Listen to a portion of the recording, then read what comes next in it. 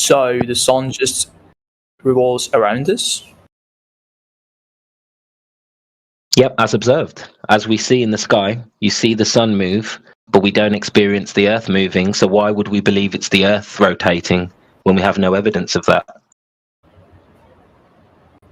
Okay. Because school teachers told us, because they told us that, there's a Coriolis force, so we just buy it, even though we can't detect the Coriolis force. You know what I mean? There's no direct experiment you can do to prove curvature, to prove motion, to prove a force of gravity. Okay. And the more you dig into this, the more you'll realize this is a belief. This position, the globe position, is just a belief. There's no evidence. Right. No direct evidence.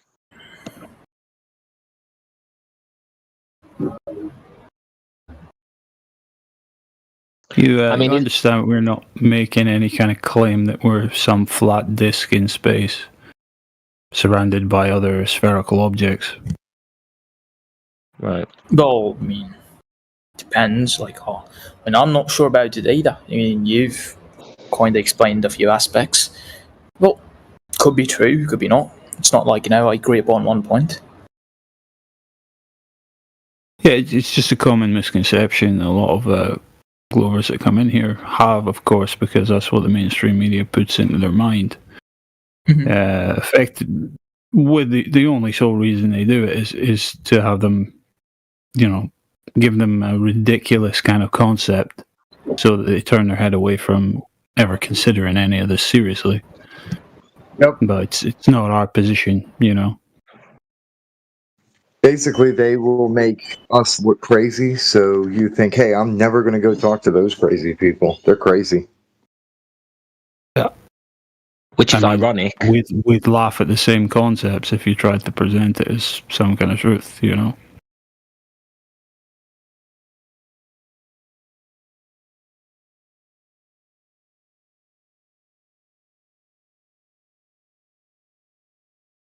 So far as it seems, the Earth could be considered like the floor of the universe, to put it one way. The sun, the moon, the luminaries above our head seem to be part of this Earth system, They have their functions and their properties, but not necessarily fully known or understood.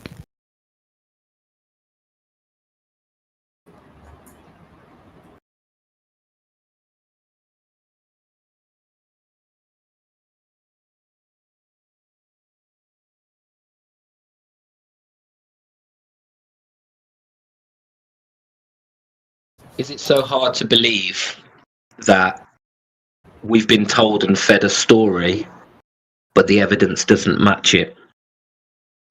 Is it so hard to believe that? I mean, it wouldn't be really hard to comprehend if there were solid facts, I suppose.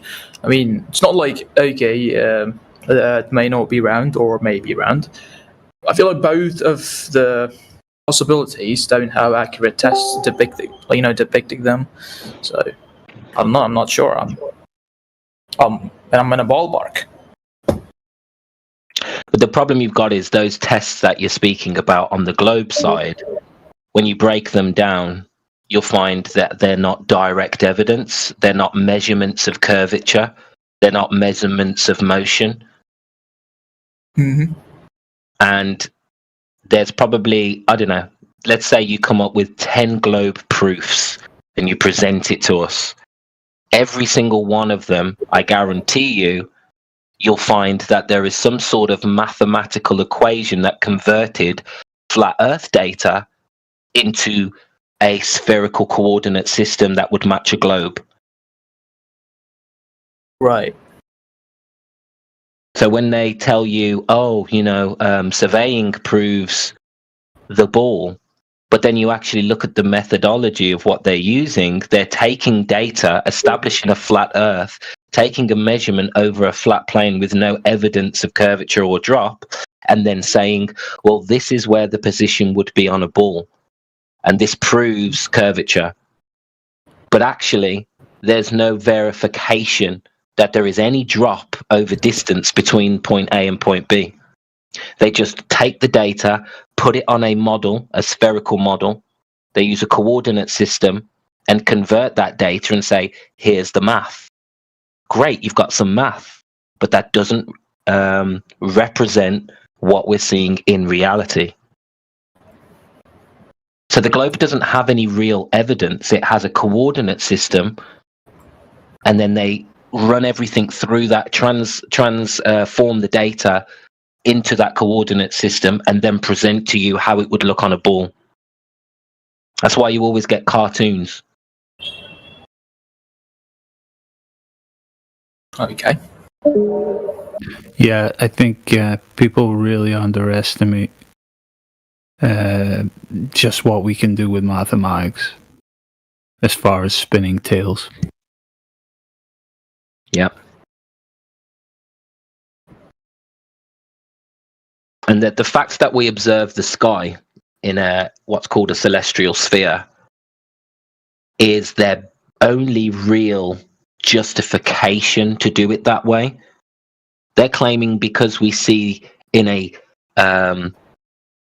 semisphere the night sky wrap around your vision, that this somehow proves we live on a ball and that the floor is curved. But we can fully explain why we see in a celestial sphere on a flat Earth. But they leave that bit out and they just jump from. They don't even explain that that's how they've come to their conclusions using the sky. They just say everybody knows the Earth's a ball. They'll mention Eratosthenes and then they'll move on to the spherical geometry. It's a sleight of hand and it goes above most people's heads. And most people are not equipped to, or not raised to question and ask for the evidence, ask for the working out, to question the narrative. We're just not built that way. We're not educated to be that way. And actually the opposite happens. If you are asking too many questions, you're called a heretic.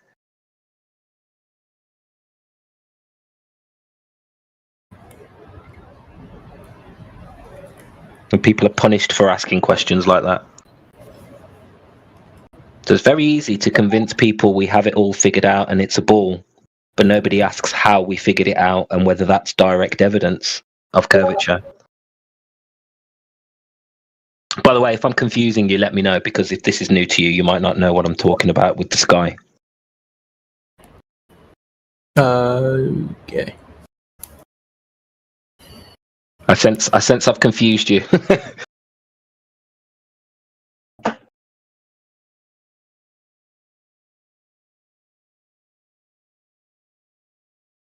Did he leave?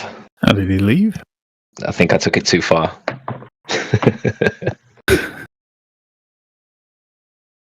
Shouldn't have confused him.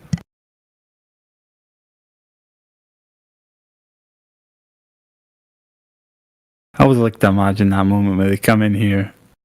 They don't get banned for being idiots straight away. They stick around for 10 minutes and then there's this moment where it's like, oh, fuck, this is too real, I'm out. Yeah. I pick that up all the time, dude. They try and troll, but then they realise it's not worth it. I'm going to get destroyed. Oh, dude, I don't think he was like trolling around. He seemed like, polite. Sorry. You just deadpan tell them that you're disappointed in them instead of getting upset or anything, and that brings out a very interesting reaction. Yep. I'm not mad, I'm just disappointed. Exactly. That's a real father figure approach. Especially if they say something you know their mama would be disappointed in, and you call them out on that too.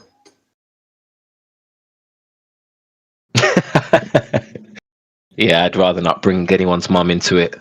Some people are sensitive about that. I would never in a negative way, only positive. It's honor your mother and father and be good, do better. I don't know why Funny is muted, but he's wanting to be unmuted. He's chomping at the bit here. Maybe he's got some. Unmute him. But please don't troll Hi, Funny. Funny, you're up. Yeah, what's up? Come on, tell us a joke. Are you actually funny? What?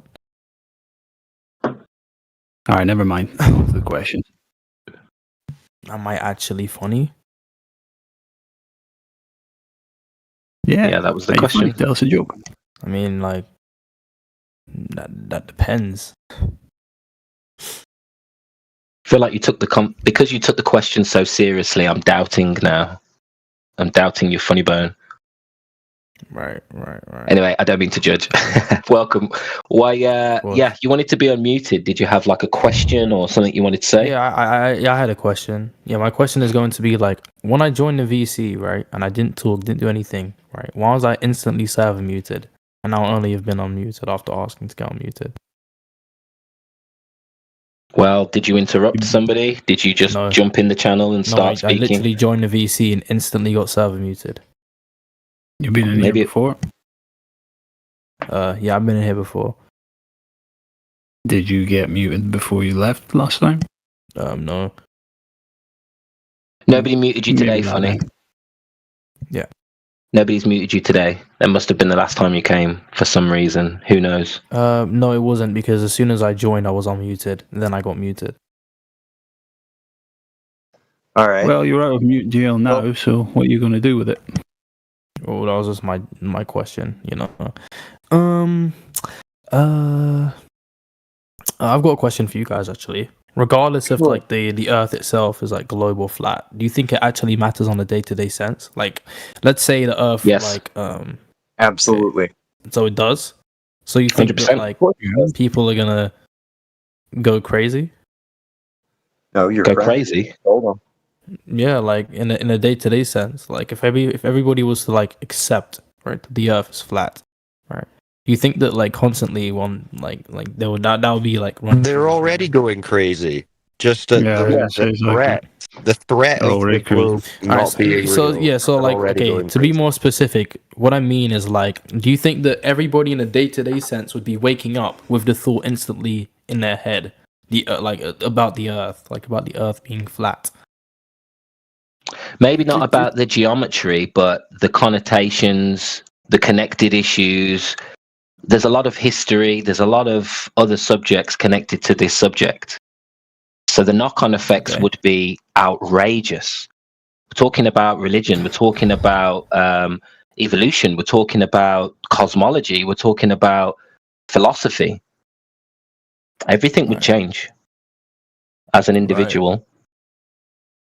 I would say be careful though, because knowing that the Earth is flat doesn't automatically turn a bad person into a good person. There are dark-minded flat earthers out there, so that doesn't make a difference. There's foundational things that would change, and certain stuff would get better, but it doesn't inherently make somebody a good person just because they understand the Earth. It doesn't inherently make you a critical thinker either, or Yeah. smart. Yeah. Right. See, our So, purpose like, here, I just why want would to you guys? Sorry, my second question would kind of be like, why do you guys why do you guys like think the Earth is flat? You know, like, or I guess like what convinced you guys that the Earth like was flat, or at least to say like not globe? empirical evidence. So you're talking about like observational like measurements, that type of thing. Direct, Yeah, okay, great. direct Yeah, like, so, evidence Yeah, of the Earth. Okay. Yeah. Okay. Like, can I get like an example? The fact that there's no measured curvature, the fact that there's no measured motion or axial rotation, Yeah. the fact Well, that every can I just industry. ask then, let me like, what is finish. the Let me standard finish. that you're using Let me to finish. determine The that, fact like, that you can't measure. funny. I understand why you got muted now. Stop trying to direct the conversation. I'm in the middle of a sentence. I also wanted to add the fact that every Okay. single industry on this earth has to and treats the earth as flat. If you want to fly an airplane or build a building, you're going to have to treat the earth as flat and non-rotating. Okay. Yeah. So what? Yeah, so that's why we that's why we know the earth's not a curving ball, because every single industry treats the earth as flat. Now, they don't go around believing the earth is flat. but they must act as the Earth is flat if they're going to engineer buildings or aeroplanes or rocketry or marksmanship or ballistics, artillery. They must treat the Earth as flat if they want to get to their target or hit their target. Really? If you want to build a how- level building. Yeah, right. But I suppose like how do you like truly know this? Because it's empirical. It's Yeah, not a like- debate. Have they like come out and said this? I think he's Who asking state? for an actual measurement. So if you're talking about aviation, yes, there's handbooks, there's manuals that talk about No, you I'm must talking treat. about. Sorry. I'm being rude. Well, go ahead then. If you're not talking about aviation, what are you talking about? Yeah, so I was talking about them like actually coming out and say, so like everybody like we have to treat the Earth as it's flat. That's what I was saying. There are handbooks and manuals for aircraft. Like them directly saying it. Yeah, where it's directly stated in the manual and in the handbook, you must treat the atmosphere as non-rotating, and you must treat the Earth as level. I don't know if they use that term, Earth as level, but basically they say you must treat the Earth this way because it's a matter of safety. If you start trying to adjust for the curvature of the Earth at a rate of 8 inches per mole squared, you're going to hit the ground very quickly. Really? Now, when you look at pitch data from aeroplanes, when they're at cruising altitude, there's no change. They're flying horizontal, straight, and level. They can't hide that data. You can get that data and confirm, yes, this plane is not adjusting for curvature. Where is the data? Sorry, if you don't mind me asking. Pitch data. It's called aeroplane pitch data. And it tells you what pitch, whether an aeroplane is pitching up and pitching down from takeoff to landing. Data. Now, if you ask ChatGPT, does pitch data prove we live on a flat Earth? They'll say no. But pitch data, the raw data, will show you there's no curvature, or there's no curvature being taken into account. Now, that's not proof the Earth's flat. That's me backing up the fact that in industry, they treat the Earth as flat. The data shows us the Earth is flat. So that's why I'm backing up the claim that empirical data will show you that there's no detection of curvature or motion. Einstein famously said the Earth is treated as if it is in a state of rest. So some of the smartest said that the Earth is not treated as you can't detect. In response to a Michelson and Morley experiment, he came out and said, "Yeah, you can't detect any spin of the Earth. The Earth will seem as if it's stationary. Really? You can't detect the motion of the Earth in any experiment." Yeah. Why is that? Do you think? Because Earth is flat and stationary, my friend. What about if someone was to say, I hear a lot of like globers saying this. Hang on, I hear a lot of globers saying that like the Earth is way too big. You know. Yeah. Funny, we can get to the Earth too big argument, but I was just going to ask, what evidence do you use to tell you that? Cyclone, your microphone's breaking up. I don't know if you can do anything about it. Microphone's a bit poo. Oh no! Yeah, it sounds like you're speaking from a socket. Oh, that's better. All right, 2 secs. Yeah. So what's up? Is that better? Yeah, it's way better. Yeah. So what's up? Much better. Yeah. So what evidence would you use, Funny, to tell you that you think it's a ball then? Since you've asked what makes us think it's flat, what makes you think it's a ball? Well, I never made the positive claim. Okay, no, you didn't. That's fair. So you don't think it's a ball? I don't know what the Earth is. Okay, you don't know. I suspend judgment. Yeah, I suspend judgment. Okay, well, It's a very smart answer. If you suspend judgment, all you can really go on is what you experience, right? Because what else are you gonna get? What else would? Well, sure. Yeah. Sure. Yes. Yeah. Yes. So in that case, all you experience is a flat, motionless surface, isn't it? I'm not sure. Well, the horizon I would have you to. will see I would as a have horizontal to. line. I would have to suspend judgment again. Well, no, when you go outside, Yeah, because like that's just what you a experience. lot. There's like a lot of things can be like flat. You know, like a wall or like I don't know, like a A lake. ruler or something, right? A lake.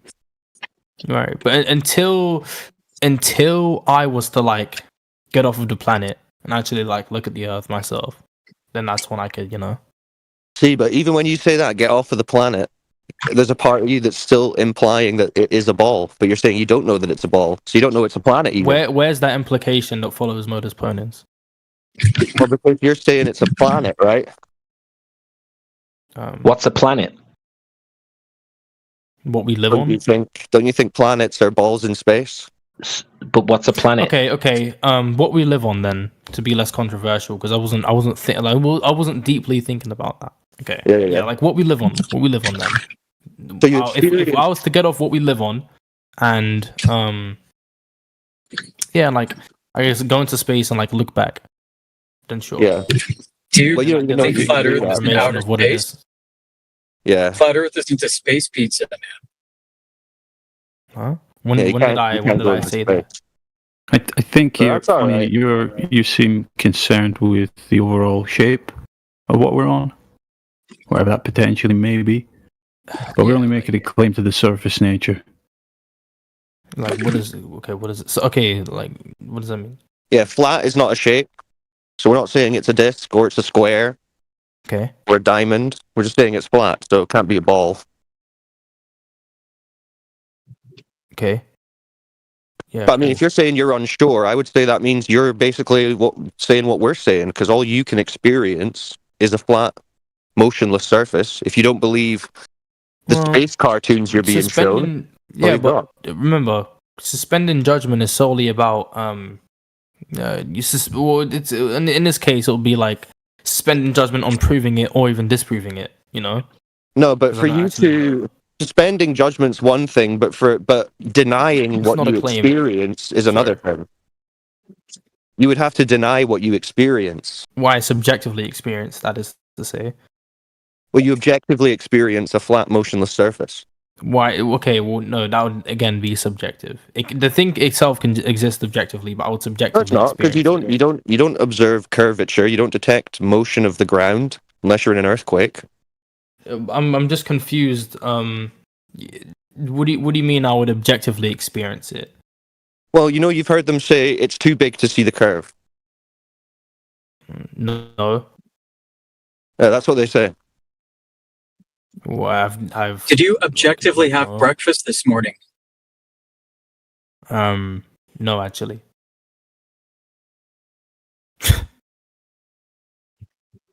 Do you, Do you know what objectively have objectively hands? means? Yeah, Yeah, do you so objectively have objectively- hands? Hang on, buddy. Hang on. Let me, before I answer that question, let me just get to my definition of objective, right? So, my definition of objective is going to be not influenced by personal feelings or opinions, considering only facts, right? So, when you say objectively experience something, I'm not understood. I'm not really like. It means it's what your senses directly perceive. Wouldn't it be a subjective experience? No. It's what your senses directly perceive. Your eyes. So, Yeah, like I particular said, system. empirical data. That's why when you asked me why do we say it's flat, because of empirical data. Well, that empirical data is objective. Empirical data can only be objective. Okay. As objective as your hands. Okay. I think. Well, I was gonna say that. How do you the tools experience themselves? money? The tools themselves can be like objective. I guess, sure. Well, maybe The objects are objective. I still think, regardless, I would be subjectively experiencing it. But the tools Tell me themselves. what you objective. experience. You tell me when you go to the beach what you experience. Do you experience the ground moving? I mean, like, if we're talking about the beach, I experience like the feeling of sand on my feet. Yeah, is that sand spinning around? Do you feel like you're moving at all on that? No, the stand is Okay, the so you stand is not experience spinning directly the around. ground is motionless then. Okay? Again, like, Objectively. what if somebody was to again, like, what if some You're okay, trying so to like, now it resist makes for sense some to use reason. objective, but before it You're didn't make trying to sense to use resist. objective. But if you You're was trying to to resist say, what you experience for some reason. well, I was gonna make the case like, what if like a natural disaster happens, or like, what if somebody Okay, yeah, if was there's an to earthquake, get then you a might feel it move. right, or what if like that's to say that I don't know, But like some normally building you could be don't going feel it move. on the That's the ground. point. Generally, you don't feel it moving. That's the point, right? Okay, generally, okay, so yeah, I guess. Yeah. Sure. Okay, so you do Right. experience the Earth as motionless. Okay, now curvature. Do you Okay. observe there to be a curved surface of the Earth generally? What does that mean? Well, you know what a curved surface is? Yeah. Okay. Do you experience that as the Earth? Again, like Well, let's say the that's like horizon. asking. Let's say the That's horizon. like because asking on me, do I topography- experience shapes? No, it's not. But let's say the horizon. Let's say It you're at is. the beach. Like, do I so- experience math? Let's say you're at the beach and you're looking out over the ocean. Yeah. I mean, like, You're at the beach and you're looking out over the ocean. You see the horizon. okay. Is that horizon a curved line or a horizontal line? Going off my memory, I can't really tell. So again, I'd have to suspend judgment there. Okay, well, look, I'll tell you. It's a horizontal line. That's why it's called the horizon.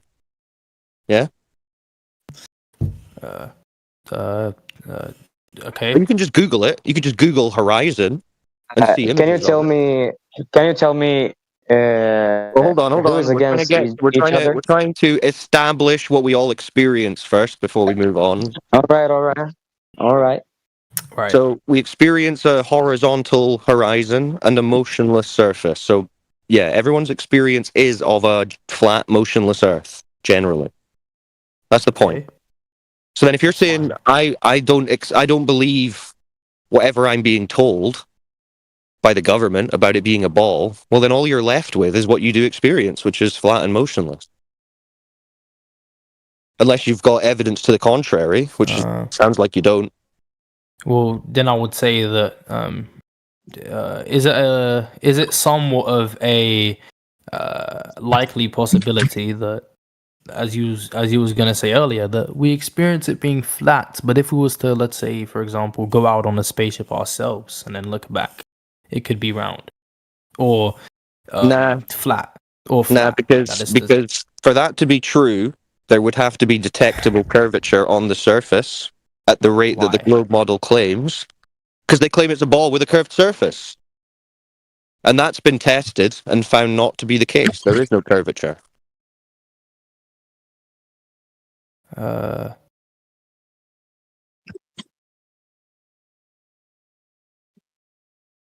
Like where has it been tested?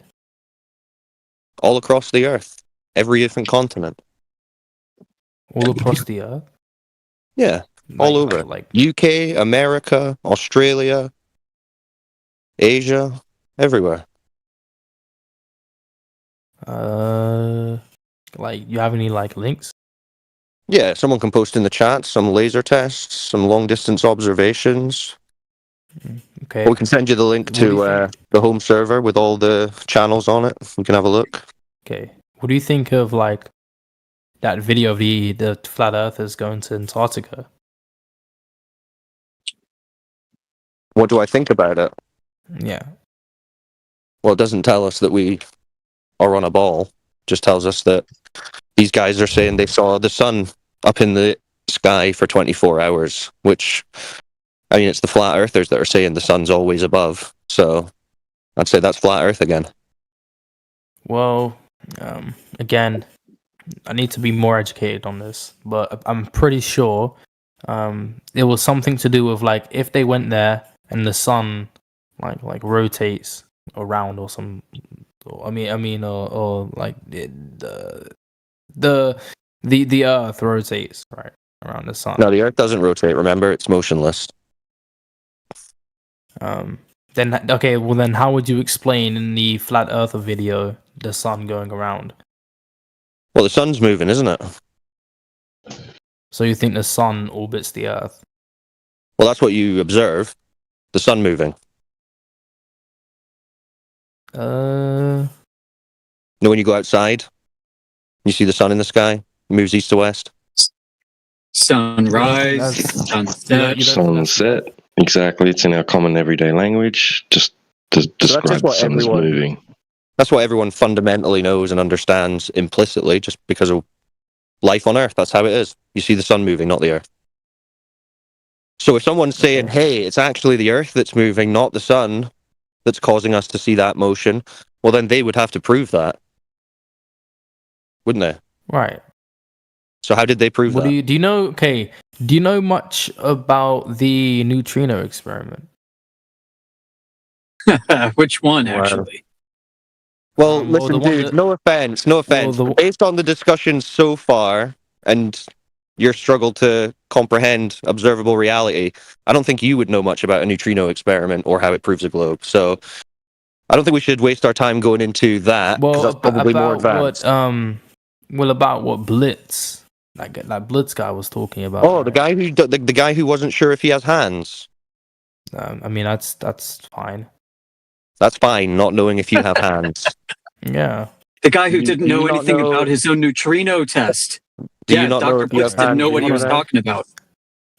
Well, again, Fine. yeah, It's no, fine. He doesn't nobody know if he has nobody can hands. really just okay.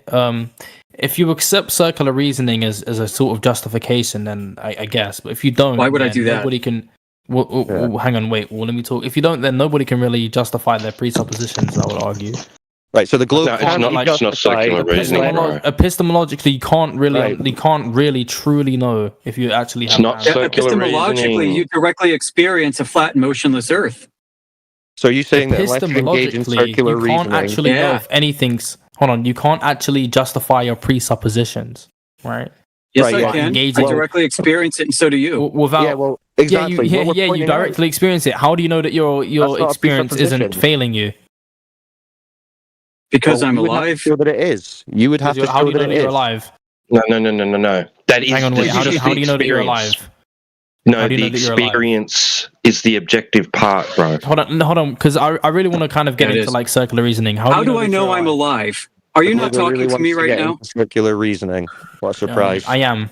Are you external Actually, to me? wait. Are you external to me? I'm not sure. Am I? How do you know? I know my you're God. external to me because I know I didn't conjure you up. Yeah. How do you Hey, know bro, that? how are you going to even Silly. evaluate his fucking answers? Sorry, Yeah, how guys, do you know but this that? is like ridiculous. Yep. Yeah, it quickly spiraled out. Silly. This is Yeah. why I was trying to keep you to the empirical. Well, we're the talking observable. about epistemology, right? And No, justifying. no. We're not. We're not funny. Listen, this is why you're Okay, getting well, you aren't, but confused. me and this guy was. We're Still not talking about the talking. hands. We're not talking about. Me and You're this gonna have to guy, engage you with mad? reasoning You and mad, You're going bro? to have to engage How do you with know you're circular mad? reasoning. Hold on. How we're do talking you know about you're what's so talking angry about right what's now? I'm real. not mad. I'm not mad. I'm not mad. Hold on. We're Okay, talking about what's simmer real, down. funny. We're not talking about imagine if we think about things this way. We're talking about what is measurable, what is observable, what is real. That's what we're Yeah, how talking do you know about. what's real? How do you know what's observable?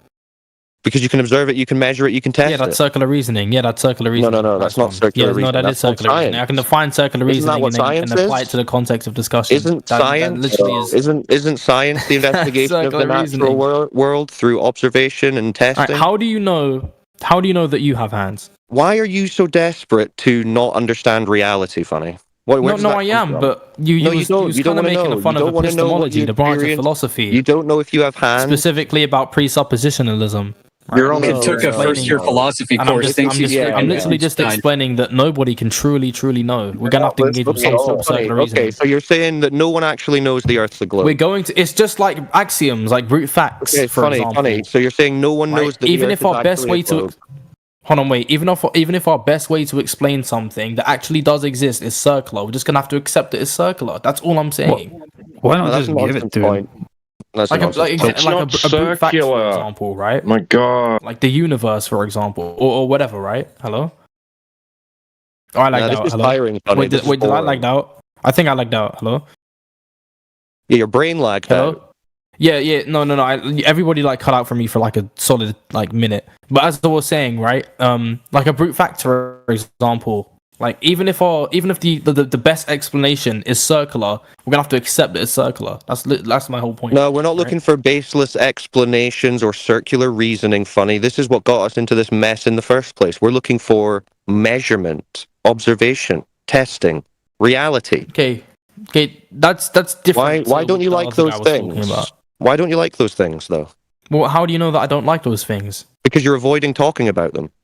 Okay, but how does that? Okay. So, what is your standard that you're using to determine that quote unquote because I don't like those things, or because I'm avoiding those things that I don't like them things? Oh my Like, how does god, that- bro! And Because why? what is that why against is this that? position? Why? Fucking. We see it all the bruh. time. Started Yeah, off it's well. another cope. This is just Fucking another went down cope quick. tactic. Can you define cope and then apply it to the context of discussion? I'll wait. Yeah, we're trying to talk about the observation and measurement. Yeah, so, like, what's cope? I'm waiting. Of the Earth, Yeah, so like and what's you're cope? coping by saying, "Well, let's just waiting. talk for a second about if we know if we've got hands." Yeah, what's cope? Yeah, what's cope? cope, That's not because you're defining cope. avoiding buddy. You're struggling reality. to Yeah, accept. Yeah, let's talk about you defining your cope. coping is struggling The word to you literally accept. just used 2 seconds ago. Yeah, you are Hold struggling. on, Your what cope does it mean struggling to cope? accept. I'm defining it, dude. Cope means you're You're not. struggling to Define the accept the verb. Go reality ahead, I'll of the wait. situation. For fuck's sake, coping means you're struggling to. Hello? You just got out there. Did he lag out? Oh wow, he lagged out. Yeah, you're What we're trying to discuss. clearly- By Yeah, redirecting Hey buddy, this your Wi-Fi is conversation- doo doo. Full stop. Hold on, Yoda. You're gonna have to repeat it, Yoda, because you cut out there. Yeah, you lagged out because your Wi-Fi. You got McDonald's Wi-Fi apparently. All right, let him repeat himself, please. All right. All right. So when you're coping, you're struggling to accept the consequences of what we're bringing to the table here. And that's why you're psychologically deflecting this conversation into brain in the jar. No, okay. Well, that The well, absurdity. You're deflecting this definition into of the brain cope- in the jar. my definition of the verb cope would be to deal successfully with something different. Great. Yeah, I can we're use the not dictionary fucking too. How talking about your the definition? of cope. Funny, can you? Yeah, that's show my to us definition. that Yeah, this is not like do just some you shit disagree with my I'm gonna definition? apply here? Dictionary.com definition's not your definition. Dictionary.com. Funny. Yeah, it is That's pretty funny. bright, Yep, then. Yeah, you so can only that's all. talk to us with the Google chat bot with you. Wow, a Google chatbot. So, like, what is the standard that yeah, you're you using need- you to need- determine that I'm Hold talking on, with hold you on. from a Google chatbot? Using You the clearly don't have the Calvin intelligence exists. to hold this on your own. Definitional argument. Hold on. What the guy just said when he just muted using the that's already establishing a conclusion. That's Remember, already establishing a conclusion. I want the standard, the tool that you're using. Funny.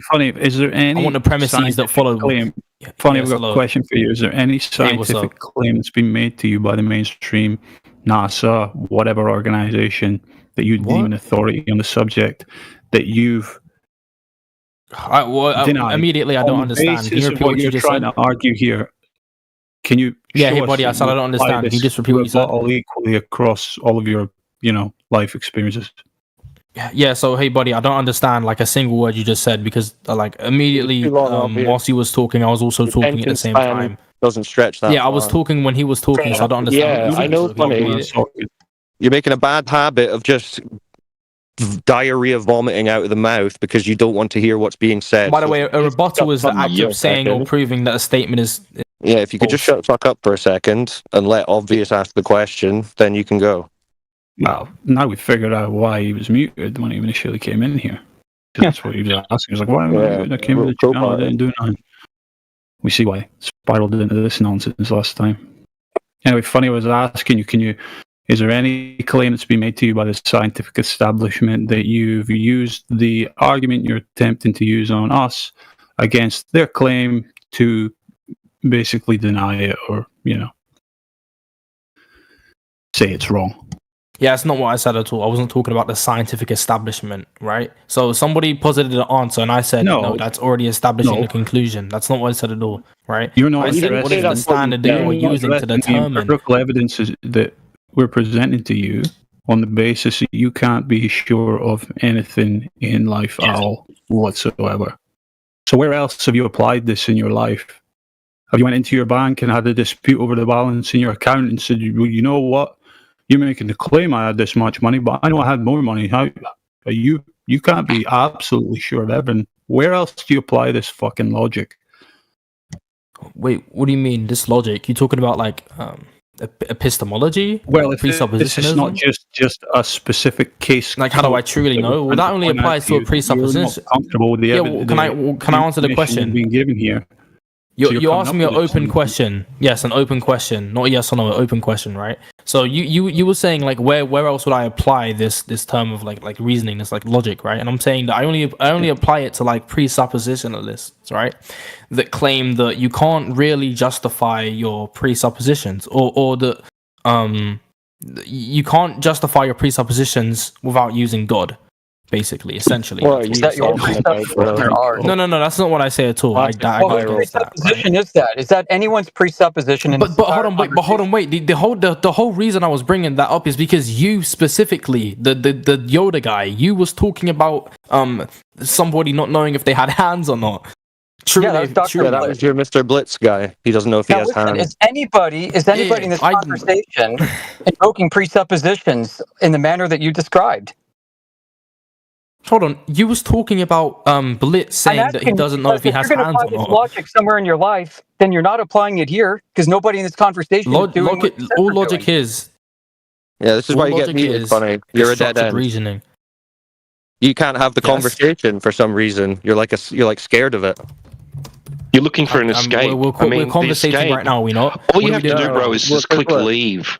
Because remember, I asked don't have what to was make up your evidence for the excuses. globe, and you didn't have any. Yeah, I can leave, but am I going to? No. So you're gonna have to force me to leave if you want me to leave.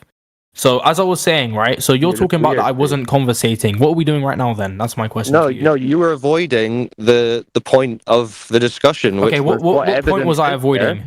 there? What's the empirical evidence, observation, measurement, practical usage that the Earth is a spinning ball, like they've told us? When did I say that? Okay, so you're saying there is none. Like yeah. Okay, so there's no evidence in reality that the Earth is a ball. Yeah. There's also no evidence that it's flat. Oh, well, we directly experienced that it is. Remember, Again, we I already suspend discussed judgment that. on disproving or disproving. But you already experienced Yeah, that. we're talking That's about the all you have. surface. We're talking about That's the all you surface being have. flat. And I Yeah, so granted, you okay, the experienced surface. a flat Earth. Yeah, buddy, please There's let me no- elaborate. No, so you experience a flat, motionless Earth as you agreed, and you confirm that there's no evidence that the Earth is a ball. Okay, where's that logically going to take you?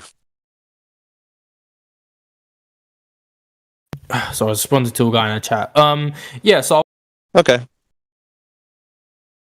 You can just Not sit on gonna mute then. Where it takes him is that evidence for a globe is also meaningless. Everything is meaningless. I mean, this is some crazy nihilistic teenager we're dealing with. Well, I just said there is no evidence for a globe, so Right. And I'll all take that. evidence is based off of some kind of presupposition that he says is invalid in the first instance.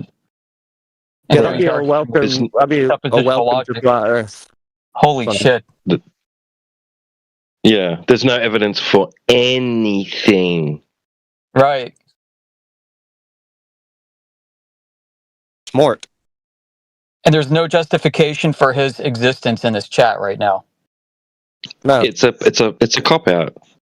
Yep. It's Yeah, just it's sad. It's just childish. Well, if I can't have it, you can't either. I'm gonna Yeah, break it. If I can't have my Yeah, globe, that's then I'm exactly going to what try it's my doing. damnedest to make sure you can't have flat Earth. Yeah, this is what they've had to resort to, right? They understand that they can't make the argument for the globe. There's no argument to be made. So all they can do is try and cast doubt on reality itself, because reality itself is telling them it's flat and motionless. So now, Right. nothing can Bingo. be real. Nothing can be real. That's the cope. Funny? Do you understand that that's your cope? yeah, you misrepresented me like 50 times. So can I No, just that clarify was what and you elaborate did. what I was You're not talking the about? first to come Yeah, in so here what I with was talking fucking about was bullshit. so Funny. the Yoda guy, he was talking about me applying or not justifying presuppositions like generally, right? No, I was only applying that to presuppositionalists, right? That believe that you can't really justify your presuppositions without God. That's what I originally said. I wasn't. Who's doing that in here? And Who second is of all, doing that in hold here? on, hold on. Yo, Listen, don't no, freak I out. want to Don't stop freak you out right now because you Don't said freak out. no, the question to you is Don't where do freak you out. apply this? Hey, buddy. The tape. I'm going to rewind the tape for a second. You said that you apply this logic somewhere else in your life. You're asked where where you applied this to. And you brought this up as a point. And I said, well, nobody in this conversation right now is engaging in this form of logic with you. So you're not applying it here. Where are you applying it in life? Don't tell us where you're not applying it. Like, what is yo fart face? Again, what I've originally said, what I said previously before, like 50 fucking times, but apparently you just can't understand what I'm saying, right? So what I was saying, right, when what's his name? The cyclone guy, right? He asked me, or I think it was him that asked me, like, where else would I apply it? And he gave the banker example, right? Yeah, and he gave the banker example, right? Or the bank example, and I said, I only apply it to presuppositional lists. That's literally what I said. If anybody's recording, you can literally go back in the tape and hear me say this. Yeah, I don't generalize it. Who's doing that in here? What do you mean who's doing that in here? Is anybody doing that in here? Hold on, buddy. The sole reason, are you applying your the sole logic reason in I was here? talking about it. Hold on, wait. The sole reason I was talking about it was because you was talking about not knowing if I had hands or not, or whatever the fuck you were spewing from your mouth. Right? I think it's ridiculous that you don't know if you have hands. Well, when did I make that positive claim? I said you just can't justify your presuppositions because it's ultimately us as humans are ultimately going to engage with circularity. Who's making a presupposition about what? Yeah, that's all I said. Hold on. Okay, this guy has to be an idiot. No, you was talking about not knowing if I had hands or not as an example. Yeah, that's literally points of presuppositions. Why was he? What are you talking? Why was he? Why did he bring that up? Because I was talking about Blitz, for example. Yeah, Blitz. Yeah. And the reason I was talking about, hold on, wait, and now I fully remember, because the reason I was talking about Blitz was because of the neutrino experiment. The guy on mute said that I'm not going to be able to quote unquote understand correctly or whatever, right? Unquote. Yeah, Was that neutrino evidence? Is that evidence? I was never talking about presuppositions. You're the one that brought it up. Somebody asked you for evidence, and you brought up the neutrino thing, and now you're saying that evidence cannot be justified because it's based on presuppositional logic. No, you're getting the context of the discussion wrong. No, that's not what happened at all, right? He didn't exactly say it that way. He didn't phrase it that way. He said you did. What is some of the evidence that you can use? And then I said, I could use the neutrino experiment, for example. Yeah, and then he said, what does that do? Yeah, exactly. Yeah, so shut your mouth. And then he said, after I said that, then he said, I don't even know how I'm not gonna even know how it works and understands, which is fair because I don't, right? Because this isn't if I'm being honest here, it's not really my field. I'm not really educated on this. But yeah, Well, so the Green Yoda guy, you misrepresenting me is just this is hilarious. It really just is funny.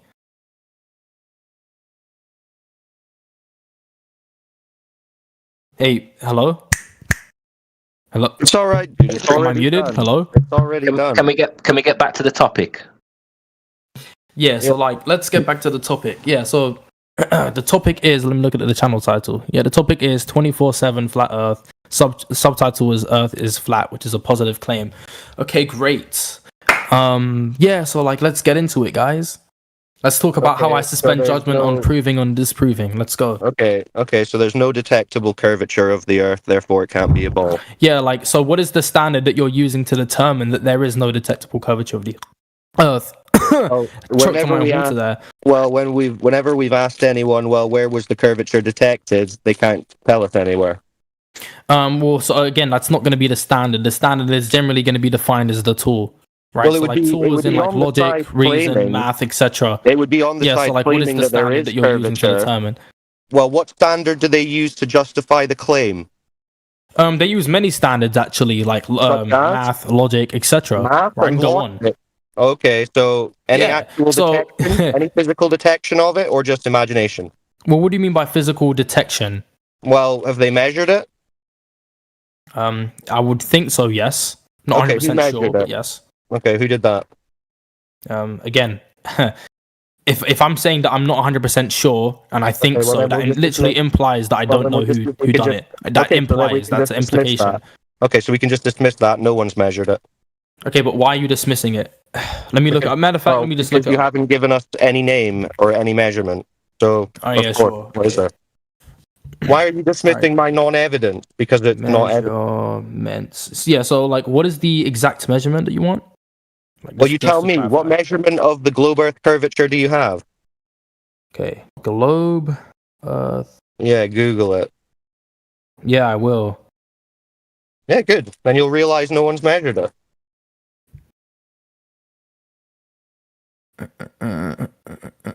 But remember to read and try to understand. Wow, apparently what it is that you're there's saying. so then I realized or no one's measured it. Apparently there's a lot of measurements made. Okay, so give us the best measurement of it. Okay, well, like how am I gonna determine of what I previously said what's the Well, I best guess you'd have measurement? to look into it, wouldn't you? You'd have to Well, do I the guess I'm just research. gonna have to You copy should've all done- of these links and then send them all in the chat. And then Oh, you can, no. if You you're that good, then you can easily No, debunk your all of them, right? I bet. Researching is Yeah, not sure, let's copy go. and pasting links. It's reading your links. So are you going to read them and then tell us who measured I it? can read them and send them all in the chat, and then you can determine which So one is the you read best. them. You read them and then tell us what the measurement. Yeah, I can is. read them, and then you can determine which one is Okay. the best, right? Yeah. Okay, great. Okay, so you do that. So let us know when you've I'm read glad it. we agree now. Yeah. So Yeah, let us know when you've read it, and you can tell us about them. Of course. Great. Now we're getting somewhere. All right, but I've read it. All right, man, I'm gonna send it in the chat. All right. What did you read? Who did it? Earthcurvature.com. All right, bet. This is the first one in the chat. This is the All right. first one in So the chat. who did they say measured it? Well, you're about to see as I post it in the chat. Okay, bet. What did you just said you read it? Yeah, I read it. Okay. So who did it say measured it? Yeah, but that doesn't necessarily imply that I have to tell you. All right, Oh, bet. so you know so like you're not look in telling the us. chat. Look in the chat. Very mature. It's almost like you didn't read it. How do you know that? Well, so who did it say measured it? Again, not necessarily implied that I've got to tell you. Well, for you to show us that you read it. Show me that that's what you show me have that it's to know. necessary. It implies that I have to show you. Are you like 14 or something, dude? No. Well, why are you acting like a child? What's the justification in thinking I'm 14? Well, what's the justification? Who made you think that was a smart way of Okay, well here's the first one in the Who made chat, you guys. think Here's that the this is first a one in the smart chat, way of guys. speaking, dude? You certainly sound Yeah, like buddy, a there's child. the first link in the All right. chat. Yeah, Okay, yeah. so who Right, measured it? Of course. Measured it? Yeah, I mean, like, hey, buddy, look in the chat, buddy. Look in the chat, No, buddy. no, just tell me. You read it, explain right? it to us. Funny. Why have you got so Explain it to you. defensive? Why is it so hard to look He in is the chat? very defensive, isn't Why is it necessary that I explain it? It literally Because we want explains it to in the know- chat. I want to know that you If understand you can what you're explain putting it, you in the chat. understand it. Why would we talk to you about it if you don't even Hold understand? on, what? Hold on. Hold on. Okay, so Read- what if somebody doesn't your know argument. English and understands some like math, for example? How are they gonna like, I guess, like talk out loud and then Well, explain then they math? wouldn't be taking part in a debate about the subject that they don't understand, would they? Unless they're retarded. So, what did your link say? Who measured it? Again, like, how does that necessarily imply? Okay, that I so have no to one tell you? measured it then. There you go. That's the point. No. You're just talking out your Oh, ass okay. at this So, point. okay. So, well, who measured it then? Yeah, like I'm about to give you like multiple links in the chat. Well, why can't you just name or describe a single one? How many miles? Wow, really? I didn't know that. Wow, must be true. What? Why Yeah, so see, secretive? this is the this is Show what the you've been classroom. doing before Okay, you came let's in see. here. Realization. Yo, I'm reading. Shh. Yeah, put yourself on mute then. Yo. Shh. Go. All right. Okay. Yeah, you're gonna stop shushing. Yeah. So the realization. Shut the hell up. Yeah, he's gone. There you go. Funny. Yeah, stick him on mute. Well, that's quite funny. Control yourself, or someone else will control you.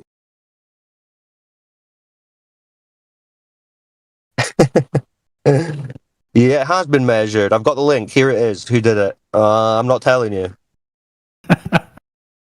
What the fuck, man? Very mature.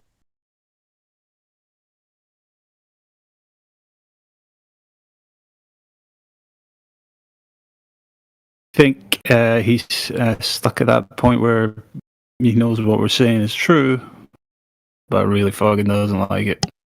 Yeah, and he's obviously heard it as well before, which is why he's immediately come in trying not to talk about it and trying to just talk about his imaginary no-hand worldview.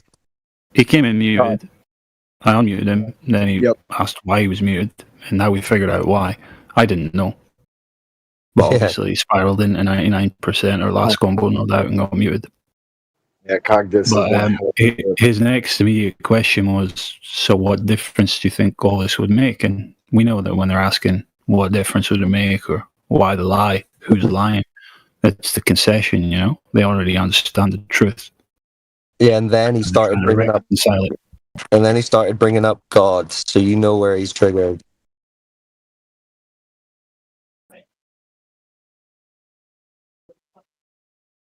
And now he's just gonna post slop. Well, as long as he can talk about his slop for others' entertainment, it's when he's like, "Oh, I'm posting it, but I'm not going to tell you anything about what I've posted." It's like, well, why are you wasting our time then?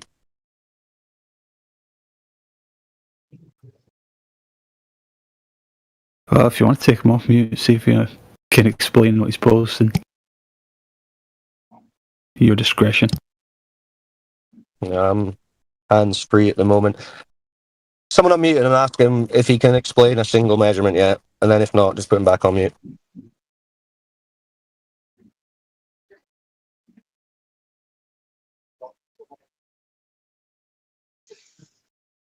Go ahead, Bunny. Hello? Explain yourself. Finally, I'm muted after being perm abused like 50 times. Okay. Yeah, so like, I can provide measurements in the chat if you want, because I'm like reading right now. Tell us about like, one of the measurements. Yeah, so Alright, buddy, I'm he's still reading. Still not got one. Okay, still not got one. Yeah, Okay, yeah, put him buddy, back I'm on still mute. reading. Buddy, Just put him I'm back on reading. mute. Yeah, Put I'm reading. yourself on local mute, man. Yeah. Hush. You were told you don't need to speak when you're reading. Just go and read. Yo, son. Do you son, need son, us like, to I'm reading, babysit your mic son, for, I'm for reading. you? Son, I'm reading. Stop being rude. Are you that inept? Yeah, son, I'm reading. Son. So we have to babysit your mic for you. You really shouldn't be in this conversation. Yo, if you need your mic son. Yeah, just put him back on mute. Just put him back on mute. He's fine. Back on mute. Yeah, shut the fuck up, dude. Come on. I got it. Oh man, too funny, too funny. You know, the weird part is he comes in saying, "Oh, we do have the measurement." We ask him for them, and then he has to go Google it, and is now in a state of uncertainty whether or not what he's reading is actually what he said existed. Well, and this was after him saying that there is no evidence for the Earth being a ball, and no evidence could ever be proffered because you can't know it's real. It's presuppositional. And then he's now saying, "Oh, but we do have direct measurement of it." Derp. So, guys, I want to vindicate Yoda because I was sure, right, and I was trying to get in, but there was too many people. But the whole thing about the hands didn't come up because of Blitz. It came up earlier than that when there was a questioning of subjectivity versus objectivity. And I could have sworn that's when it came up first. And I was right. I went back and listened, and it was before Blitz was brought up. It was to do with him wanting to know when you Cyclone were questioning him about objectively experiencing flat and motionless Earth, and he was trying to argue that it's subjective, that the thing itself can be objective, but the experience is subjective. And he asked for you to elaborate on what you mean by objective experience, and then Yoda questioned him about did he objectively eat breakfast.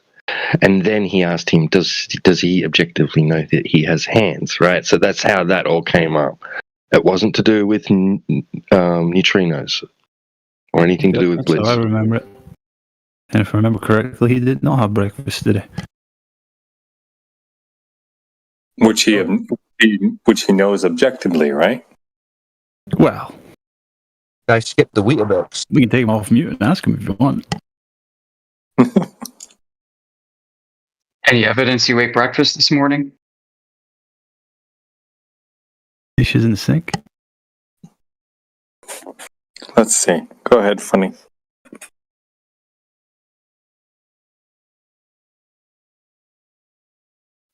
Yeah, what's up? Yeah, hello? Am I muted? Yeah, man. Yeah, like, what's up? Were you not listening? No, not really. I'm reading. Okay. Damn, you're still trying to find that curvature measurement, huh? You thought after thousands of years and all the I can like send a link in the chat if you want to read it too. That's fine. It would be easy to find, but you can't tell us a single guy who's ever measured this ball. What's 1 + 1? Is that who measured the curve? I'm just asking. You don't know that either? Damn, Funny. But it's an isolated question. You can't answer it? Well, here's the thing, dude. What I find interesting is you made the claim that the curvature measurement existed, but you're still in the process of actually trying to determine that. Why I would made you the make claim that and I'm just statement getting evidence. of your statement that you made earlier, right? That you actually, to this moment, don't even know if it's legitimate or not. Like you're doing the research after making the claim to try and back your claim that you didn't know was true yet. Why would you do that? Yeah, well, because my position has now changed. I'm now in the mind of a globe.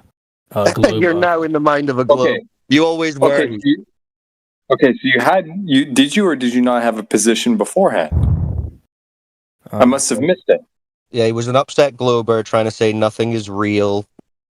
And that's what he No, is. nothing was real. No, that's only to nothing's increase real. our position. Nothing's real, but they have measured Earth I curves. But I don't know suspended who did it. judgment. Yeah, so I never made a claim before. I said I suspended judgment. Yeah. Okay. But did you not say that the curvature was measured when asked? And you said yes, and then we said how, and then you said, "Oh, let me go find it," as if you didn't really have that material. Yeah, like that was well. Then obviously, man, like that was like obviously when I like switched, like I changed my mind. Now I'm in the mind of a globe earther. But you didn't answer my question. You don't have a mind. No, I just did answer your question. No, you didn't, dude. So you made the statement that yes, the curvature was measured. Yeah. We asked you how, and then you began the research to see if it was true or not. You didn't have any material on hand that you had already read beforehand, right? Knowledge that you had that or information you had already digested. You're not understanding. You're not understanding. Like did you or did you not have that already? Hold on, buddy. No. You're obviously going to try and deflect this, dude. All right, answer your closed question. Answer your closed question. Okay, yes or no? Did you or did you not read this already? Did I? Have you already read this material that you're now reading, right? Beforehand. That's an open give question. You information that you can use to make a claim. Okay, that's an open question. Go back to your previous question. No, it's a yes or no question, dude. Did you? Again, that's no. Hold on. You're confused. No. Shut the fuck up, dude. Had you read this beforehand, right? Before you made the statement that something was done or not, before actually making the statement that it was done or not. Go ahead. Yes or no, dude. Go back to your previous question. It's not yes or no. Shut the fuck up. As I was saying, yes, it is. Have you or have you not read that? No, it's not. Okay, there's no rule of inference. No, one more time. Had you or had you not already read this bit of material that you're now reading beforehand to make the claim? Yes or no? It's not a yes or no. So you did or did not read that already? It's not a yes or no. Once again, it's not a closed question. It's a close. Yeah, so you do understand a closed question. Hold on, yes buddy. Please. No. Eat shit, dude. I'm not doing it. Okay? If you didn't read this material, that's okay. Maybe you read some other material that gave you the foreknowledge that, yes, indeed, things were measured. Now, wouldn't it be simpler to go and source that material instead of present this, something you have not already read, and then tie everybody up while you're reading it, right, to make the claim after having already made the claim? Why wouldn't you go get the material that you did read already and not waste everybody's fucking time? Yeah, can you explain yourself there? Yeah, I did in the chat. Scroll up. But apparently, like, that was insufficient. Oh, I'm gonna yawn. No. But apparently, like that was insufficient. No. Yeah. Well, what did you read beforehand? Wait, hold on. But I thought that was a yes or no question. Nah, shut the fuck up. Get the fuck out of here. Fucking clown. What a spiral. Classic. Absolutely pathetic. And he's going to try and evade fucking server mute by dropping in and out. Or not. We'll see. Another impressive Globe performance. It's absolutely pathetic, man.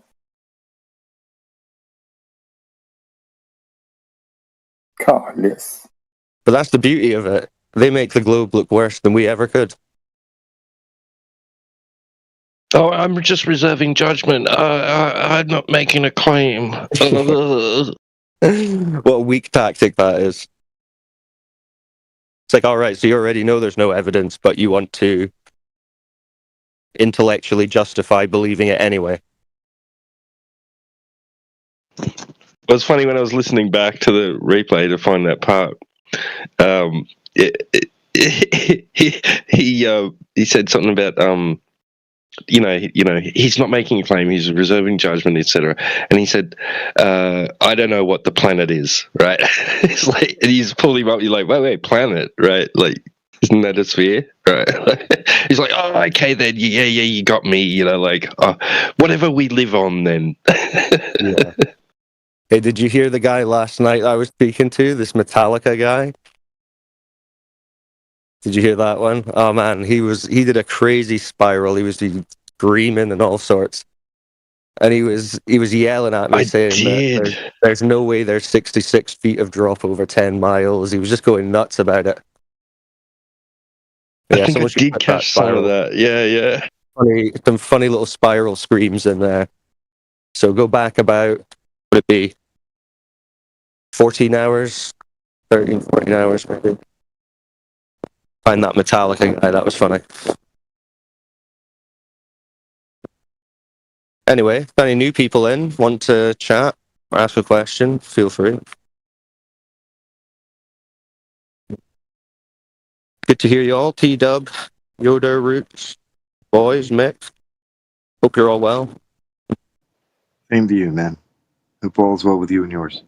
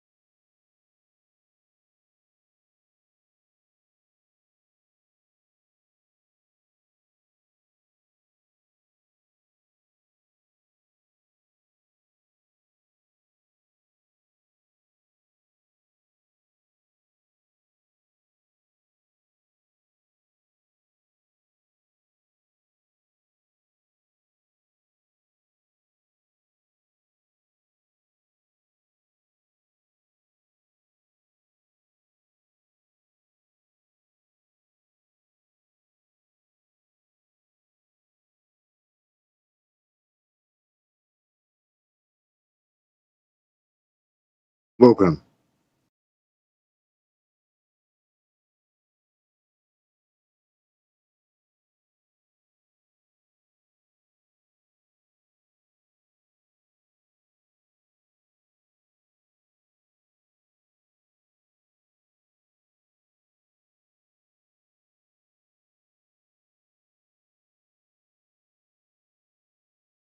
Welcome.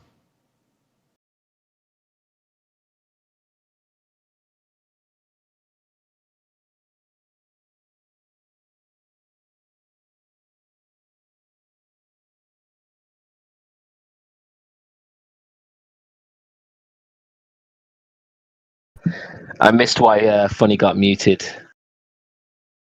Did he spaz out?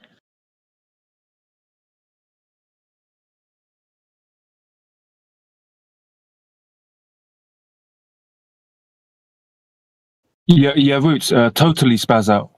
Can't answer questions, not staying on topic, just all over the place. His mind's gone. Yeah, he got a bit defensive halfway through that chat. It's a shame, really. He was doing really well. Yeah, I don't think he's on the right mindset. He's not making any sense. He'll be back. He can cool off and come back. Give him a cool off. Yeah. Give him a little cool off. He'll be okay. I can see he's still upset about something. He's vigorously typing in the side chat. So we'll give him a bit of time.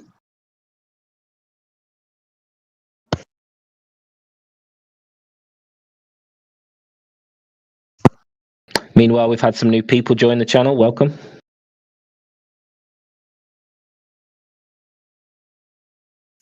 Welcome to the Flat Earthers and the Globers. Everybody, welcome.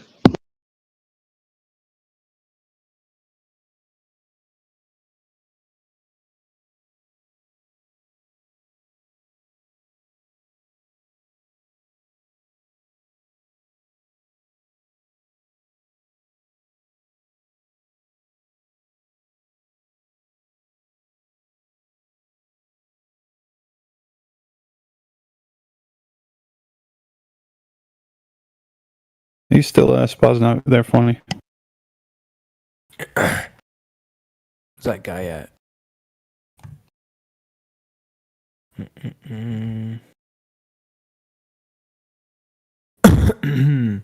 Yeah, so the Alaskan guy, could you unmute? Yeah, I'm here. I asked you to prove curvature. Prove the globe. Prove me wrong right now. No. Prove me wrong. People in here asked you to prove the globe. That's not why I asked you to unmute, right? Yeah, so like specifically, right? You was talking about like me staying off topic, me not making sense, a bunch of things, right? Yeah, correct. Yeah, that's correct. Yeah. Right. Okay. Yeah. So Everybody then, heard so then you, yeah. explain. Hold on. Explain the correlation between me proving curvature. Exactly. There is none because it's completely different, right? Okay. So first of all, I would like to address. Dude, there's no need to entertain you. Hey, You had hold your on, hold on. time. You had your time. Order. You had plans for your time. Order. You're just wasting everybody's time. I'm Order. not gonna entertain. Do you understand? Order. Stop I'm not saying gonna order, mate. entertain you. Stop saying order, Order. funny. You're not running this show here, mate. Okay.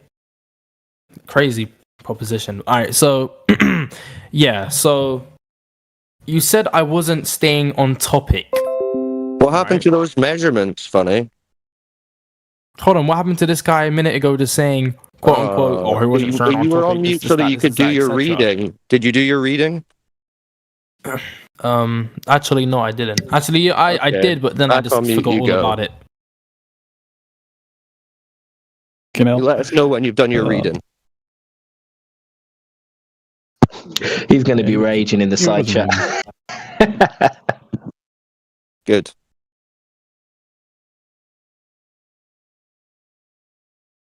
I like the way you handled that, mate.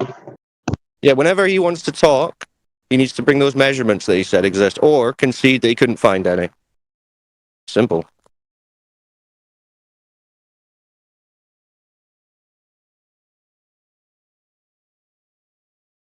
He's had enough context to know what's needed. He's had enough time to understand the direct measurements are not there. So this is starting to get a bit laboursome with him now.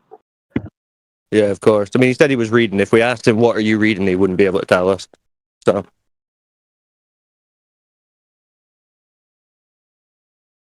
But that's fine. That's his way of. That's what he has to go through to realize there is no globe. He's one of these that has to have his nose rubbed in it.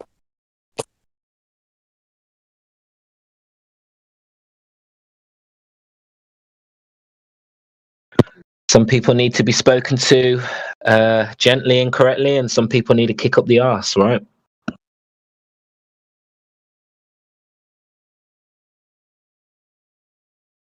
Horses for courses.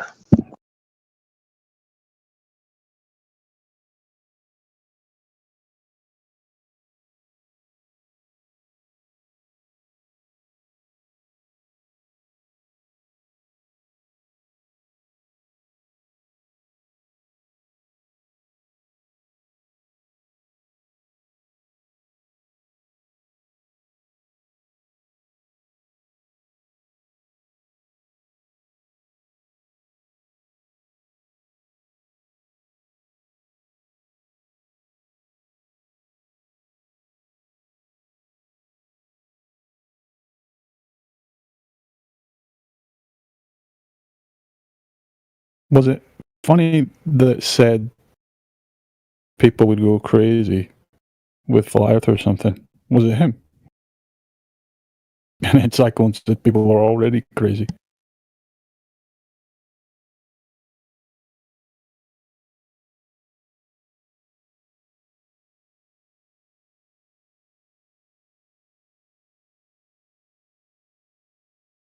Yeah, that was him. And ironically, just went on to prove it immediately. Yeah, that's what I was going to point out. He needs a bit of flat Earth in his life. Stabilize that mind of his.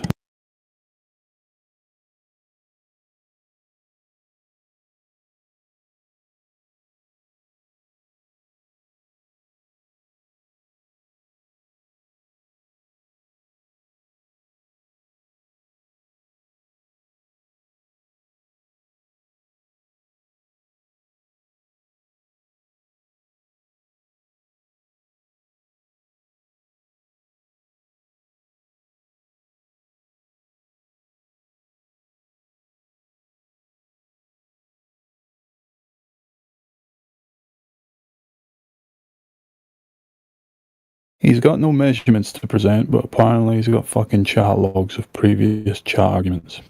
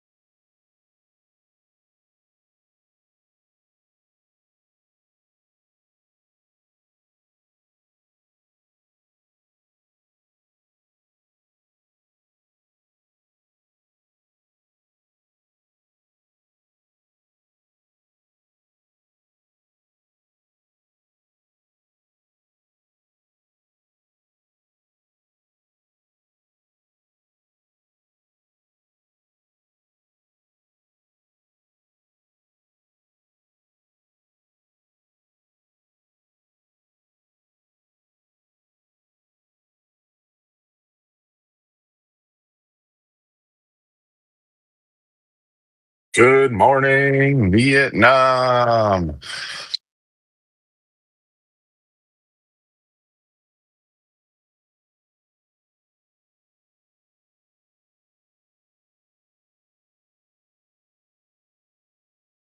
And Josh.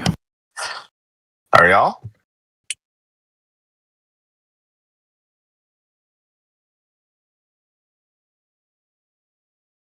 Yeah, everyone's good in here. A bit quiet at the moment.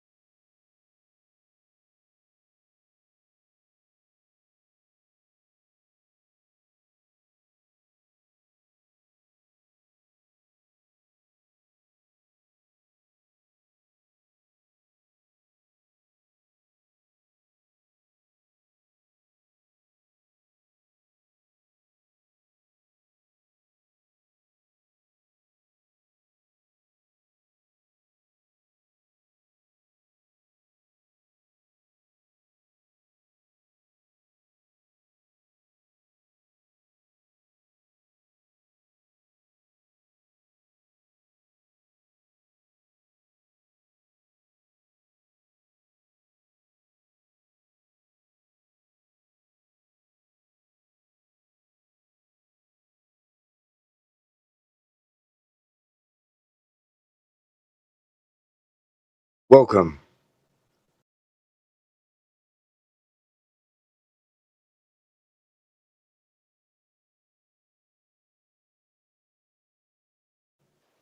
Welcome.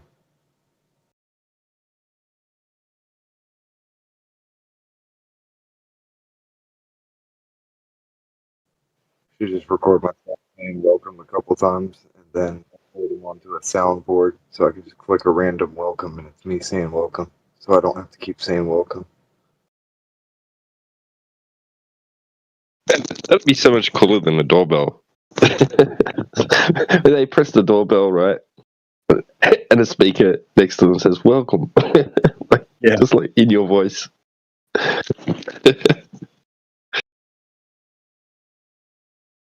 You could have custom messages too, so if you're not anywhere near the house, it goes off. Welcome. We're currently...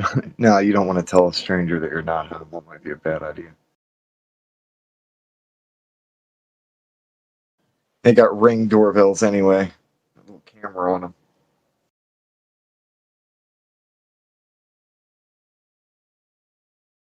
Just mod one of those.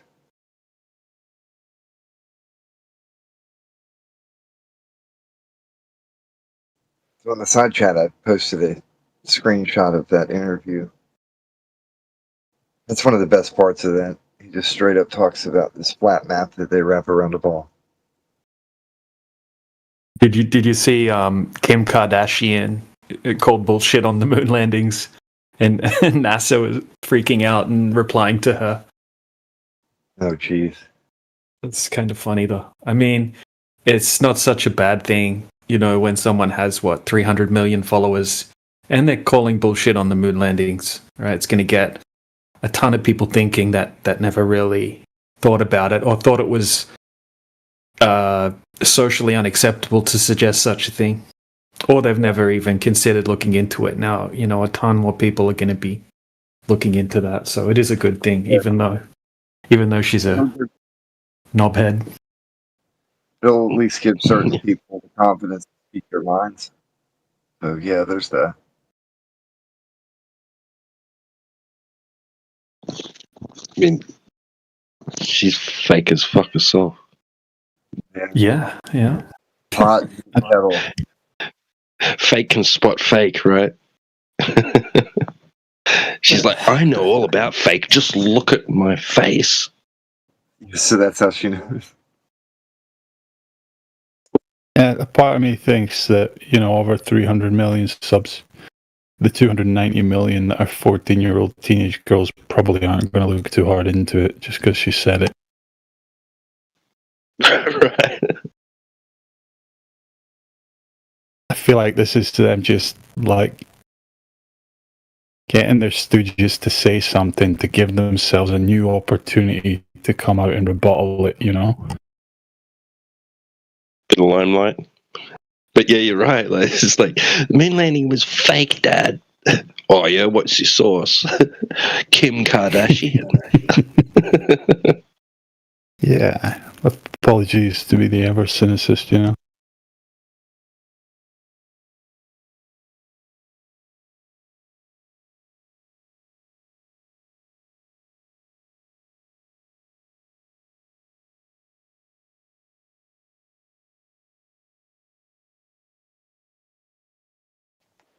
Controlled demolition. I mean, it works in their favor because everybody with any bit of sense in their head thinks Kim Kardashian is a fucking retard anyway. So of course she'd say some shit like that. You know what I mean? It's a total play from their side. Further discredit anybody who thinks like that or asks any questions by making the people ask questions. That's really dumb. That's fair. I mean, it does need to be talked about, but this could be like the controlled narrative, so they're going to keep the argument within the globe narrative, right? Yeah. You see, so there's a globe, but I did believe the moon landing happen? They're fully willing to sacrifice the moon landing, you know? They don't care. As long as people stay on the globe, they don't care. They know they'll give NASA a free pass. NASA could come out tomorrow and admit it. They'll get a free pass. Nobody gives a shit. Right. Yeah, we didn't go there in the 60s and 70s, but it's still a thing that you could go to, right? Yeah. Everybody would be, more than accepting of them saying, yeah, we did it to bankrupt the Soviet Union and all that shit. They'd be like, oh, of course, we had to do that. You know what I mean? That makes sense. You get a pass. NASA.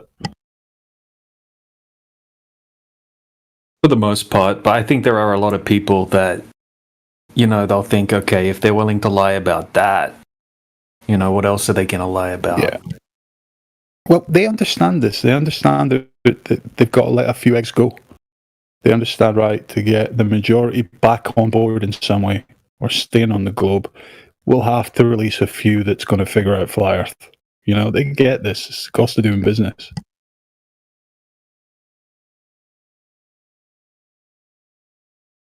For the small minority they lose, they solidify their position with the grand minority, which is all they care about. So.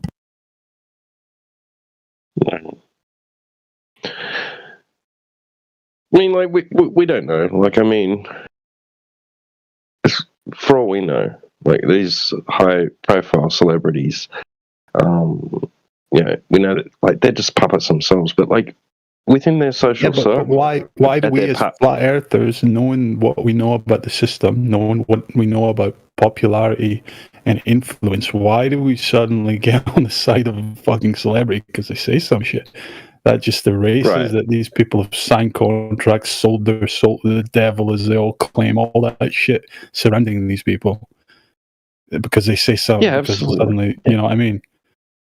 I don't think people are going to get on her side. I don't think it means people are going to start liking Kim Kardashian. I just think it's good when it brings attention to the fact that the moon landings were complete bullshit and nonsense. And, just getting that idea out there more and more. Hello, everyone. They know what they're doing with this stuff, though, unfortunately. And it is what they're doing. It is out there too, because people like I saw a clip on it earlier today. This guy's saying, "Here's your options," right? And of course, he's talking from a global standpoint, but he's saying logically, right? I didn't get to see the rest of the clip actually because it was in a reaction video, but he's basically laying out the options what you have to, like, as far as the moon landing is concerned, right? Like, it's real. Straight out, it's real. Everything the government says is true. No reason to doubt. Blah blah. And then you've got because the footage looks fake as right. Like he's saying the footage just looks fake. It definitely doesn't look real. Right? I don't even know who it was, man. But like, it's just one of these TikTok things out there, right? And like, he's got his whiteboard up, and he's got, and he's passing it out, and he's like, then you've got, they did go, but they faked what we saw, right? Because they didn't want us to know the truth about what they saw, right? Oh, so they showed it. They did one thing, but showed us another. But they really did go, right? And then he's going in, and then and he's getting to the final option is it's all just bullshit, right? And then how can we like logically reach a conclusion? And then it cut out, and I didn't get to see the rest, so I don't even know where to find that clip. But like, because it was on a reaction video, yeah. Yeah, but there's people that the point is that there's people talking about it, right? It is, and the more the footage gets seen, the more people doubt it, right? Because it just looks fake. It doesn't look real at all. Most people have never looked at the footage. They come in here and they're like, "But haven't we sent people to the moon?" Right? It's one of the main arguments. Haven't we sent people to the moon, and they've taken photos of the Earth from the moon, and we can see it's a ball. Right, and then I'll show them the ridiculous looking footage, and then they'll laugh at it, and they'll be like, "What the hell is that? That's the footage." It completely shifts the way that they're thinking about it, and then more willing to look into, you know, the long distance observations and things like that after they can see that, okay, all right, I've been bullshitted about the moon landing footage that I thought is my, you know, evidence that the Earth's a globe from space. And they don't realize also that it's only really the Apollo astronauts that have gone up high enough to see the curvature of the Earth as well. But for sure. You can't get to flat Earth without going through the moon landing first. Yeah, exactly. Take space away from them first, and it depends on the person, really, doesn't it? If they're where they're coming from, everyone's different. Yeah. It's just another headline. This game stuff, to be honest. It's exact. We don't want people not believing in the fucking moon landing because their influencer said so. That's what we're trying to fight against here, you know? Want them to come to the conclusion because they thought about it and they had genuine questions and they investigated and used proper thinking and process and reasoning to conclude that it didn't take place as told.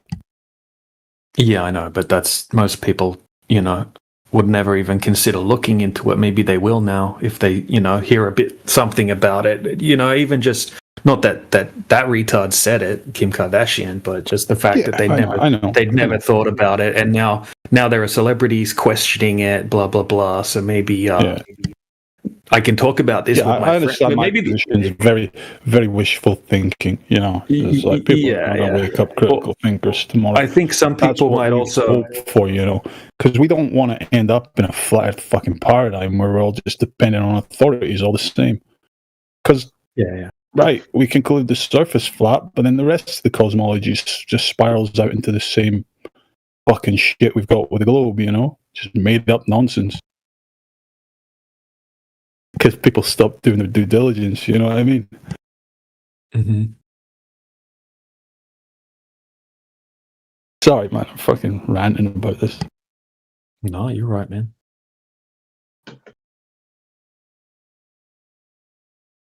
Some people might have thought about the moon landings and, you know, wanted to bring it up with their friends or family and thought that, okay, if I bring that up, they'll laugh at me. But now maybe they'll, you know, bring it up if it gets more socially acceptable to talk about things like that. So flat Earth, you know, it used to be like super taboo to even bring it up, but now you know you can bring it up, and people have heard about it, and quite often people are more accepting to talk about it. You know, it's still one of those things that a lot of people scoff at, but it's a lot less than it used to be. That's for sure. I myself. I think it's a general distrust in the government in general that resulted in people being more open-minded. I don't think the people trust the government as much as they did like 10 years ago. Oh yeah, they certainly don't. No, the last 60 years just saw to that. Yeah. But it's kind of like trying, because it's kind of like trying to tell someone that they're in the Matrix from within the Matrix, and like, you know, like Neo had to really for it to really hit home, had to be taken out of out of the Matrix, right, and into reality. That's something that was never even explored in the Matrix films. They never actually attempted to wake up an army. Yeah. Also, can I just say you guys are like the conversations that we have in this channel are probably the most intellectual conversations out of this entire server, because I've been to every other channel, every other voice channel, and all they talk about is like stupid shit, bro, and like they get angry if I have any political opinions that are contrary to them, and they don't want to discuss anything productive at all. Like most of the like you guys are the least loser like in this entire server, even though you're promoting something that's very to the contrary of the mainstream. Well, at least those are like guys. Thanks for that, Cryptic. Cryptic, I really like that. You're a legend. Appreciate that, man. Good to have you here anyway, man. Appreciate you. Cryptic, what took you so long to realize that? What took you so long to realize that? Well, I mean, I've been indoctrinated way too much by mainstream media, and if you look at the other channels, right? If you go to the other channels, they're all discussing stuff about stuff that mainstream media does to divide people. There's one about toxic femininity. They're talking about political opinions and why capitalism is good or bad, or all of this. I feel like all of this is just the government. These are just narratives that the government uses to distract people from reality, the big lies that they tell. This is one of the big lies, the flat earth thing. The global thing. There's probably many other big lies, but in order to distract people from the biggest lies that they're telling, they divide people through racism, through sexism, through feminism, all this nonsense, when we can just focus on productive stuff, Absolutely on point. That's correct. Oh, sorry. You sound like a flat earther. I love it. Cryptic. Yeah, I'm getting to it. I'm not gonna lie. It's having its effect on me. It's an extremely logical position, and we've become like this through critical thinking.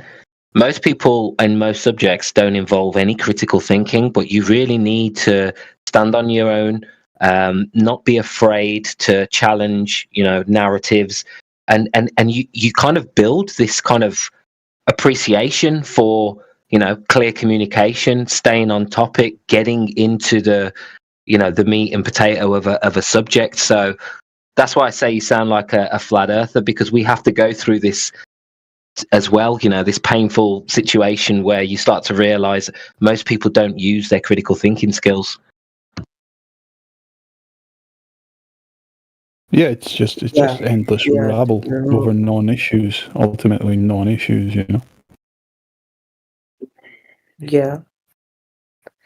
And do you guys host voice channel stuff in your own server? Because I'm in the server now. Yeah, we do. We also have a channel like this in the politics server as well, which is another big server with about 100,000 members. We used to have the VC going 24 hours a day in the home server, really, really busy. But we've branched out into these other servers to, because we got invited into them basically. But sometimes we'll hold events in the home server, and it packs out really quickly. So, yeah, I see. Yeah. How many people have you managed to convince in this server, or sort of at least try to turn them into flat earthers successfully? Usually it's not like someone being convinced within a couple of conversations. Usually it'll spark their interest, and then they'll start kind of looking into it themselves, and over time they'll work it out for themselves. Yeah, I'm not completely on the flat earth base yet. I'm still researching, but I like the culture in this community. I'm not gonna lie. Yeah, what you need to watch out for is flat earth debunkers on YouTube strawmanning our arguments, but making it seem like they're technically debunking flawed arguments, where quite often they're strawmanning our arguments, right? Like they'll say, oh, this is the flat earth map, and on the flat earth map this doesn't work, and then they'll go over the reasons why it doesn't work, but we never claimed that that's the flat earth map in the first place. It's like a total strawman argument. What they'll be debunking is a globe projection map, which we're not claiming is the flat earth. So quite often you need to be careful, because there's a lot of propaganda out there that seems like it's based around mockery and maybe picking out some really flawed flat earth arguments that are out there and tearing them apart and making out like all flat earthers claim this or that. Yeah, they got those schoolboy tactics. Watch out for those. Yep. Yeah. And Cryptic, I went ahead and VC verified you since we've had several conversations with you. I don't have a problem with doing that. So you have access to the VC. You control your mic once. Yeah, thank you. Yeah, I saw that. And stay blessed. Also, I've heard of like real life flat Earth conferences. I don't know if there's any near me, but I'm sure there are around the world, right? So have you guys ever been to one? I've never been to a conference, but I've met several flat earthers that I've met on Discord. It's nice to meet people face to face when I can. Yeah. Do you know Mark Surgeon? Cryptic. What? Mark Surgeon. Do you know him? No. Okay, so Mark Surgeon organizes a lot of conferences now around the world. He's one of the most famous flat earther, if you know. Mark Surgeon. Yeah, I'm looking him up. How do I on spell his YouTube. last name? Search Mark Surgeon on YouTube. Yeah, Mark's not one of the best flat earthers, I must admit. I'm not sure if the others would agree with me. We've got some real strong flat earthers out there. Mark's just really well known because he was very vocal very early. So he got on a few TV shows. He's not I wouldn't say they're not the guy to go and ask in-depth questions, but he does present the basic flat earth position fairly well. Yeah. Yeah, no, like I'm not talking about Mark for learning flat earth. I'm just talking like if you wanna reach the conferences, then he's the best way because he always give updates for any conference that's happening in the world, and he also organizes that. Right. Yeah. Definitely. He also does some great interviews. Yeah, great interviews. I've put his channel in the side chat because he does have some good interviews. He has great basic arguments for the most part. But he describes himself the way Roots just described him, right? He said he's not the most technical guy or anything, but he's kind of like the, recruitment type guy that's going to give you a basic introduction into it or something like that. He was an early adopter, let's say. Yep. I see. He says the exact same thing that you just said about himself. But there's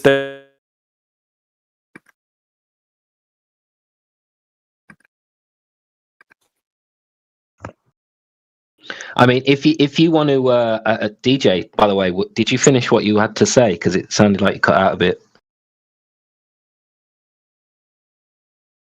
I think we might have lost DJ. Or is it me?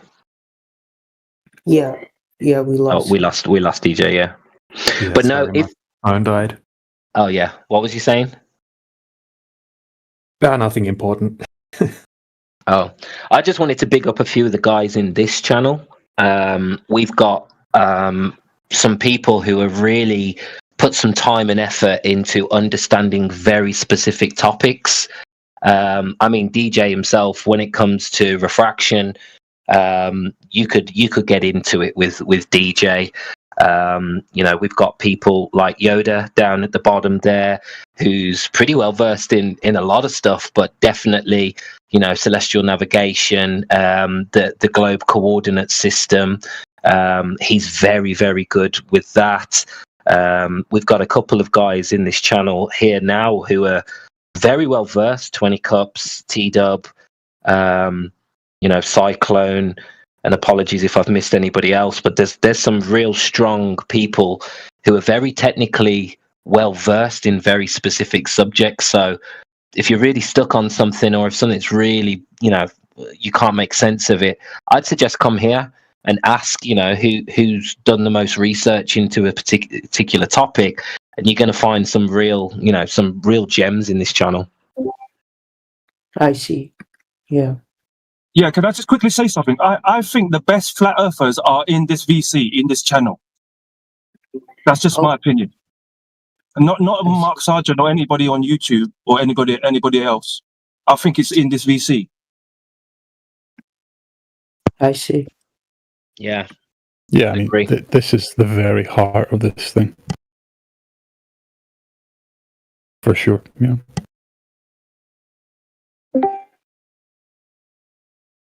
Also, do you guys ever think there's like you know how you know how AI is like uh a big thing now, right? But if you look 10 years back, there were like movies that kind of predicted, this would happen, right? So do you think if they ever wanted to tell the truth about the shape of the earth, they'd slowly ease the population into eventually accepting that they've lied, like through slowly releasing more and more evidence, or or or like saying they lied, like over like 20 years, if they can't lie anymore?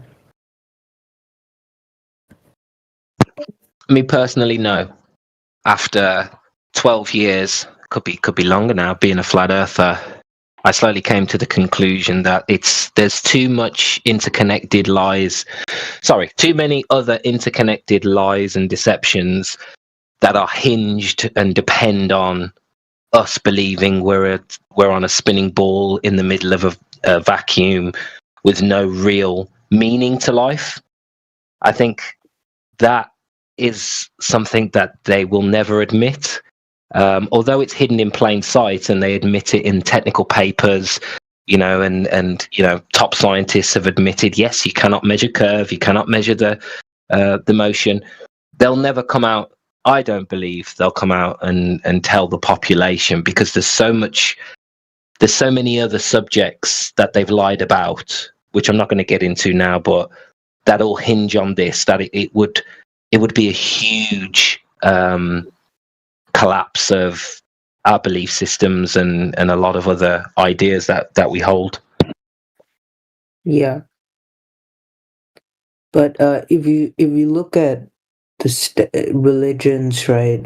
You look at ancient Egypt, right? Did they predict this stuff? I'm sure they did, right? Like they have some flat earth stuff in there. Flat earthers, yeah. Every society and cosmology was flat earth before this heliocentric society we've got now. I mean, they say there was ideas proposed by some of these ancient societies, but there isn't much evidence that these people even existed, never mind had any influence. If you look at their cosmology of the Egyptians, of the Greeks, of the Babylonians, of any society, they're all flat earth cosmologies. Yeah, I see. But And you know it wasn't that anyone actually went out and measured the Earth and was like, "Hey, look, we've measured curvature. We need to make up a globe model." That's not how the globe came to be either, right? It was completely different than the way most people think. It actually came from making assumptions about a conceptual way that we view the celestial bodies in the sky. I see.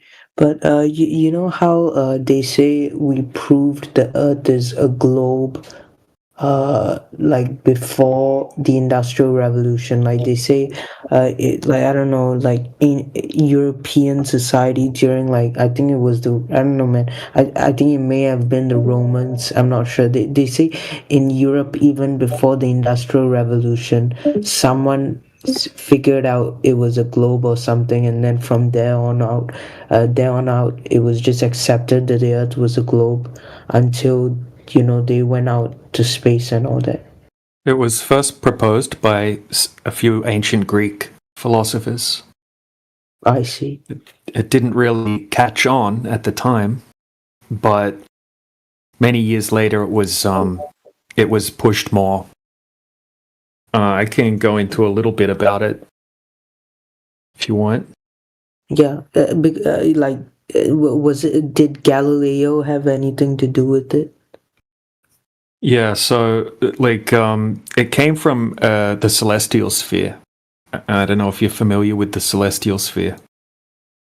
Yeah, I've seen pictures of it. You guys sent it to me. Yeah, so the celestial. I'll just read something out that I've got here quickly. So the celestial sphere came first. Long before the Earth was mathematically defined as a globe, ancient astronomers visualized the heavens as a perfect rotating sphere with fixed stars attached to its inner surface. This was purely a geometric and observational construct. It was a model of appearance, not of substance. The ancient Greeks, Egyptians, Babylonians, and early Indian astronomers all described the sky as a dome or a sphere with revolving around a stationary Earth. The observer was placed at the center of this celestial sphere. And that's a key thing to note, right? The celestial sphere was an optical projection. It was kind of like a conceptual way of looking at the sky, or observe the way that we observe the sky. Okay. Angles and motions of the stars were mapped around the observer, not around the Earth as an object. The coordinate system was celestial, not terrestrial. And basically, like, they ended up inverting that celestial sphere, right? The conceptual way of viewing the sky into a terrestrial sphere, right? Basically, so later on, philosophers such as Pythagoras, Plato, Aristotle, and others took the symmetry of the celestial sphere and imposed it into the Earth itself. They reasoned that since the heavens appeared spherical and what they considered perfect, the Earth beneath must also be spherical, not because of empirical proof, but to maintain philosophical symmetry between the above and the below. I see. Yeah.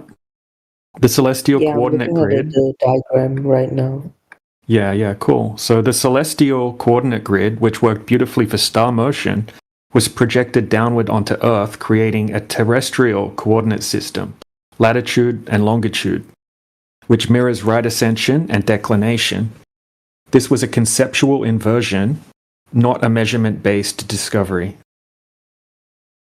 So the globe as an inverted celestial sphere, the Earth was then imagined as a miniature version of the heavens, a globe suspended in space with its poles, equator, and rotational axis matching those of the celestial sphere. Essentially, ancient cosmology reversed the reference frame. I see. And then the aftermath, right? So this little section I've got here is talking about the aftermath. So it's like a coordinate system conversion mistaken for reality. So the globe Earth paradigm originated as a celestial to terrestrial coordinate conversion, not as an outcome of ground measured curvature or motion. So right ascension became longitude, declination, latitude, celestial poles became terrestrial poles, the celestial equator became the terrestrial equator. This was a philosophical and mathematical mapping, not a physical one. Later, navigational and astronomical practices adopted these coordinates because they were convenient, not because they proved the shape or motion of the Earth. So in essence, the spherical Earth was reverse engineered from the celestial sphere, a mathematical inversion of the sky's geometry projected onto the ground, long before any empirical proof of curvature, motion, or vacuum containment existed. I see. Yeah, And from then on, they still just like that now. model. So that model just caught on, is it? Like after it was first proposed by the Greeks. Yeah, so the philosophical leap, as above, so below. You might have heard that term before, as above, so below. So the Greeks, inheriting Babylonian sky mathematics, applied the Hermetic maxim, as above, so below. They saw the heavens as perfect and divine, as well as spherical, and reasoned that the Earth must mirror this perfection. This wasn't an observation-based claim, it was a symmetry argument. Since the stars circled uniformly around fixed poles, the simplest geometric model was a sphere. But rather than confining that to the sky, the philosophers imposed it upon the Earth. Thus, the celestial sphere became the template for the Earth's supposed shape. I see. And then there was Ptolemy's system. the celestial terrestrial mirror. So by the 2nd century AD, Claudius Ptolemy formalized this relationship as his Almagest, I'm not sure what that word is.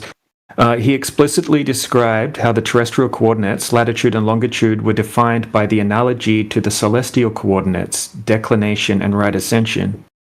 Here's what he did conceptually. He took the celestial equator and projected it down as the terrestrial equator. I did go over this a bit earlier. Right, so he took the celestial poles from the sky and placed them on the Earth as geographic poles. He took the celestial longitude grid, right ascension, and redefined it as Earth's longitude grid. He then overlaid the 360 degrees spherical system onto Earth's surface. None of this came from measuring curvature. It was entirely a coordinate mapping exercise, translating the geometry of the heavens to the geometry of the Earth. And later on there was the Copernican transfer, where he made the sphere start to spin, basically, right? So when Copernicus came along in the 1500s, he didn't replace the old spherical system. He kept it exactly the same, only transferring motion from the sky to the Earth. He took Ptolemy's Earth-centered celestial geometry, and instead of the stars moving around us, we'll have the stars rotating beneath them. But the coordinate system stays identical. So in other words, the celestial to terrestrial mapping remained untouched. The same spherical coordinate system born from the celestial sphere was simply reinterpreted kinematically. Copernicus never measured the Earth's curvature, nor did he demonstrate motion physically. He redefined the reference frame while retaining the inherited celestial geometry. I see. Okay, so in modern times, we've got the same thing, basically. So to this day, the WGS-84, GPS, and terrestrial mapping systems are built into that ancient celestial geometry, with latitude equals Earth's equivalent of declination, and blah, blah, blah. I said that a few times already. So the Greenwich meridian replaced the first point of Aries as the zero reference. The celestial pole still define the orientation of the coordinate system.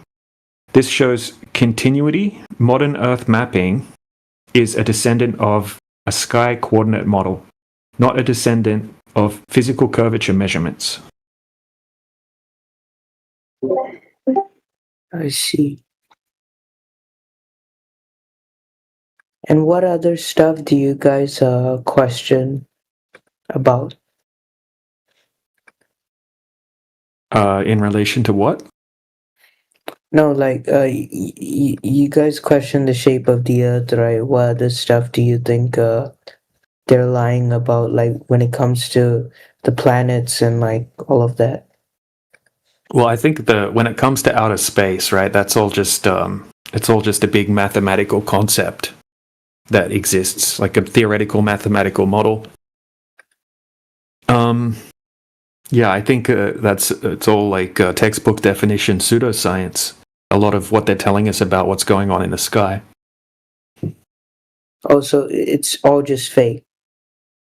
Well, it's not that it's fake. It's yeah,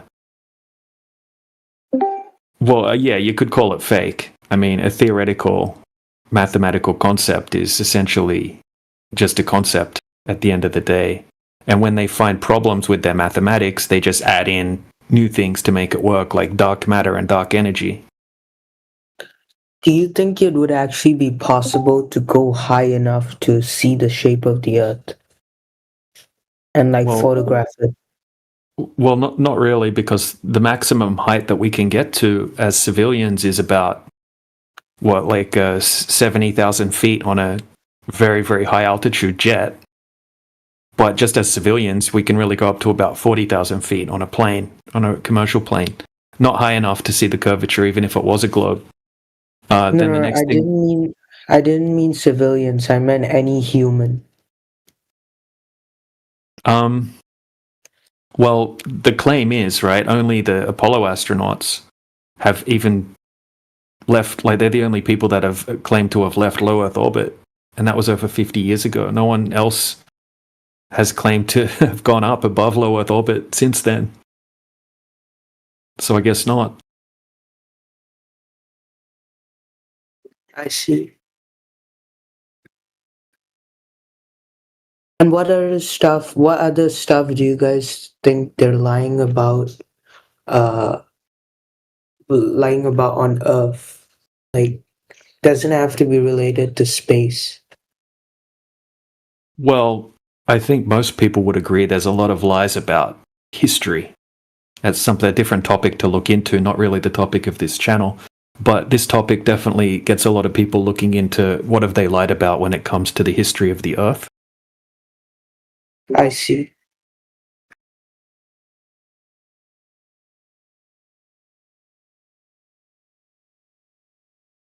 But I think most people, I don't know if I explained this to you yesterday, I think most people are not lying.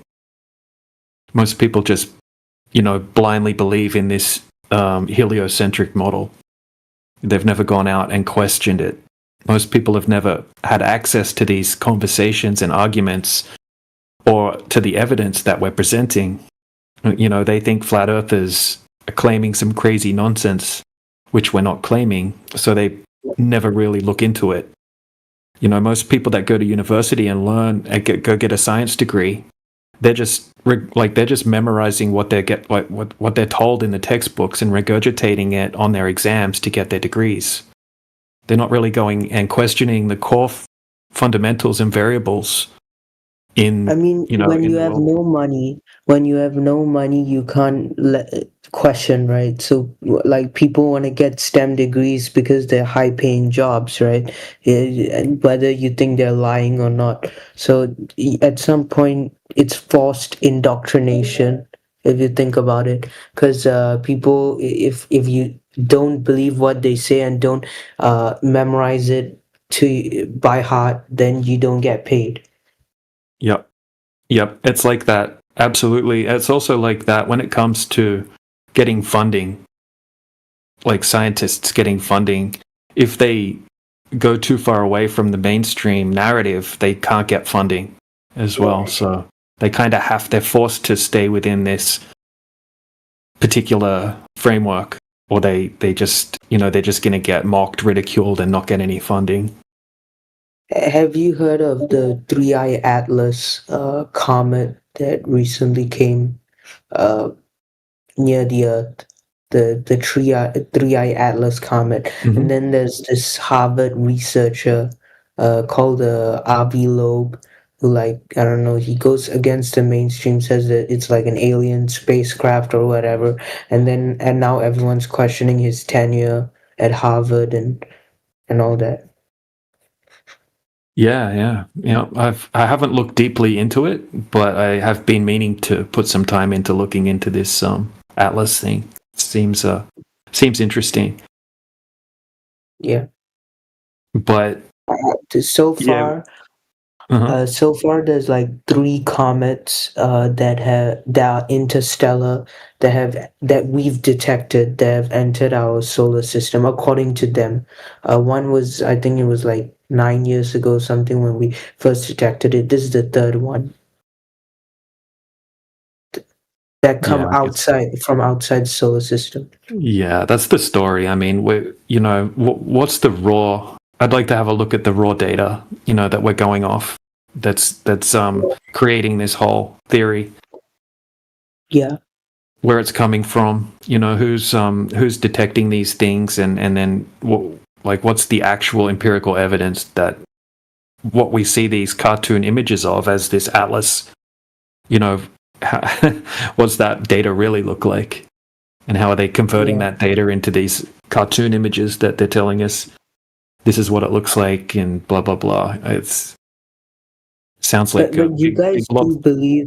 but you guys do believe in meteors and like asteroids, right? Because there have been asteroid impacts on Earth many times. I think there's a lot of misinformation and a lot of assumptions and blind beliefs when it comes to those stories about meteor impacts and things like that. No one's ever captured any rock coming from space and hitting the Earth on video, not once ever.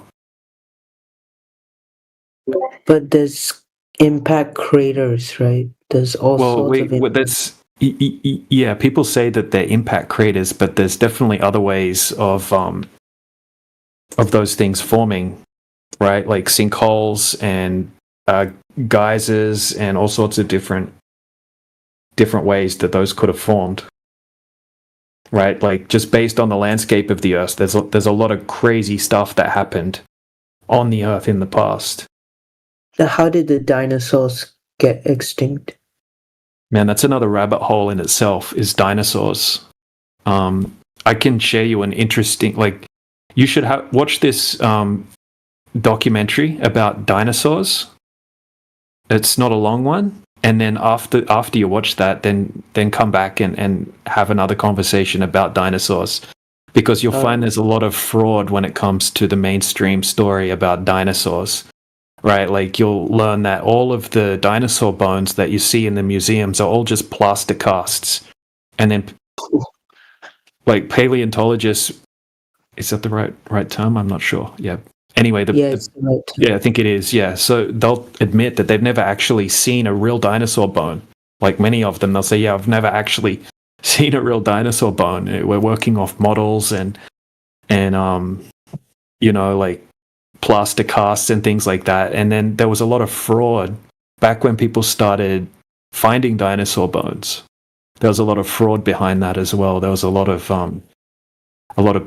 people would just, it was kind of like a dinosaur bone gold rush back then. People were getting a lot of money and people were faking a lot of these dinosaur bones. And there's also a lot of misinformation where they'll say, "Oh, this is what this dinosaur looked like." And people think, "Oh, wow, okay, I've seen this dinosaur in the form of bones at a museum. They must have found all of these bones of this dinosaur and constructed it into this dinosaur that they're telling you about." But then once you look into it, you'll find, oh, they just found this tiny fragment. And then they've kind of like, all the rest is kind of like guesswork with the rest of the construct of this particular dinosaur. There's tons of inconsistencies behind the mainstream when it comes to dinosaurs. I'll share a documentary with you to watch about it anyway, that'll go over like the basics of inconsistencies behind the dinosaur story.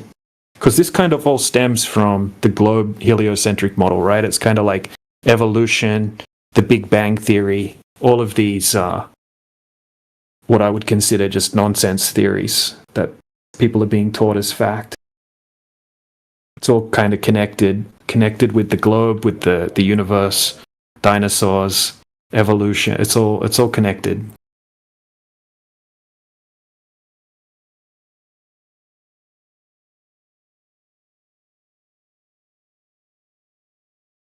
I'll put the dinosaur documentary in the side chat. You'll find it interesting.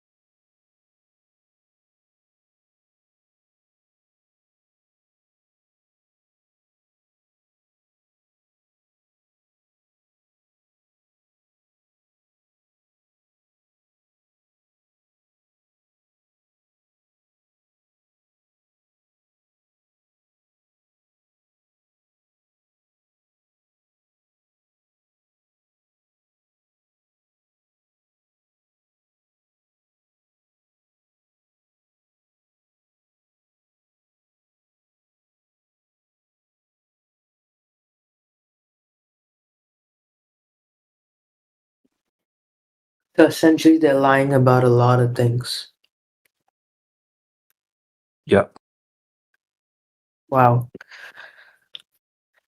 And everyone, it's like I still need to do more research on all this. I'm not convinced just yet, but you guys are actually the ones asking actual questions. It's like if you look at the rest of this server, it's like people living in the Matrix, and then we're all like people who are in the real Good world. morning. I tell you, it's a stupid problem. If Where like the people who are in the real world and everyone else is like in the Matrix, where like Neo. It feels like that. Yeah, it's a bit like that. I know what you mean. Yeah.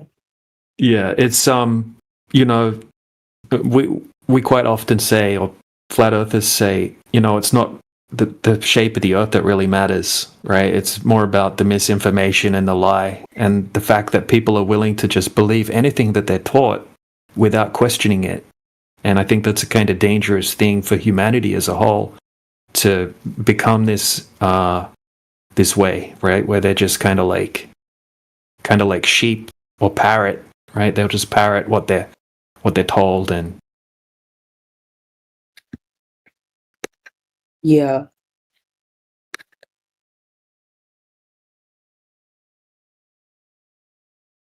Have you guys gone into like other servers and like as like non flat earth like not as a group but as individuals, and have tried to convince people, you know, of your position? Like what are their reactions most of the time?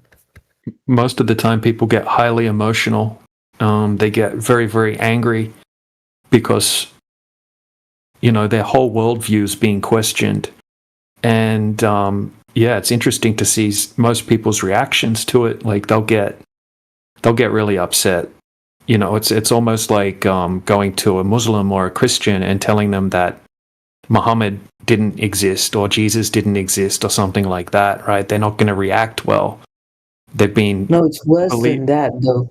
You're questioning like everything they've taught since like primary school. Yeah. So it's like deeply ingrained into people's brains, and I think it's like a natural mechanism of the human brain to kind of like protect deeply ingrained belief systems.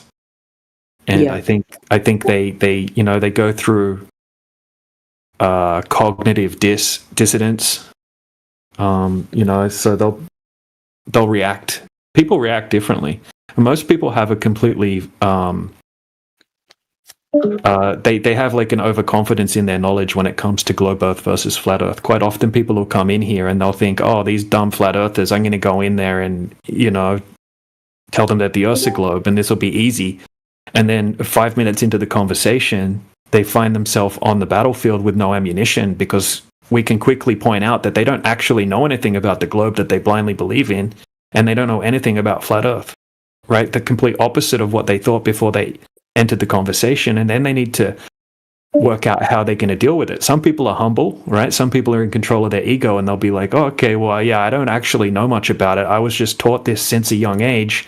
Show me some evidence, show me some arguments, right? Some people are like that. Other people will just try to fight you off the bat, right? They'll just call you stupid, call you names like stereotypical things like you're a science denier, you're a tinfoil hatter, you never went to school, blah, blah, blah. Other people will just call you names and then just leave the chat, right? Fight or flight. And the other people will start trying to like bullshit.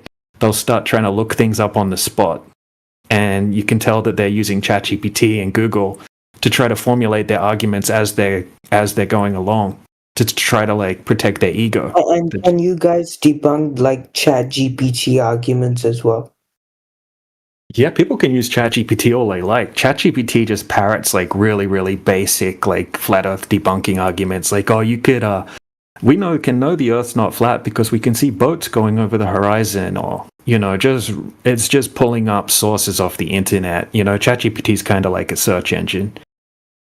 But if you go deep into ChatGPT, right, you can pick it apart, right? So you can like that. Some of those observations I showed you, right? ChatGPT will admit that those observations aren't possible on a globe, and that it would be very, very strong evidence against the globe if you could consistently make observations like that, right? Because it will be intellectually honest when it's talking about atmospheric refraction and things like that, it will say, yeah, atmospheric refraction you can apply 8% to it or something like that, which will allow you to see a little bit further. But in this observation, you're saying that you can see something that's 15 miles away. That wouldn't be able to be explained by atmospheric refraction. So it will be honest. It will say that, yeah, these arguments are good evidence against the globe. And like you said, ChatGPT said the boats, you can see the boats not go over the horizon or something, right? Or go over the horizon. So how do you debunk that? Is that even true? No, what happens, like I grew up on the east coast of Australia, fishing and surfing and going to the beach my whole life. And in that place where I grew up, it's like a hub for cruise ships. Okay, so we're always watching cruise ships sailing out to sea. And there's also a lot of fishing boats because there's a big river there. So you're always sitting there waiting for waves or waiting for fish and watching the boats go out, right? And what happens most of the time is they get smaller and smaller and smaller and smaller until you can't see them anymore. Because once something gets below a certain size in your field of view, the human eye can't resolve it anymore. So once something gets below 0.2 degrees, it breaches the angular resolution limitation of the human eye. And you can still see the horizon, but you can't see the boat. So you're like, oh, the boat's gone beyond the horizon. But what we've found, because we have these amazing zoom cameras now, we can actually zoom back in and bring the boat back to view again. So I'll put an example of exactly what I'm talking about in the side chat. Now, this is what happens most of the time. Or sometimes it'll just fade off because of the visibility rating. And then you just won't be able to see it anymore. But sometimes, right, you can obviously, if you have waves, right, like ocean swells, it's going to look like the boat's disappearing bottom up.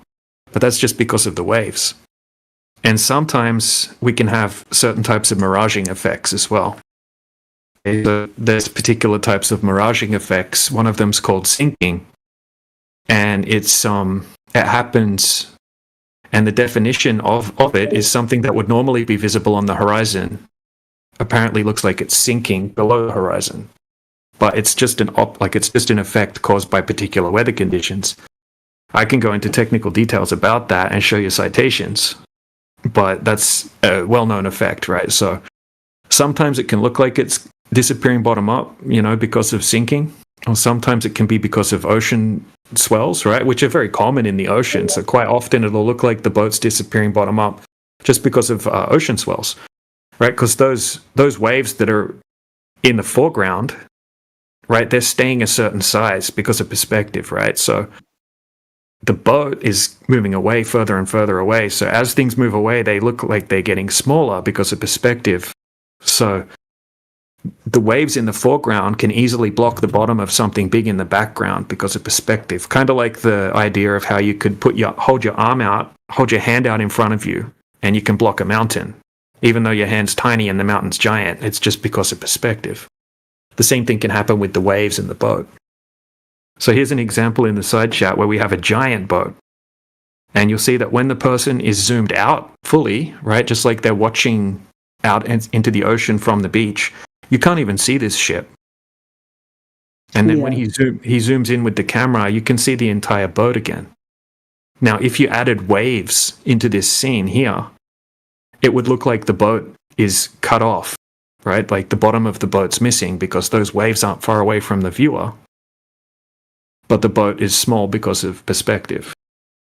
Kind of like I've got another example of what it would look like with perspective and the waves. And does that make sense? Yeah, it does. And if the Earth were a globe, right? How many kilometers, or what they say, what do they say is like after how many kilometers does the boat go over the horizon? Like how many kilometers does it take? Okay, so it depends on the height of the observer. But if you're 6 foot tall and you're standing at the ocean or at a really big lake, then the horizon would be 3 miles away. Okay, so if anything goes past 3 miles, okay, so the horizon would be the line where How many kilometers is that? That's like 5 kilometers. Okay. For a bit under 5 kilometers. Okay. So Yeah, so that's what we're testing. We can easily test for that. I can show you some examples in a second. But if we go to like a 10-mile body of water, here, I'll show you an example right now. 1 second. So you're able to do this with high definition zoom cameras, right? Are there zoom cameras where you can like I live in Southeast Asia, right? There's a lot of countries all around me, and if the Earth were a globe, I wouldn't be able to see them through a high definition zoom camera. But are there cameras where you can actually see like you live in Australia, right? Could you see the shore of New Zealand with like a super high definition camera? Do those exist yet? Well, no, you wouldn't be able to. Even if you had the world's most powerful telescope, you wouldn't be able to see that far, because when you're looking, like as you get lower to the Earth, the atmosphere is quite thick. Okay, so when you're looking through the thickness of the atmosphere, there's actually, it's not perfectly transparent. It's only semi-transparent. Okay, so the maximum distance that you would be able to see through the air is about, I think it's 200 miles approximately, something like that, 250 miles, and that's in absolutely perfect clear conditions. If you check the weather report wherever you are, you can say like, what's the average weather visibility rating, in your area? And usually it's something like 15 kilometers or something like that, right? Like where I'm at the moment, if I check what's the average visibility here, it's just 15 kilometers, 16 kilometers, something like that. So you can't see beyond that, because in the air, you've got the gas particles, you've got pollution, you've got dust particles, you've got fog and mist and all these different things that are making the air semi-transparent, right? Opaque, slightly opaque. So you can't see forever through the air. There's like a extinction limit, if that makes sense. Kind of like what it looks like if you stand up on a mountain and you can see mountain ranges in the distance. Each mountain range that's further away than the last one will become less and less visible, more opaque. So okay, so essentially you're saying it's not possible to see like other countries or that far because of the atmosphere, right? What about it again? Could you repeat a little bit of it? Yeah, so over distance, the air isn't perfectly clear, so it becomes like opaque, it becomes misty looking. I'm just trying to find you an example picture of that now. Okay, so here's an example. And that opaqueness can't be overcome by any camera that exists on Earth right now. No, you can use infrared, which will cut through a little bit of it, but yeah, it's not possible. So in absolute perfect conditions, and this is just a technicality, in perfect conditions, when the air is as clear as it could possibly be, then the maximum distance you could see through the medium of air is 200 miles, which is 300 kilometers. Hello. I see. Hello. Hey, bud. Just hold on a second. Who's that?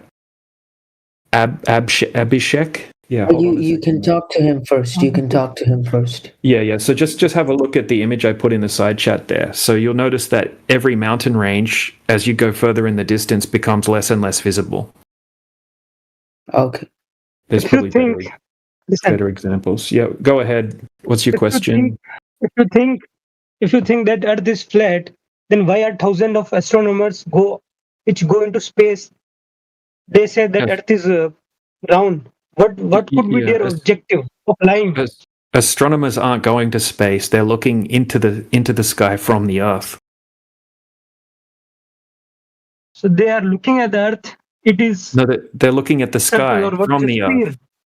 No, they're looking at the sky. Astronomers look into the sky from the Earth. Astronauts, sorry. Oh, astronauts. Yeah, so the only astronauts right, that have been above low Earth orbit with the NASA astronauts during the Apollo missions over 50 years ago. And NASA faked the moon landing. Then So why is the sun? you're having Whichever, to. whichever go other ahead. objects we see in the space are all round, like sun, moon.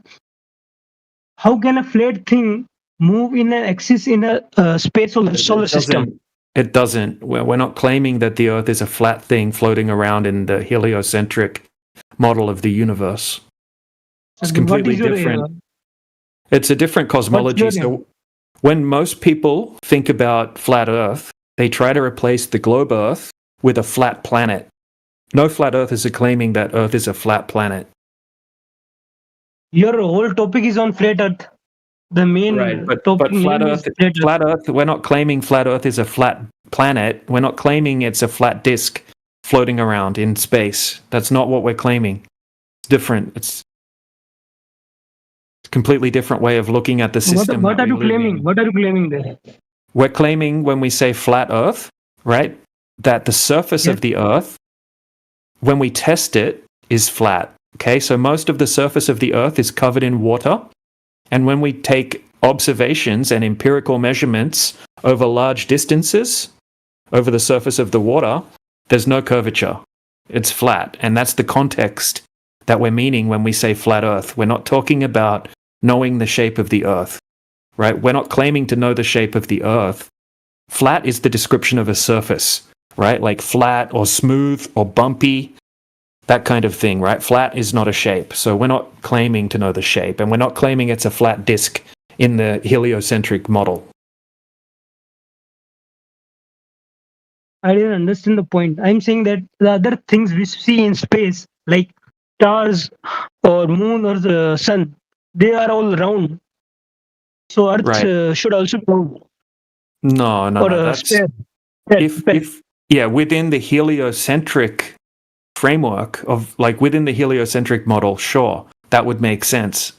Okay, so you think that Earth is also one of those objects in space, but that's a different way of thinking about it. When we test the Earth, there's no curvature, right? So they tell us the exact size that the Earth is.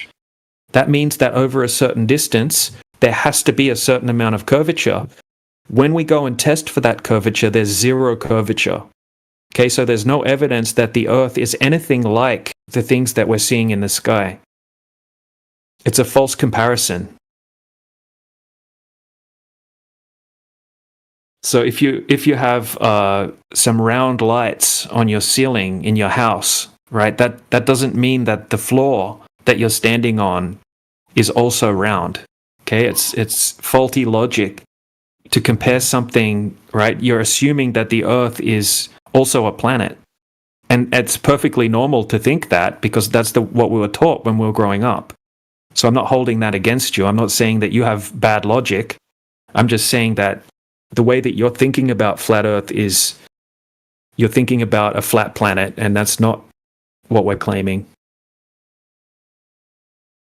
What are you claiming? I didn't understand that. We're What is claiming the that shape of Earth according to you? Yeah, What I is don't the know shape? I don't know what the shape of the Earth is, but it's not a globe, right? Because the surface of the Earth is measured flat consistently. There's no curvature. We're testing for curvature. And when we say flat, right, we're not claiming a shape. Flat is not a shape. Flat is the description of a surface. Flat.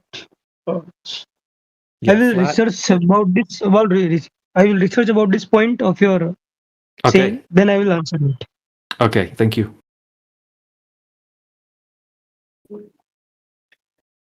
Do you think the moon, the sun, and other planets are like Earth too? I mean, No. flat. No, definitely not. I don't think Earth is a planet. Okay, I don't think Earth is anything in common with the things that we see in the sky. And I don't think the things that we're seeing in the sky are exactly as we've been told. But I'm not making specific claims about the things in the sky. But they do look circular from our perspective. Okay, but the Earth, when we go and test the Earth, it has nothing in common with anything that would resemble a sphere or a ball. So when we go and test the surface of the Earth, it measures flat over large distances. So if we go to like a 20-mile body of water, we can't detect any curvature. But if the Earth were a globe, there would have to be 260 foot approximately of curvature over that distance. So we're testing the globe, and it fails the test.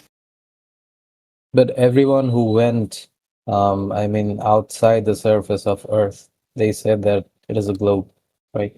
Well, Like you're a just lot of talking people- about the Apollo astronauts. Yeah, astronauts. Yeah. Yeah, just the Apollo astronauts, right? The American moon landing mission that was very obviously faked. No, not just that. After that, a lot of people went on the moon and other places. No, they didn't. Okay, so the only people that have ever claimed to have left low Earth orbit were the 26 astronauts, NASA astronauts. Okay, other people they're only going up to low Earth orbit, allegedly. And that was over 50 years ago that the Apollo missions allegedly happened. Over 50 years ago. And when they interviewed NASA, they asked NASA, how come NASA doesn't go back to the moon? Right? NASA said that we destroyed the technology to go back to the moon, and it would be a painful process to build it back. That's what NASA astronaut Don Pettit said when they interviewed NASA about why they don't go back to the moon.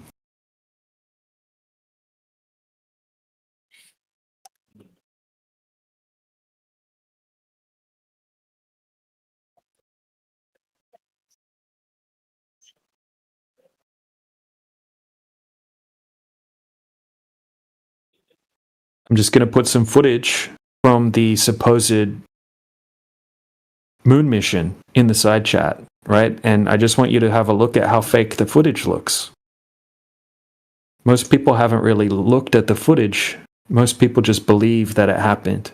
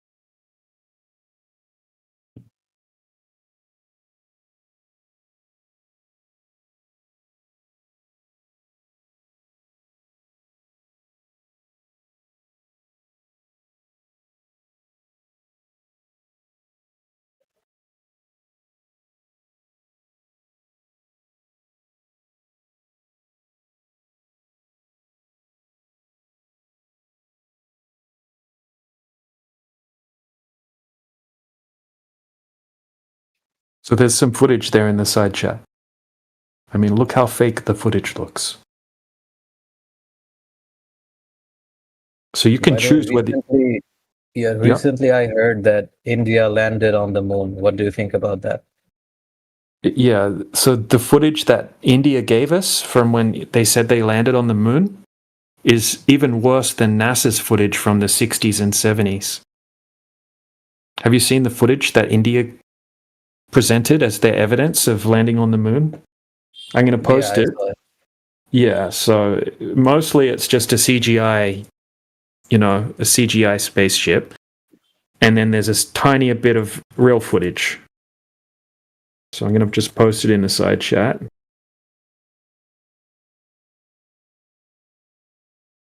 One of India's greatest achievements of all time, going to the moon, and they decided that they're not going to film it and have good footage of it.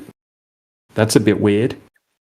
Yeah. I think that they want to, a similar reason to maybe why America faked it, right? Because they were trying to be seen as the greatest country, right? We can go to space, we can go to the moon, we're the best, blah, blah, blah, right? And maybe India also wanted to be seen as a country that can do that as well. It's logical for them to do that. So they also faked the moon landing, right? Just like Japan did the same thing. The Japan footage also looks completely fake. And the China footage, right? China also wants to be seen as a country that also went to the moon, right? So they have their own fakery job, right? And the China footage is hilarious. It's really bad quality. It's all of the footage from the other countries is much worse than NASA's footage, and NASA's footage is terrible. But why do you think that everybody is lying? Like many countries right now have satellites in the space. So why no one is reporting that the Earth is not a globe? It's something like flat.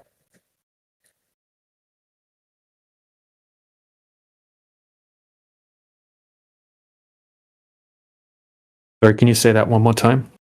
I'll answer that. Wait. So, like, when you're saying, like, why other people, like space agency people, are not saying that the Earth is flat because they don't know that. Like the people who works in the space agencies, they don't know what Earth is. They are just doing their job and nothing else. And the scam goes at the highest level, like the chiefs and the other people. Like they are getting paid by the government for what?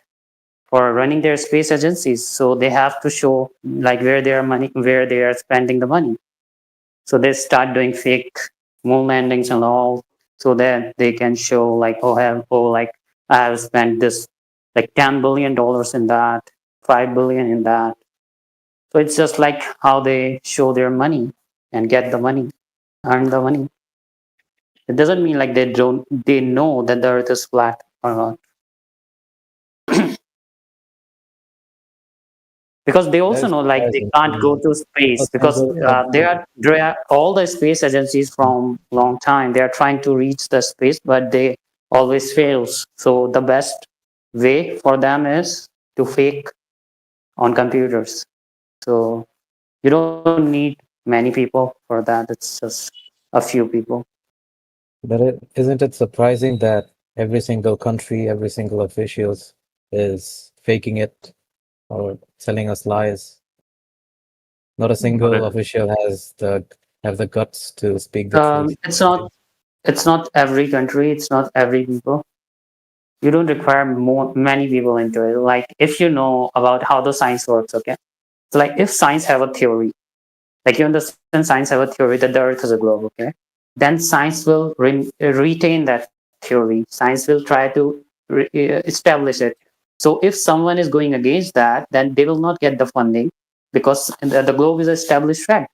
But if someone is going with that criteria, then they will accept it and they will pay for it, right? So in the same way, if the science believes that there is a black hole, and if you go with your telescope and you just click any picture and say that, oh, I captured the black hole, and if you can convince them, then they will pay you. In the same way, the space agencies work. If you can convince the government, like they have been to space, then the government will pay them in billions. Like if you look how much NASA get paid it's like $80 million a day, not a year, a day.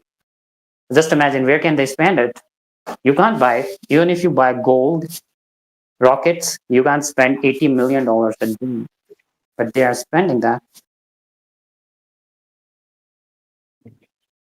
Okay.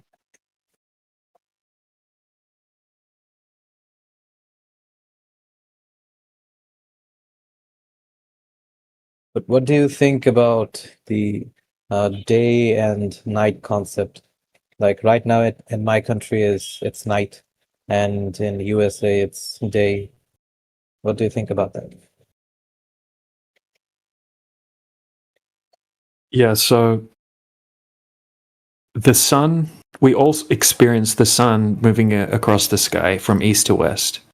Okay, and the sun moves in particular cycles, which creates the seasons and the daytime and the nighttime. So in the heliocentric model, right, in the globe model, the sun is giant, right? Absolutely massive and 93 million miles away. So with flat Earth, we don't subscribe to that model, right? That's a completely different model. It's based on the globe, the heliocentric model. If the sun were much closer, right, then that's exactly what would be happening. So as the sun takes a particular path, right, observable path over the surface of the Earth, it's going to be, midday at that particular section of the Earth where you're at, where the sun's directly above your head. So when it's above your head, when you're in Australia, it's not going to be daytime in Europe, for example. Okay, it's going to be nighttime there.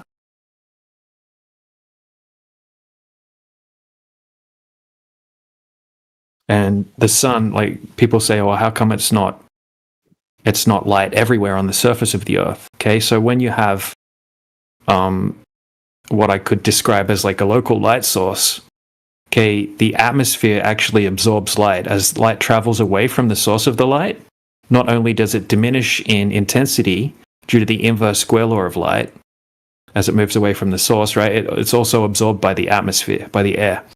So it can't push forever through the air. It's absorbed. That's why if you think about it, right, like if you just go 200 meters down into the ocean, it's completely pitch black. Even if it's midday in summer, the sun's directly above you. You just go 200 meters down into the water, and it's completely black. You can't see the sun. You can't see any light from the sun because it's absorbed by the medium. Now, air is also another medium. It's just a lot less dense than the water. So it's also going to absorb the light just over a larger scale. So if the sun's overhead in Australia, the light's not going to be able to push all the way to Iceland or something like that, right? So it's going to be dark there. But then 12 hours later, right, it's going to be dark in Australia, and it's going to be light in Iceland or America. Okay, so the sun, the moon, the stars, the planets all take particular cycles in the sky, just like we all observe. But no, I can actually see the sun like moving in a how do I describe it? Like a circle motion. Like an arc over your head, right? So it looks like it rises in the east and it sets in the west. But this is also, right, you've got to remember how our perspective works as well. So when things are actually moving out of your perspective, they're going to go down, down, down, down, right? And they're going to converge with the horizon due to perspective. I can show you some examples of what I'm talking about, right? Like if you see the same thing with a plane. So even though the plane is traveling at, say, 30,000 feet, it's going to look like it comes up from the horizon, and it's going to go up in an arc pattern over your head, and then you're going to see it go away, and it's going to look like it's going down as it's going to the horizon in the distance. Okay, but that's just due to perspective. The same thing happens with the clouds. The same thing happens with a bird or street lights, right? Or a long hallway. If you look down a long hallway, it looks like the ceiling of the hallway is going down, right? And then eventually it's going to merge at your eye level. It's called the vanishing point. So yeah, the sun does the same thing. The clouds do the same thing. It's basic perspective, linear perspective. Okay. Does that make sense? Yeah. Yeah.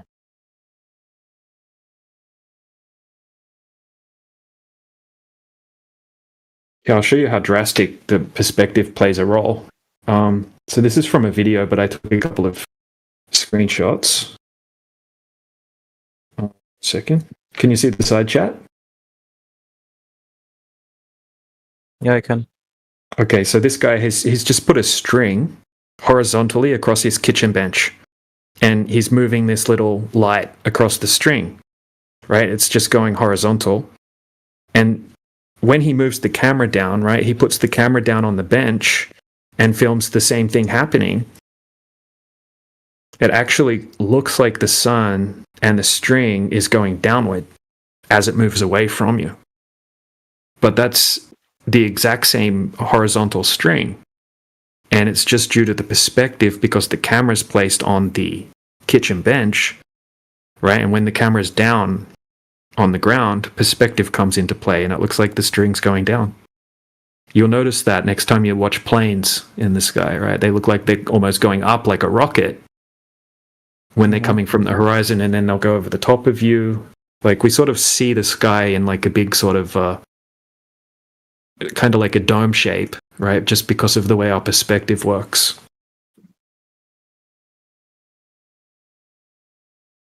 Yeah, it makes sense. Yeah, most people don't really think how much of a role perspective plays because ever since we were children, we're just used to seeing with this perspective. So here's an example of looking out into the ocean. It looks like the clouds are going down, down, down, down, right? And it looks like the water is going up, like ramping up, and it actually meets at your eye level, right? Which would be called your vanishing point. And that horizon that you can see is also a product of perspective. It's the straight line between vanishing points. But then if you go up to the level of the clouds, then all of a sudden it will look like the clouds are a flat deck.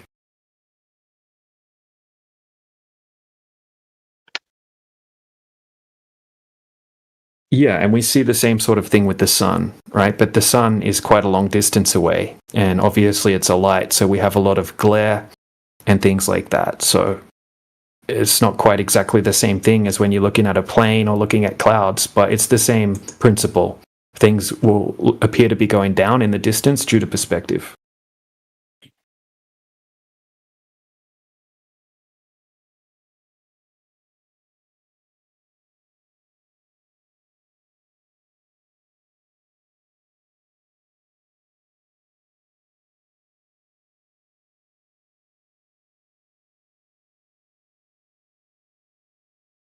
But in this case, if like sun is going when it's going away from me, like in if it's a horizontal surface or something like that, the sun would seem like it's shrinking, right? But no, because the sun's not a small close object like a plane or a street light or anything like that. Okay, so it's already far outside your field of view. So it's not like something that's close to you, right? That's going to drastically look like it reduces in angular size. Think about the way it works on the globe, right? Imagine the Earth was a globe, and they say that when you see the sun setting, okay, you're actually spinning away and moving away from the sun, and it makes it appear like the sun's setting. Okay, the sun doesn't reduce in angular size, does it? Even though you're moving away from the sun. Okay, so that's because it's already such a far distance away that that small amount that you're moving away from the sun isn't going to make a drastic difference, the angular size of the sun. So when we take our very short, limited perspective into account, because the sun, I'm not claiming an exact distance that it is away, but obviously it's a very long way away. Okay, as it's moving away from you, it's going down in your field of view due to perspective, but it's so far away, you're not going to see much of a reduction in angular size.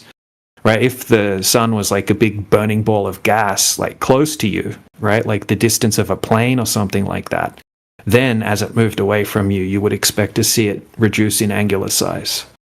But because it's already outside of your perspective, right? You're just going to see everything that's outside of that range of perspective just look like it is moving downward. You're not going to see much angular size change, right? So when it comes to the stars, right, or the planets or the sun or the moon, you're not going to see much of a change. I used to have some great demonstrations of this on a smaller scale, but I can't seem to find them. I need to dig those up.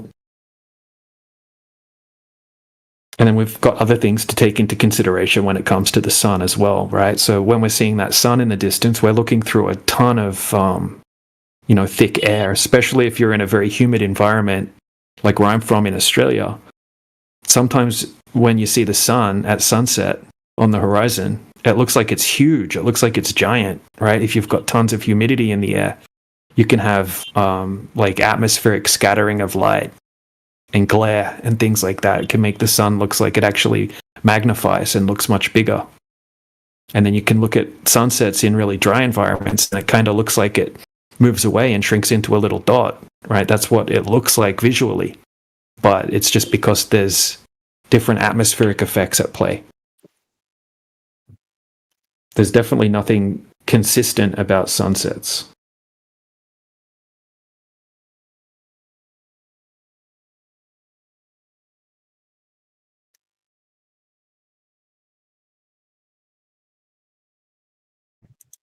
One of the things I find remarkable about the sun's behavior is how the luminosity changes. I do like to bring this up a lot. But the luminosity changes by a factor of 23,000 times from when it's directly at its top to when it's directly above the horizon. What's funny is that starlight doesn't seem to follow the same. So, but they're both out in space, right?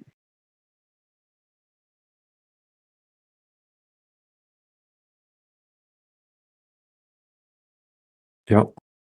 It's interesting. Yeah, if scattering and absorption and all that causes sunlight to diminish by a factor of 23,000 times, why doesn't it do that to fainter stars?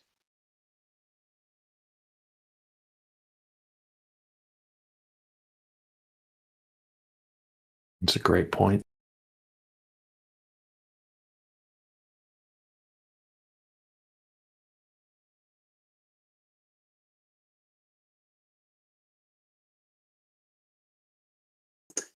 I think there's a lot of unknowns about what we're looking at when we see stars and things like that in the sky, even the sun and the moon and the planets.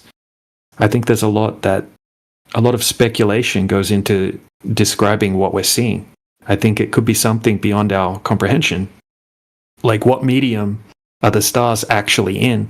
Like, the globe model will tell you that they're in a vacuum, which is a silly concept in itself, right? Having balls of plasma gas and whatnot inside a giant deep space vacuum. That's not something that can be validated to even be possible. So what medium is the sky, right? When we look way, way up into the sky, what's going on up there? There could be a whole bunch of things that we don't know, that we can't comprehend. So that's why we don't make specific claims about the sky, because we can't empirically test it. We stick to the Earth that we can actually go out and test over and over and over again, right? Trying to find that curvature that would have to be there if the Earth's a globe. And another thing about the sky is, like, even if you watch a short video of Neil deGrasse Tyson, he said in an interview that this is a very interesting thing, that we applied the physical laws of the Earth that we discovered on the Earth. Like all the laws of physics, geometry, we discovered on the Earth with earthly objects, okay? So if we are applying them to stars and the whole universe, then it's not a science, because we have not tested those laws for those places. So science means if you're making a claim for a particular place, then you can apply that to all over the other places you have never verified. So we don't know what sky is. It's kind of a deception that materialism provides you.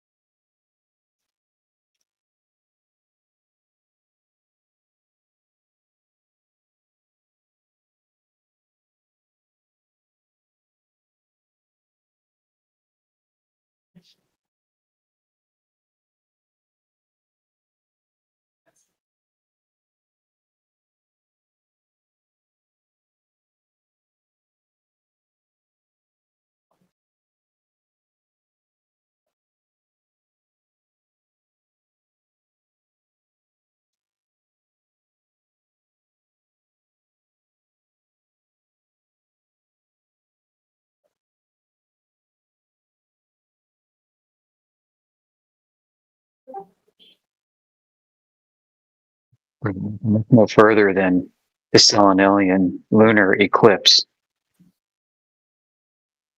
to see what kind of wonky behavior everything up there tends to portray for us.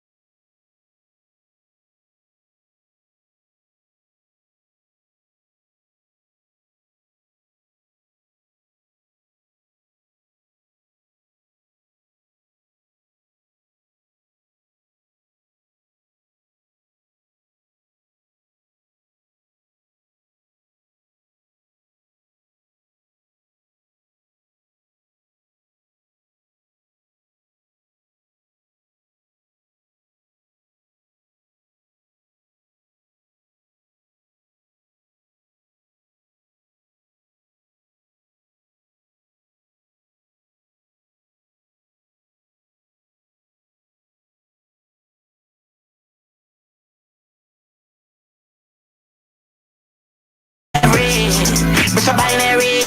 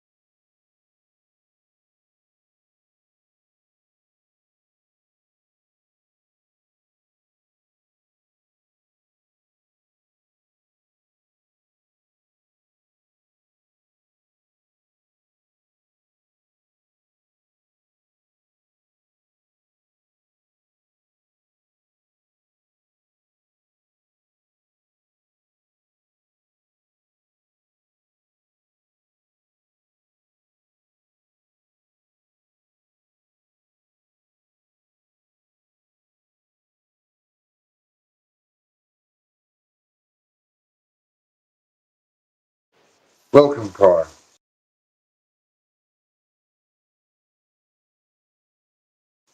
Football. Hey, G. Everything good? Good to hear.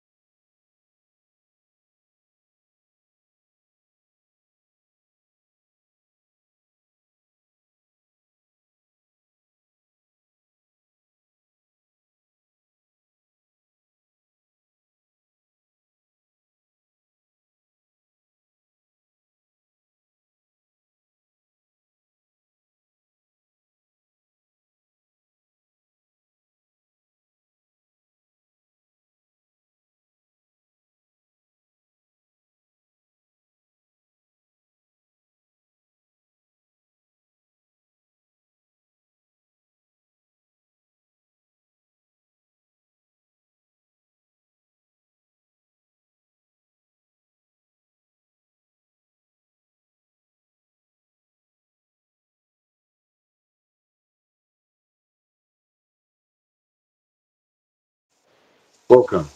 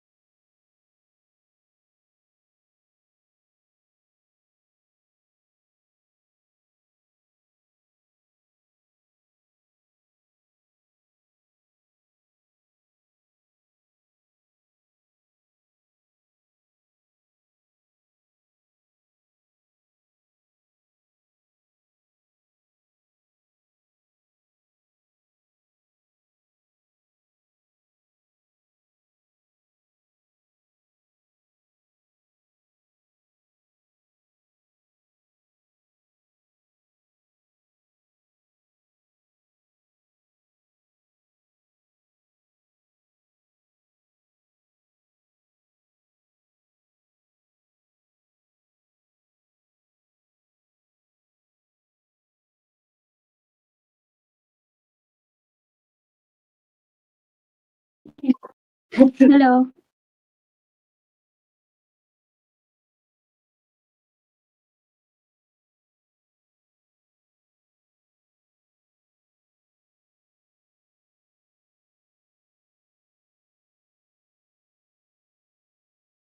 Hello.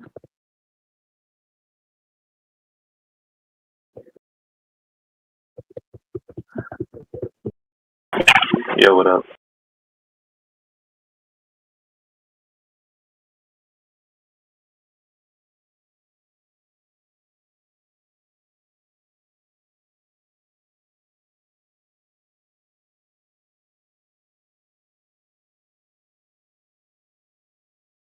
What are you guys doing?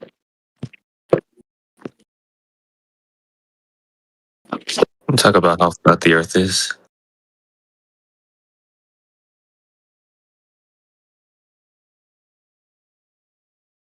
Okay. So Piki, when you, Piki, have you made any progress on subject flat Earth? yeah, you guys lost me at the Earth is the floor of the universe. I don't know what to debate anymore after that.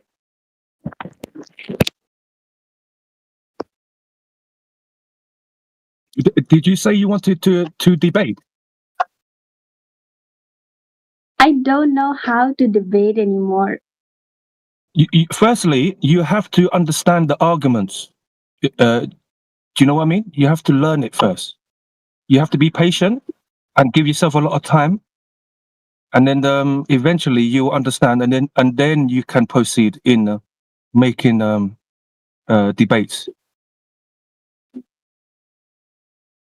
But it Yeah. takes time, though. It takes time to understand.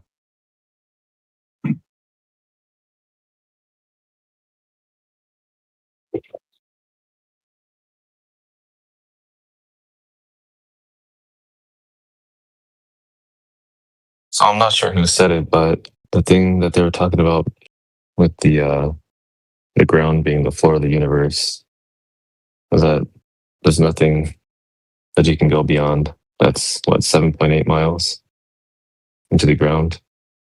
That the plane extends. Like, what would be past that? If you want to make any claims about there being outer space underneath our feet, we would need proof. No.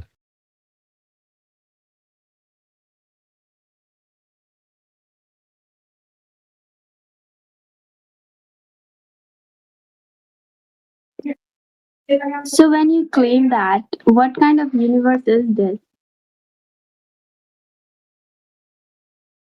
Well, I mean, we're not really sure. We can't leave Earth to see if there's anything else out there.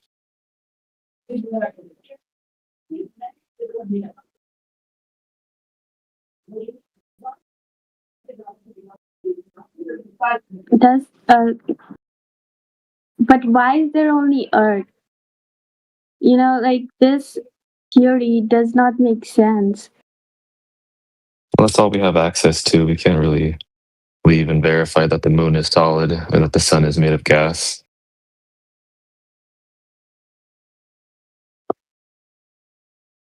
We only have access to the Earth. And that Earth just so happens to be measured flat, utilized flat. No measured movement of the Earth. So when you see the other planets using a telescope, you see the stars. What are they if there is no outer space? They're just lights. That's all we can say with 100% certainty. They're lights above your head. Yeah, but what are those lights? Where are they from? What are the lights? I have no idea. How would somebody verify what the lights are if you can't leave the Earth? When you say lights, are they like light bulbs or Oh, well, I have no idea. I mean, I guess they could be light bulbs. They could be little fireflies. They could be anything. Hmm.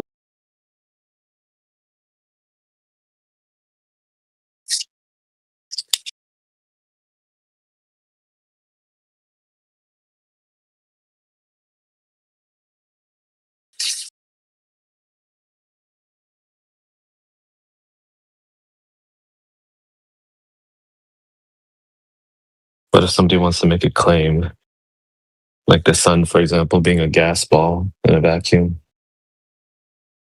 doesn't they first have to prove that gas is capable of forming balls in a vacuum?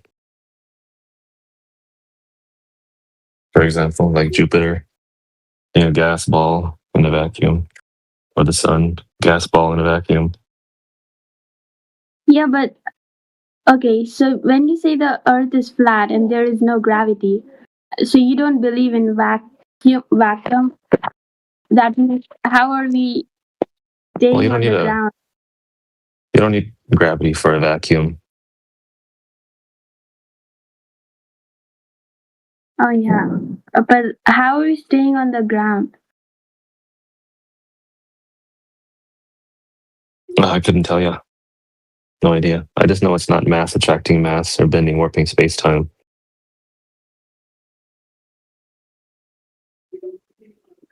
So what do you know? Earth is measured flat, utilized flat. I know that with 100% certainty.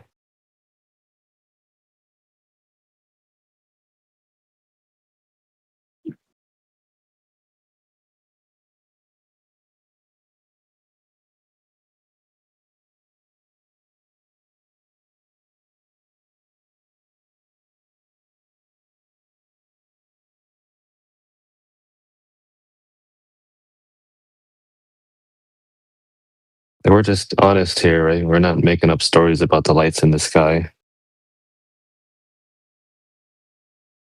I can definitely make up something if I wanted to. But if you don't know something, we'll tell you we don't know.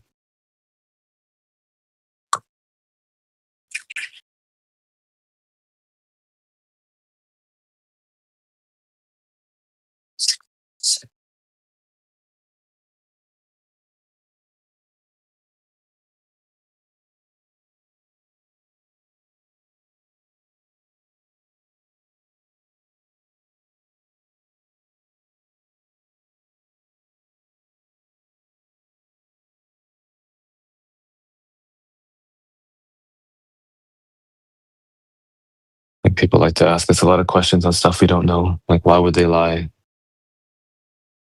How are we supposed to know why somebody would lie? How does the sun move? Don't know. How does the moon move? Don't know. How does any celestial body move in the sky? No idea.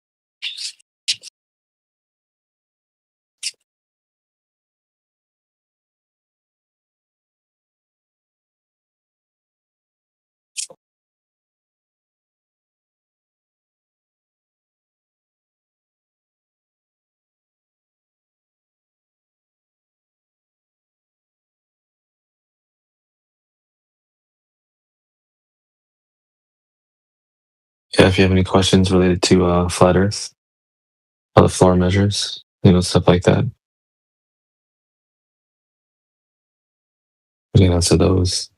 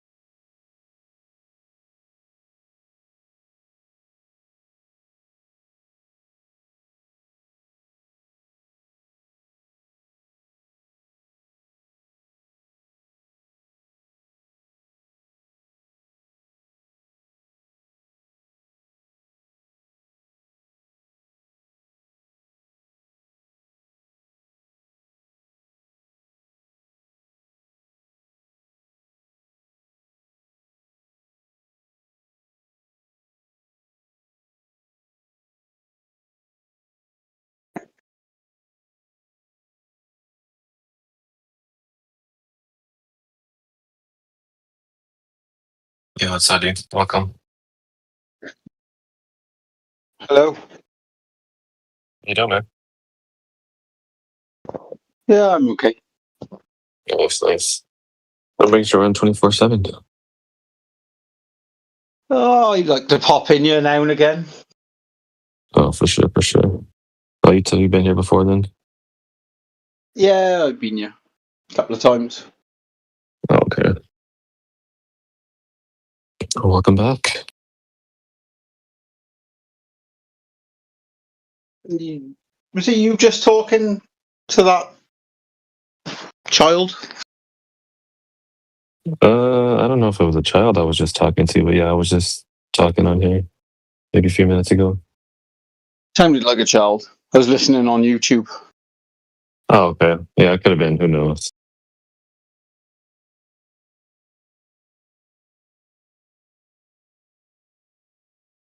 So, you're a flat earther, I guess. Yeah. How big is it? Do you know? No idea. No. Just know that all the parts have been explored and measured so far, and all been measured flat, utilized flat. Far, So how far. far? Where's the furthest they've been? Probably Antarctica. Where's that then? Which way is that? South. South. What about east? Where's the furthest east? There'll just be a circle around the center point. Oh, north is the centre. Yeah. So if you headed north Mhm. and you kept going, what would happen? You'd end up reaching the magnetic north. Yeah, and then if you just kept going. Well, you can't keep going north. That would be the end of north. Once you reach magnetic north, there's no more north after that. Yeah, so if you just kept walking in a straight line, where would you Then go you'd be then? going south. That would be south. So what, would you end up where you started? Oh no, definitely not. No. So if you started south and you headed north and then you kept going and you started heading south again, where would you go? Surely if you're heading south. Oh, no idea. You'd be going away from the center point. Yeah, but Here's which the thing, like way? if you started in the southern hemisphere, let's say you were, that's fine. You could be like at your house. You continue north. You Where are pass you? magnetic north, and then I'm in the northern hemisphere. All right. Let's say you're in north side of the equator. Australia Okay. and you just headed north. Okay. So you would head north. You would reach magnetic north, and And you kept then going. So then you'd be going south. Straight line. Where would you go? Yeah. So after you pass magnetic north, you'd be going south, and then you would just be on the other side of that magnetic north. So where would you end up? On the other side of magnetic north. Yeah, but where? Where would be the first place you came? Oh, no idea. No idea. That's mad. You have no idea. No, think someone I couldn't tell you. I just know that entire trek that you traveled, whether by airplane, boat, on foot, may be all flat anyway, so it doesn't really matter. That'd be a good idea to find out, wouldn't you? You think someone would have done that by now? Or do they just traveled get the to Earth as flat? No, just Yeah, we traveled the Earth flat plenty of times. Yeah. keep going in one direction. See where you end up. Be interesting. Well, yeah, we've done that for east to west. We've done that hundreds, if not thousands, of times. East to Circumnavigated around in a circle. It's not a straight line, is it? No, it's not a straight line because east and west are circles around a center point. It's a circle. Well, so you're constantly turning one way. Yeah. That's how you find out your direction. Yeah, like we can say that your house is magnetic north. If you were to stay 50 feet away from your house that entire time, you'd end up back where you are following a compass. Bro. And you can do that for a mile away, 10 miles away, 100 miles, 1,000 miles. Bro, you serious talks about the flat Earth being flat? Earth being flat? The fuck? Yeah. Get a bit dizzy if you kept going round in circles, wouldn't you? Yeah. That's all it is, just a circle on a flat surface. It is a circle, bro. Don't complain about the fucking round Earth, bro. Do something in your life. Stop listening this shit. Go gamble, bro. Buy Nissan GTR. Stop fucking listening this piece of shit. Go gamble, make some fucking money, and you're gonna be happy. Don't believe in this shit, bro. You'd rather have me gamble my money away. Yeah, better is gambling than talking about the flat Earth, bro.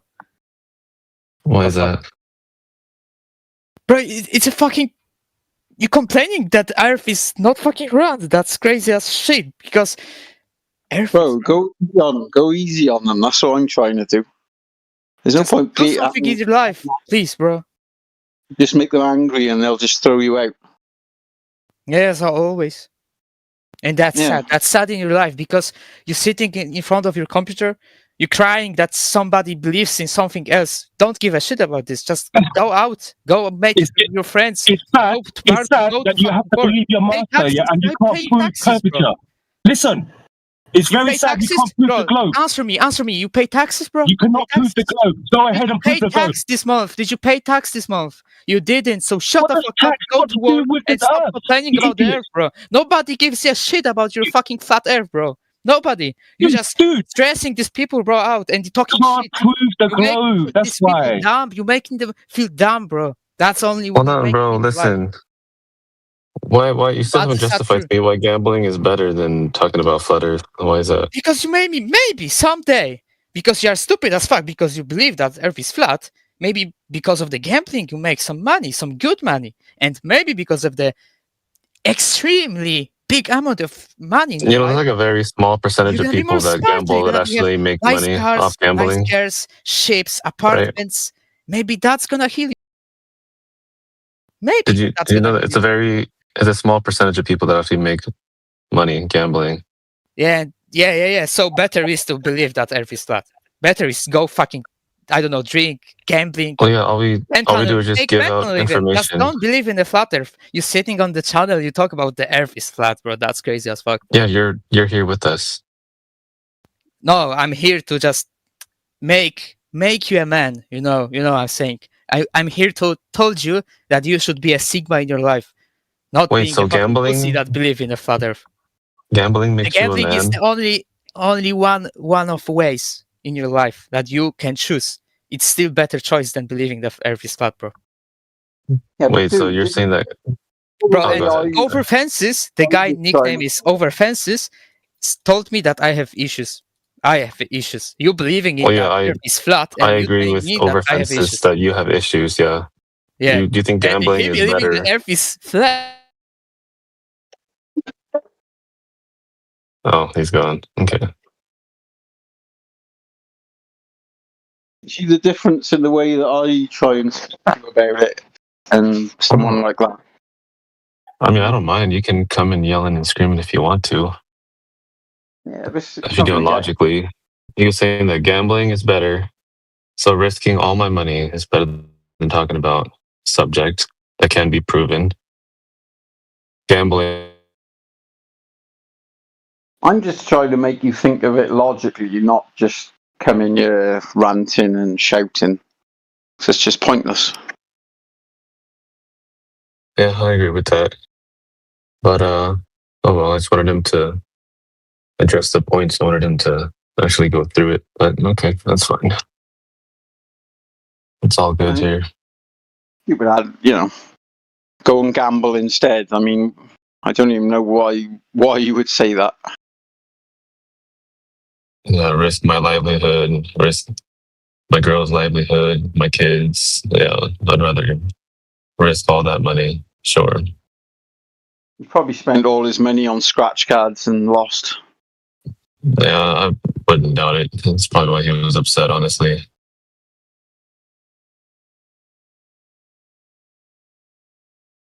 Anyway, yeah, if any, I don't know. Oh, I think it's still just you. You're in Australia. Okay. And you went north. And then you started going south. Where would you go? I already told you I have no idea. But it's all done over a flat surface. Never been done, you know. Yeah, there's been no north to south circumnavigation. We've only ever had east to west done. The thing is, like, wherever you are on the flat Earth, wherever you are, if everybody headed north, they'd end up at the same place, yeah? Correct, yeah. And I believe if wherever anybody was, if they headed south, they'd also end up at the same place. Yeah, I mean, that would have to be proven. If you had like 1,000 people meet up in the north, y'all went in a circle, just went all your own ways, you know, traveling south. That's never been done where everybody's just met up again in the same spot. You just went in a straight line. Got an equator, I guess, on your flat. So what are you, like the Gleasons? Is that what you believe? Something like that? No. So do you have an equator? Yeah, the equator would just be east and west, just like a circle around a north point. You know? Yeah, so that's a big circle then, yeah? Yeah. So say you had 12 people each at 1 o'clock, 2 o'clock, 3 o'clock, you know, all the way around. Yeah, sure, yeah. And they all headed south. I mean, I believe they would all end up at the same place, but I guess you don't. Oh yeah, that's fine. You can have that belief if you want to. Even though they're all heading the same way. Well, they're all going away from each other, right? Going south. If they all went north, they'd end up the same place. You agree with that? Well, yeah. North is just a point. I don't understand. If they all went south, how could they not end up the same place? Because they're all going the same way.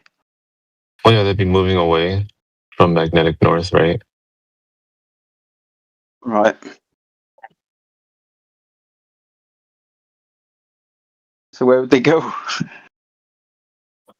Away from magnetic north. Well, they'd all just keep getting further away from each other. Yeah, they're moving away from a center point.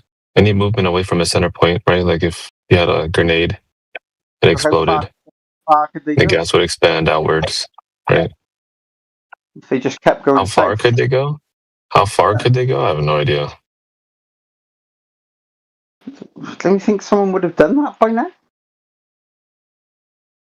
Or what, they just get so far and turn around? I mean, I don't know who has that kind of money and resources to just travel for months on end away from a center point. You can only go so far. Well, we're quite a exploratory people, aren't we? We like to discover things and find things. Yeah, sure. I mean, if you could find 11 other people, you know, to meet on the equator. Well, no, don't meet. You don't start off at the same place. I say. Yeah, you're meeting around in a circle, yeah, like equidistant from each other. Oh, you know. At 12, 1, 2, 3, 4, 5, 6, 7, 8, 9, 10, and 11. You all just walk south. If they were all on the equator and they started heading south, they would all just immediately be getting closer to each other. Yeah, if you want to go, I mean, if you want to prove that, that'd be cool. I don't think it's never been done.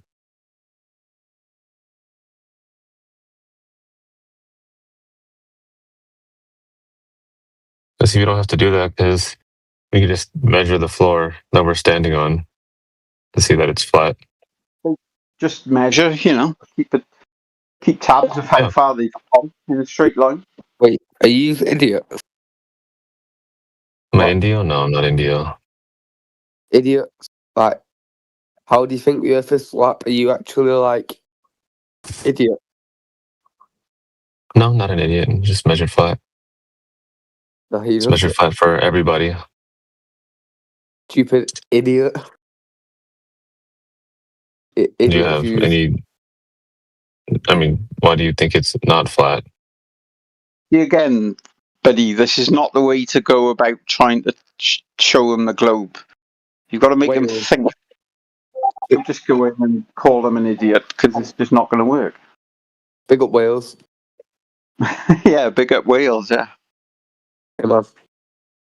Wales is not flat. I'll tell you that.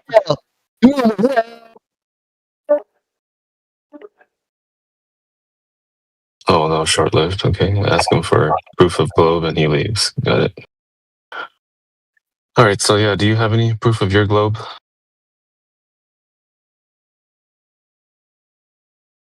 Who, me? Yeah.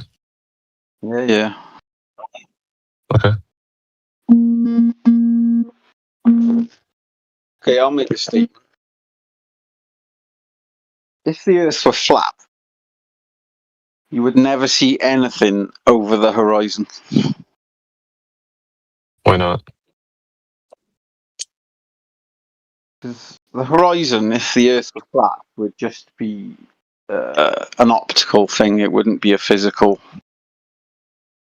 That's exactly what the horizon is. It's an apparent location where the ground and sky meet. It's not a geometrical physical location. Yep, I agree with that. Okay, so that directly contradicts what you just said. It would be the point where things were too small to be seen. Correct. So, if anything was further than the horizon, you wouldn't be able to see it because it would be too small.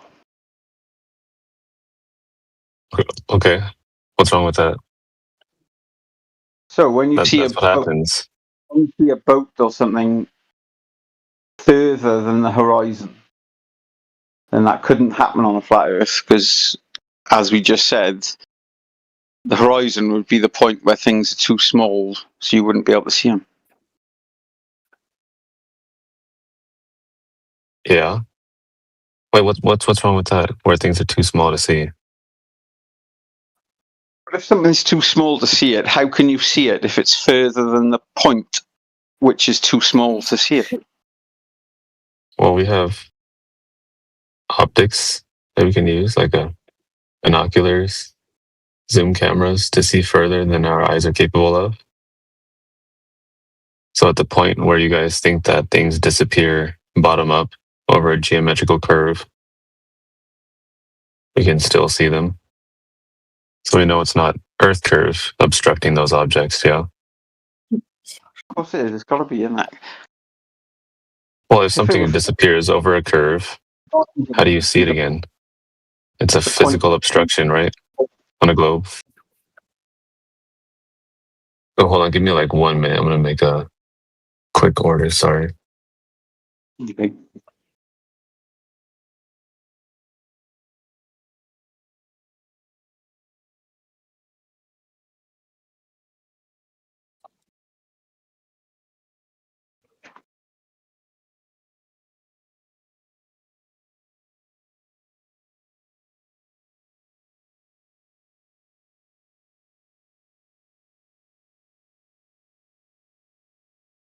嗯，没有其他声音了。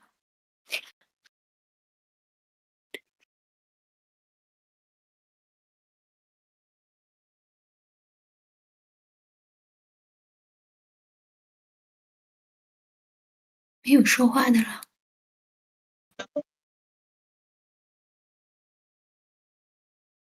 All right. Sorry about that. I'm getting coffee and a donut right now. There's someone in here whispering a strange language. I can't understand what they're saying. Is it quiet? Yeah, very Might quiet. be. Yo, quiet noobs. Your mic is open. You might be hot micing. I'm not sure if it's you or not. No way. Oh, maybe not you then. Maybe they left already. I don't know. I'm push to talk, bro. Hambone. Oh, JK. No, it didn't sound like that. It sounded like a different language. I mean, quiet noobs can know a bunch of different languages. Je peux parler français seulement un petit peu, mon frère. Oh, oh. Whoa, see? Look at that.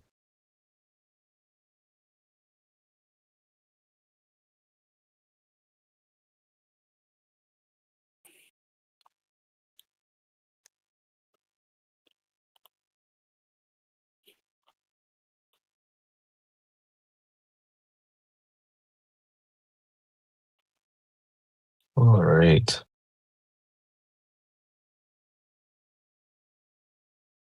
Let's see. Sorry, give me like another minute. I'm about to pull up to the window right now. Are you in the drive-through? Yeah, I sure am. On McDonald's? No, I'm at Dunkin' Donut right now. God, it's even worse. I need my caffeine, bro. I'm a caffeine addict. It's terrible. Coffee's alright, yeah. Better than being a crack addict, though. I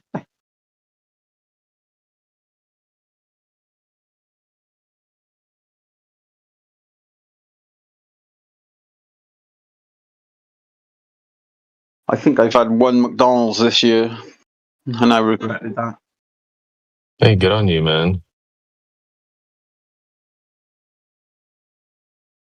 I don't know. I have a McDonald's these days, and I just feel like shit after. It's like, yeah, it tastes nice. That's how I feel when I go to Taco Bell. I don't think I've ever had a Taco Bell in my life. Yeah, good. Don't ever go there. I know they're like known for being bad over there. Over here, they're even worse, apparently.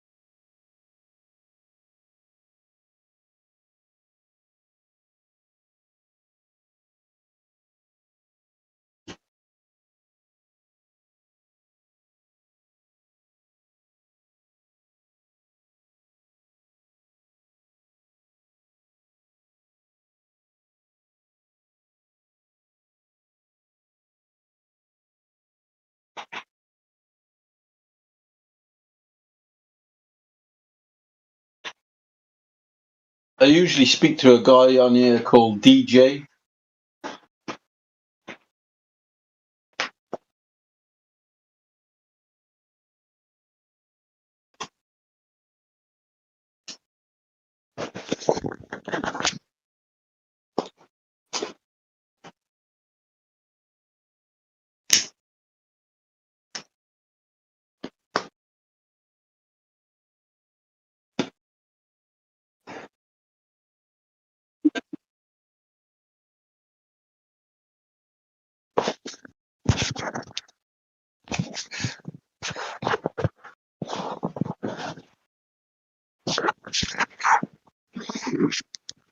Where is everybody? This place is usually busy. Okay, It's Halloween, bro. Yeah, it's a holiday. Everybody's getting ready to go trick-or-treating with the kiddos. Been none of that over here. It's wet and raining. Oh, damn, that sucks. You don't have a holiday on Halloween, do you? Yeah, we do. We just go take candy from all the people that want to give it out. Pretty much all it is. The girls are all dressing up. Oh yeah, I can't forget that. It's usually trouble over here. It's always trouble.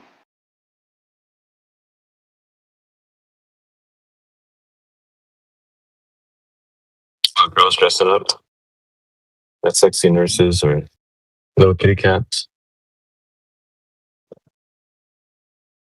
Teenagers go around throwing eggs at everybody. Oh. Yeah, we have a little bit of that too, but not. I wouldn't say that's like the majority.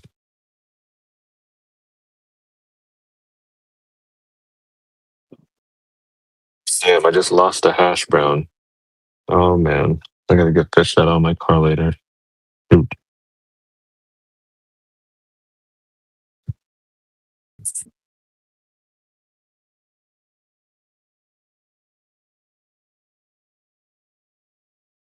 There's a dude on here, and he's got almost exactly the same avatar as me. You see him?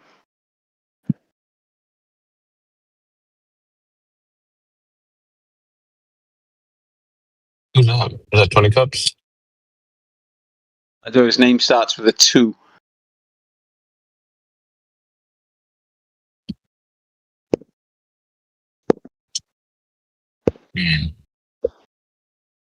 Anyway, what were we talking about, bro? Sorry.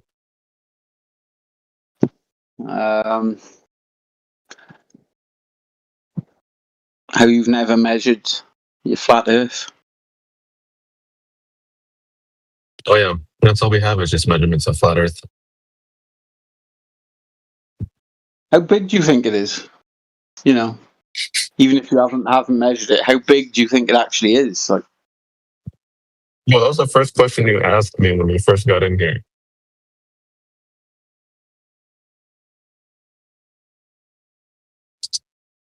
You can't be resetting that quick on me. And then even been 24 hours yet. yeah, but you didn't really give me an answer. All you said was it's never been measured. Yeah. I'm I said, not I don't know. asking. Yeah, I know. I'm not. You're saying you don't know. Okay, but how big? You know, would you guess it is? So my answer to that initial question was, I don't know. But all the parts that we have explored and measured so far have been flat. Do you think there's more that No they're idea. hiding, or they're not telling us about, or something? No idea. The thing is, for the entirety of the Earth that we've measured and explored so far, there is no measured curvature.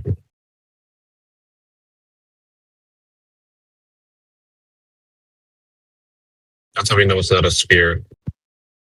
Because one of the defining features of a sphere is that there's drop from any singular point in all directions. Yeah, And if there's none of that, yeah, if there's none of that going on, then that's how we know it's not a sphere. I mean, just the fact that there is a horizon, no matter if it's a little bit closer to you some days and a bit further away, the fact that there is a solid horizon just proves that there's a drop. But that's the thing, it's not a drop. Because the ground's not measured to be curving. That's how we know it's not a drop.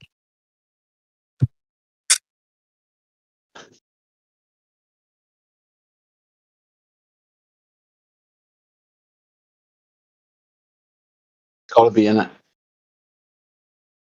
Otherwise, you wouldn't see things over the horizon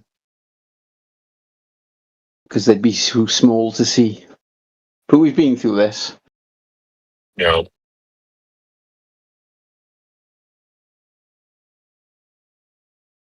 I mean, if there was measured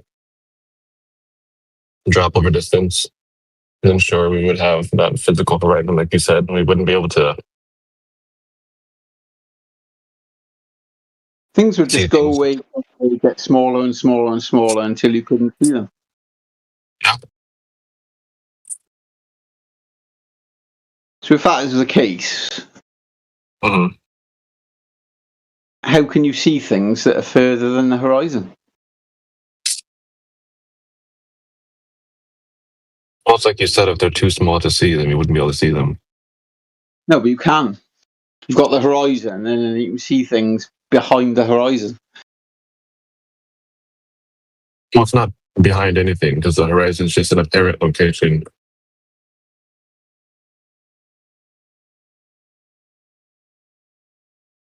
Well, you It's got the not like horizon.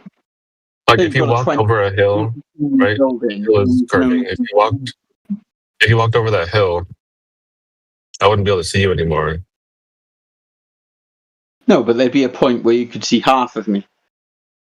Mm-hmm. That's because we've measured the hill. The surface I'm is not curving. so far away that you can't see me, which is what the horizon would be if the Earth were flat.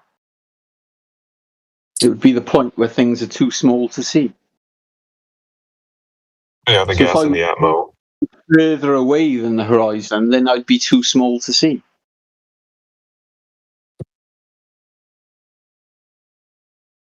Yeah, the gas and the atmo that we're looking through also plays a part.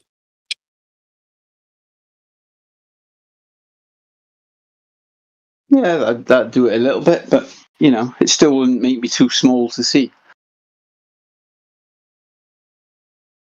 Yeah, there would be a point where you would definitely be too small to see. Yeah, it'd be a long way. It'd be a lot more than like 3 miles or whatever the horizon is at point times. A lot more than 10 miles. I mean, look at a Oh yeah, of mountain. course. How far That would away be. would a mountain be too I mean, small? just by what you're saying already, you're already debunking the globe radius of 3959 miles.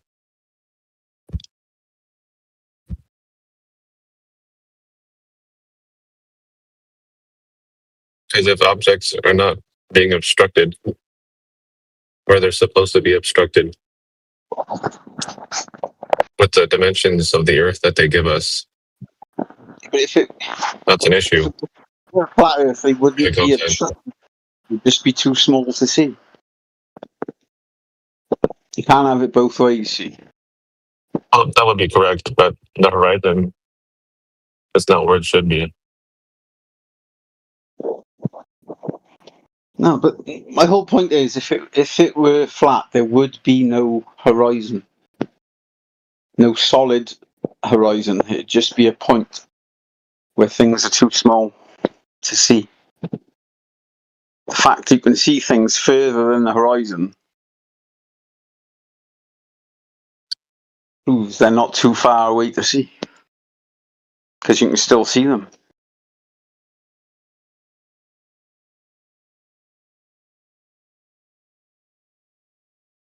You know that objects being obstructed bottom up is not exclusive to a curving surface.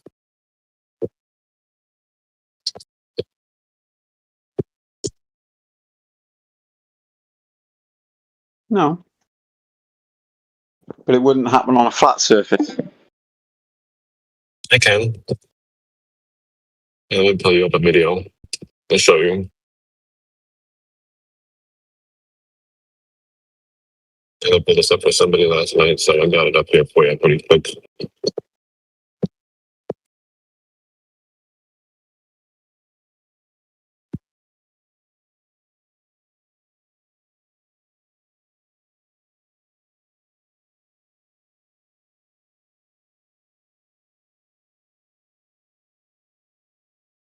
So go ahead and take a look at the side chat.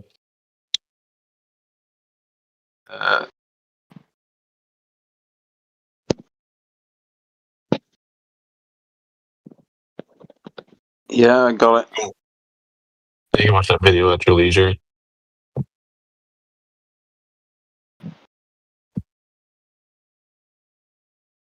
Yeah, well, that's. I can tell just by the screenshot that is things further than the horizon.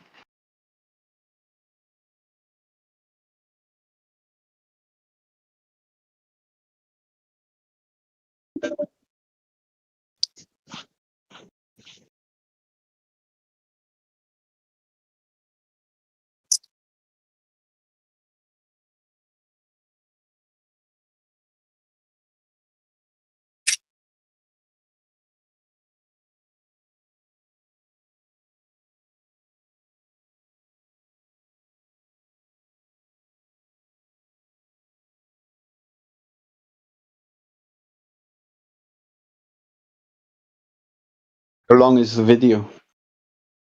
Only a few minutes. Okay, I'll watch it now.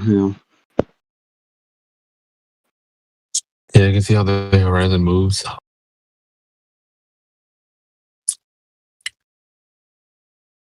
With the one independent variable of temperature.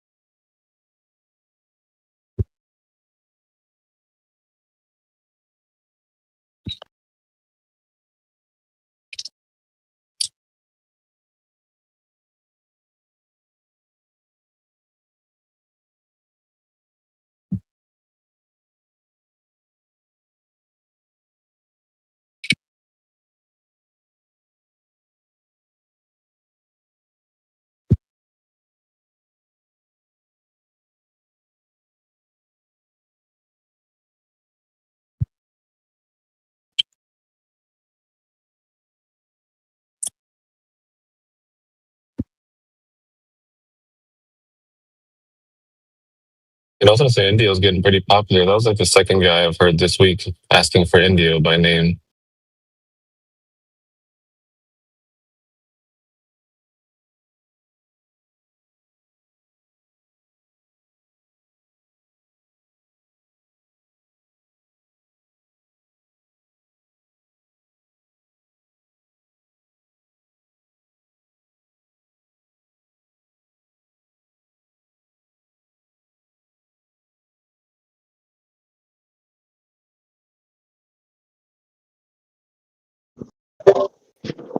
Yeah, okay, I'll watch the video.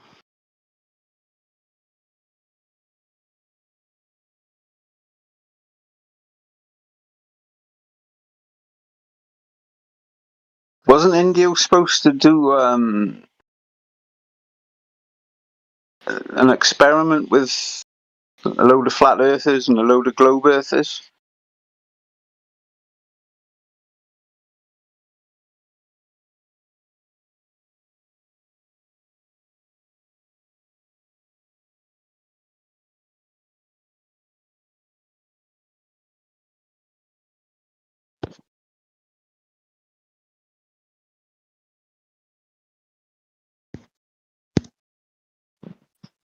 Hello? Am I still in you?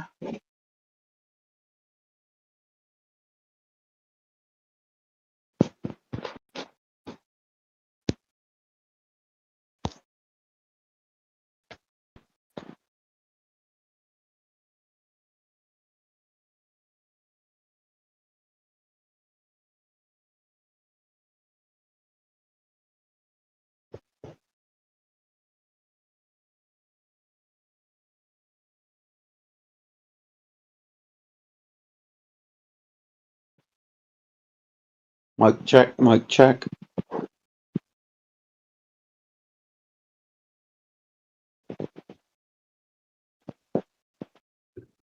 Yeah, I think he might be doing something. Just give him a moment. He'll come back. No, he Lats, asked me to. Lats, are you there? Yeah, I watched the video.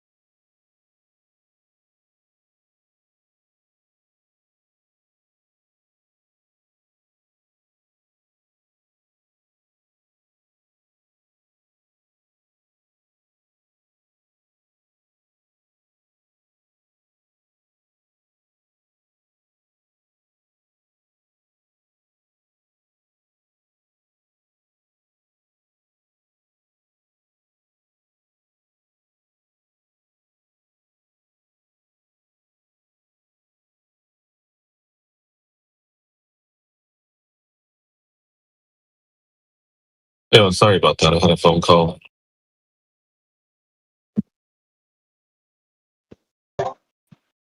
Yeah, no problem. I'm gonna be able to talk for a little bit longer. Yeah. What do you think about the video? Well, it's showing refraction, but there's nothing moving further away. Oh, that's correct. Yeah. And it's not refraction. We have like refractive type effects instead of single medium, but it's not refraction. I said the title of the video is refraction test. Yeah, I know that's what it says, but it's not passing through two different mediums. It's through one. That would be a refractive type effect.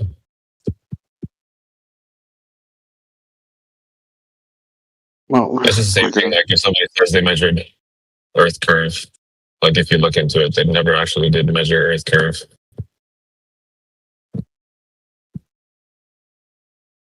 So let's say they measured Earth curve when it was calculated. The same type of thing.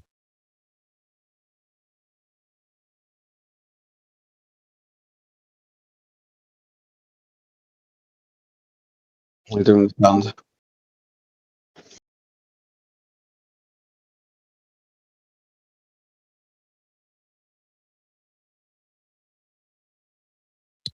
Yeah, something moves further away from you, it would also be passing through more gas.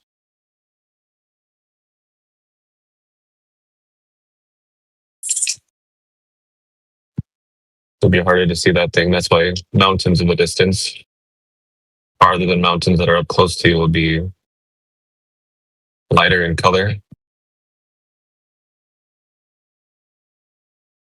There's more gas. Not sure if you ever observed this yourself, or even at the base of mountains. That'll be a little bit lighter in color. More gas there.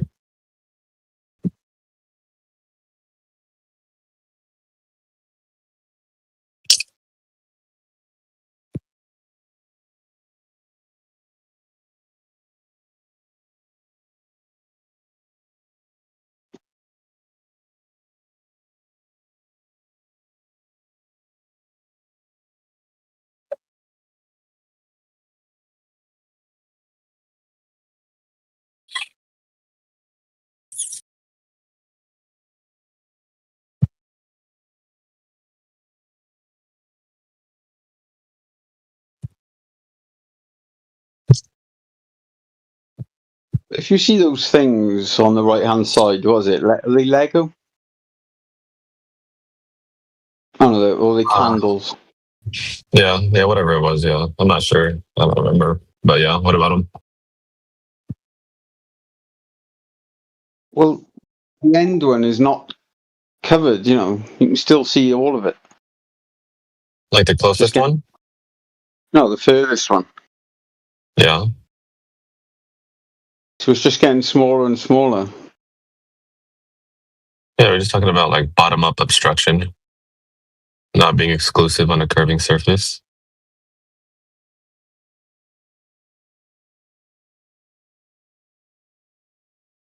So the main thing, what we would have to do to determine which is actually occurring over a flat or a curving surface would be to measure the ground. Because if we can observe objects disappearing bottom up, and it could theoretically happen over both. And to determine which one it would be happening over, our reality, you'd have to measure the floor that we're standing on. If you had something that was half obstructed, say you had a tall building and you could only see half of the building. Okay. And then you zoomed in, you'd see more of the building. Okay. That doesn't happen, does it? Not over a curving surface, no. If it was a curving surface, then you wouldn't be able to see anything. The Earth, the globe. In reality, like, that doesn't happen. The Earth. Oh, that does happen. We do that with boats. The Earth isn't flat. I know. That's what I'm trying to explain. Well, if a boat disappears, quote unquote, bottom up over the Wait, why do you think? geometric horizon, then they could still be zoomed back in. Bro, it leaves the Yanks. Disappeared. It leaves the Yanks are a bunch of idiots. What is your evidence for curving surface, Dylan? Your girlfriend, I don't know. I mean, she is quite curvy, but I'm talking about the Earth. Got curves in all the places, though. That's the thing. Like, boats go past the horizon. That's what I just said. Okay. Yeah, bro, the guys are idiots. They do. All Yanks are idiots. All Yanks. Like, But I was just explaining to him that can you show that exclusively only on a curving surface? Because we can show that over a flat one as well. wait, where are you from? US. Whereabouts? Whereabout? Where in the US? Nevada. Yeah. Where? Nevada. Wait, is that like Las Vegas? West Coast? Yeah, Las Vegas is in Nevada, yeah. Do you live in LV? Las Vegas? No. Pretty sad. What, do you live in a desert? Yeah. Pretty sad, that. Nevada's most of it. It's not bad. It's shocking. Where do you live, Dylan? Do you know where Salford is? I do. Yeah, there. Where do you live? When you're saying the desert is bad, I live in Wales, buddy. Whereabouts? South Wales. Like near Cardiff and that? Newport. Newport County, I know someone from there. Do? What? Good for you. Yeah. His name's Gabe. Oh, I know Gabe, Gabe. Newport Gabe. Yeah, that's the one. He's a boxer. What, down St. Joseph's? No, bro. Well, his just name's Gabe. Wait, what's wrong with Salford anyway? I used to drive all around the country. I've been most places. Yeah, Salford's one of the best. Not the worst, but not the best. It's sick. Wait, the island. Why is it Earth? Why is it Earth? Yeah, we can. So what you were talking about, boats over the horizon, I posted up a video. It's 17 minutes after the hour. If you want to take a look at that. Talk slower. So This video I posted 17 minutes after the hour for bottom-up obstruction. Can't see it in the side chat. No, he's lying, that's why. Oh, the one I just watched. Yeah. No, he's lying. Yeah, it's there. 17 minutes after the hour. It is lying. Well, I was talking for Dylan because he wanted to claim exclusivity on a curving surface for objects No, you're lying. disappearing bottom up. You're lying. Did you not just say boats over the horizon? You're lying. So you didn't say that? No, I didn't. What did you say? I said the boats don't jump over the horizon. Wait, have you ever been on a plane? Hey. Have you ever been on a plane? Rose Death?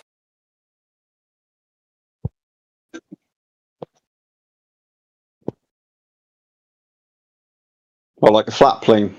No, like a plane in the sky. Have you ever been on one? I've been on a plane, yeah. Yeah, you can see the curvature. Yeah, I know. The guy's the idiot. I agree. Yeah, if you can prove, if you can see curvature, can you prove it? Yeah, I can see it. No, can you prove it? Not see it. Just go in a plane. You'll be able to Well, see. going in a plane is not proving curvature. You need to prove the surface curving. Why are you getting Firstly, mad? I'm not getting mad. You're telling Latza he's a liar, yeah? I'm telling you, yeah. If he's a liar, yeah, prove he's a liar by proving curvature. Bro, Have you seen a video in a plane where someone's got a camera and they've got a piece of string pulled across the front of the camera so it's a straight line, and then the curvature, the horizon is curved? When you're talking about the horizon is curved, it wouldn't be called horizon if it was curved. Because the horizon is horizontal, means a straight flat line. What are you talking about? The horizon is curved. He's got a piece of string or a piece of wire pulled across the front of the lens so it's perfectly straight. And then when you put it next to the horizon, you can see the horizon curving. Can you share the video? Because it's probably barrel distortion. Well, it can't be, can it? Because there's a piece of wire pulled tightly across the camera, which is straight, stays straight. Right, yeah, but that's in front of the camera, right? I'm talking about barrel distortion on the lens itself. In front of the lens. The wire is in front of the lens. Yeah, barrel distortion happens within the lens. Well, that wire would be bent as well, then, wouldn't it? Well, that's what I'm asking. Can you share the video or the clip? It's on MC Tunes somewhere. I'm trying to remember the name of the pilot. Hopefully it's a video and not a still image, because you can get the horizon. You can take snapshots of the horizon with a wide angle lens, and you can get it to appear curved. But a still image doesn't show you whether that's been taken out of context. You know what I mean? There are videos. But if that was the case, the wire would be curved as well, because that's in front of the camera as well. Why would it be not bending the wire, but it would be bending something else? I don't know. I haven't seen. That's what I mean. I haven't seen the video. But what my colleague Alaskan said was right. The horizon is always viewed as horizontal. Wait, are you a flat earther? Yeah. Wait, but why? It's just like common knowledge. It's not. Roots is common knowledge is a bold claim. It might be common story, common. That's the mainstream narrative. Satellites. They take pictures of the Earth. Why is it a globe? When they take a picture of it. Because you'll find most of these globers are getting out of control. Listen, they're starting to not be able to speak full sentences. Now they just say satellites, picture ball, and then they think they live on a ball. Well, why have it back on mute? Most of these images are using either wide-angle lenses or they're stitched together using Photoshop. They're kind of doctored, and they admit that they're mainly doctored. So unless you've got a specific image you're talking about, we can show you that NASA admit that they have to stick these strips of data, strips from high-altitude aeroplane, and stitch them together to a ball. So I don't know what image you're talking about. Wait, did you not do geography at school? Of course I did. You're in a very educated arena. We've been looking into this for 15 years plus, some of us. Wait, where are you from? I'm from the UK. Same whereabouts? The Midlands. Oh. But what you've got to understand is it's an empirical. You're up north, aren't you? Yeah, I can tell. Yeah, your accent. But listen. Flat Earth is an empirical position, right? Regardless of what photographs or moon landing footage you've seen, in terms of measurements, there's no measured curvature. There's no measured motion. So from an empirical point of view, empirically, the Earth is treated as and measured as flat. That's our position. It's not a loony position. It's logical. I wouldn't say it's logical. That's a stretch. No, but if you really think about it from an impartial point of view, if you're not going to just go with the narrative If you was to say, what is the data? What does the data in nature tell us? All of the data in nature tells us the Earth is measured as flat and there's no axial rotation of the Earth. I just want to know a question. You've been on a plane, haven't you? Plane in the sky. Yeah, plenty of times. Like, when you go 38,000 feet in the air, you can see the curvature of the Earth. You can't, though. Well, you're not supposed to see curvature from 38,000 feet. How high do you have to be then? Well, Neil deGrasse Tyson says you can't see the curvature of the Earth from 250 miles above the Earth at the level of the ISS.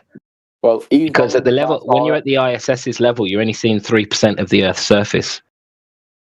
Like, but you just... So no, you can't see the curvature of the Earth from a plane. That's a myth. What they do have on aeroplanes is curved windows. And even through the curved windows, you don't see curvature. It's pretty clear to see the horizon is horizontal. Horizontal eye line, horizon. That's how you view, and that's how the horizon has always been defined, as a horizontal line. I can't lie. I'm right, you're wrong. That's the end of it. Yeah, that is. It's we're right and you're wrong. That's the end of it. It's one of those things. No. No matter what you say, empirically, we measure the Earth flat. We treat the Earth flat, whether it's in any industry, aviation, building. That's how the Earth is treated as and appears in nature. There's nothing you can say to take that away. There's nothing logical you can bring, and there's no empirical evidence you can bring to make the Earth a ball or to convince us the Earth's a ball. No, I can't, because I've not been studying it for 15 years like you.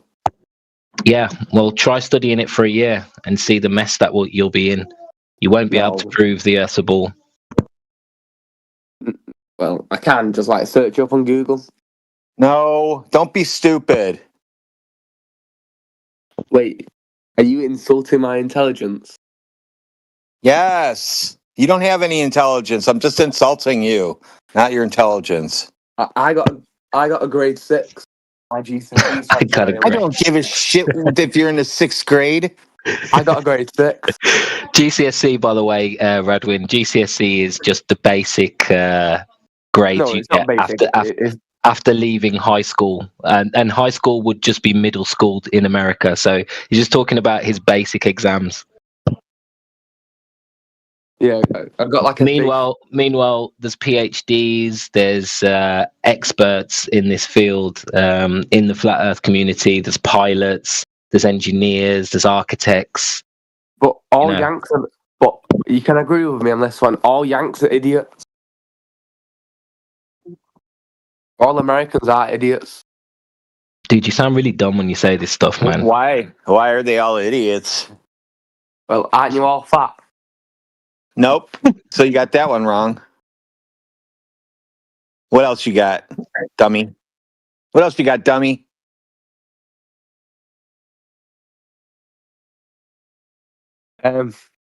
Dummy. I got a question for him. How big is the Earth? The ball Earth? How big is it? I got this in a quiz, and isn't it 8,000 meters? Around. It's a bit bigger. It's a little bit bigger. No, 8,000 kilometers. It's a little bit bigger than 8,000 meters. It's bigger than 8,000 kilometers as well. But 8,000 miles. I can turn this round to you and say, how big is the flat Earth? Yeah, go on. There you go. Very big. We don't make a claim to the shape of the Earth, and we don't know the overall size of the Earth. All we know is that the surface of the Earth is not curving. Right. I'm going to leave now, but I'm just going to say, all Americans are idiots. Goodbye. Yankee fuck. Goodbye. I noticed how he left as soon as we started asking about measurements and distances, but yeah. Well, I was talking to someone else on here just now. He's gone at the moment. And I was asking him how big the flat Earth was. We wouldn't make a claim to that. We don't have all the information for that claim. The only claims we can make, the only claims we can make is that the Earth isn't curving. How The Earth big isn't curving or spinning. would you think it is? You know, just roughly. Super big. Super big. That bigger than mega big? Or? Well, I mean, if I ask somebody how big is the globe, they always say it's really big. And so I'm going to say flat Earth is super big. So now what do you got? Well, they're both as bad as each other, aren't they? Really. But like we do give you a you don't. It's flat and stationary. So what number you got? If you see there's more than they're telling us about, are they hiding some of it, or have we Nobody's just not hiding anything, dude. You can go outside and see it's flat for yourself. Just go to any body of water, large body of water. You can see that the water's not curving. So if you think that it is curving, even though you see it's flat, you should head to the hospital and talk to those people about it. So this is what I said to the other guy. I can't remember his name. He's still here, but he's muted. Your equator, is it round? Is it a circle? Yeah, it would be. Yeah. What? So say you had 12 people and you put them at like 1 o'clock, 2 o'clock, 3 o'clock, all around the equator. And they all headed north. Would they all meet? Theoretically, yeah, why not? I don't know how to prove it, but I'm sure that the Earth is not flat. Yeah, I agree with that. So if they all headed south, would they all meet? I'm better with you, brother. No. No. What would they do? They would just ready for this conversation. Further apart from each other. They'd all reach the south. So on a flat Earth, you've got to imagine we've got you use a compass, right? You know how a compass works. It's in relation to a magnetic attractor, yeah? So whatever's in the center of the Earth is our magnetic attractor. So if you go east or west on a flat Earth, you make a circle. You're in a big circle. Yeah, I get that. So going south would put all of these people at the opposite ends of the Earth. Hey guys, how you doing? So they'd just constantly be getting further apart from each other. How you doing? Yeah, and hi, how you doing? Yeah, we've never had confirmation of north-south circumnavigation. North-south circumnavigation is not possible. Yeah, I agree with that on a flat Earth. But my point is, like, how far could they keep going? You know, how far apart would they get? What would happen? Well, I'll throw you a bone. Captain Cook sailed, circumnavigated, and allegedly followed the Antarctic Circle. He apparently and allegedly clocked up 64,000 miles.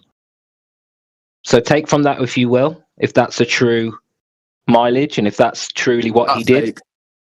That could be a 64,000 mile circumference around our seas. But that's not a claim. That's just I'm throwing you a bone here. Miles, I mean, how long would that take? Took him 3 or 4 years, I think. I can't remember now. Took him a few years. You could go that, how fast would you have to be going to do 64,000 miles? I don't know. I don't vouch for the story, mate. I wasn't there, but that's what they say. That's what he claimed. He clocked up 64,000 miles, and it took him 3 or 4 years, I believe. Wow, who measured that? I mean, yeah, I knew, Redwin. I knew you'd ask that question. 100 miles an hour, in a boat. Yeah, we don't know the details. We don't know how fast. We don't know any of that. So I'm just throwing you a bone there. That's untrue. Could be. We don't make any claims to the size of the Earth. We don't make any claims to the shape of the Earth. The only claims we make is there's no curvature and there's no rotation, and that a vacuum in the sky called outer space would be impossible. Right. I just don't know how, if everybody headed north, they'd all meet, and then if everybody headed south, they wouldn't. I mean, they all head in the same direction. In your head, Talking about cardinal directions, that's in relation to a compass, and a compass is in relation to a magnetic north. If north is in the center, then south would be away from that northern point. That would put everybody at opposite ends of whatever this place is. In your head, is the Earth a pancake or what? You know, 1,000 miles. No, Earth isn't a pancake, especially not a pancake in space. That would be ridiculous. What in your head? What is the Earth shape? If they were just further apart from each other and going further and further, And they said Americans are stupid. This guy don't even know what Earth is. Americans are stupid. They are. So I thought you were going. You guys are asking like second and third grader questions. You know, the little kids. I think mine's quite a logical question. Like, what's the sun made out of? Not south. Helium. So you guys all got it wrong. Mm-hmm. I think it's made of. Not made of south. Hydrogen and helium. These are the two major components in sun. No. Now. Nope. You can't have gas balls in a vacuum, kids. So your space is fake. Goodbye. Idiot. How south can you go? You sound like a right muppet, you. All right, fellas, I want to show you something. I want to give you a bit more context as to what flat Earth is. Can you all look at the side chat? I've put a picture in. Can you see the picture that I've put in? Yeah. All right. So these two oil rigs are known markers. They're in America, off the coast of America. I can't remember exactly where. One of the guys will probably tell you where it is. But you can Google these and you can see that these two oil rigs, the one of them, Platform Habitat, is 10 miles out from shore. The other one, Platform Hill House, is 6.2 miles out from shore. Okay? Now, if we lived on a ball with a circumference of 25,000 miles, that means there'd be a curvature of 8 inch per mile squared. That would mean you would be starting to see the Earth curve away from you from about 3.5 miles. If you're a 6 foot observer, let's say you're 6 foot, you would start to see the curvature from about 3 to 3.5 miles. Okay? This picture here, we're seeing two oil rigs entirely 6 and 10 miles away, and the horizon, I'm going to ask you a question. Where is the horizon on this picture? Is it in front of the oil rigs or is it behind the oil rigs? If me and my mates were all like in separate places and we all headed towards the pub, we'd all end up in the pub. Hold on, mate. Have a look at this picture that I've put in the side chat. This is going to give you the context of what flat Earth is about. Do you have any friends? The oil rig, guys. Is this too much? Are you not following, or because this will be a eye-opening moment for you if you actually like follow along and understand what I'm trying to say. The horizon should be the horizon should be guys. The horizon should be in front of those oil rigs. Okay, we shouldn't be able to see the second oil rig in its entirety, and that horizon we're seeing behind the second oil rig is 1,000 times further than it should be. We should not be able to see the second oil rig. It should be 66 foot behind a curve. There is no curve to be measured. The horizon wouldn't exist. No, this is the misconception, though. The horizon isn't the curve of the Earth. The horizon is the limitation of your view. It's as far as you can see. It's the curve of the Earth. But if it was flat, it wouldn't be. It would just be a horizon. If the horizon is a curve of the Earth, then why can we zoom in on a ship that's gone beyond the horizon and bring it back into full view? Can't. All right. Have a look at the side chat. I'm going to show you an example. Oh my God. I'm not going to look, right, and I'm going to tell you what I want, right? And I'll become a flat earther if you can show me this, right? No, we don't want you, mate. I just want you to understand what we're trying to say here. if the horizon is the curve, if the horizon is the curve of the Earth, then the boat that I've just posted in the side chat shouldn't be able to be zoomed into. Yet you can zoom into stuff that's gone beyond the horizon. No, what I want, right, is a picture of a boat that's half missing, yeah, and then zoom in. So the video starts with a boat that's half missing, not a boat. What about the sun? Would you take the sun? No, I want something that's half covered. That's where the video starts. Yeah, like a sun. All right, check the side chat. I've got you, bro. Check the sun. Looks like it's going beyond the curve of the Earth, yeah? Look at this one. Zoom into the sun, and what happens? The sun raises up from the horizon. Because the horizon is the limitation of your view. It's called angular resolution. When you zoom in, you open up more space, and you're able to see the separation between the sun and the horizon, and the water.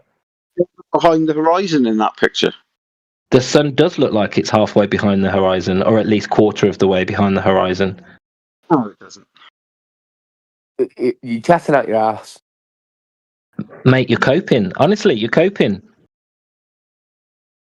You're Just coping. show me a video where the video starts, where the boat is half covered, right? The boat is half covered, or the building is half covered. That's where it starts. And then you zoom in, and you see the whole of the boat. You'll never be able to show that, like. I've just shown you with the sun. I don't know if I've got one of those images with exactly what you're asking for. Never behind the horizon. I'm not a repository. I don't have all of this stuff, but these are just some examples of the horizon not being the curve of the Earth. What I do have, this one's a good one. I can show you the boat going behind a horizon on a tarmac car park over about 20 meters. If the horizon's the curve of the Earth, then why do we have a horizon on this video? Why does the boat disappear from bottom up on this video?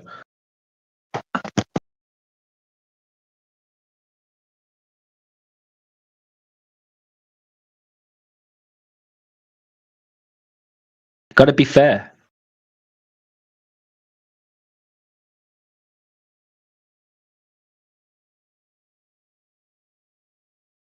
See how the boat starts to disappear from bottom up? If he doesn't zoom into the boat, then it gets bigger. Yeah, because that's refraction. There's multiple reasons why things appear to seem to disappear from bottom up. Sometimes it's heat distortion and atmospheric conditions. Sometimes it's angular size. Sometimes it's both. If the horizon wasn't in the way, zoom in, bring in the boat. You're doing the opposite. I'm just demonstrating to you the horizon isn't the curve of the Earth. We don't have a curve of the Earth to be measured. Exactly what it is. Yeah, well, you can't explain these observations, can you? They're not observations. The first one, the boat is just really far away, and you zoom into it. It's not half covered when the video starts. It's an observation of a boat, and when you zoom out to where the observer's normal limitation of view would be, the boat disappears beyond the horizon. I want the video to start with the boat half covered. That's where the video starts. Then you zoom in. We've got loads of them. I don't know if I've got one, but there's loads of them about, mate. Let me see what I can find for you. Doesn't exist. But if I show you this, I bet you're just going to sort of like make some excuse, cope, because you can't bear to hear this from a flat earther, can you? I've been hearing it for 10 years, buddy. These fucking flat earthers, I'm not gonna concede to anything they say. He hasn't heard anything for 10 years.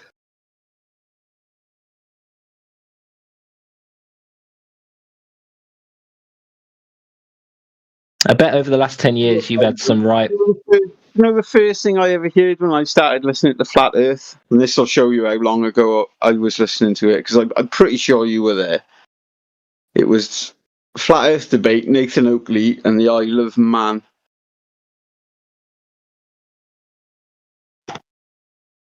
You remember that? Yeah, I think so. Yeah, I don't watch flat earthers. Do you?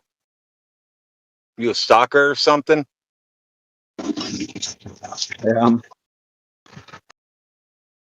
I'll put some more observations in the chat, but I feel like you're just going to dismiss them.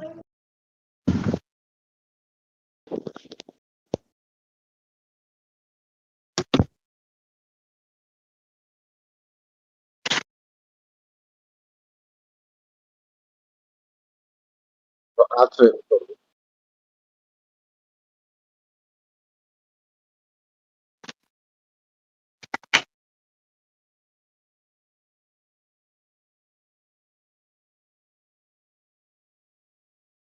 And I'll even put you an educational video about perspective and why we see things the way that we do.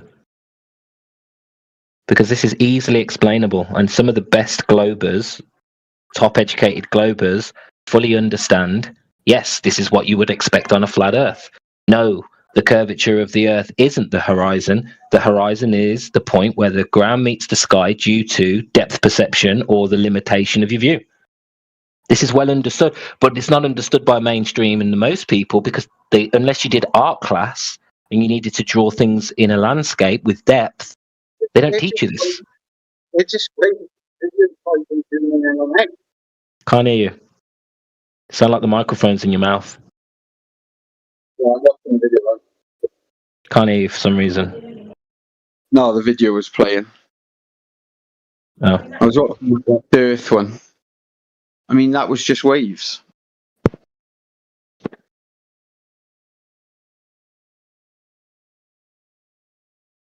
I'll send a couple more. Where does Idiot Buddy go? I haven't got time to sit here and find the exact observation you're looking for, but have a look at some of these. They all demonstrate the same thing. The horizon isn't the curve of the earth. You've got to concede on that. It doesn't make you a flat earther to concede on that. It just means you accept the fact that the horizon is an optical position based on your location and the limitation of your view. The vanishing point of where you see is where the horizon would be. That's my point exactly. If the Earth were flat, the horizon would be...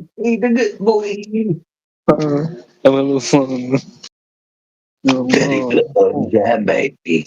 Loves that baby. My best friend. Jesus. My best friend.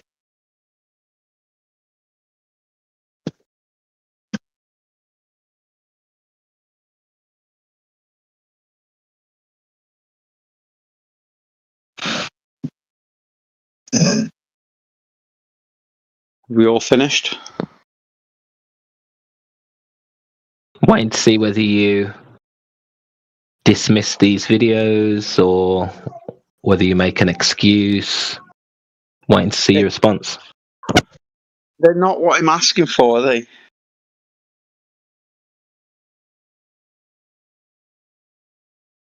I mean, that video, that last one you just posted, is the exact opposite of what I'm looking for. I don't want a video zooming out, I want a video zooming in. Oh my god, bro. It's the same thing. Put it in reverse. Put it in reverse and you've got it. No. I want a video where it starts and the boat is half covered and then you zoom in and then it brings more of the boat in. You'll never show that. Why? What's the difference? Explain to me why that matters and what the difference is and why we can't show that. Or, another thing, this is another You haven't got a clue, have you? You haven't got a clue. Two P900s next to each other. Absolutely ridiculous, dude. You don't even know why you're asking for that. That's so irrelevant. It's so irrelevant, and you don't know what the difference is. Looking at exactly the same thing. A boat half covered or a building. The one is half zoomed in, and you can see half the building. The camera next to it is fully zoomed in, and you can see the whole building. You show me that, and I'll believe in a flat Earth. It'll never, ever, ever happen. You're an idiot, dude. You're an idiot. No, it's the same shit, dude.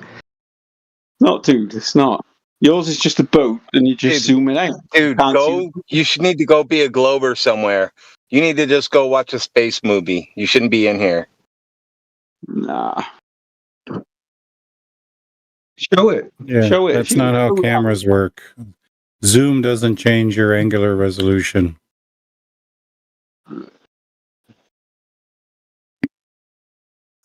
Who said that? Yeah, when you zoom in on an object, you're not changing the angular resolution for the better. It's actually getting worse. Right, yeah.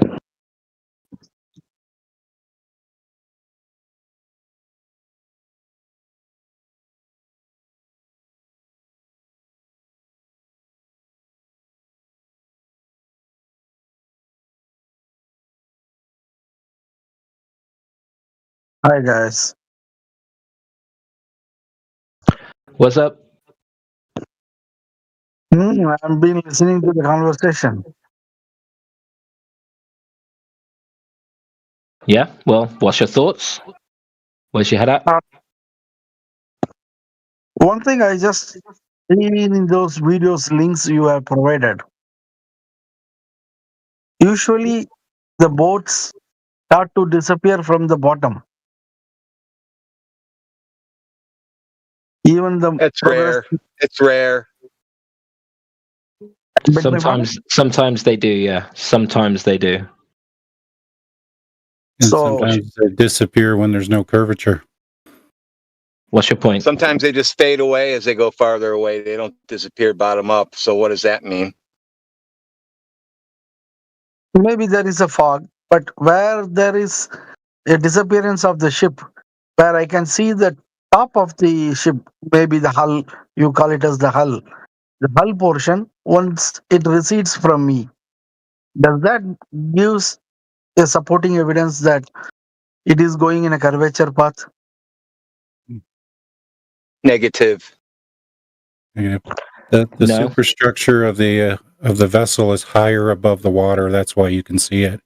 So its light rays are not merging with the water reflections. And the hull of a ship of most of the cargo ships are dark colored, so you get less light comes to your eye. The darker something is, the more difficult it is to see. Right. Resolvable light. It's the light. It becomes less resolvable. But can I just say, with your premise then, because we see bottom-up disappearance, it must be curvature. Can you see the candle that I've put in the side chat? Is that disappearing bottom-up due to curvature? Candle? Yeah, look in the side chat. I posted a candle behind a lens. Candle's being moved away from the lens very slowly.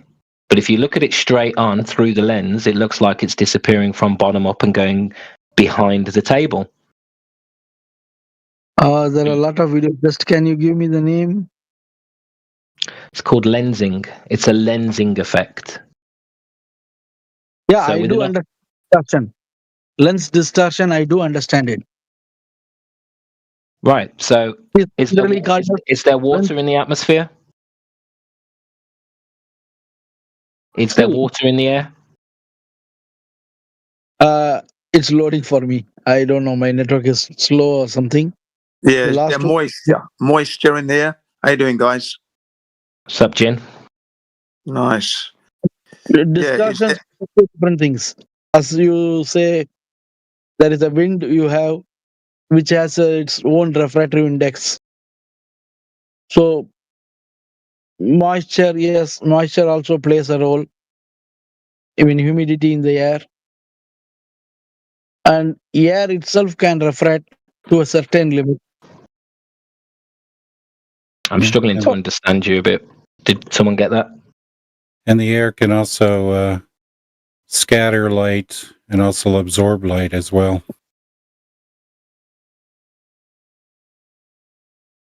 So these are the things causing the lens distortion. While we take picture, a curvature being appearing on the picture.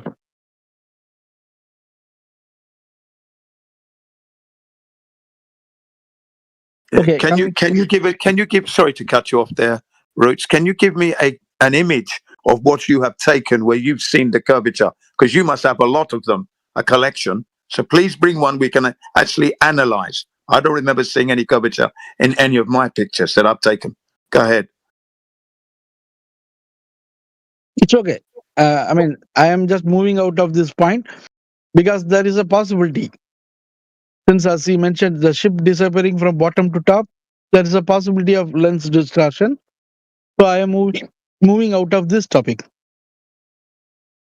Okay. All right. Yeah. But bear that in mind that if you're going to bring this topic up again, bring an example of your curvature that you've taken from your picture so we can actually analyze that. That would be very helpful. If I do bring this topic again, I would definitely provide a supporting evidence. Coming to my point, when we observe the sky, I mean, the stars, specifically stars, we have different observation at North Pole and South Pole. I don't consider going with the one that is published. You can name it as you wish, since you are not considering it as a globe. One's in Antarctic, one's in Australia. Greenland and Australia. Yeah, when we look at the stars, we don't use those to determine any shape at all. That's not what we do. If we want to know whether or not the Earth is an oblate spheroid, clearly we look at the surface of the Earth. Looking to the sky is not really a method that any flat earther uses at all. It's not precise enough, really. Okay? If the Earth is flat, you should be observing the same sky, same stars. Yeah. The stars are doing what they do. We don't use the stars to determine a shape. Can you acknowledge that that is a logical thing that I've said? Does that make sense? That if I want to measure the surface of the Earth, I do not look to the stars. Whether I'm on a globe or on a flat Earth, it's not going to help me. I need to measure the surface. Can you agree to that? Or at least acknowledge what I'm telling you? Because you keep looking at the stars. How do you know you're on a globe? Or on a flat Earth, even?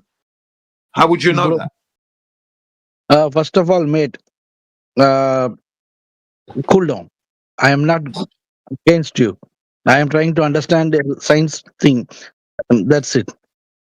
Yeah, well, acknowledge. You're not acknowledging anything I'm saying, though. You're not saying, oh, you are right there. That's correct. That's actually logical. I didn't think of that. That would be concise. Okay, I disagree to it. I disagree to the point. I am not acknowledging. Yeah, your audio is not very good as well. I can't quite hear what you're saying as well. Sorry. I'm not acknowledging it because I take it as a reference that I can see a different sky at different places. How does that prove the shape of the Earth, though? How is that proving that the Earth is curving? How are you measuring that curvature? By looking at different stars. Can you understand? I want to know the curvature over 30, 60 miles. How am I going to get that by looking up? I am not measuring the curvature, but I am saying there is a curvature. There are two differences, mate. You have to understand. How are you coming to that conclusion by looking to the stars? Because I don't observe the same stars which I observe from the North Pole. That's not proving shape. It doesn't prove a shape. That's the point I'm saying. That same observation you are making is made on a flat Earth from different areas on the flat Earth. Can you see that? No, not correct. You can have a different positions, but you will be still seeing the same stars. Not necessarily. No. Not necessarily. Can you explain me why it's necessary? Human vision is very terrible. It's at best we can only see 1,000 or 2,000 stars in the sky that are bright enough to be seen. There's millions of stars we cannot see. There's nothing to do with curvature. It's just that they're not bright enough. I agree to your statement to a level. Completely Assalamu partial. alaikum. Alaikum assalam. Walaikum salam. How are you guys? We're very well. We're good. We're talking about. We're in the middle of just talking about the stars and how they are somehow proving curvature here. Somehow what? Somehow curvature is being proven by looking to the stars, because apparently you're seeing different stars from different positions. It means you are on a globe, which is totally incorrect. Oh. Yeah. Well, this is a nice object to talk about. A nice subject. Yeah, it is. Yeah. I'm trying. My name's Din CBR1. I'm trying to get the young man here who's speaking that his methodology is flawed. It's inaccurate. There's only one standard really that you would have to apply. If you're given a shape that is meant to be an oblate spheroid, then you would measure the surface. Let the man talk. Let the man talk. Yeah, go ahead. Yeah, Please go. talk. You go ahead. So the top is whether the earth is round or flat, or maybe different shape rather than round.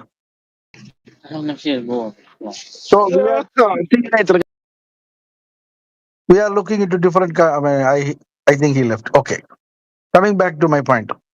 If the earth is flat, I should be observing the stars. Maybe maybe it's in a different position, but still I should be able to see the stars. You can see the stars, but you're going to be limited as to what stars you will see from what position you are on the flat earth, which country you're in, which zone you are in. Okay, that's going to be a fact. But if you want to, because you are saying this, because you're in a different zone and I can't see these stars, that means I'm on. That's what you're saying. I'm saying to you that's incorrect. We're talking about the shape here. Okay, and you don't look to the stars to determine the shape of what you're on. You measure the surface. That's the golden standard. Okay. I am not using it to measure the surface. What is your? Okay, let me ask you one more time. What is the point of your observation? Yeah, or what you're trying to say? Where are you going with this point? What is your point? Thank you. Get to your point, please. I'm getting to the point. Straight to the point. Earth is not flat. If it is flat, I should be seeing the same stars because I am on Earth, a flat Earth. Assuming I am on a flat Earth, I am in a single plane. If I am observing the opposite plane, I should be seeing it in a different position. It is not necessarily the same angle I see from north and south should be same. Ladies and gentlemen, this is a man who does not understand his position at all. He's just talking as I've said. He's saying because he can't see certain stars in a certain place, it cannot be flat. I say to him, that is wrong methodology, for you do not look up to know whether or not something is curving under your feet. You measure the surface, and we are unable to measure the curvature. That's the standard. Looking up at the stars does not prove any shape. It does not. That is flawed methodology, completely wrong. Okay, please measure the surface. Hang on. My last question, as I'm still talking. My last question is this. Have you measured the surface of the earth yet? Have you done that? I haven't done that. Okay, go and do that then. Thank you. I'm finished. There you are. End of story. Go check it out. Let me ask you one more last question from my side. If you are climbing a mountain, ascending on a mountain from one side, and you descend from the other side, will you still be able to see both the sides at the same time? That's weirdo. That's an You're insult a to my weirdo. You're a intelligence. weirdo, dummy. Yeah, dummy. Yeah. You're a weirdo. Yeah, it's an insult to my intelligence. I don't answer that question. The ground is blocking your vision from seeing the other side. You would actually be able to measure the curve of that ground. You should be able to do the same thing to the ground underneath your feet over a long stretch of curve, which is required to be standing on a sphere. You should be able to measure the curvature, measure the move or the shape of that mountain or the hill. It should be the same.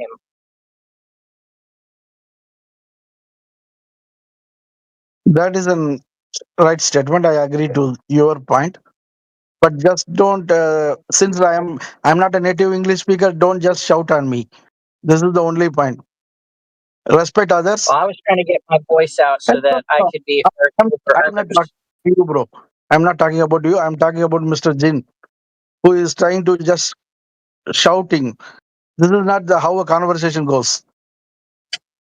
And this is totally disrespectful. Sorry to say this. Nobody gives a shit. Take care. I'm leaving. Thank you. All right. Have a good day. Jim, Yeah, stop thank you very making much. the Globies cry. Yeah, for the record, ladies and gentlemen, I don't mean to raise my voice, but when you've explained to the individual perfectly clear that you all understand, and the man still insists in looking up, well, you get exasperated and then you raise your voice a little bit because it seems like he's not paying attention. And I forced him to acknowledge what I was saying, and he acknowledged it in a negative fashion, but at least he acknowledged it. See, this is what we had to do. I had to shout at him to acknowledge, because I'm saying stuff, I'm saying things to him, and he's not acknowledging anything. Well, that's quite rude when you're talking to somebody. And so if I disagree with something, I will tell them why I disagree. I don't just talk about something else. Yeah, so unfortunately, that's what happens sometimes, that one has to raise one's voice because it's like you're not being heard. And that's all. It's not meant to be rude or anything. It's just that I think the individual, when you explain something to them, if they don't acknowledge what you're saying, well, it's like you're talking to a wall, no response. And then the conversation gets convoluted. But this way, we keep it on track. You see, this is how that's my methodology of keeping it on track, by making sure he understands exactly what I'm asking him to do. I have to raise my voice. Spoke nicely at first. Didn't seem to understand. So there you are, ladies and gentlemen. That's what it's like. He was insisting and looking to the stars. And flat earthers don't do that because you're not measuring the ground now. How are you going to measure the ground looking up? I mentioned it clearly. We are not measuring the angle. I am just putting the hypothesis. If the earth is flat, we should be seeing the same stars. Sorry, it's incorrect. It's incorrect. I I can't said even for the see the fourth time. same streetlights in my city. Yeah. Your hypothesis is incorrect. This is the problem when you don't go out and measure the surface of the earth, because that just dispels all kind of silly questions. When you go out and actually have a good look, the integrity is there because you're beginning to measure. And when you're measuring, that's integrity right there. You can't cheat unless you are being dishonest. And we will soon find out because everybody is getting the same results. So if you're saying you're measuring and you're coming back with a different result, we will go to your location and apply what you're doing. And if we're getting the same results, then it'll be you problem. And if you're getting a wrong result, then it means you've done something wrong. So there you are. It's just that. And if you spend any time researching stars, you find out that they're too dim. Most of them are extremely dim. We only have 100 bright stars, and the rest of them are just much dimmer than that. And the dimmer an object is, the more difficult it is to see at distance. Well, and ladies and gentlemen, how do these stars help me know a shape? How? Now, if I'm lost at sea and I recognize a star constellation, it may help me do some navigating. Thank you very much. But it's not going to tell me what shape I'm on, the shape of the earth. It's just not. That's not what it's about. It's wrong. Completely and utterly. Yeah, that's got to stop. Stop looking in the wrong direction. It is not giving you the shape, but it is proving the point it is not flat. No, it is not. That's logical fallacy. If you're saying that the Earth is flat and I should see different stars, I do. Hang on. If the Earth is flat, then I should be able to see all of the stars at the same time. I don't see all of the stars in the sky at the same time, therefore the Earth is not flat. That's bad logic. Yeah, it's foolish. That's really dumb. That's really dumb. They clearly don't understand how vision works, how the celestial sphere works. That's really ignorant position. Yeah.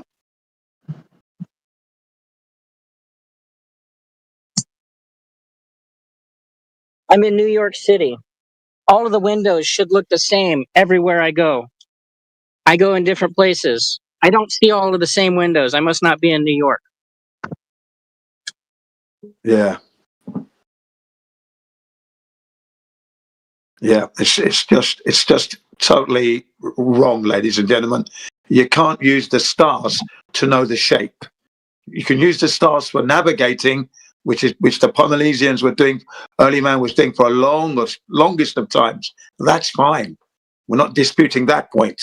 But and again, the reason why you recognize the stars because you're in different zones, and these zones are getting you to your different destinations because of the star constellations and the way they are laid out in the sky, night sky for you.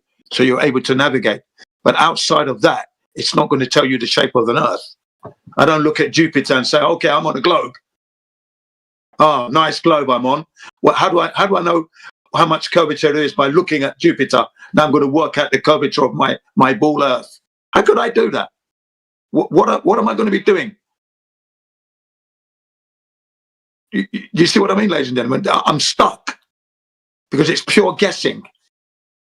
No, Right it's from the nothing, bro. But you have to listen to me patiently 1 minute so that I can explain. My language is not good. I'm not a native English speaker, but you have to understand the logic. I can see the space station, which is okay, somewhat in international space station, somewhat further away from the world, and the stars are even farther away from Earth.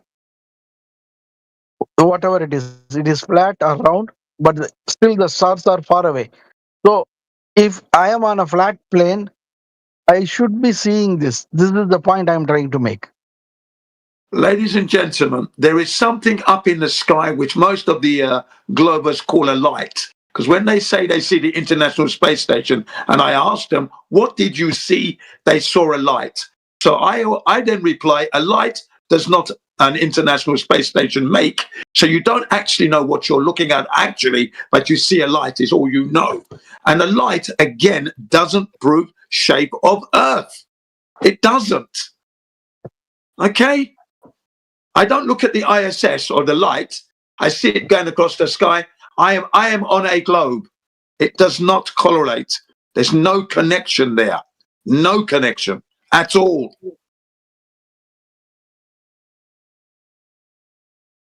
Okay, gentlemen, thanks for listening to me.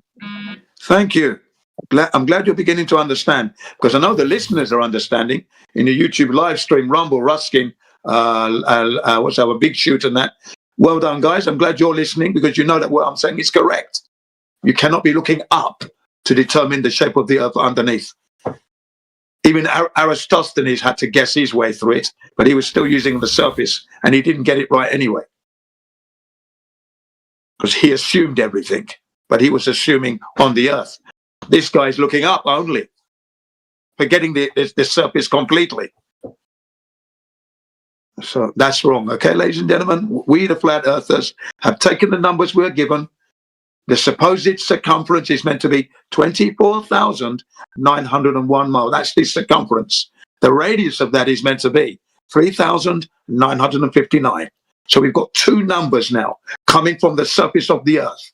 So by rights, we must use the surface of the Earth to confirm these numbers. When we go out to measure this curvature, we're finding extended horizontality, meaning no curvature. Everywhere we look, it's just going more and more flat. The further we look, we increase the mileage, more flatness, more levelness, more horizontality. No bending, no curving, no dropping. It's not happening. There's your flat Earth. You cannot ascertain that by looking up. Right. That's very important to remember that, ladies and gentlemen, because this is going to come up 1,000 times in 2 months or more. It'll be coming up. This looking to the stars. It's the number one thing they do. Look up, look up, look up, look up. When I look to the stars, the sun, the moon, the stars, the sun, the moon, the sky, they never look to the ground. Why do you think that is, ladies and gentlemen? Yeah.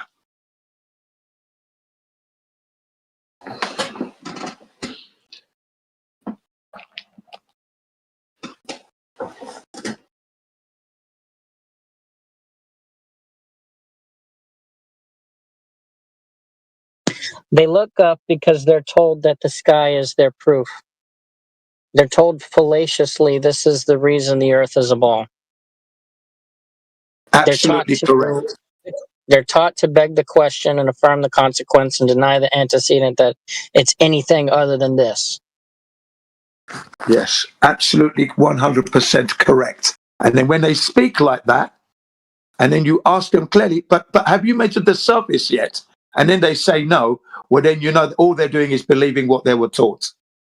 That's all they're doing, believing what they're taught. Because you cannot measure curvature from the sky. You just cannot.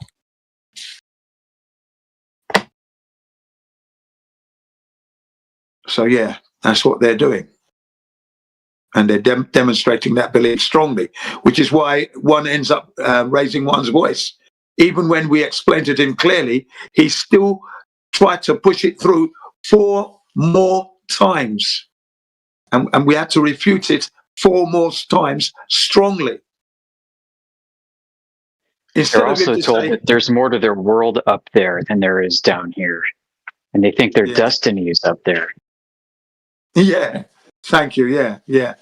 Instead, what he should have done, you're absolutely right there, Yoda. What he should have done was, okay, let me go measure the surface of the earth, seeing as I'm on it. Why am I looking up there? Can't measure anything, can't ascertain, I can't touch, can't move around. So let me just check what I'm doing. Let me check the earth that I'm on. They don't think like that, but that's what they should be thinking. Yeah. And then we end up having to raise our voice because it's unbelievable why they're not thinking on the same lines. I want to measure my car, ladies and gentlemen, to make sure the dimensions are correct. But I'm going to look up all the time. The man in the shop's going to look at me. What are you doing? I'm just checking the length and the width and the height of my car. Hang on a second. I'm going to use the stars. Okay, so hang on a second, please. The guy's going to think I've gone crazy. I say, I'm about 2 inches. Hang on, no, sorry. Half a foot off. Are you sure this car's correct? He's going to laugh at me, isn't he? Exactly. And that's just ridiculous, isn't it?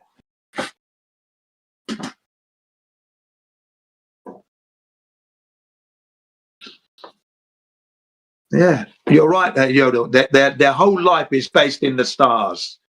Everything is out there. Place that we can never go and will never be going.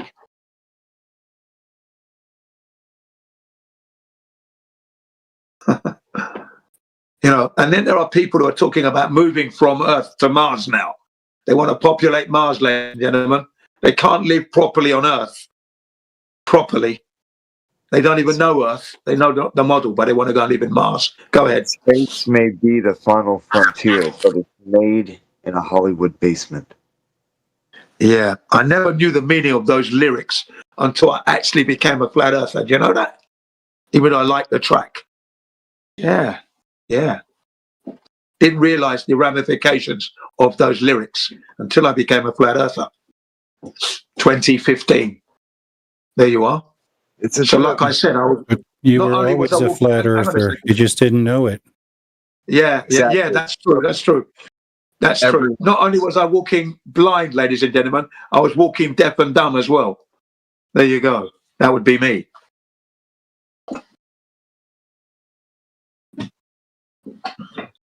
Yeah. Such was the power of the indoctrination. It got me that deep. That's what I mean, ladies and gentlemen. I'm describing how the indoctrination that I received through my schooling and then through the music, the culture, the movies, the corporate images, the science programs, and my own laziness as well, that I didn't understand the full ramifications of the lyrics from that track that I liked so much. How dumb can one be? Yeah, I was that person, ladies and gentlemen. I'm not ashamed to admit that. That's part of my counseling. That's part of you understanding how deep somebody can be indoctrinated, fooled. Okay, that's why I speak like this, so you understand that I'm not disrespecting you. I'm just trying to let you know that this is how I was. That was my condition. And flat Earth has just boom. It's like I've got a new lease of life now, just by waking up to the fact that I made a number of mistakes for 48 years. Yeah, it's easy to understand what I've learned, but I should have applied myself a bit better, but I didn't. That's all.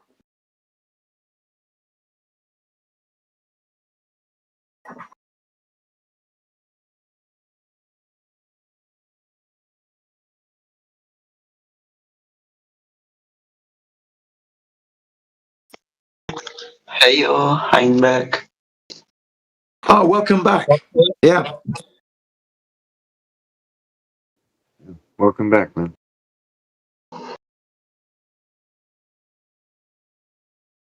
Did you bring any news? Any material? Any questions? You have anything? No. No, now. nothing. For now. Okay. All right. That's all right. What? You're supposed to bring something for show and tell. No, let me quit. I'm kidding.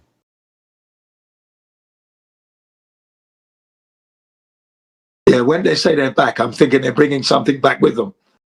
I always feel like that.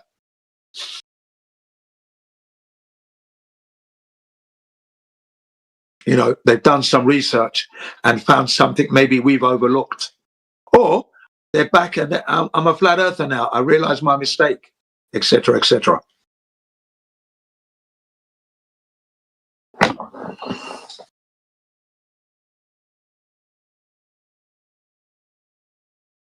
Because the onus is on the individual to check and recheck and then try to validate and confirm. Once you've done that, you can bring your findings to us and then we can confirm and validate with you. Yeah. That's where I went wrong. I didn't validate anything. I just trusted the experts who it turns out are not to be trusted. Check everything they tell you.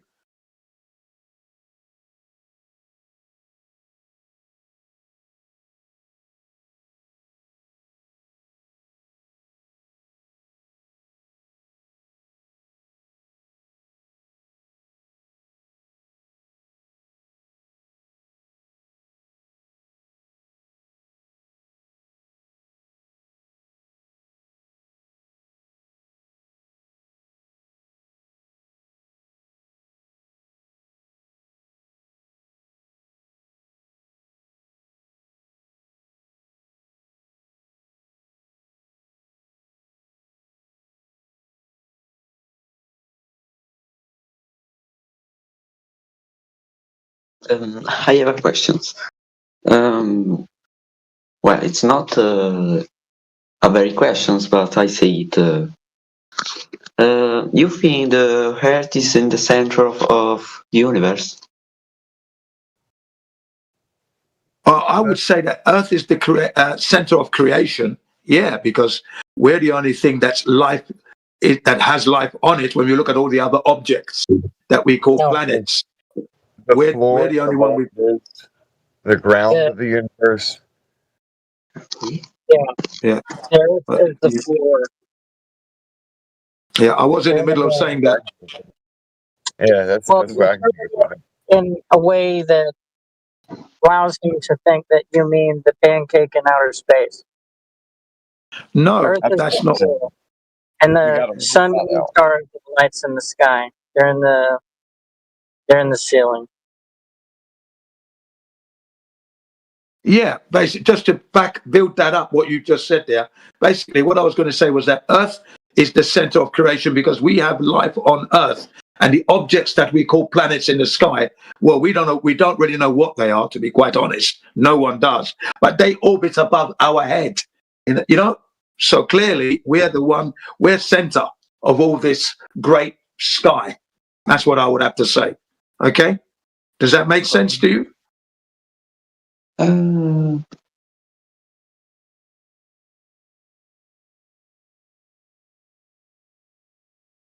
I mean, we don't know what's you've got Jupiter, you've got Uranus, Venus. They tell us what its makeup is, but they can't really know that. That's pure guesswork is what they're doing, theorizing. They haven't gone there and proved what they've told us the explanations are to these planets. And I haven't been up there, so I don't know what they are. That's for sure. You know? Heaps of logic. It's guesswork. Yeah, that's all it is. Jin, what are you trying to say? It might not be raining diamonds on Uranus, and it might not smell of popcorn in space. Exactly, and bacon as well. Apparently, you know, of course not. I mean, how would we know? How could I go there? And I'm going to need a lot of tissue paper. Absolutely gutted. Yeah, so I don't want my anus shredded by diamonds and glass raining sideways. Raining sideways, mind you, ladies and gentlemen. That means horizontally across you. Raining horizontally. Okay, you know, that's a belief, isn't it? We can't really know that, can we, ladies and gentlemen? Can we? How can we know that? That I know of in my field uses the so-called scientific method. In our field, it's by the seat of your pants. It's leaps of logic. It's guesswork. Yes, that would be Michio Kaku, cosmologist, theoretical physicist. Yeah, Michio Kaku speaking there. Telling you that they don't use, in their field, he doesn't know anyone that uses the scientific method. It's generally worked out through the seat of their pants. So a lot of guesswork are going on. See what I mean, ladies and gentlemen? And that's honesty coming right out of his mouth, straight to God's ears. Okay? Sometimes it's good to have a hostile witness. Yeah, absolutely. Well dropped. That was a well dropped and well timed. People can't ask questions when you ramble like that. I apologize.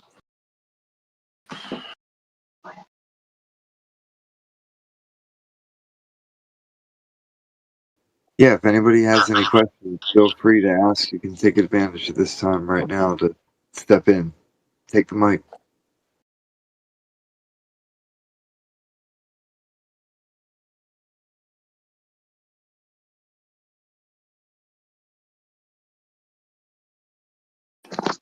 I have another questions, but if we go on the moon, what we will see the Earth? Yeah, it's a circle or what? Yeah, I'd like to answer this one, but if anybody wants to go first, please go ahead.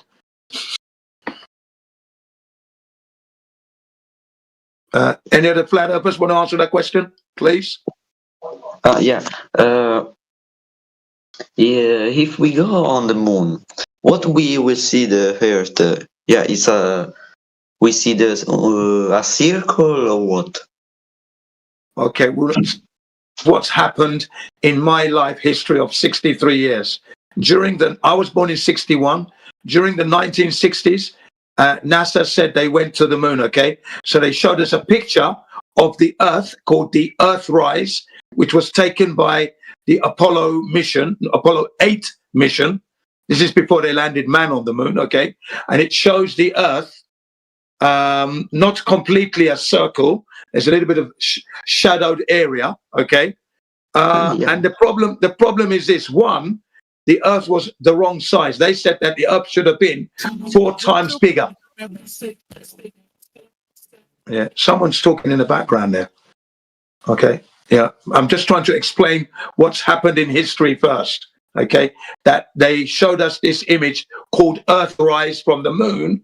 Okay, and the size of the Earth was wrong because it is said that the Earth is 4 times the size of the moon. Yet you look at the Earth, and it's the same size almost as the moon, and then you can't recognize any features.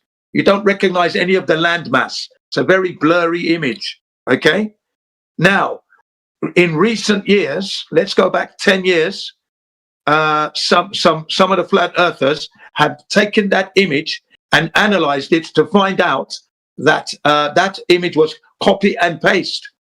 So it was an image created by a computer and put on copy and paste. So what would we see from space? We cannot go there. That's the first thing. So the answer is I don't know, because we cannot go to the moon to see Earth. Do you understand?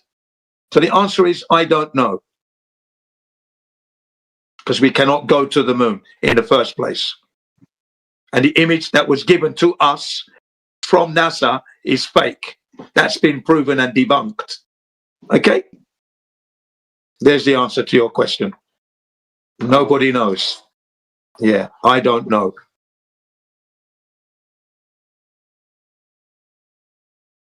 And the rocket technology doesn't get us to the space anyway. The technology doesn't work in a vacuum. It would be a second law of thermodynamics violation.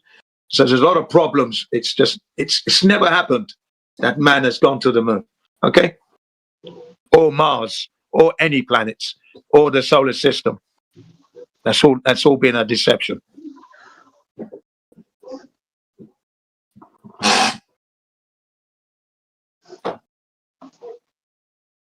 But it was a good question, because again, when every question is asked, everybody learns.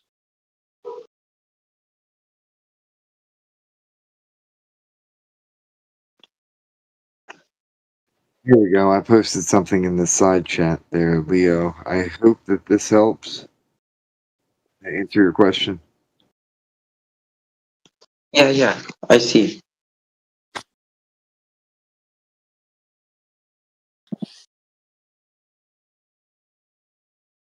Yeah, the key point here with us flat earthers is that we have to be honest about the situation. So even when you ask the question, it makes it seem like we can go to space, but in actuality, the truth is we cannot go to space.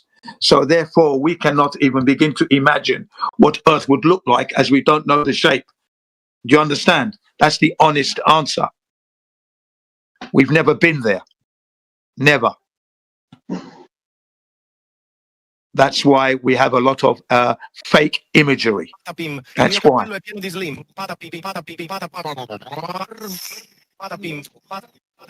Yes, that's when the truth hits the brain.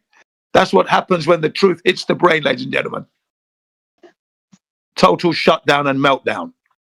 I reckon That's the brain liquidizing. That'll be the brain liquidizing, ladies and gentlemen.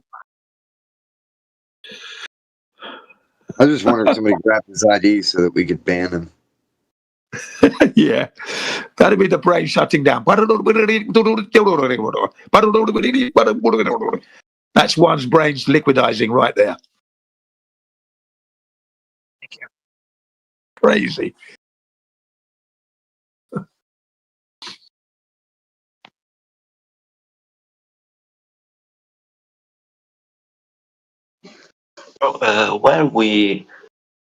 When do you think we will never find a way to go to the moon?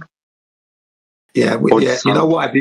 Natural law, God's natural law is the obstacle. Nature itself.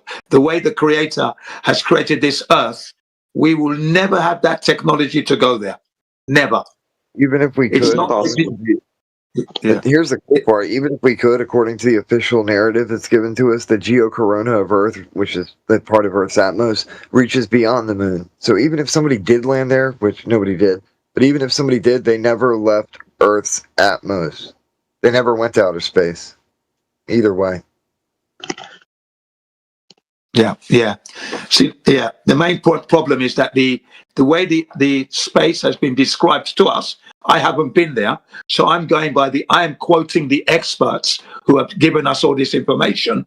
The information they gives me leads me to ask more questions, okay? And that is, from the tests that I have observed, rockets do not work in a vacuum, okay? Because they need air to propel themselves off of. So there's a problem straight away. There's no air there. How can the technology work? That's one problem, no air.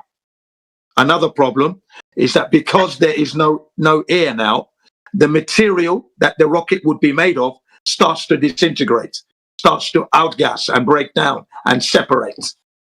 And that's any material. any material we have does this. Nothing is invincible. We don't have any material to contend with vacuum of space.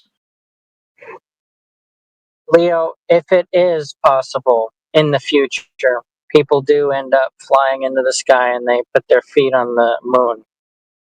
Yeah, I think Would that prove, hang on, would that prove the shape of the ground?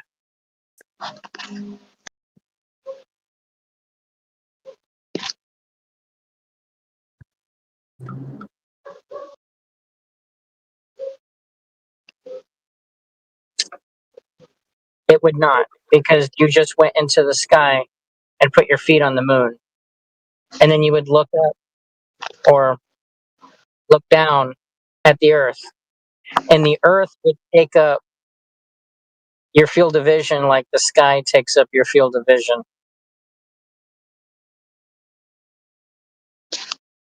Yeah. All of the images, all the video they've given us, it doesn't line up with what we should see.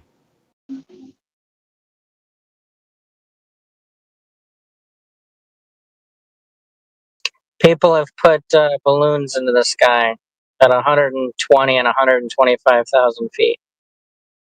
And that's not with needing a crazy budget, right?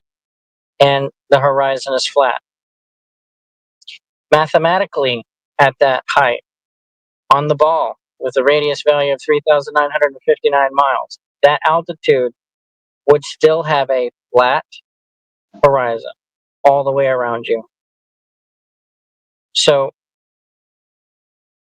you would see something similar if it's possible for you to go to the moon, according to your hypothetical. It would not prove the shape of the ground.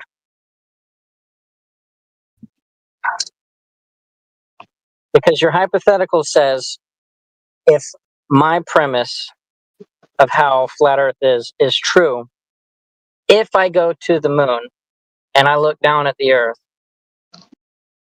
Earth would take up a large portion of my field of view. It would be similar to me comparing the sky in my field of view right now, except the ground would be below you. That's how I see it.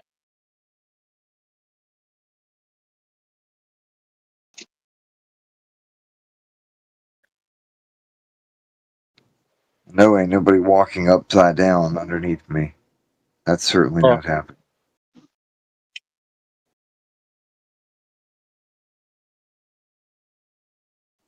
Nobody walked upside down on the moon either. No. People have gotten in airplanes and rockets and flew themselves up, and they saw the horizon off in the distance, and their vision was half Earth, half sky, and a lot of them said, yeah, I didn't see Earth curvature. So I would assume it would be something similar to that, except from the altitude of the moon.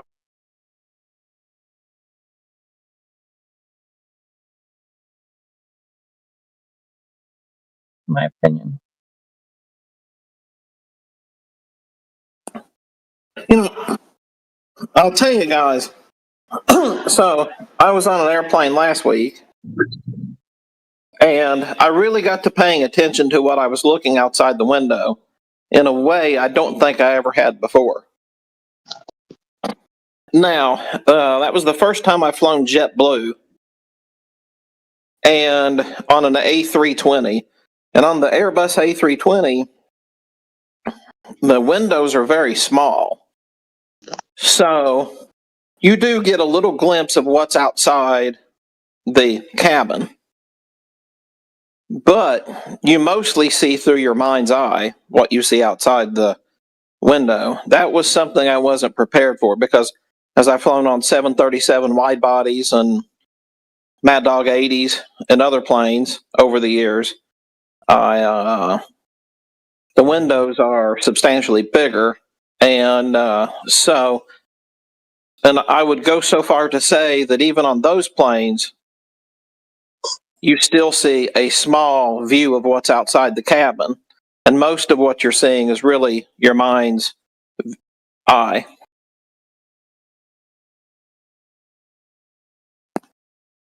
So you're putting together, so somebody who says, oh, I saw the curvature of the earth from an airplane, no, they saw what they wanted to see.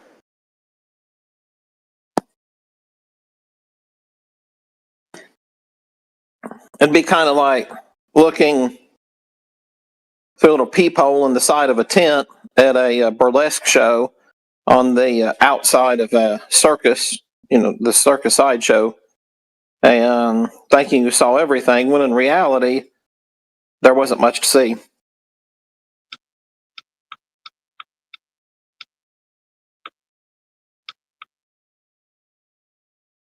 So there's my musings of the week anyway.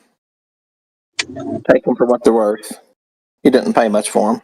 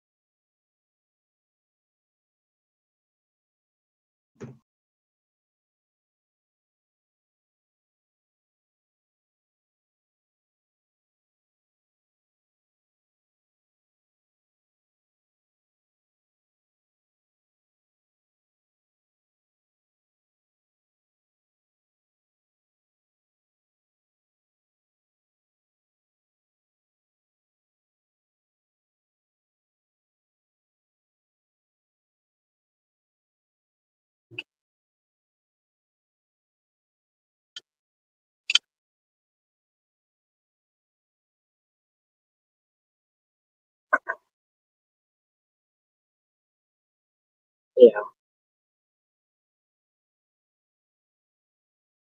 Asking if you can go to the moon is like, and using that to try and prove the shape of the ground is like saying if I can stand on that plane that I see flying above me, then I'll know what the shape of the earth is. You gotta measure the ground to know what the shape of the ground is. The Earth is not in the sky.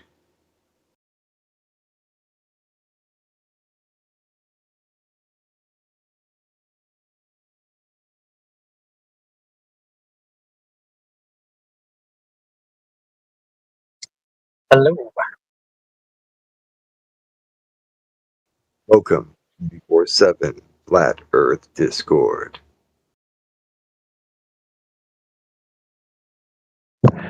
Earth is not a ball. Please have at your major credit card, Visa or MasterCharge, to pay your $14.95 admission fee. No, $39.59. That's the admission fee. Well, I didn't add in the processing fee yet, so you are correct that total $39.95, but they don't know until they get their credit card processing fee, their Discord service fee, their this fee, that fee. And That's what it rings up when you add in taxes and all that. intercontinental tax fee. Yeah. If you want, you have U.S. sales tax and European VAT tax.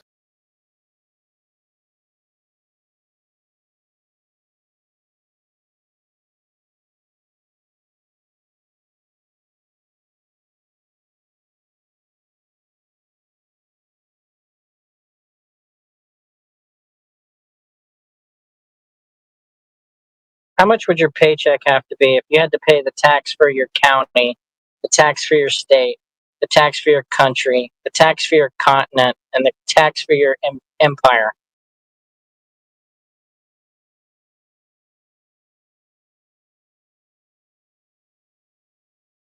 $150%.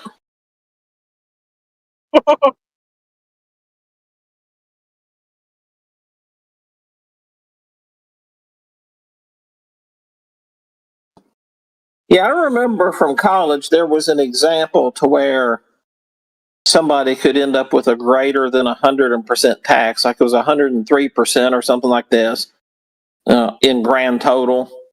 And I don't remember any of the particulars of it, but there are an example of such repressive taxes.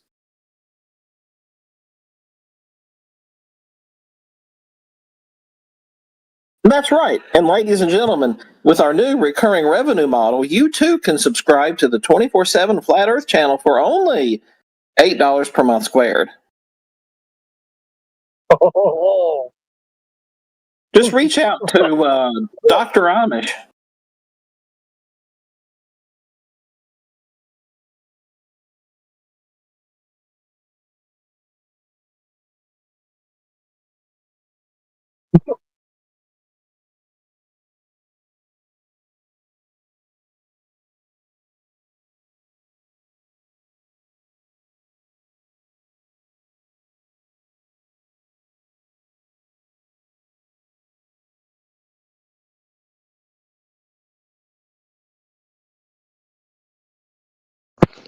We had a good guy in here earlier, was complimenting us being the most intellectual channel on the server. Came in really humble, said he was really grateful to find a place of, educated, logical people to talk to. By the end of it, he was like, I don't want to say, but I'm close to being a flat earther. Going to do some more research. I'll come back and tell you how I get on. It was great. That's really cool.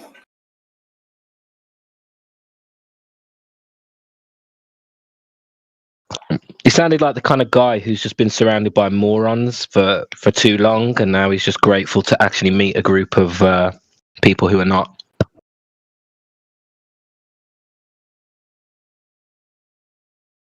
Yeah, Roots. That's exactly what I was thinking. He was surrounded by a bunch of morons that are giving him misinformation. Yeah, to be honest, that's how I kind of felt before I found Discord. It was like, I've got nobody to talk to about these things. I'm glad, Roots, I'm here. the same way. Roots, I'm exactly the same way. I just couldn't find nobody to talk to. Like every time I mention the word flat Earth, yeah, that's it. Their facial expression just changes. Like straight away, they started insulting at homes and all that. And then I was thinking, I shouldn't proceed any further. I should just keep it to myself. Yep, they'll either flip out or they're too ashamed to talk about it. Even if they're interested, they're afraid. Yeah, exactly. Yeah. All right, I got a question. If you could subscribe to 24/7 for $8 a month squared, how much would it cost you at 10 months? And that $666. Well, and I realized that my bank account would disappear from the bottom up. Is that correct though? $666?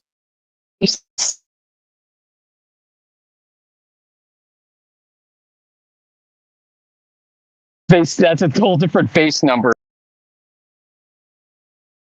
Because right, we're trying to convert inches to feet. We just kind of screwed that up. Because feet's base 12. Hang on. Oh man. Yeah, right. You're Should have looking done at this in metric units. You're looking at $800. 8. Oh no, that's wrong. $8. What am I talking about? That's completely wrong. Yeah.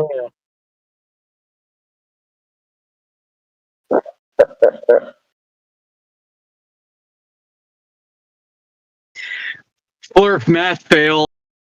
Fun idea though. Math fail.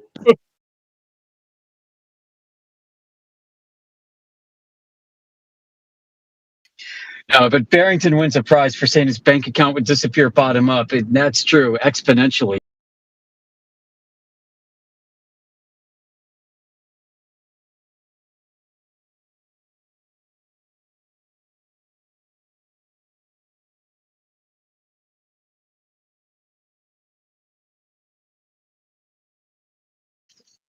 Has the UK started Halloween yet? Yes, bro. I've had like 30 people knock on the door for sweets. Crazy. Are you serious? That's great. Yeah, my kids are out trick-or-treating right now. But my missus has put some pumpkins outside with candles in them. So that's just like a green flag for anybody on the street who's trick-or-treating, basically.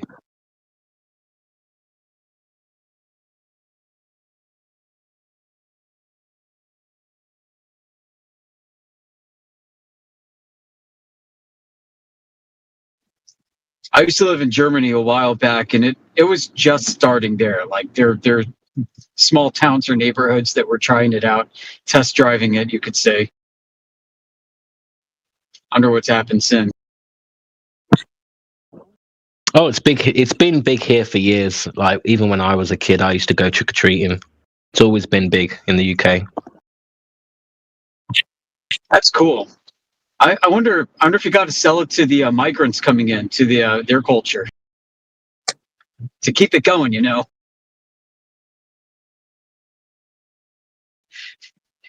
That's a third rail. Maybe I shouldn't touch. I must admit, I don't see any Indian kids. I see very few of the black kids as well, in all honesty. Doesn't seem to be popular in other cultures. Well, where I lived just previously to us having to relocate, there were a lot of Indian people there. And it was quite common that I'd go into their house at Christmas time, and they would have their Christmas tree up as you come into the front door. They absolutely loved Christmas. Sometimes they'd even have crosses up and such. And then they'd go over and take you to their little Hindu relics and such like that they had. Sometimes. Oh, okay. I thought you were talking feather, not the dot this whole time.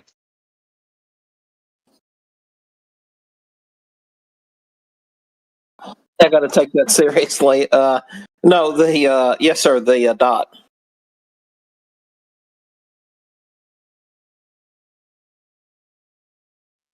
Things are a little confusing in America, a bit more so than other places because of that. I was going to say that's so exclusive to America. It's not the kind of mistake we'd make over here. Yeah, like if I were to say, hey, I'm part Indian, people would be like, what? Be like, yeah, Cherokee. Oh, You know, I'm talking about the kind that has saffron, not sage. That's another one. Funny way to do it.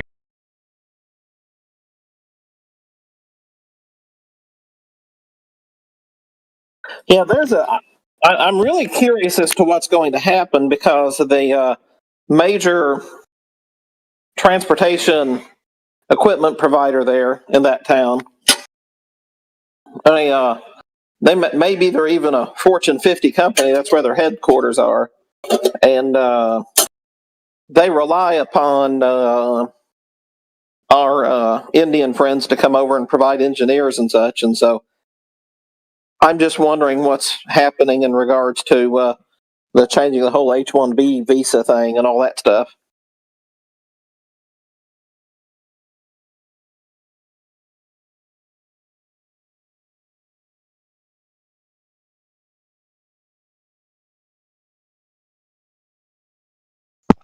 Got to admit, in the UK, we employ a lot of Indian people for a lot of technical jobs. Without them, we'd struggle to fill the jobs.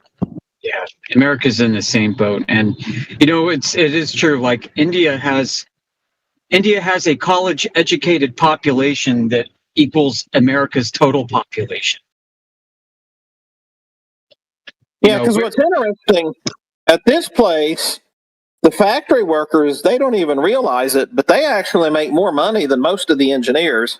And so the Indians come over and they make a decent wage, but it's then they can stay there for so long, and then they have to either go back home or try to find some other avenue to stay after their visa expires. And some do get to stay. And the truth is every one of them that you come across are just some of the most down-to-earth, friendly people that you'll ever meet, and it would be a shame for them to not be able to come.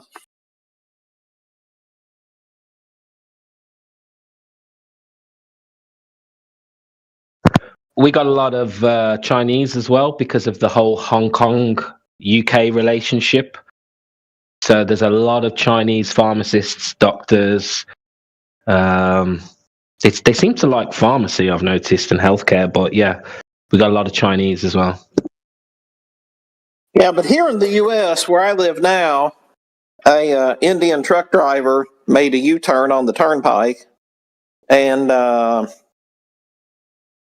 it kind of turned a major tide against Indian and Arabic truck drivers. I don't know how fair or unfair it is, but so many of them are being pulled off the road because of lack of English proficiency. And I can appreciate that, but yet at the same time, there are a lot of good drivers out there that are getting kind of caught up in this.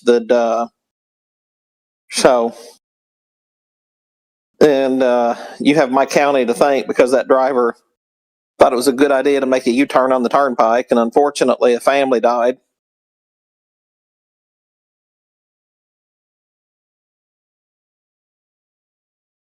When I was deployed, I had to sit in a guard post and watch. Obviously, there was a road that was 2 lanes, and it had about a 90-degree turn, and it would go towards the mountain away from me.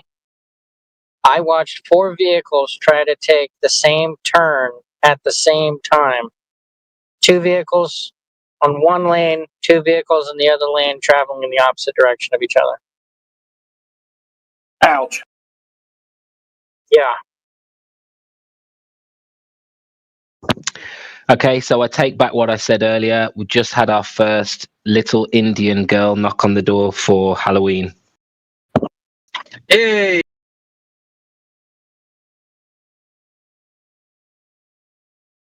Bang goes the theory. Yeah, no, I knew that's right up their alley.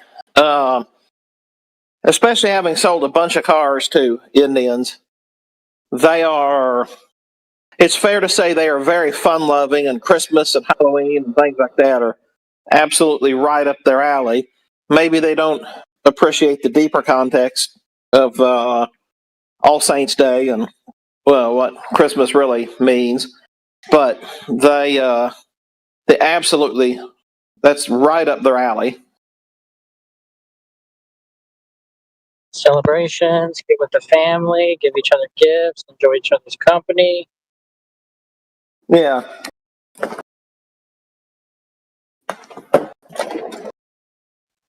I know it's off topic, but we had some Thomas Christians show up at our church a couple years ago. These are folks from India who trace their faith lineage back to St. Thomas himself. Nice. Yeah, no, that's awesome. I've heard of Thomas Christians, but I don't really know anything about them. But that's really cool. Yeah, I mean they've got pretty crazy good historical documentation and records. It's very, very not just plausible, but likely that I think Thomas made his way out there and started founding churches. Well, they were told to. I would assume. Yeah, I mean that's like 2 empires over.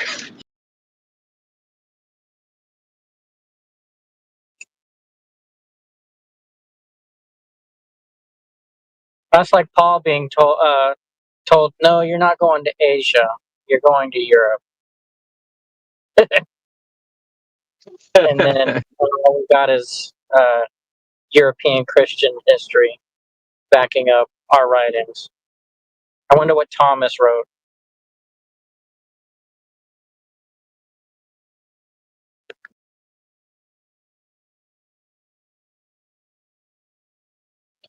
Yeah, or how it's isn't it official British history that Joseph of Arimathea went up to the British Isles and founded churches in like the 50s?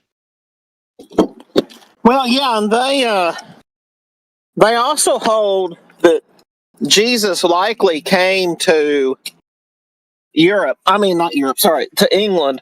They almost made the national anthem of England or the UK, and did those feet in ancient times walk upon England's mountains green.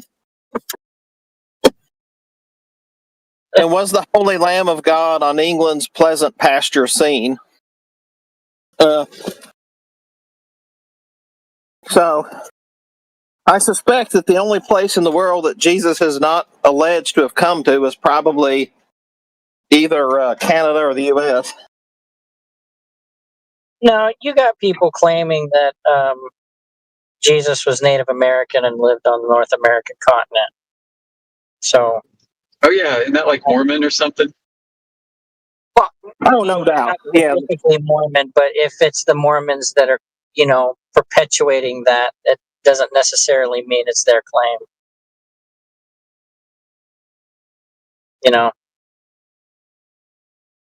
Like if someone is saying that in the past Egypt was divided by people who really liked lions and people who were foreigners to that land, then the Sphinx would have been a lion rather than a human face. And it was the people that invaded them that had put on the human face. It doesn't necessarily mean that it was a Christian belief that the Sphinx was previously a lion. It just means that Christians were saying that the people that lived there previously liked lions. Does that make sense?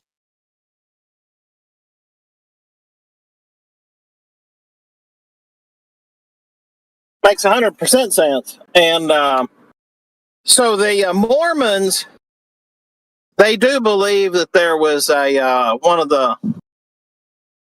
Native Americans somehow were of this Lamanite tribe, and that you have to do a family background research to see to find an ancestor that's of the supposed Lamanites, and that's why they're big into their family history. And it's I don't agree with it, but it is interesting theology. And yeah, no, I know there's people who claim, there's even people who claim that the original Israel is the Grand Canyon. So I was just kind of kidding about I was kind of alluding to a modern sense of those who try to claim that we're a secular nation. Yeah.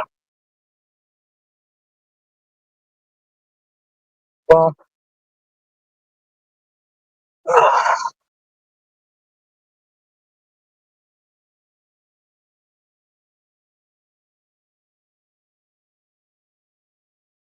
yeah, it's a touchy topic.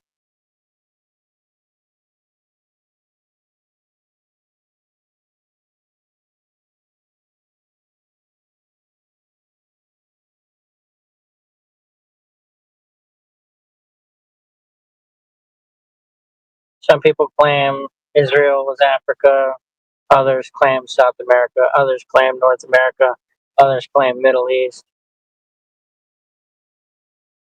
I need to find out if someone's claiming that like Asia was Israel. And then have all the continent. There are those Chinese Jews, not even joking. Oh, there are already, huh? There have been. Yeah, I was going to say, isn't that part of the Oriental Orthodox? Don't they think that Israel was somewhere? I got to remember where I thought I read that, but I'm pretty sure that I read that they thought that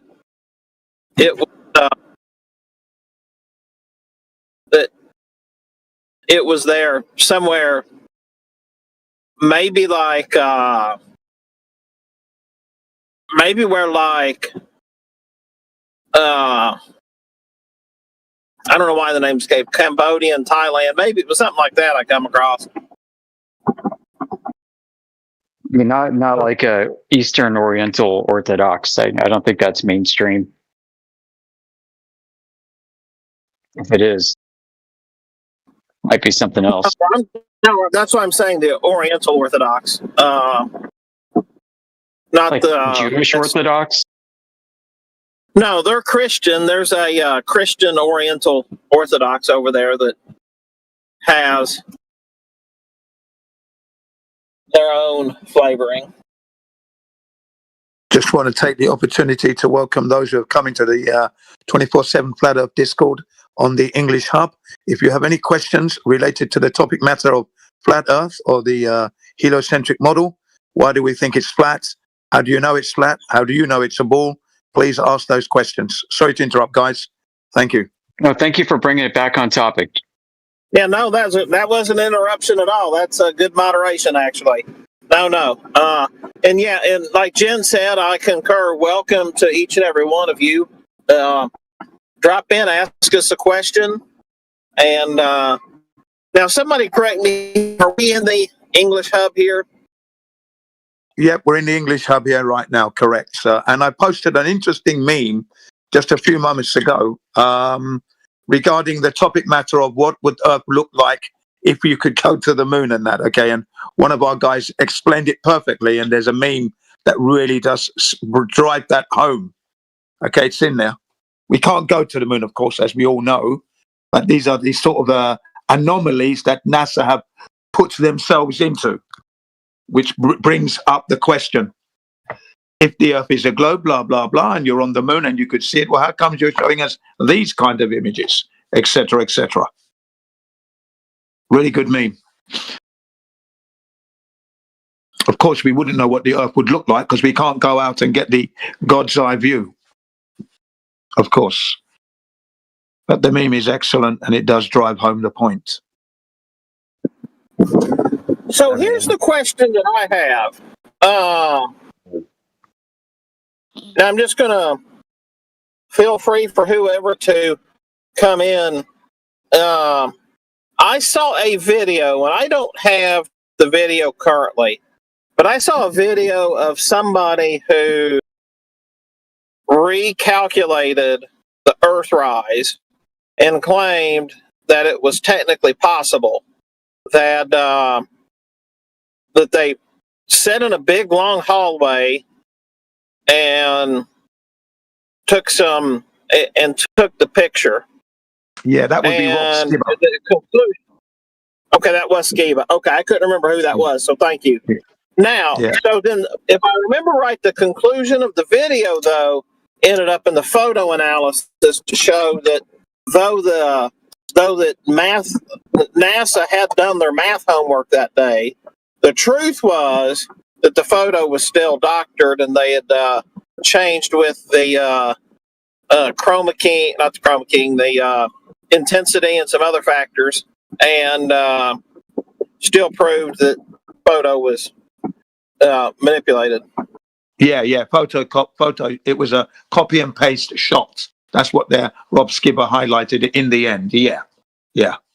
But that was Rob Skiba. I saw that one. That was round about 2017 or 18, round about that period. I saw that. It was quite an interesting one. Yes, and you are correct. I do remember now that was indeed Rob Skiba. So my question for you, Jen, or anybody else who wants to jump in, this is more of just get the audience participating behind a question. NASA has come up with their funny mathematics of how this whole thing is supposed to work, and it's actually not that hard. It's kind of like putting together a jigsaw puzzle, so you can get this calculation, that calculation, and you keep going. So the question for you is, if I look at every NASA picture and I read every NASA description and I look everything there, how does that show me the shape of the Earth? Exactly. It doesn't, does it? Because you've got to actually. It'd be like, yeah, go on. be like the USGS, was it the United States Geological Service, that does a lot of surveying and for like minerals and things of that nature, to where you can mine and such like that. It would be like trying to read their documentation to figure out what's going on in the sky. Am I wrong? No, that's right. Yeah. And how would you go about to do that? That's the thing now. How would you now embark on that? What instruments and equipment would you need? Yeah. So do you think, Jen, that maybe there's a newcomer in the room here that might like to share with us a little bit about how looking up at the sky by way of NASA documentation shows us what's going on in the ground? Well, yeah, that challenge is out there to any of you Globers. If you have any way of enlightening us on that, yeah, we'd be very interested. Of course. What about you, Dr. Yoder? Do you have any questions there to add for our newcomers? Well, not really any questions that I wouldn't have already asked myself, because the reason why I am here talking to you as a flat earther is because I've asked sufficient questions in order for me to direct my research, direct my observations and measurements to go find out what the hell this place is for myself. And I already know. So I have studied what the globe is to such a deep extent that there really isn't anything left that I'm wondering about. And if I were to ask them any questions at this point, it might be more about their psyche, you know, about how they think about this issue and how they approach it. That's where this goes. It's not going to be about nature. It's going to really be about their mind. Yeah, their psychology. So that's where you're at the moment. Excellent. Right. Totally understand. Yeah, no, my question's not like, it's more of prompting, inspiring the Globies who have joined us here, even if they're not jumping in with us, to do that research on their own. Do you have any kind of questions to pose to them to consider and research? I see. Okay. Yep. Sorry if I misunderstood that, but I got you. No, you answered. No, you gave a great answer. But continue on.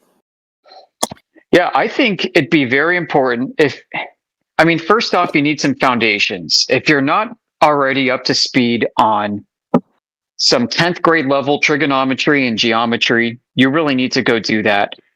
And I know for many people, for most of us, the math we learned in 10th grade in high school was not something that conveyed easily into the real world. It was very abstract, and most jobs don't require you. Sorry, you're hot micing. Don't require you to really dig in and dig deep back to that moment in time. But really, you need to go study this stuff. Study the Pythagorean theorem. Go learn your SOHCAHTOA, if that rings a bell. Go understand arctan and understand really the unit circle, right? So what is the unit circle? The unit circle is a very foundational functional tool that is used in trigonometry and geometry. That is that the circle has a radius of 1, and from the circle you get your radians, you get your angles, your sine and cosine, which can be expressed in terms of pi. And you also learn something very foundational to this very discussion with the unit circle, and that is actually projection, projected geometry. So you might be asking, how do you get projected geometry from drawing a circle with a radius of 1? Well, you look at the function of sine and cosine with respect to that unit circle. You are, in essence, plotting a distance, a non-linear distance, a non-equidistant linear distance along an x-axis to get a curvilinear distance around the circle. The further you move out from x, the more that your corresponding location on the circumference of the circle moves. And here you have an interesting phenomenon whereas if you were on the circumference of the circle and you go from the 12 o'clock position down to the 3 o'clock position, you are moving at a rate along the horizontal x-axis out from the center of the unit circle. You're moving along that x-axis at a decreasing rate, even though you may be maintaining the same rate along the curve. And this is because you're projecting that arc length of the circle onto the x-axis, and that can be expressed using like cosine or sine, depending on your convention. This is absolutely relevant to our discussion because it goes to celestial navigation, goes to astrogeodetic surveying, where you're looking at the sky and treating it like a circle, like a sphere or a circle above your head. And the Earth is like the x-axis, the planar surface, and you are at the point of origin in the middle. Isn't it interesting how perspective scales, but the stars don't? Right, so where do you get so the whole like 69-to-1 ratio, you know, they say, hey, for every 69 miles you travel on the x-axis, the stars rotate 1 degree along that circumference of the unit circle. You know, and whether or not this is true, it's never been proven. But you can actually take that fundamental geometry and project a sphere out of a flat Earth. Go ahead. So let me ask you the next question. So back around 1994, I was just starting to get on the internet. So, you know, back when TV was in black and white and you would go over to your neighbors and get a stick of fire so you could light up your house of a night. Then we would go over and dial up into our 28.8 internet service, which quickly turned into 56.6. Yeah, the good old days. The good old days. And so it screamed and squawked at you for a little bit first. There was a really, really good post that a friend of mine sent me about how to get the most out of technical support of any company. And it went through, and it was a several-page article that talked about how to form your questions. And, you know, like, so when you sent it to technical support of some company, that they're going to get it. Maybe they're going to open it up a few hours or days from then, and then they're going to email you back some questions. And if you can send them more or less this report that the guy suggested, that it answers all their questions ahead of time, so they can then, instead of spending 20 minutes of stupid questions, which might take a week to do before you get to the tough questions, they could get right to the tough questions. So my question for you is, how should a person new to this topic actually ask a question, or even whether they're going to verbalize it to us or they're just going to ask it to themselves? That's a good question. What do you think the Glober should ask us? Maybe, no, not the specific question, but how should they form a specific question? So, like, for instance, if they said, well, we know the Earth is a curve because of satellites. So how could they actually ask that question or phrase that would actually elicit a good response? That's a good point. Yep. So, yeah, when we hear that from the Globe, right? Like, so what about satellites? Don't satellites prove that Earth is a globe? All right, so we know, okay, we're not stupid. We used to be Globers most of our lives. We know that satellites are claimed to be in these self-sustaining orbits, pretty much self-sustaining orbits around a globe, that they're falling within the field of gravity that's suspended by the globe in outer space, that they are shot into this orbital trajectory at a certain speed, at a certain angle, and this gives their orbital inclination and their orbital period and their orbital velocity and their rate of rotation called the transport rate and all of that. We get that, okay? So the question is, what about satellites? Well, yeah, what about satellites? You know, if And we we measure, have nothing to actually work with on that question. There's no real lead. They're just, what about satellites? right. So it's a foregone conclusion in their mind that they exist in this way. It is absolute foregone conclusion already. So yeah, I mean, to the Glober, I would say, look, we need to walk the dog backwards a little bit. You've run forward with the dog got ahead of your leash. You need to walk the dog back a little bit, because there's a lot that's baked into this. A lot of presuppositional content that we have to unpack. So first off, no, we don't need to be educated on what satellites are. Yes, we've thought about this issue a lot.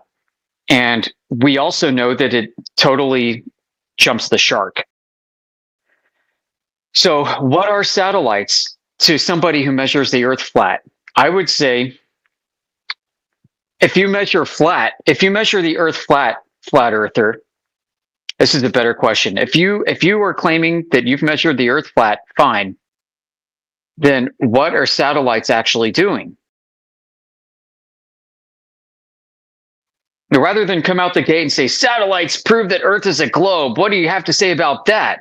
No. How about you acknowledge first what we are offering? That is flat Earth measurements. So say, okay, so you're offering flat Earth measurements. How do you reconcile that with the orbital dynamics of a satellite? I mean, so now they've broken it down to 2 steps. So now that there's a little more meat on the bones that we can chew up and share between us. That's right. And it doesn't come off sounding hostile, like a gotcha. I mean, like, come on, like satellites, that's absolutely one of the first things that a day one person will think of when they first hear about flat Earth. What about satellites? Like, no, you're not a genius for coming up with that. It's definitely not a gotcha. And yes, as you pointed out, there needs to be a discussion to be had. And if you are a Glober and you are seriously inquiring, then why not inquire honestly and with the intent to engage us and acknowledge what we're offering? Again, we're offering flat Earth measurements and observations. Acknowledge that. Okay, flat Earther, you've got these flat Earth observations. I don't understand how Earth can be flat and how satellites can orbit at the same time. That doesn't make sense to me. And obviously it doesn't make sense. That is a very good question. Now, doesn't that at the same time elicit a little accountability in the flat Earth person to rise to the challenge of that question, rather than just saying, what about satellites? Well, now the person has the lead to answer any way they want. But here now, the person's put a little meat on the bones, and it adds a little accountability and lets somebody see, oh, wait a minute here. They actually know what they're talking about as they answer this question. And so I like your formation of that. Would you add anything more as far as that they should go as far as like stepwise? Should they step back one step further? Should they step a step ahead? Or how should the Globie go from there, you think? Yeah, no, the Globie, I mean, I think the Globie knows that he's raising a very challenging topic to the flat earther. All right, so the Globie at this point sometimes will get over eager. Because if they're here to try and smash the flurf, right, they now think they've got an ultimate gotcha because everybody in the world knows how satellites works, right? Like, we've got commercial space technology, open source, yada, yada, yada. How could this flat earther be so stupid? So at this point, the pride and ego inside the Glober's mind is probably starting to rise, like a thermometer in a boiling pot. And I would advise the Globe Earther to just simmer down a little bit, because the question itself, besides being a very good one, requires the Glober to now reconcile our flat Earth measurements with his understanding of satellites. And this is where an astute flat Earther would move in and offer, I think, is the correct response. The flat earther can say, I can prove the Earth is flat with these measurements. Can you prove that the satellite is in orbit? Flat earther can say, I can teach you to go make these observations yourself, anywhere, anytime. How do you validate this futuristic space technology that very few people have access to, that's in an environment that nobody understands, that very few people have access to, that, and so on and so forth. How do you validate something that's so close held that you think is actually so open source and public? I, flat earther, can teach you to see the Earth. You can't show me how to see a satellite. Absolutely. Now, I remember also back in July or maybe August, one of the two, you had a young man, and since I know that everybody in the channel here has a photographic memory and remembers every word of every conversation they've heard on here, they all remember it very detailed.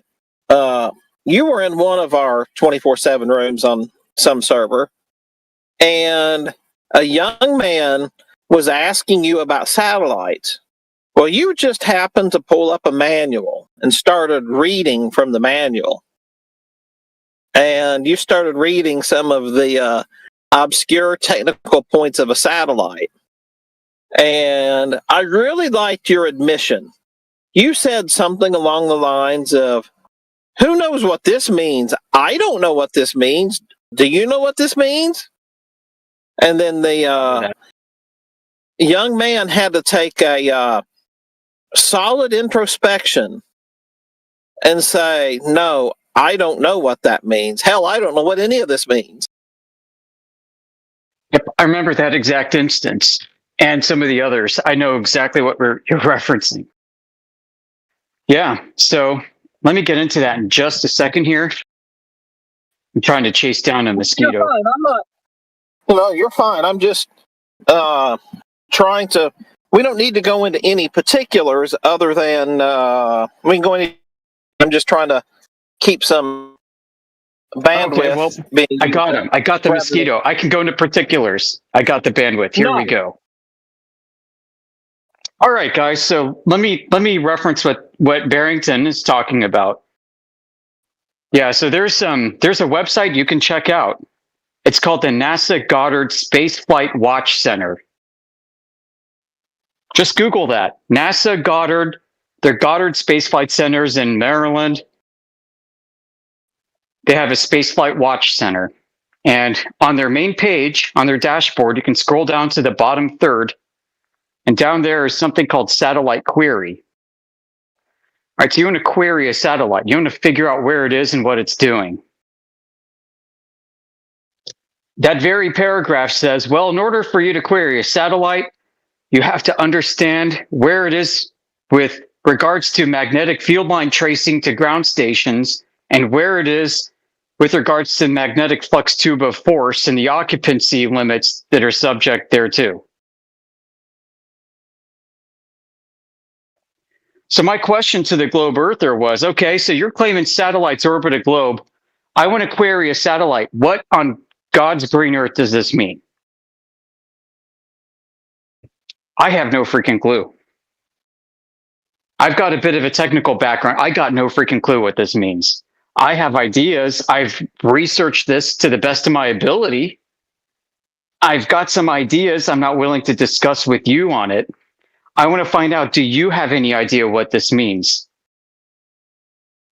I mean, 99.999% of the time, the answer is going to be unequivocally no. I mean, so this invites a few questions of ourselves. Well, why would NASA put something like this right on the front page of their Spaceflight Watch Center? You know, and what on earth do magnetic flux tubes of force and magnetic field line tracing to ground stations have to do with querying where satellites are and what they're up to?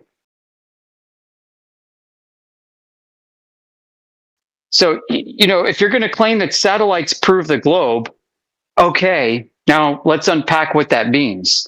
All right, maybe the fifth grade answer to that is, well, those satellites go in this gravity thing around the Earth and loop-de-loop-de-loop all day long. Hello. Fine, that may be the case, but what in the hell does magnetic field line tracing have to do with that? Hello. Hello. You want to get into something like Poisson's theorem of, like, you know, the invariance between gravitational magnetic fields? Great, let's talk about that. But I don't think you're ready for that. I don't know if I'm ready for that right now, at least not without a few drinks. And in the meantime, we're stuck with this wondering what the hell satellites really are. You don't know what they are. I don't know what they are. I can prove that Earth is flat with a measurement, and you can't tell me what satellites are actually doing. Sorry to cut you off, Yoda. There's someone saying hello to us. I think they want to get in there. Hello? Yep. I was Are you just there? finishing up. Yeah, sorry about that, my friend. Sorry. Do apologize. Yeah, welcome aboard, friend. Come on and pull up a chair. And how are you doing, sir? Yeah. What is your name on this user server? What's your username? Already left. Ah, Here's a troll. sorry. Yeah, I don't know. Yeah, he might have been a troll. Yeah. It's okay. Finish off rounding off Yodel because it was interesting. Sorry to cut you off. It's just that you made No, I got you. You're just looking out for the room. Thanks, Jen. Yep. So satellites and magnetic field line tracing. You know, it's interesting. What's really interesting? There was I think a Swedish astrophysicist who worked at NASA named Han Alfven, and he was pissed off in the 70s and 80s. He wrote a bunch of books, a bunch of papers, and even though he was with NASA, he was pissed off at NASA because he had this thing against astrophysicists. He's like, you guys are basically coming up with fantasy Star Trek cosmologies. The real world doesn't operate in this Einsteinian frame of coordinate reference systems. The real world operates within the framework of thermodynamics, electric circuit theory, electromagnetism, plasma fields, and so on and so forth. All you astrophysicists are a bunch of clowns. None of you have any real scientific applied physics background in the real stuff that makes any of this work. I'm sick and tired of it. And he actually gave a really powerful speech in the late 1980s during a symposium with regards to a paper that he'd just published previously called Double Layers in Astrophysics. We have a copy of that in our home server on 24/7 Flat Earth. It's about 300 pages. Not saying that Han Alfven was a flat earther, but in that paper, he simulated Earth's plasma sheath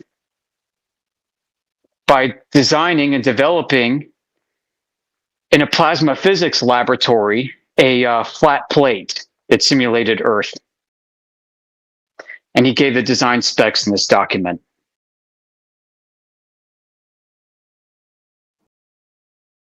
Fascinating. So let me ask you this here. So we have our 3 questions for Globies.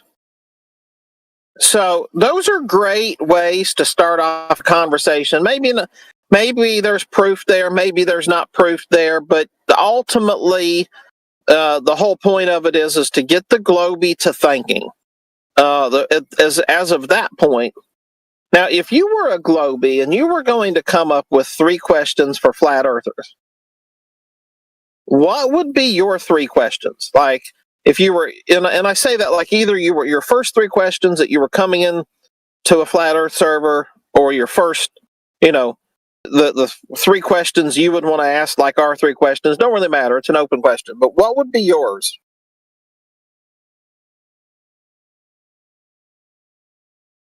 That's very interesting. Yeah, I'll tell you what mine used to be, because I used to be one, right? How could everybody at NASA be so wrong about this? How could the entire freaking world be so wrong about this? What about the people that actually measure the Earth? We have people who measure the Earth for a living, right? Surveyors. What do they think?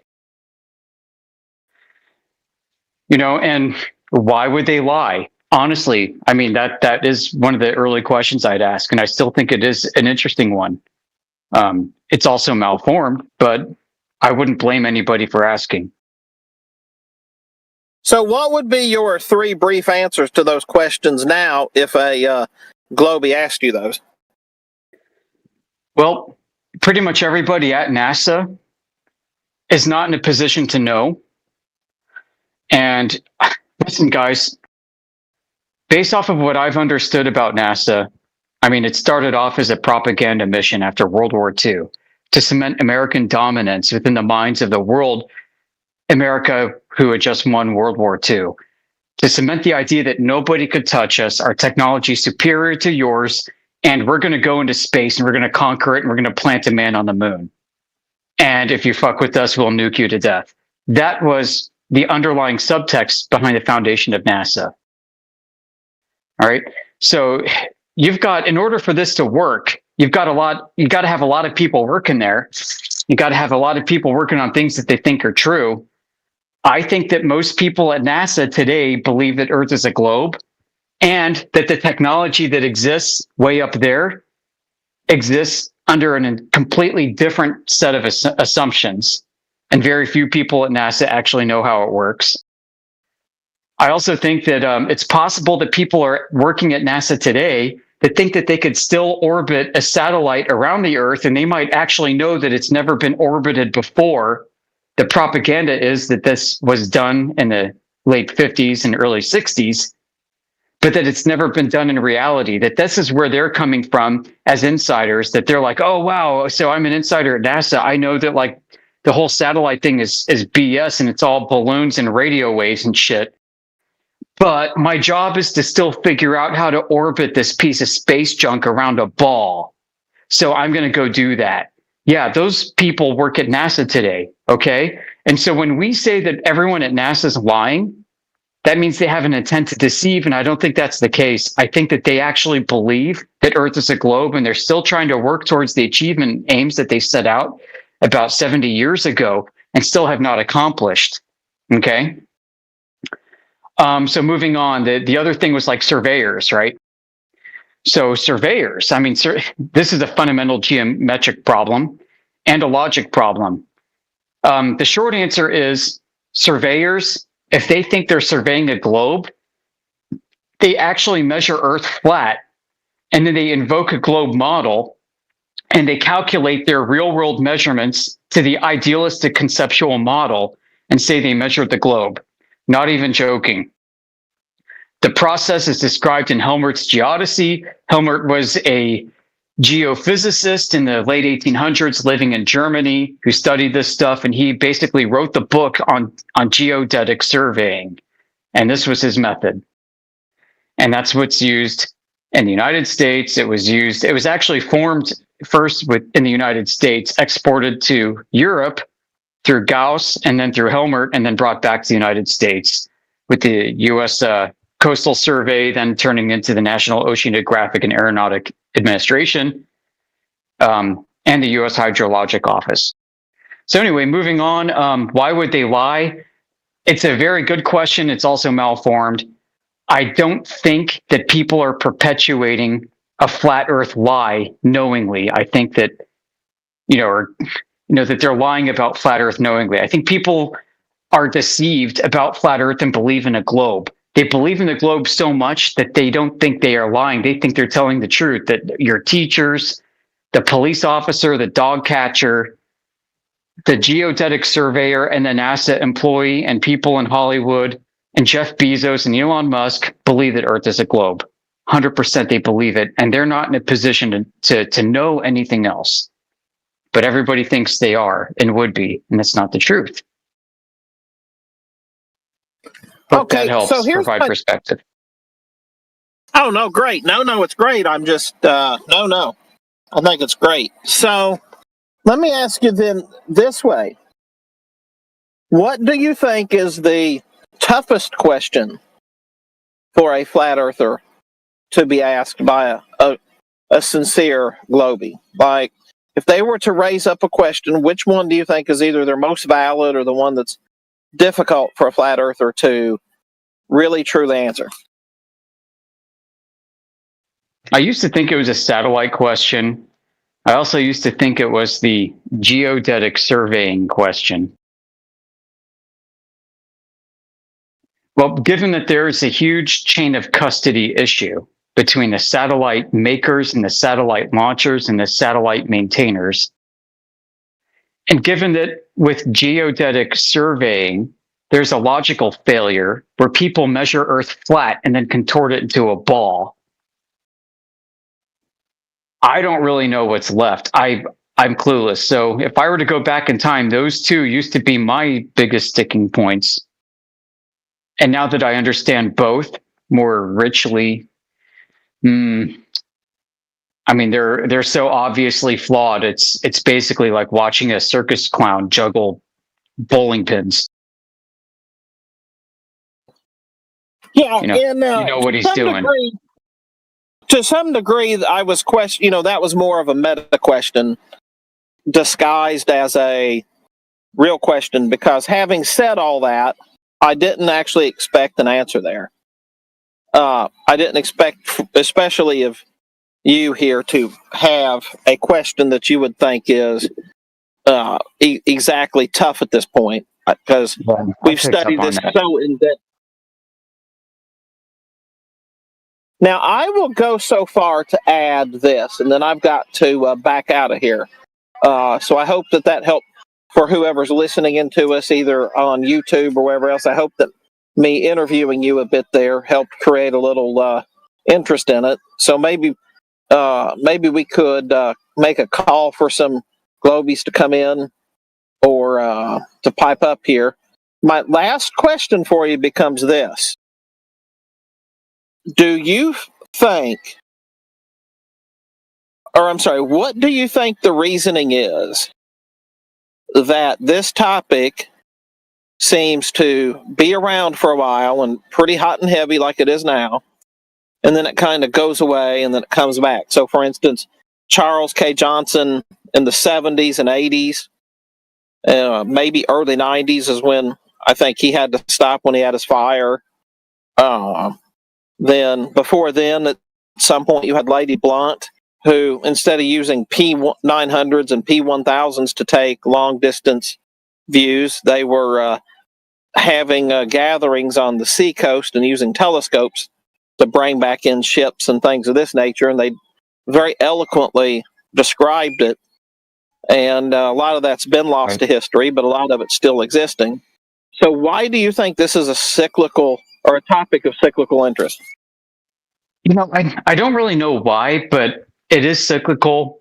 And the fact that it's cyclical is not really a surprise. If you go throughout antiquity to the modern age, there have been periods of call it like false enlightenment.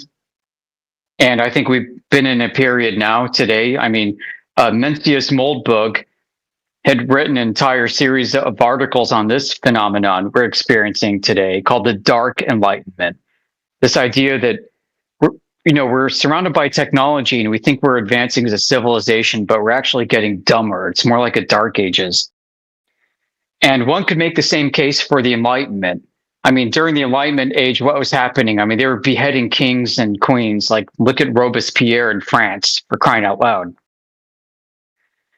So, they were decapitating the most educated and elite amongst them for their own good.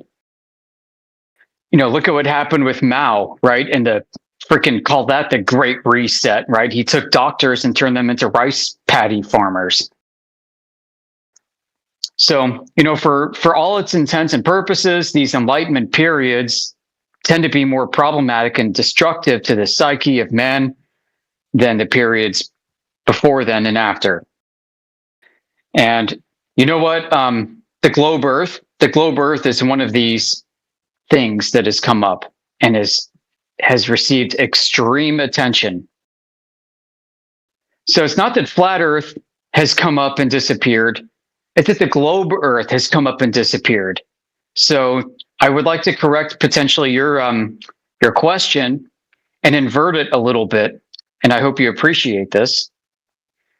For most of human history, human civilizations have understood the Earth to be flat and stationary. This globe Earth is the aberration. This is another period of dark enlightenment. This is another period where the rose prematurely opens and succumbs to frostbite and dies.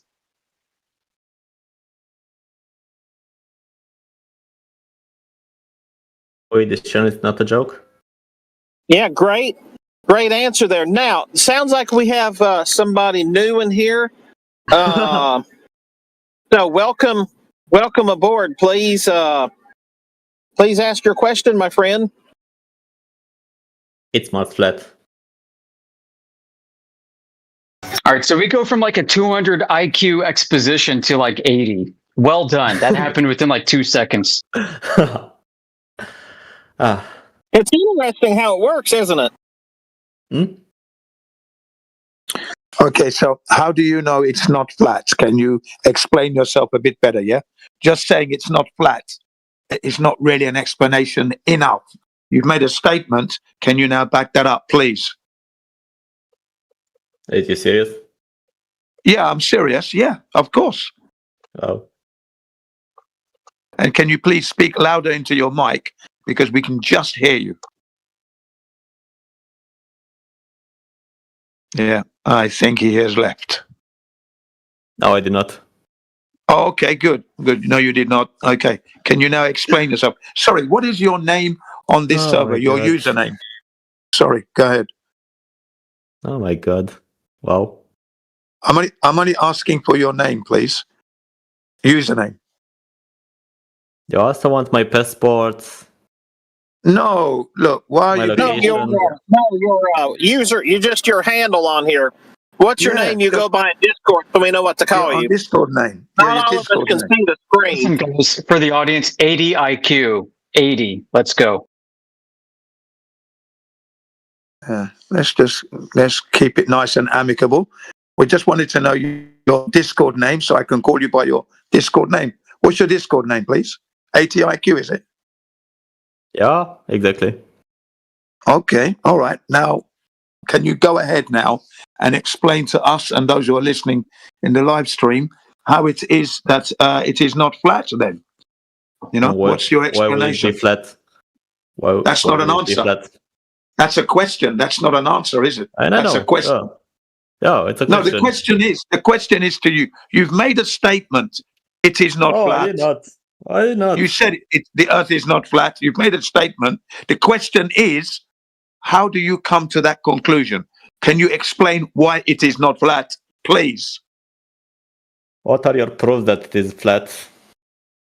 No, you said it's not flat, yeah? No, I did not So say can you tell us, don't you understand the question?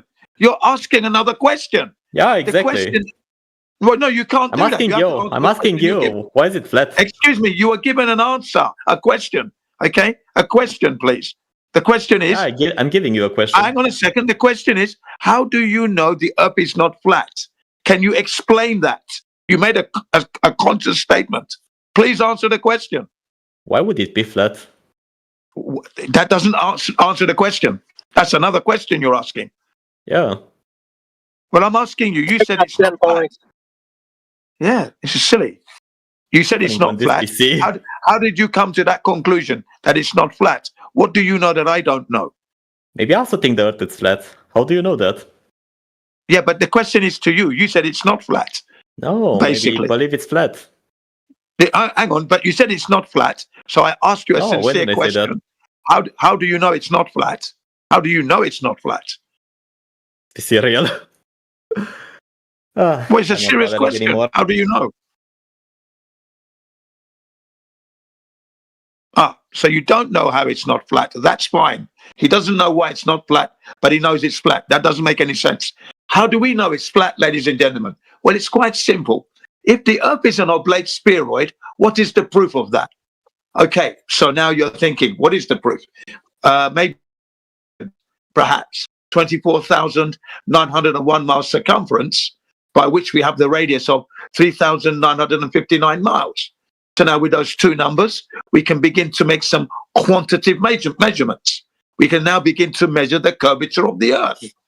So I ask you, ATIQ, whatever your name is, did you measure the surface of the earth? Yeah. Have you measured the surface of the earth? I think he has gone. He's dead, Jim. Is he gone or is he still there? He's gone. Okay, so he's gone. Well, there you go. There you are, ladies and gentlemen. So they come in, they blurt out interruptions. It's not flat. Okay, so we welcome him. We welcome the individual in, and then we ask him, how do you know it's not flat? Seeing you're saying it's not flat. Maybe he knows something we don't know. He asks, why would it be flat? Well, that's a silly question because you've said it's not flat. So clearly you must know something we don't know because you said it's not flat. Right? So he's stuck with his question, why was it flat? Okay. Let's take that question then in the end. And it's because clearly if the earth is an oblate sphere, as I've said, then there must be some measurements to that ball. What is that? We gave the numbers, 24,901 mile circumference, the radius of which is 3,959 miles. So now we can begin to measure now. I ask him, has he measured the surface of the earth? He appears to have disappeared. See what I mean, ladies and gentlemen? It's that simple, really. Either you know or you don't know. And clearly, even you who are listening now, you don't know the earth is a globe. Nobody does. For if you did know, you would be in this server telling us how we're going wrong, of course, and showing us the errors of our ways. Pardon me, I have a question. Yes, is the please. majority of people here think that the Earth is flat? I'm just curious. Yeah, all of the flat earthers who are here know the earth is flat. They don't think it's flat. They don't believe it's flat. It's not a maybe or might be. They actually know it's flat 100%. They know. All the flat earthers here. Okay, so I have something that you're asking, right? Okay. You were asking, how do I know that it's a globe? So I have a question. What do you think about the stars being different in different parts of the Earth? How do you? Okay, we had another Indian guy. That's a good. It's a good question because everybody learns. We had another Indian guy who was doing the same thing, and we said to the Indian guy, "Look, if you're looking to the stars, how are you measuring the ground? What is the methodology you are using so you know how much units of curvature you're measuring by looking up?" And he couldn't answer it, could he? Because it's not correct, is it? To look to the stars isn't going to denote a shape, is it? It's like this, okay? I look up at my ceiling, I see 4 lights. Then I walk over to the other side of the room, and I see 2 lights. Yeah, you're not getting a shape though, are you, from doing that, sir? You see? So because you change your position, it doesn't mean you are on a globe. The number one standard, the gold standard, is to measure the surface that is meant to be curving. You can't look up to be measuring down. That doesn't make sense. I'll give you one more example. I want to buy a new car. It's a Lamborghini, okay? And I've got the specifications. I go to the shop. Now I want to check the specifications to make sure that the length, the width, and the height and the ground clearance is what it says in the brochure and online, okay? So I go outside, I start looking up at the stars. Am I going to measure the car that way? Am I going to measure the car that way? No, I'm not, am I? The man's going to think I've gone crazy because I've gone out, I'm starting to look up. And then I say to him, according to your specifications, the ground height, the height from the ground to the chassis, you are 7 millimeters off. He's going to think, how did I know that? Of course, I wouldn't know that, would I? Because I wouldn't be able to get that accuracy, would I? By looking up. So we don't look to the stars. What I'm saying to you is that we flat earthers don't look at the stars to know that the earth is a globe or flat. It's not what we do. We would measure. To determine whether the earth is a globe or if it is flat, we would not be looking to the stars. We will measure the ground. It's the number one gold standard. The only standard we actually accept for accuracy. Does that make sense now? Not really, because, for example, the stars rotate differently in each hemisphere. So how do you explain that? Again, you're ignoring the point. Hang on a minute. Hang on a sec. Let me just clear this out because he's doing it again. You're ignoring the points that I raised, that you do not measure curvature by looking at the stars. How are you measuring the curve? By looking at the stars. How are you measuring? You must answer that question. Well, you don't measure the curvature looking at the stars. Thank yeah, you. that's right. Thanks. Thank you, ladies and gentlemen. And that's Measure the it in gold different standard. ways. But That you can doesn't prove anything, because what you're talking about could happen on a globe if it were one, and it happens on a flat Earth. So if you're on a flat surface and you change your orientation or your location, that would determine what stars you are going to see. That's not proving the Earth is a globe. It's not measuring curvature, is it? Which you've just admitted. Okay? So it's a flawed methodology. Looking to the stars is inaccurate, inappropriate, incorrect. Looking down to the surface of the Earth is the correct method. Maybe we can get into why that is the case for the audience, please, for him go ahead. listening, and others. Yeah, go ahead. So what is the claim? I mean, there's a claim that's baked into his question, the hemisphere. How do you know that you have a hemisphere on the ground in the first instance? By just looking at the stars. So let me punt that question back to our guest and see if he has an answer. I mean, I don't know. I'm not too familiar with the maths, but I'll guess that the key observation, for example, if you see Polaris on the North Star, right, it changes height. So if you stand at the North Pole, it's directly like overhead, 90 degrees. But if you move to the south, like Polaris appears to be lower in the sky. I mean, that's one thing that you can probably measure, right? Well, okay, so I see Polaris overhead, maybe at 45 degrees angle. And let's say I walk backwards. Polaris lowers in the sky, lowers and lowers and lowers. How does that prove that Earth is a globe? Because you can measure the angle, like measuring the curvature with, like, let's suppose that you travel from one city to another, right? Let's say that you're going 69 miles. So the angle of Polaris is going to be decreasing like one, I'm not sure how do you say that in English, 1 grade, 1%. Yeah, degree. Yeah. 1 degree. So since there are 360 degrees around a circle, that means that the full circumference of the Earth is going to be like 360 times 69 miles, which is 111. I got you. That is a true statement. That is a geometrically true statement. All right. Well done. That is a true statement. Okay, so that applies to geometry, but has anybody measured the ground distance and the angle declination or ascension together? I have no idea. Yeah, This is the first time that I'm in a flat Earth channel, so it's kind of hard. I know. Listen, I've never come across that, and I've been in this topic about 5-6 years. I've never come across. Well, I've come across this topic. I've never come across any evidence for that. Not in 5 or 6 years. Again? Yeah. So has anybody actually measured the angular distance relationship?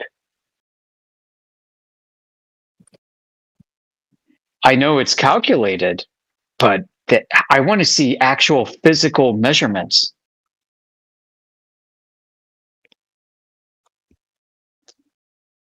I have no idea.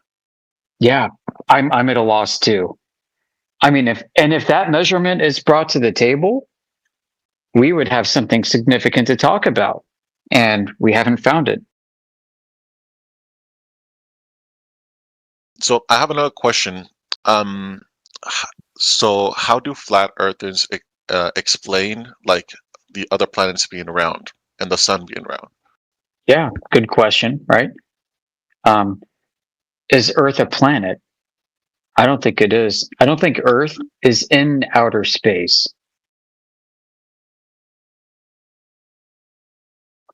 I think outer space is above Earth. And what is underneath it? Earth is the floor of outer space. and it just extends forever, or Well, I mean, up to a point because we're breathing pressurized air. So it has to be up to a limit, but that just means it's up to that limit. Maybe it goes on further after that limit because there's a boundary layer separating this existence from the next. I don't know. so if the Earth is flat, that means that there's limits to it, right? I would say so based on the existence of pressurized gas that we're breathing. So why hasn't anybody tried to push those limits? Well, maybe they have, and we don't have the results of those studies.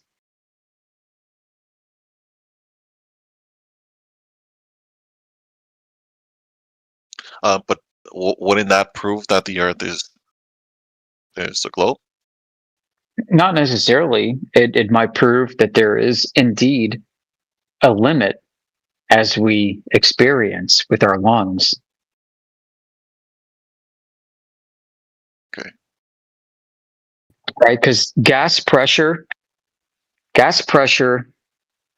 cannot form inside of an expanding vacuum. At least not for very long. So if outer space is an expanding vacuum, how do we have pressurized air without a container?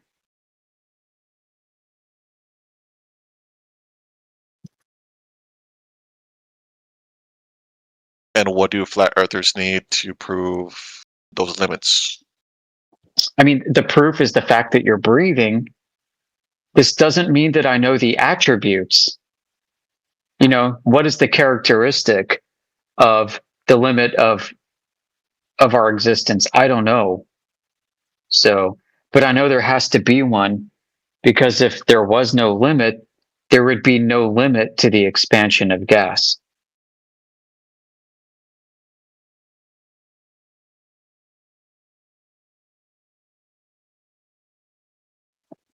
Gas does not get compressed under gravity. Yeah, and remember, the onus is on you to prove the Earth is a globe, yeah? Because we're giving you the facts here. You're not mentioning anything that's proving globe thus far. Everything you said hasn't led us to think or understand or know that we're living on an oblate spheroid thus far. Bear that in mind when you ask your questions. So what we're offering is a new cosmology altogether. Yeah, I'm not here to convince you. I'm here just No, it's okay. because I'm curious to know what you guys think. Listen, I didn't accept flat Earth until after 40 years old.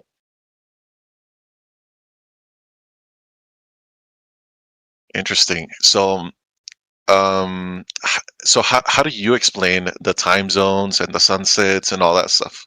Yeah, I got you. So, you know, when you say time zones, you don't mean like the U.S. Eastern time zone, the U.S. Western time zone, the Hawaii Pacific time zone, do you? No. I mean, for example, the daylight in Mexico, but night in Japan, for example. Yeah. Okay. So that's different. It's not really time zones, right? But I got you. Why is it noon in Mexico? And why is it midnight over in, oh no, freaking Thailand? Yeah. I mean, because the sun moves. Okay. I mean, we see this move in the sky, and the light that it casts is brought with it wherever it goes. And we know that there's an extinction coefficient, right? The light gets absorbed and scatters. And this is why we have beautiful sunsets. So there's something you can Google today. And for the audience listening, you can Google along and figure this out. Okay. It is the Rayleigh, Rayleigh, Rayleigh, Rayleigh,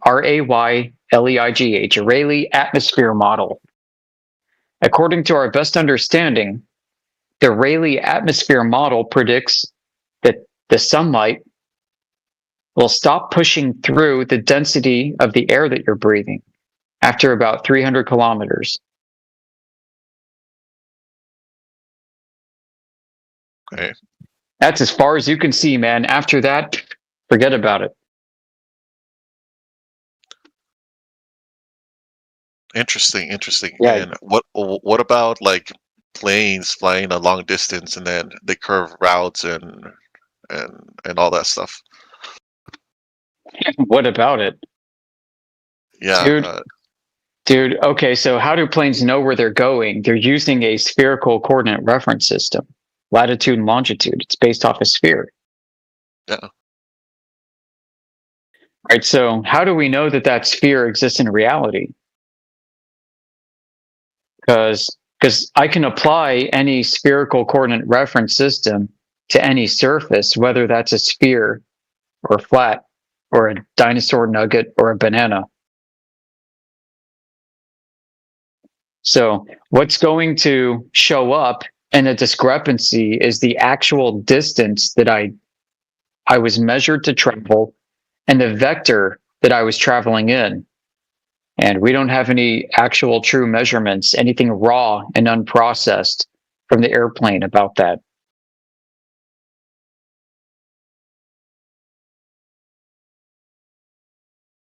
Okay. Right. I'm sorry if I What we asked a do lot of have- questions. I'm sorry. I'm just very curious. Yeah, no, it's okay. I mean, we can get into that if you want to go further. Like, do you know anything about inertial navigation systems? I don't. Okay, that's fine. We can move on to something else. I mean, you can explain it to me. Okay, so take the 777, the Boeing 777. That's one of these big jumbo jets, the 777. Okay, it has a component inside the black box called the Air Data Inertial Reference Unit, the ADIRU. Sounds like kangaroo, right? This thing collects data from the aircraft. This data includes 3 optical gyroscopes. That is, these are either ring laser or fiber optic gyroscopes. I'm not sure which, but there are 3 of them within the aircraft. And these things are responsible for measuring the aircraft's pitch, yaw, and roll. And there are also 3 accelerometers, and this device collects that information. And then, using software, it converts it into a globe and then puts that globe on the pilot's screen. All right. Unfortunately, I have to go now. Sorry, at the last second, I got a call. No, all right. Anyways, guys, are you talking about what the topic exactly? We're talking about the flat Earth. So if you have any questions relating to the flat Earth, please ask your questions. Okay, anything you like, no limit. Yeah. Yeah. Go ahead. Yes. Thank you. So, are you talking about like the Earth is flat? Is that what you? Yes, correct. So that is what we're talking about. The Earth is not an oblate spheroid, not that ball shape. No, that's what we're saying. We're saying it's flat level. Okay? Do you have proof of the Earth being a ball? You have that proof? No, I don't have it. No. Okay, that's true. That most people do not have that proof. 100% of the people you ask don't have that proof. 100%. Okay, so because you know why? Because we're humans. The only one that knows exactly God. Period. That's it. I can agree to you there that God knows the real shape of the Earth. That's true. Yeah. Yeah. But we can find. Hang on. Yeah. We can know what shape it isn't if we're given a shape and we check it like the Earth and we're saying it's flat. And flat is not a shape; it's just a description of the surface. We're saying that the Earth is because the Earth is not curving at the rate it should to make the oblate spheroid. It's not curving at that rate at all. No curvature. What do you say? Yeah. So yeah, what I'm saying that and we are humans in this earth. Whatever we study, whatever we study about anything, we will never ever get something right 100% except God, because God.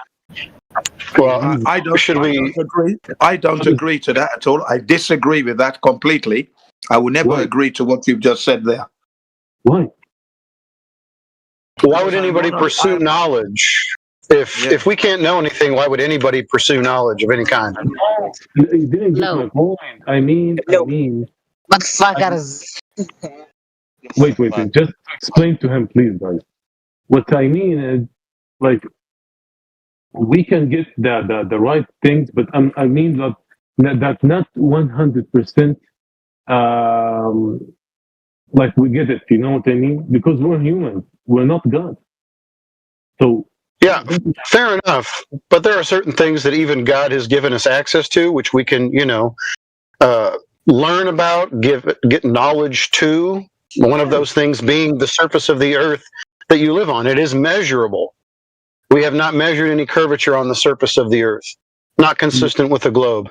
So the earth is, as you experience it, it is flat, stationary, and it seems to be enclosed. Those are things that we can know.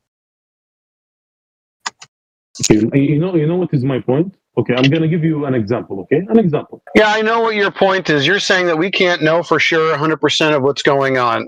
And I disagree with that, because we have things called measurement tools, and there are certain things God allows us to know. There are other things that God doesn't allow us to know. This is one of the things that he does. Now, the overall shape and composition of the entire earth, nobody knows that part. That's probably what you're talking about. But at least the surface and the nature of the surface can be determined. Yes. I understand it. Yeah. Yeah. Okay. You know. What else? Can I talk like another topic or? No, this is a flat Earth room, man. It's mostly dealing with the Earth and its composition.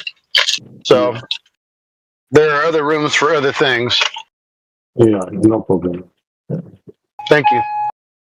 No problem.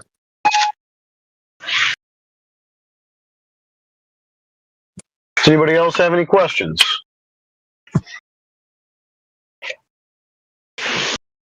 Is the gentleman still in here that was asking about the stars and hemispheres and stuff, or is he gone? Yeah, I'm still here. Okay. So, do you have any follow-up questions? I'm trying to think of some. I mean, you said something that was very interesting to me. So you said that you weren't sure that the Earth was flat, right? No, I'm sure of it. You're sure of it, but you said something. I can't recall what you said. You said something like there were some things that you didn't know. Yeah, the entire shape of the overall Earth realm, I don't know how to determine that. I mean, that's talking about like a God's eye view, like backing away from it and seeing its entirety. That I don't know. But the surface that we dwell atop is indeed flat. It's always referenced that way. It's always measured that way. It's always used that way, built on that way, navigated that way. So we've already measured the surface. All the surveyors, they measure the Earth flat. I mean, we can go on and on. The aircraft stuff that Amish was talking about earlier about the reference systems, about telling you the roll, the pitch, and the yaw of the aircraft. Those all tell a story from point to point, wherever the aircraft flies, that it is indeed flying along a horizontal surface. It doesn't show us any deviation from that. So, the consequences of what might need to occur to compensate for have to be compensated for at the speed that the plane is going does not show up in any of the data that the instruments read out. So even the reference systems on the aircrafts that we use tell the story that the Earth is indeed flat. The planes are flying across the flat surface from point to point. Okay. I'm still curious about the question that I was asking this person, Yoder. Why hasn't any flat earther tried to push the limits or tried to go beyond the flatness of the Earth? Beyond the flatness, what do you mean? Yeah, so if it's flat, that means that it has limits, right? Yeah, I don't know where to find those. If you have an idea where we could find those limits, please let me know. Well, it's because, I mean, from my opinion, they don't exist because the Earth is a globe, right? No, Okay, well, if the Earth is a globe, it would have curvature, right? Yes, it does. Yes. Okay, so where's the curvature, and how can you measure that?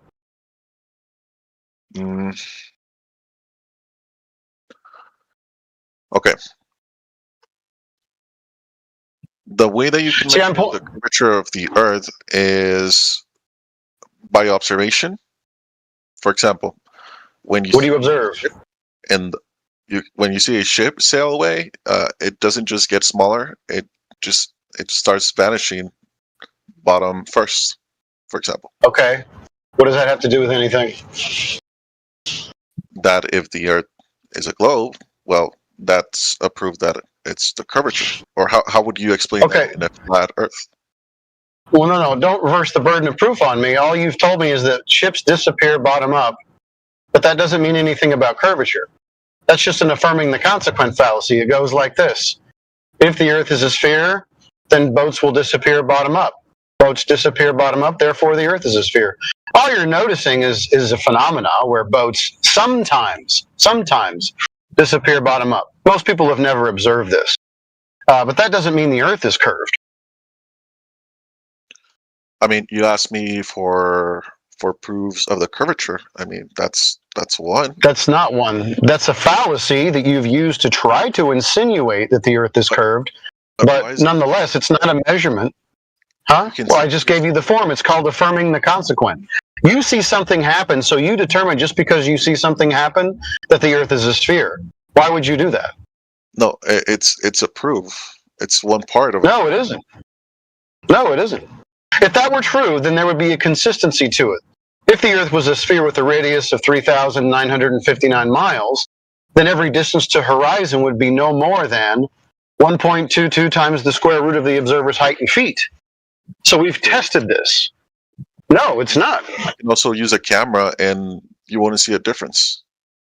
Okay, let me give you an observation, and you tell me what's wrong with it. Okay. Okay. You tell me why the Earth is not curved in this photograph. Just a second.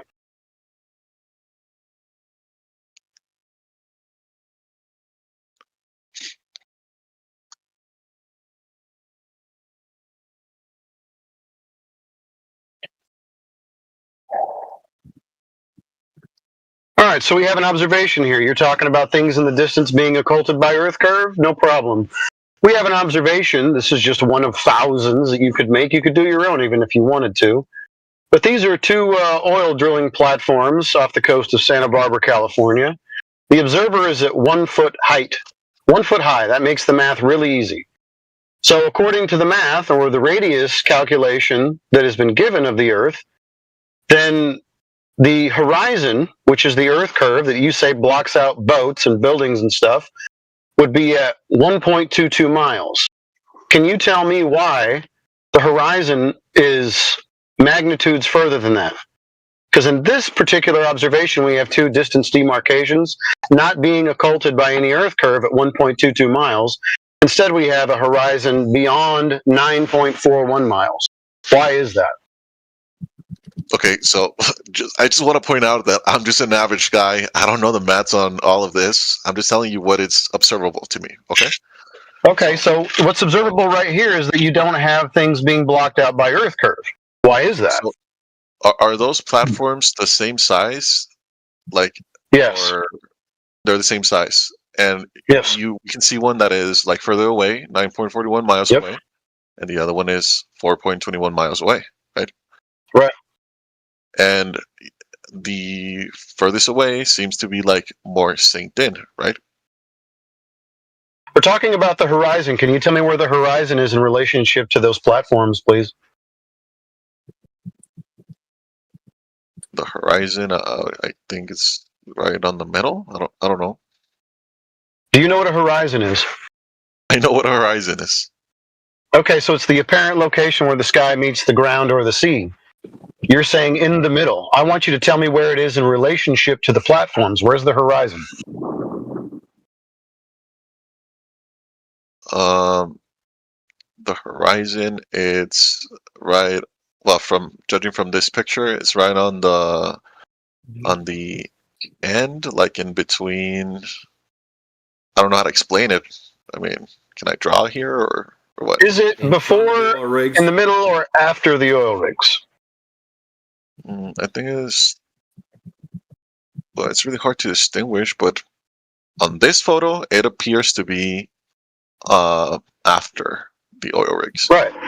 So it's behind the oil rigs. Is the horizon not the Earth curve that you're claiming blocking out boats and buildings and stuff? Isn't that what the Earth curve is supposed to be? The edge, the tangent point of the ball? Well, yes, but how do we know this picture is real? So all of a sudden now you're a conspiracy theorist? You think there's some kind of conspiracy where people are doctoring photos and stuff to make it seem as if there's a horizon beyond these two oil rigs? These two oil rigs are still there. You can go make this observation yourself. You can do this on any body of water, a large body of water with distance demarcations. This is not a conspiracy. This is not Photoshop. This is an observation. You talked about observations earlier. I have a recorded one here. So we have the tangent point, apparently, of the ball, which is supposed to be at 1.22 miles, well in front of both of the oil rigs, now behind both of them. Why is the ball expanding and contracting? Or is it a ball at all, since now it's not even adhering to the geometry that it's supposed to? Okay, so it seems interesting. Okay. The Earth can't change shape. If it's a ball, you have a tangent point, a horizon, that must be at 1.22 miles. I mean, do you have more? So the observation... Do I have more examples? Sure. Who's got the windmills? Let me see if I've got the windmills. Coming up. Here, I've got these right here. Oh, you've got a bunch of them.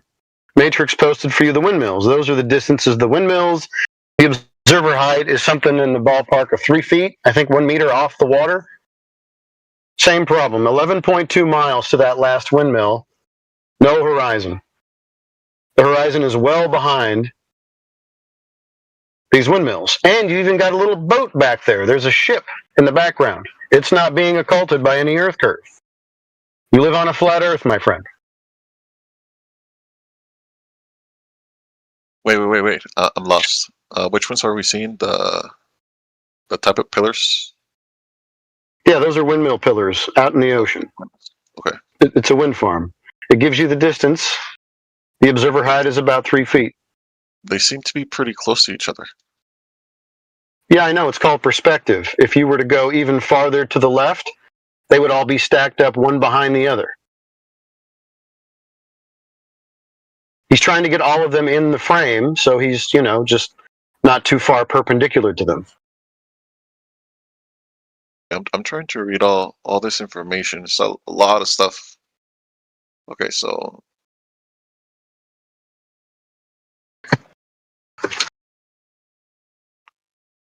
and besides these images, have you gone to the sea and proved this yourself? Yes, I have. And what did you find? I found a flat Earth. Like I find it everywhere.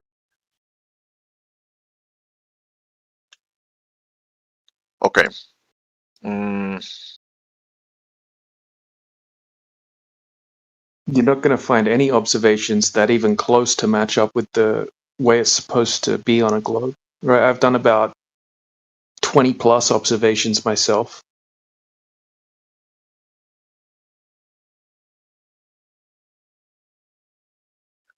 Yeah, I mean, I wish I could give an explanation, but since I'm not familiar with the topic, I just can't.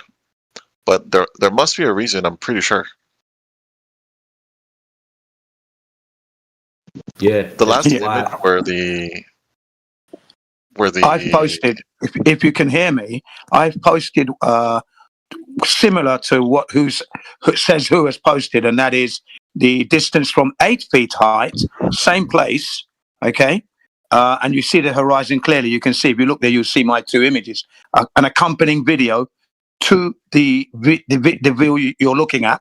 which explains what you're looking at. And then underneath that, I've also posted the observation of Oahu Island, seen from the island called Kauai, right?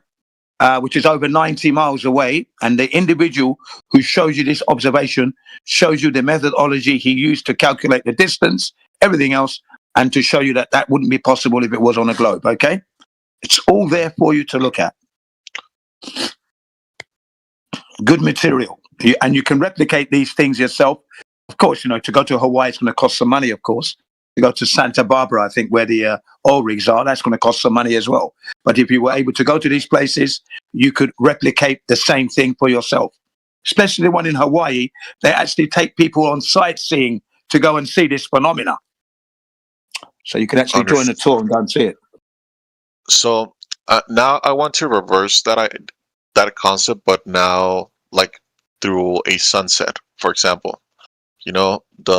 Whenever the sun goes down, you can see on skyscrapers that the light starts to like dim throughout the skyscraper, right?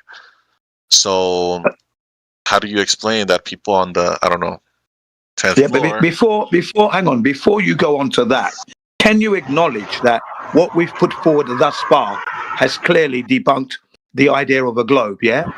Clearly simple. You were shown 2 oil rigs, which are GPS located. They never move. The horizon is behind that. If the Earth is the size we were given of 24,901 miles circumference, that's the circumference, 24,901 miles. The radius of that is 3,959. Now, at a height of 8 feet, in the one I showed you, your geometric horizon can be no more than 3.46 miles. Okay, that's the miles to the horizon of a globe, if the specifications are correct. But yet we're seeing 2 oil rigs, one at 6 miles, one at 10 miles, and then the horizon's behind that, thus debunking the globe. Can you actually address that point? Because you don't seem to be addressing it, and you're just moving on.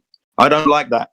I like you to address what's put forward to you. Because well, I'm sorry, but I don't have all the answers. I'm sorry. I mean, it could be reflection.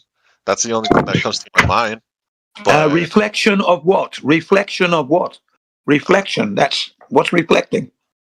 Well, the refraction of light. Okay, you mean refraction of light? Well, yeah, we've accounted for 8% of standard refraction. Okay, and we're still seeing beyond your standard refraction. Magnitudes of orders of magnitude much further. So refraction is not working for you in this case, even if we apply refraction, 8%. Jed. As we know, as soon as you make a claim to refraction, my friend, you lose all and any claims to geometry. Thank you. That was Matrix. Problem with that. And the second problem, so that's your first issue with refraction. You lose all claims to geometry. Your second issue is you sort of need a second medium for the light to bend through. So refraction is the bending of light as it passes from one medium to another. For example, air to glass, glass to water, water to air. So without the second medium, there's not really much refraction going on. There's other optical effects, mirages, things like that, but they are very well defined. So looming, stooping, towering, Fata Brumosa, Fata Morgana, they're all pretty well defined. If you watch try to look at all that, look those up, and there's all, the boys can post up definitions for all those if you want. But yeah, there's no mirage and we have allowed really going on, bruv. Yeah, we've actually allowed for the 8% refraction anyway. So that's the problem there, that, the refraction is not really going to help you. We've allowed for that, and we're still seeing beyond the geometric horizon of a 24,901 mile circumference globe ball. Okay, the radius of which would be 3,959 miles. We're seeing beyond that, well beyond that now. There's an island behind behind those oil rigs, 29 miles a day, and if the weather is permitting and it's clear enough, you can make the outline of the island, which is why I posted a video of the Oahu one being seen from over, it's actually about 108 miles. I say 90 to be safe. Okay, it's all in there. You've got to watch this. You've got to look at the material, look at it, look at the video, look at the methodology being employed, and then try to make some calculations or conclusions afterwards. But anyway, as long as you've acknowledged that we are seeing beyond the geometric horizon, that should make you think, why is that? It's not refraction, unfortunately. Okay. Right. So what was your other question? He was asking about the sun. And the sun is the same problem. You could treat the sun like you would treat a boat in this scenario. It's the same problem. Yeah, and as we're looking at the sun now, it means we're no longer looking at the surface of the earth. And how you're now going to measure curvature by looking at the sun, you're going to have to show us that methodology, which again wouldn't be as accurate as actually measuring the surface that you are actually standing on.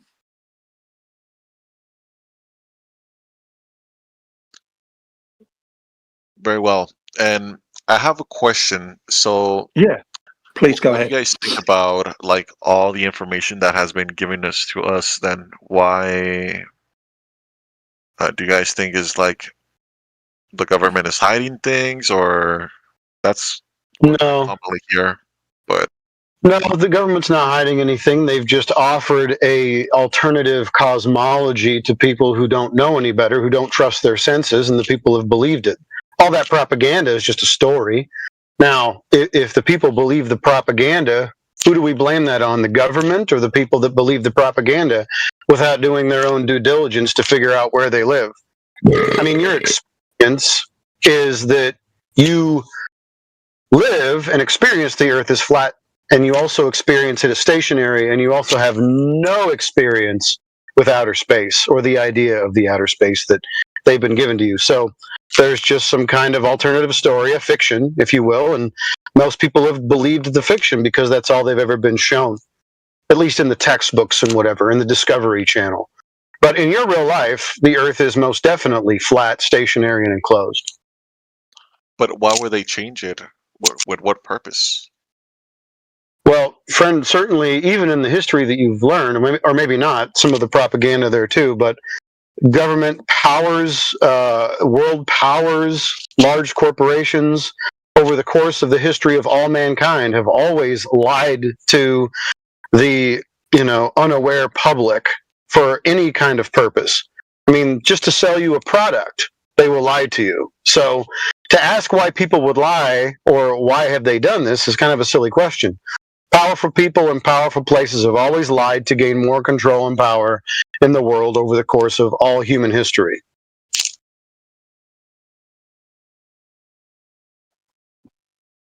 Interesting. Okay.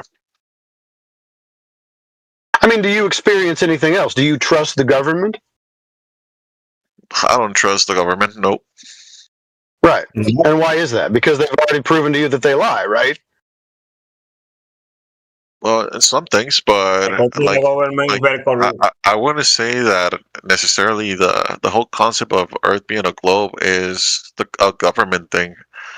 For example, like I know that there's some systems that work, and they just work because the Earth is a globe. Such as GPS, for example. GPS has nothing to do with the Earth being a globe. Yes, it does, because you need. No, let's full stop right here then, man. Triangle. Why not? Who said what? Someone chimed in. What's the deal? Oh, I just said let's. I guess somebody got. Right. Oh, my fucking finger was on my mic. That's why you couldn't hear me. I just said full stop right here, and then I was trying to let you speak. I shouldn't have even said anything. I interrupted and ruined the damn flow. My bad. It's okay. No, GPS has nothing to do with the globe. Nothing. But it depends on curvature. No, it doesn't. How does GPS depend on the Earth being curved?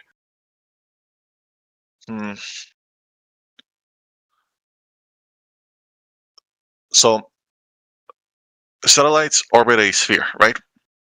I've never seen any satellites ever orbit any sphere. You've never seen that either.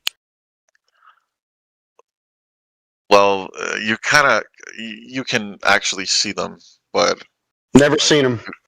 You think those lights that you see at night that move slowly across the sky, you think those are satellites, do you? I mean, yes, they have a tracking system. Okay. You can track them and you can follow where they are. For example, You think those are being, they're on the dark side of the Earth with no light applied to them. You think you're seeing something on the dark side of the Earth in the solar system where there's no light shining on them to reflect back to your eye. That's what you think? well, they have lights of their own. Oh, really? So how big would those lights be in their angular size from the distance from the Earth so that you could see them? How bright are these lights? I mean, if you're going to keep making claims, tell me what kind of lights that they use, how bright they are, and the distances they are from the surface of the Earth and how we can see them. You're making stuff up on as you go. I've never even heard of lights being on satellites. Never once. Oh, okay. You're asking me to. Don't make stuff up, man. It's okay. You made it up. Just tell me you made it up.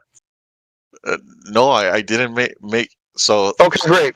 Give me the specific satellite. Give me the specific satellite and the lighting system on it, please. Okay, I have to search it up. Can I search it up? Wait a minute. Now you have to search it? You had this as knowledge a second ago, and now you're hoping that Google will save your ass. No, you're asking for specific things. I mean, I don't know what type of light they use. You're asking me a specific light. How am I supposed to do that? Give me the specific light, the size of the light, the luminosity of the light, and the distance of that particular satellite from the Earth, and we'll see if the angular size is consistent with your claim. Okay, but how am I supposed to know that? Normally, fine lines. Well, you just told me that you did. Claims to things. When people make claims to things, they already know these things. To start off with, they don't make claims and then go, "Oh shit, I better go and look this up." Yeah, they normally know so that's why they make those claims. So yeah, it's just interesting that you've made the call about these bright lights, and then I better look this up. Well, I didn't see that claim. He said, so you think that you see those lights like flying around, and you think those are satellites. That's what he said. Right. I'm asking you about your claim. You're making claims about your stuff. So you're saying that there are satellites. You see things slowly moving across the sky at night. So do I, no problem. No evidence that those are actually satellites, meaning pieces of machinery that are tethered to the Earth's gravity, whirling around the sphere Earth, which no one has measured and no one has seen. With the telescope. I don't care what you see. It's still an affirming the consequent. Listen, I've used telescopes. I've never seen a satellite like that machine that you see that on Google or Discovery Channel, that propaganda that they show you. Okay, well, why don't you show me what you have? Because I've never seen it. You've never seen it. You're making this up as you go. Now you're trying to save your religion. I don't know why you're saving your religion. Are you really invested in the globe? Is it important to you? I mean, dude, don't lie to me. I know when people are lying to me. Just stop lying to me. It'll be fine. Because you're lying to me, I don't appreciate it. Because I don't like it when people lie to me. Why are you disrespecting me? That's a different question. You're lying to me straight up right now. You don't know that there's any lights on satellites, and you certainly have never seen a satellite through a telescope. You've never seen either. I know you haven't. How do you know that? Well, then please give me the evidence for your claim. You got any pictures? You got any data about these satellites and the lights? Well, give me the data for the satellites and the lights. To insult my intelligence, but let me put it to you this way: I'm not insulting your intelligence. I'm calling you a liar. That's what I'm calling you, as a liar. I'm not insulting your intelligence. What proof do you have that I'm lying? Because you've made claims without substantiating them. Well, I'm telling you that you can see them through a satellite. That's just your claim. I don't want to hear your claim. I want to see the evidence and the proof for your claim. I don't need to hear the claim again. No, you can prove it yourself. No, this is your claim. No, it is your proof. It is the burden of proof is on you. He who makes the claim carries the burden of proof. This is as old as the earth itself as well. Why don't you want to do it? It's fine lines. It's not up to him to fulfill your burden of proof. It's up to you. When you make a claim, and it doesn't matter who does this, Anyone who makes a claim needs to back it. Now, the problem is you've just given him a handful of words with nothing to back. So he can just openly dismiss this. If you're not going to give him anything to back it, doesn't have to back it and just to dismiss it. He can just go, sorry. But so it's up to you. If you're the one who's saying that you've got satellite images and stuff, put them up. Just post them in the side chat, man. Wait, I started with that there were satellites that orbit a sphere. And so that's a claim? Depends. That's two claims. Actually, number one, that it's spherical, and number two, you've got satellites circling it. Yeah. So where's the evidence? Well, see how quick it stacks up? Wait, hold on. Both of you are talking at the same time. What did you say? I said, see how quickly it stacks up? Yeah. Again. So you've made two claims. You need to prove both claims. Okay, both claims. The GPS and the satellites orbiting the sphere. No, yes. Yeah, fine. Those two claims. Yep. Okay, so the GPS, it's a system that depends on Earth's curvature. Wrong. Okay. That's another claim. That's another claim. So now you have three claims to prove. Hold on, I'm getting there. So, how do you want me to prove it to you? Do you want me to show you the physical satellite? Do whatever you've got to. No, just do whatever you have to. Now, this has to be done in reality, by the way. You just can't show me some kind of reification or program where these are where the satellites are supposed to be according to this made-up model of a sphere Earth. That doesn't work. It's still just the claim. We need the physical evidence of the claim that you're making. Oh, okay. You need the physical evidence. Since I don't have the information, I can show you probably an image of the satellites they use, I guess, if that's what you want. Oh, and what is that going to help me do? How does that prove anything? See, you understand how propaganda works? If I show you a picture of something and say, yep, that's in outer space, you're going to believe me, aren't you? So how do you want me to prove it to you then? Well, I don't care how you do it, but it has to be something reasonable, not just showing me pictures of stuff. I mean, you want... It would also help if it's something that I can go verify. If I can verify it, that'd be really helpful.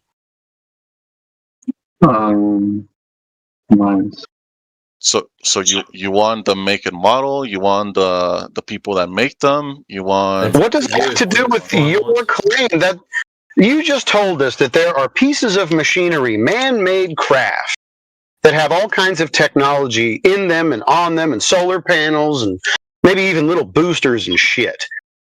And you're telling me that you're going to give me a make and model and who made it here on the ground, and I'm supposed to believe that it is hurling around the Earth at thousands of miles an hour? By the way, you got to prove that the Earth is a ball too. That would be the best place to start. But why would I believe because you give me a make and model that is doing what you say it's doing?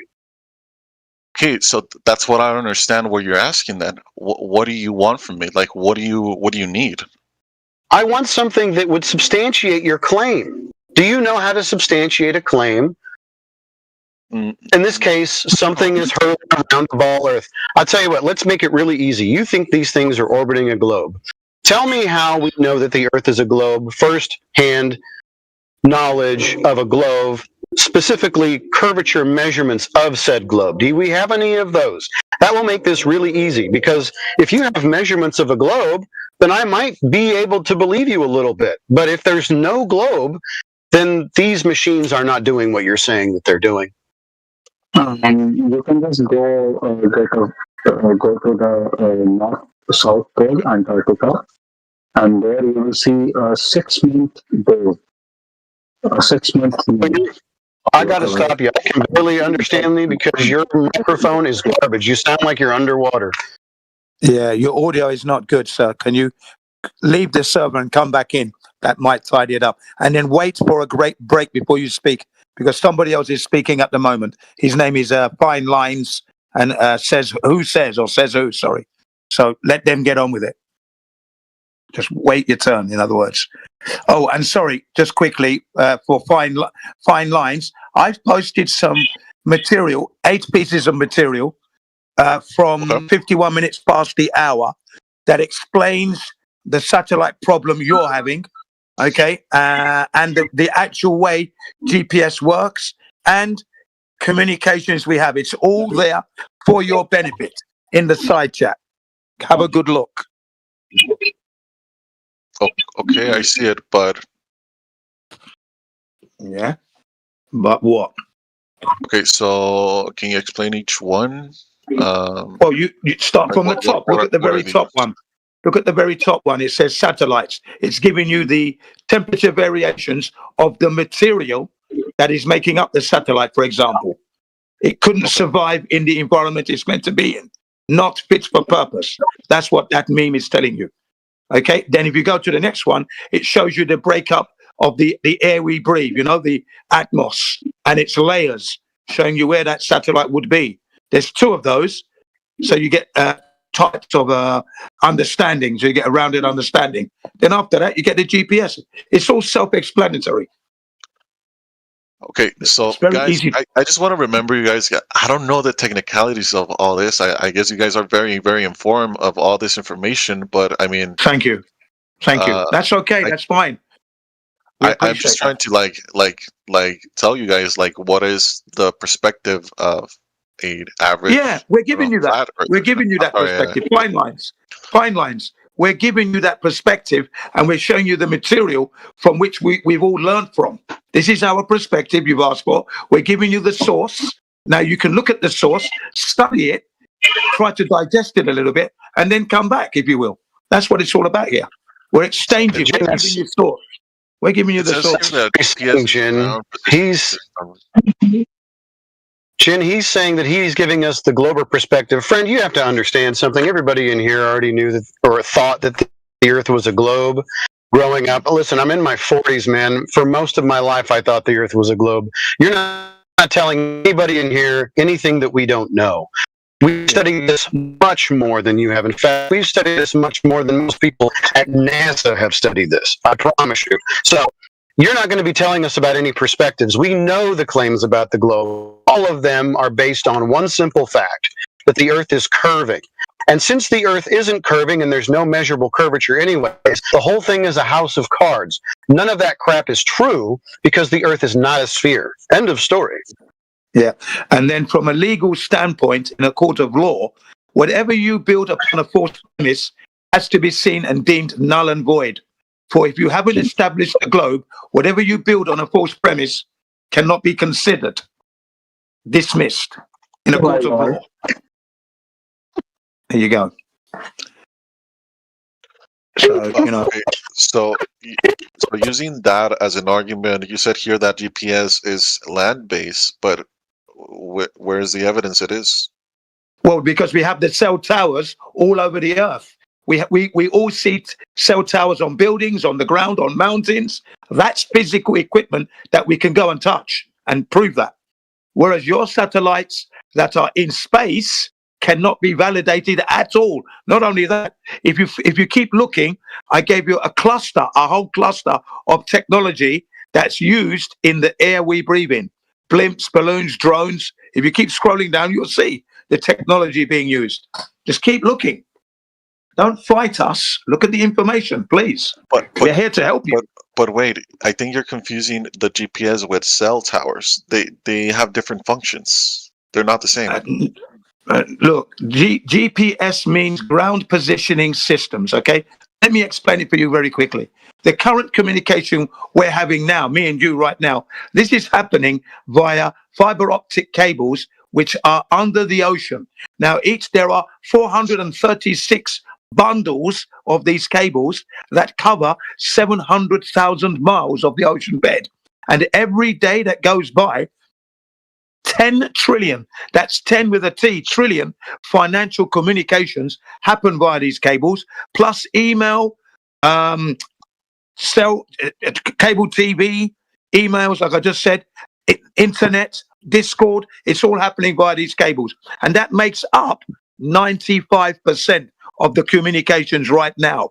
Then the remaining 5% comes from satelloons.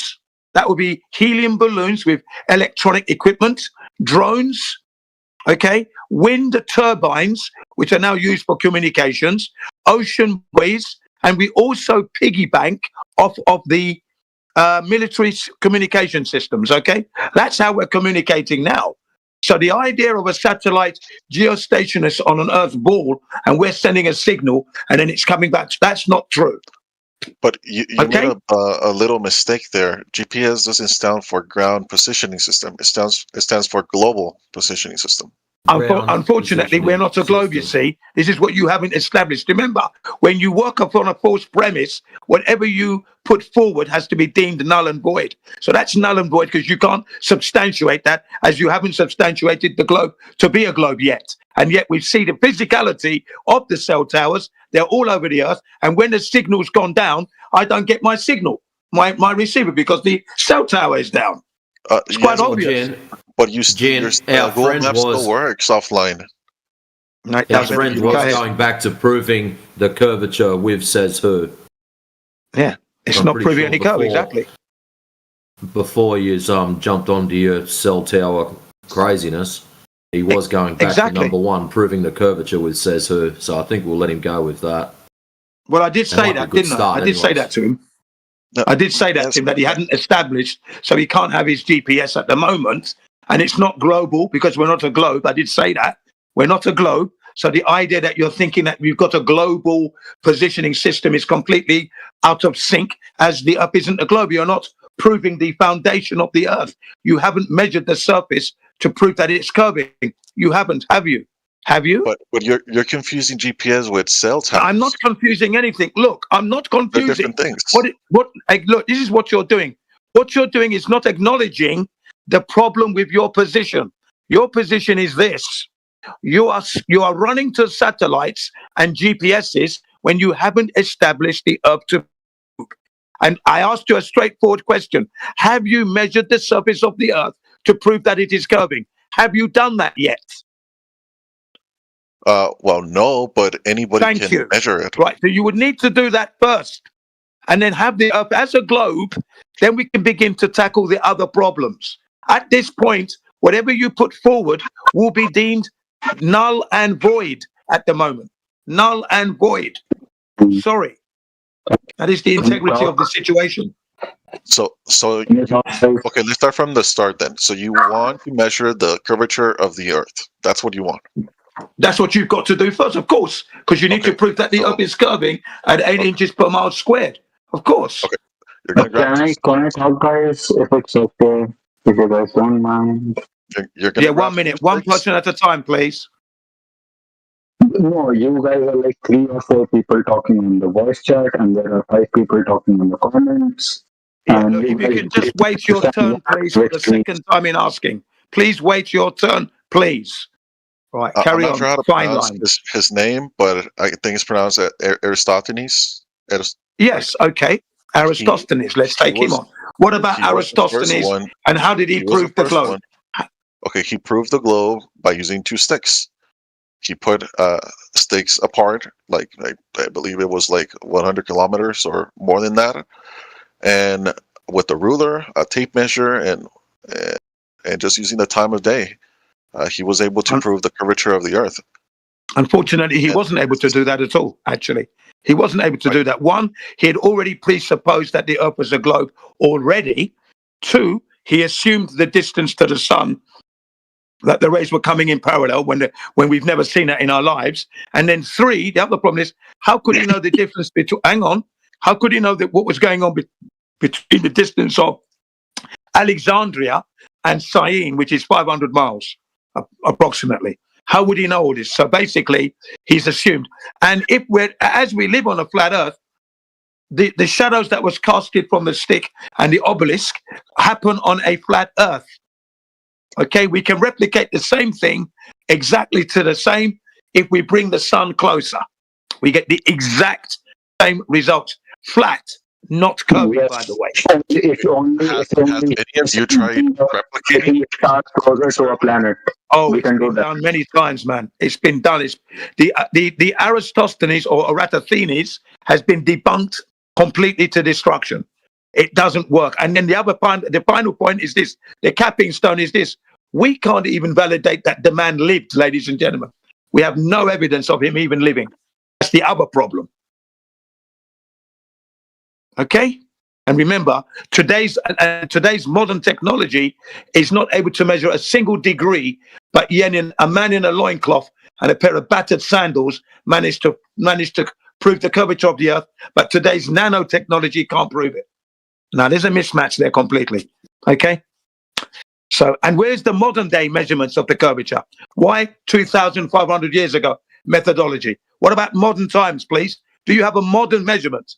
Do you have anybody measuring in modern times, please? See the problem? Wait, and have you measured it? Yeah, and why haven't you measured it yourself? If it's so easy, why haven't you done that? So you can confirm and shut us up. Why haven't I measured the... Yes, of course, because you offered it up as an easy thing to do. Why don't you do that, please? Because I don't have doubts. No, you don't have doubts. So you haven't proven... No, excuse me. You see, you now are making a bold claim when you haven't even checked anything. He hasn't checked it, ladies and gentlemen, but he's got no doubt. Have you measured the curvature of the earth? No. So how can you know? You don't know the earth is a ball. You haven't measured it yet. That's a fantasy. I'm still waiting for your measurement. Yeah. but like, have all of you measured it? Like, yes, we have. Yes, we have. Every single one of us.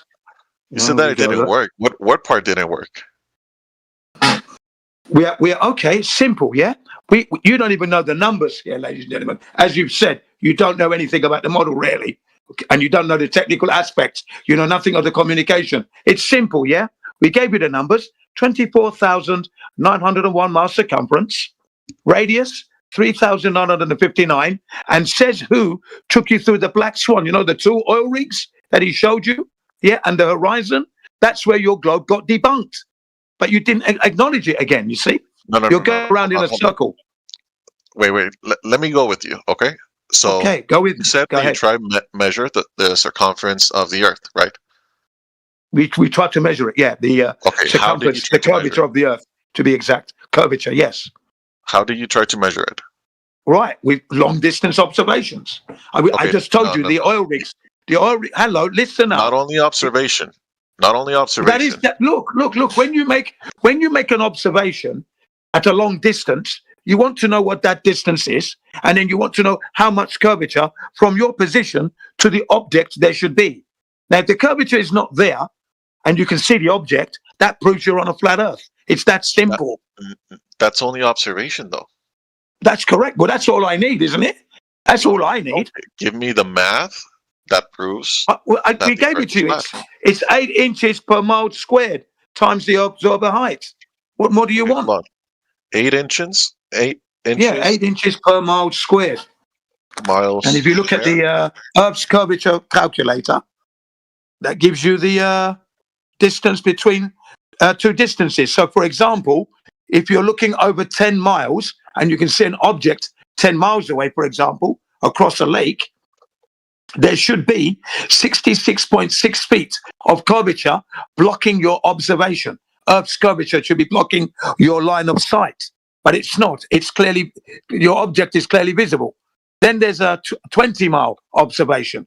Okay, there should be 266 feet of curvature. Again, objects are being seen, laser beam tests are being conducted, targets are being hit. Then you've got 30 miles, which is again 600 feet of curvature. Again, no curvature there. So these are observations that you need to make. I can give you a long list, thousands of these observations. You're going to have to go and make one of those for yourself to conduct it, remember. Okay, how far away? Because it's no good you listen. Hang on, let me finish, please. It is no good you listening to us and acknowledging what we're saying, but then do not go out and confirm and validate. That would mean you are believing what we say. We don't want you to believe us. We want you to go and validate. You haven't done any validation to date yet. You're doing a lot of believing. Okay, carry on. Again, because I'm new to this topic. I just came here. I really didn't think there was people that actually believe in that the Earth was flat. Yeah, we know it's flat. You keep misrepresenting us. We know that the Earth is flat. We don't think it. We don't believe it. We actually know because we've gone out to validate the globe only to find that the Earth is flat. Indeed. Again, sir, I'm saying that I didn't know that people existed, that people thought that the Earth was flat. I'm not invalidating what you think. I'm just telling you what my perspective is. Oh yeah, we know it's flat. And before I was born, so thousands of years before I was born, people knew the Earth was flat anyway. They had no reference to a globe whatsoever. There's nothing for them to think. And when you look at the stars and then you say Earth is a globe, that's a false equivalence fallacy, for you're equivalating what Earth is to the things that you've never been to and don't know what they are, but you know what the Earth is. So you cannot look up and see the moon and say Earth is a globe. That doesn't make any logical sense. Okay. So you said so that that's the what you're top going to need to do. Is 8 inches by per mile. Per mile squared. What Jenny is saying is correct, dude. And the globe, you got to take into account that it was never discovered. The globe was invented, made up, was pre-assumed. It's like a story that has no it's a baseless assertion. It has no foundations based in reality. You cannot verify it. It has been falsified because the Earth is not curving, so it cannot be a globe. The closest thing to a globe that you can get is the one that you can go to the store and buy in the retail store for decoration purposes, or ones that are drawn in cartoons, depictions on paper, or graphics in a computer. That's the globes that you can probably talk about, but the Earth as one, no, it doesn't work. The globe has so many problems, so many pre-assumptions, so many things that are wrong with it. The reality debunks it. Pretty simple. Go ahead, Jin. Yeah, no, thank you, James. It was perfect. Yeah, I couldn't have said it any better than that. That's it. So that's what we're trying to do. We're trying to help you. I'm going to post the curvature chart in this side chat in just about 60 seconds. I should come across it any minute now, and I'll post it for you, and it'll help you understand what we're talking about. The lack of that curvature and how much curvature there should be between point A and point B. The distance. Here it comes. Okay. Just give me a chance now. I'm going to post it in just a few seconds. Okay, and that will help you do the calculation period. It's all been done for you. All you do is look up the distance, and it will give you the curvature that you should have. Okay, and this is how to measure curvature. Okay, so it's the maths you would use for yourself if you're living on a globe. Okay, if you're living on a globe, this is the maths you must use. Okay, it's in the side chat there waiting for you. Okay, perfect. So to this is use, the math okay? to use if this was a globe. Correct. So if you're living on a globe and you want to measure the curvature of the Earth, that's what you must do. You must use this formula and the measurements therein. Okay, and does this formula work? It certainly does, because we're not able to find the curvature of the Earth. Wait, but if this is the formula to find the curvature of the Earth and it works, well, it doesn't work, does it? Because we're not able to find the curvature of the Earth with it. So well, basically, hang on. What I mean is this: that works, but we're not able to find the curvature with it. We're finding horizontality everywhere with that formula. Don't start trying to convolute it. Yeah, it's what you would use if you're going to measure curvature. Okay, remember, you haven't gone out. The formula is correct based on the formula is correct based on the model assertion. But when you go to you can have it on paper. That's the formula on paper, and you can read it and make a model out of it, right? But when you go to reality, to the world, to check it, to verify the thing on paper, you come to find out that it's falsified because the formula doesn't work out there. It's not out there when you go to the fields, to the surface across the Earth. It's not there. Yeah. The formula is only on that math, that globe is only on paper, not at the surface of the Earth. Yeah, the globe is not a representation of the Earth that we live on. The maths is correct for a spherical ball Earth. So when you take it to Earth to go measure and confirm the curvature, we are unable to do that. Why? Because the Earth is totally extended, flat, level, horizontal everywhere. It's not curving. So therefore, We're not able to measure. We're able to see long distances. And then there's the military application, for example, and aeroplanes. They don't consider Earth's curvature or rotation when they're firing their weapons of mass destructions, their missiles, or flying helicopters or even aeroplanes, okay? They don't take into consideration Earth's curvature or rotation. And yet there are legal documents that state that you have to consider Earth flat and non-rotating. Government agency documents. What agencies are they? They would be the KGB, the CIA, NASA, the military, the Navy, the Air Force, and then the aviation industry, the pilot schools. The documents are there stating that when you're flying an aeroplane, you must consider, or you have to consider, Earth to be flat and non-rotating. A non-rotating flat Earth. Stationary flat Earth. Okay? Documents are there as well. Why would you need to do that if the Earth is spinning and it's curving? Surely that should be your major concern. Okay? So, can I ask how you guys measured using this formula? Yeah, it's quite simple. Like I said, you go to a lake, and if the lake is 10 miles long, you look across. If you can see the other side of the lake, you shouldn't be able to see it from your height because there should be 66.6 feet of curvature blocking your view. And if you're going to ask, has anybody done that? We've done that, and there's a representation video in there for you to watch. And the individual breaks it down using the curvature maps, a projector, and the island, everything to scale. It's in there already. I already posted it. Oahu, you got to go back just a little bit more. Okay? And the Black Swan is another example, the one with the oil rigs, because you're going around in circles at the moment. The oil rigs have done it. I posted a video about maybe 45 minutes ago or so, an hour. Just scroll back a little bit, you'll see it. The island of Oahu. It's a thumbnail, it's yellow, little black dot arrow. Click on that. And that's the 12-minute explaining how this island of Oahu is seen from another island called Kauai, right? The distance is 108 miles from the center of both islands, okay?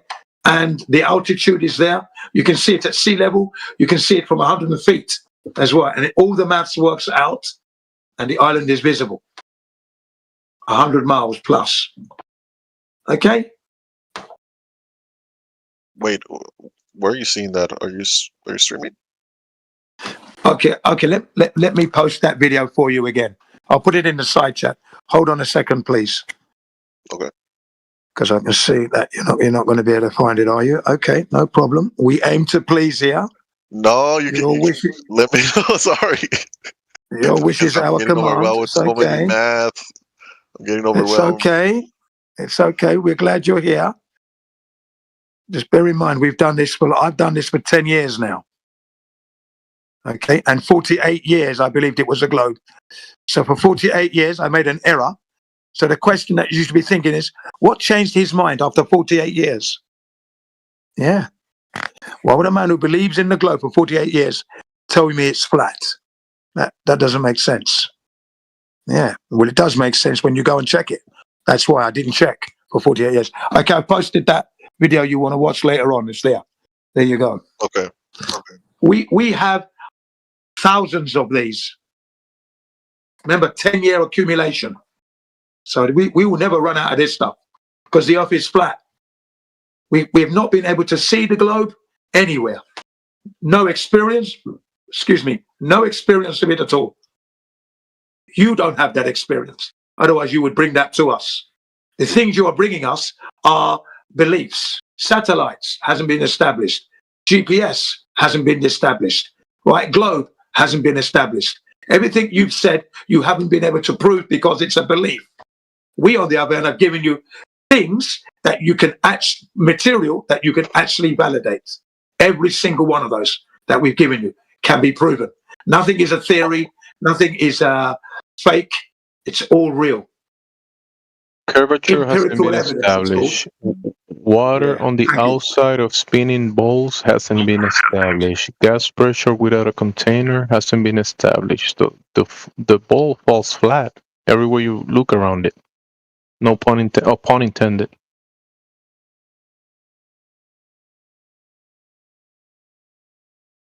Basically, the globe fantasy model is a contradiction, a misrepresentation of reality.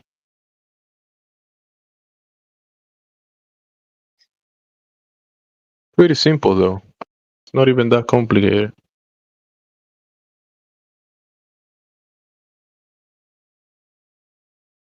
Okay. I'm seeing the video, by the way.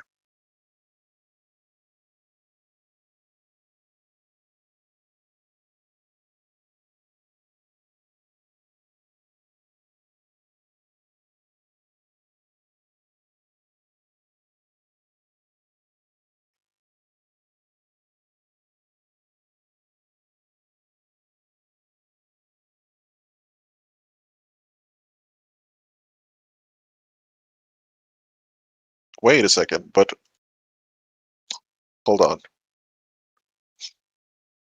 Why is he recording like on top of the tree lines and not like directly on sea level?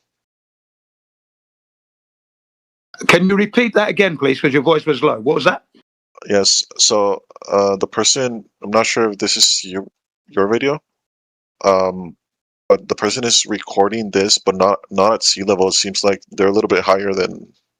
Yes, that's okay. He will explain that in the video. If you watch on, he'll explain everything because it can be. He explains it from sea level, and he explains it from the higher up. The higher up you go, it's even worse because obviously when you go up higher, it's easy to see, but you can see it at sea level as well. Okay, it's all there. Okay. And you know what I'm going to do to you? You know what I'm going to do for you? I'm going to give you the full version. That was the 12-minute version. I'll give you the 20-minute versions where he goes into the height of the 150 miles and that. Okay, and that's the correction video. I'll give you that as well. Why not? Let me give you that right now. Hang on a sec. Because at the end of the day, we, like I said, your wish is our command here. No, no, don't say that. Degree, of course. There you go. Okay, here it comes, coming your way in a few seconds. Yes, hang on, there's a few steps I've got to take here. Okay. Right, you should be getting it any time now. And this is not going by a satellite. There you are. Bang. That's the full version of the one you're looking at. The full version. The short one is good enough. It explains it perfectly. He just gives you a fuller version. That's all. Taking in the 150 feet that he was looking for. And the reason why, because he said it was like 50 feet, but it turned out to be 150 feet up from the airport, I think it was. But yeah, there you go. Absolutely marvelous video.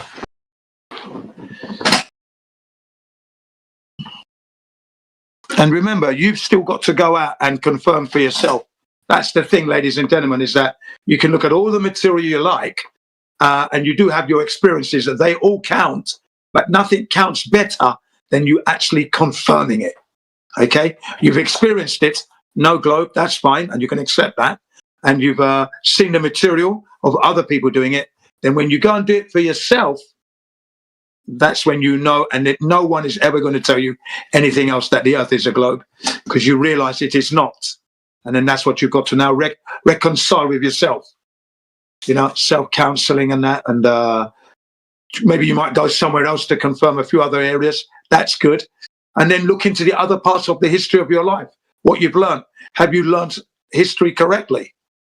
Is what you were taught at school actually the event? And you're going to find out that they've lied about everything. You've lived your life through a tissue of lies all over the place. Just amazing how much lies they've told us over the years. You could practically say they've lied to you every day of the week. You could literally say that. And they're lying to you every day now. It doesn't stop because they're indoctrinating the younger generation, and they continue to indoctrinate you. So when you wake up, you begin to take control of your life, then you recognize the lies, and of course you avoid the lies. And you're the one that's going to be better off.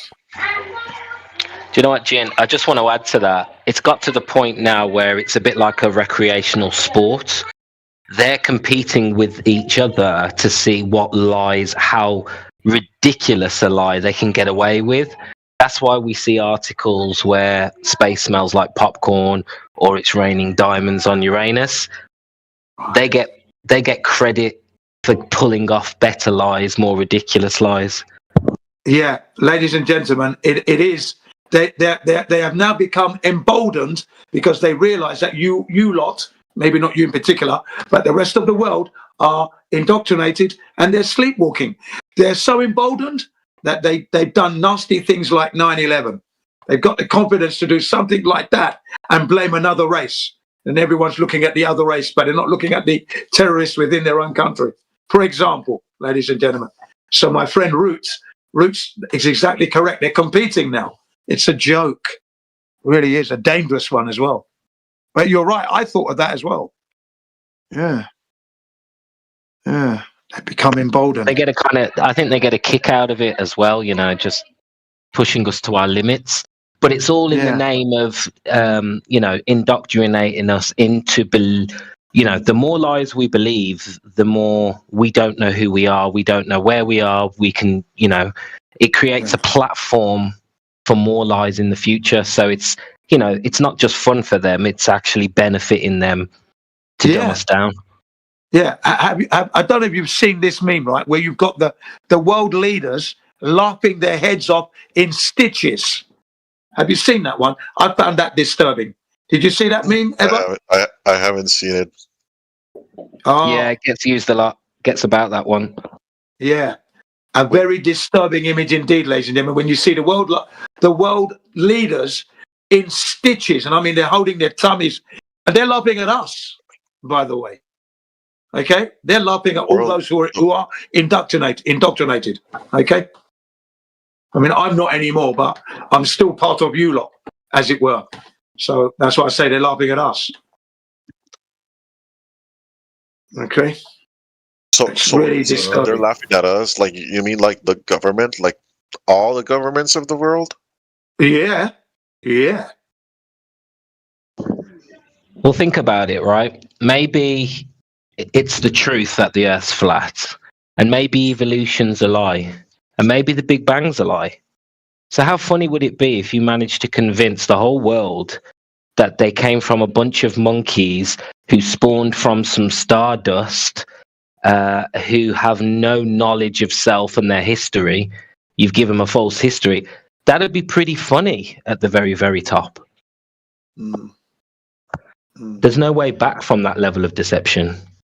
Well, there is, but it's going to take a hell of a lot of, you know, you're going to have to rebuild your whole worldview.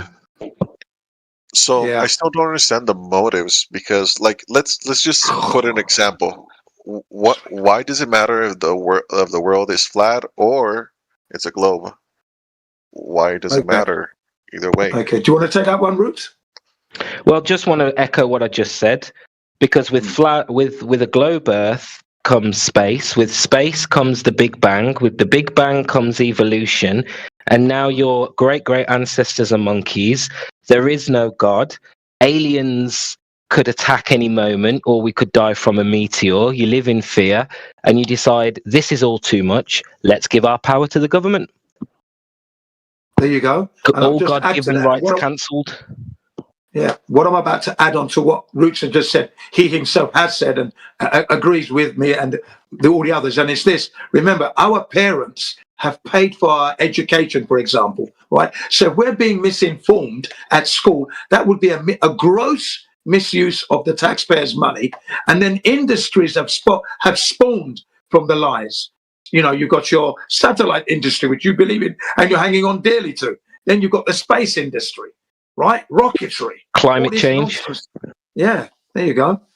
All right? And none of these things are actually happening, but the taxpayers' money are going there to the tune where our children's children are going to be paying this bill. Okay? How much does NASA get a day?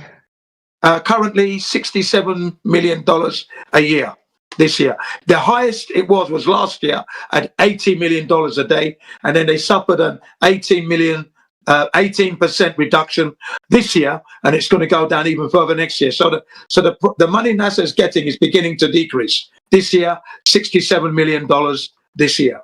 A day, that would be. $67 million a day for a 18 point something billion dollar budget, down from 29 billion, 200 billion last year. Yeah, the government has been cracking down in scams, so NASA as a scam is being shut down little by little. Yeah, it's going to go down a further 18% next year. I looked it up the other day. So yeah, definitely NASA's budget is going down. But it at its highest last year, $80 million a day. Hey, well, at least we got Tang and Velcro. Yeah, thanks for nothing, NASA. We have also space coffee. Oh, do we? How Yeah, could I I forgot about that. How could I forget? Cool, that would be how much for a cup? $1 trillion, because to get space coffee, you have to spend at least $1 trillion to be able to get it. Yeah. Elon Musk is a $500 trillionaire, so he can't afford it.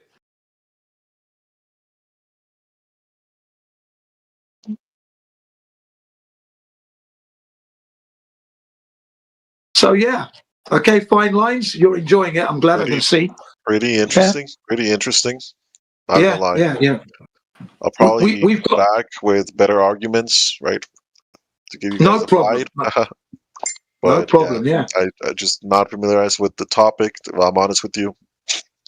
That's fine. Try your best. Try your best not to argue so much. Just consider the information and try to verify or falsify some of it. Yeah. And don't need to argue. We can argue all you want. Yeah, we can do that. We love that. But if information is being presented to you, just like you're doing right now, just look at that and check it. Yeah. And be rigorous. Be rigorous, because this is about empiricism. Our position is purely an empirical one. We're not coming to you with any religion or philosophy. We're coming to you with direct evidence, measurements, and observations. If you stick to that as a verification for the stories you've been told, you're only going to end up in one place.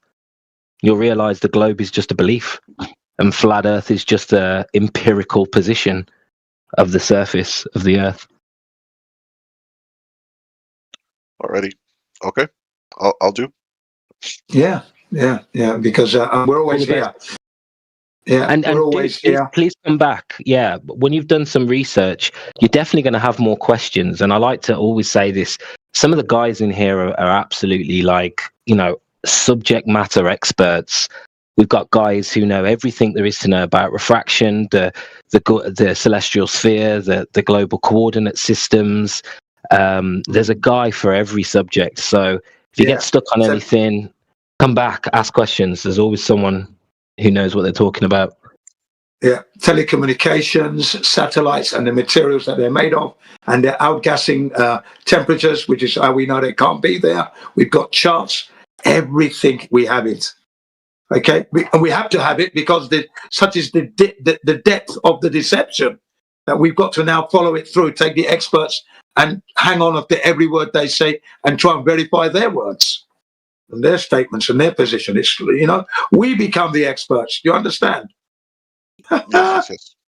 Right. It's going to be really bizarre that the flat earthers, who are supposed to be tin foil hat wearers, science deniers, are the ones that are holding the standard, whilst the experts are busy deceiving you. That's what's going on. Yeah. Yeah, you guys are very, very knowledgeable. A lot of information. I'm actually overwhelmed. A lot of math. Yeah, and it's not difficult math, so really, to be quite honest. It's not that difficult. It's what I call supermarket shopping maths. It's not difficult. So that means that the ordinary housewife or house husband, for that matter, can actually work this out. It's not beyond them. If you can work out the change you get when you do your shopping, you'll be able to do this. It's very easy. Children of 8 can conduct this and get it right and tell you the earth is flat. Children of 8, I say 8 because that's a nice age. By this time, They've learned a lot. They've got a lot of experience by now. 8 years. It's enough to be able to do what we're doing. Basic if you're level. not a fan of maths, fine lines, just punch into Google Earth Curve Calculator. And all you've got to do is punch in your height in feet, and there's a couple of them that switch metric to imperial. There's one of the first ones that comes up is something GitHub. It switches metric to imperial in case you don't use freedom units. But if you don't want to do any of the maths at all, just ask yourself a question. What are the physical properties of water? Takes the shape of its container, has a flat level surface. So how can we be living on a ball if 73% of it has a flat level surface?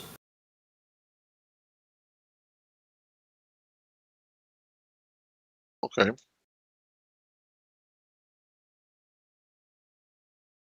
Are you asking Interesting, me, or isn't it? well, just something for you to think about, my friend. Yeah, that's all. You've probably taken in a fair bit today, so yeah. We were just taking a moment for the globe after what Matrix said there. That's a real globe killer, that one.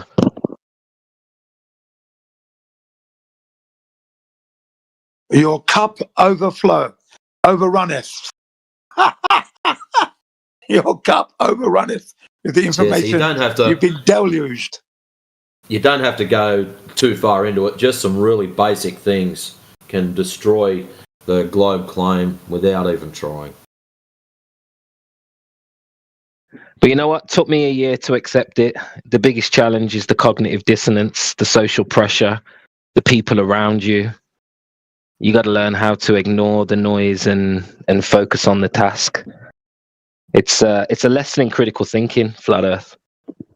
So check it out. You asked earlier, what does it matter? And so I think someone else posted up in the side chat, what does it matter? If you think it doesn't matter, I dare you. Come Christmas time, when you've got your whole family sitting there, I dare you to put your hand up. Hey everyone, I'm a flat earther. And watch what happens. If it doesn't matter, they'll all just keep eating. True, innit? Yeah. Fire in the hole. Oh man, you are going to have some entertainment. And you'll probably be the entertainment. I mean, it's just me and my mom, so I don't know. That being said, it took my wife 8 years to get on board. 8 years. And the reason for that was she just wasn't interested. She didn't think it was important enough to get into anything, you know. And you know what women are like. Sometimes they have that idea. And but over the years, wherever we've been, here in Japan and whenever we've traveled, I've always spoken about it all the way through. And it was a family reunion, gathering, New Year 3 years ago, that she said, you know what, you're right, aren't you? I said, I've been telling you all this time. Of course I'm right. And now you need to go and confirm it for yourself, though. Not just say I'm right or you agree with me. You've got to go and check it because you must know it. That's what I said to her, my wife. She's a flat earther properly now. Nice skin. Yeah, she talks to her staff about it. I flip-flopped for about a year, man. And I remember sitting there one day and I went, oh no, I'm a flat earther. Oh no. I'm a flat earther, yeah. Great. Why me? Oh no. Well done anyway. Yeah. No, I knew I was wrong instantly. 5 minutes in, yeah. I just said, wow, what an idiot I've been. So it's been flogging myself for not joining the dots. Remember, I was 53 by the time I'd come to the realization of my era. And I subtract my early years of childhood. So it's a block 48 years that I had a solid core belief of globe. 48 years, which made me 53 years of age. And to realize it at that age, I thought, man, that's what I asked myself. What have I been doing with my life? Bloody hell. And then I thought of the Eyes Wide Shut. I said, that makes sense. That film makes sense. Look at me. Eyes wide shut. Wow. Jin. Yeah. Ever since I was a little kid, all I wanted to be was a flat earther. You know what I mean? I remember one time the kids in the neighborhood carried my mom's groceries all the way home. You know why? Because I was a flat earther. Wow. Interesting, that one position. Yeah, no, I just thought it was odd, the flat Earth. You know what I mean? I just thought it was odd to hear that the Earth was flat as a kid. I said that's stupid because I saw that ship going over the edge. NASA had just gone to the moon. You see, supposedly they're just gone, right? And I'm in Nigeria. And I thought, yeah, that's stupid. I mean, how can the Earth be flat? Look at that ship going over the edge. That would be ridiculous, I said. You know, and that galvanizes the idea that it cannot be flat. When you see that and you see how ridiculous it looks, you think, no, that's not, Earth is not flat, not at all. So by this point now, you go on to live your life without having to think about that. And you don't. Just occasionally you worry about asteroids that might end life on Earth because they ended the life of the dinosaurs, supposedly. So that was always on the back of my mind there, that, yeah, we could have an asteroid. And whenever I heard of an observatory finding such a rock that's supposed to be coming near Earth, you think, oh, well done. They're still checking. That's good, you know, as you're living your life.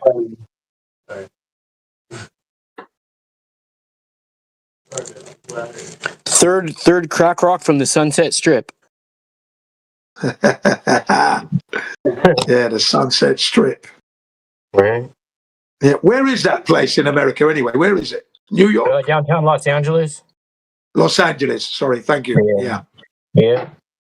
They got the driverless cars now fully functioning in Los Angeles. The WAMU or whatever, they're all Jaguar SUVs and shit.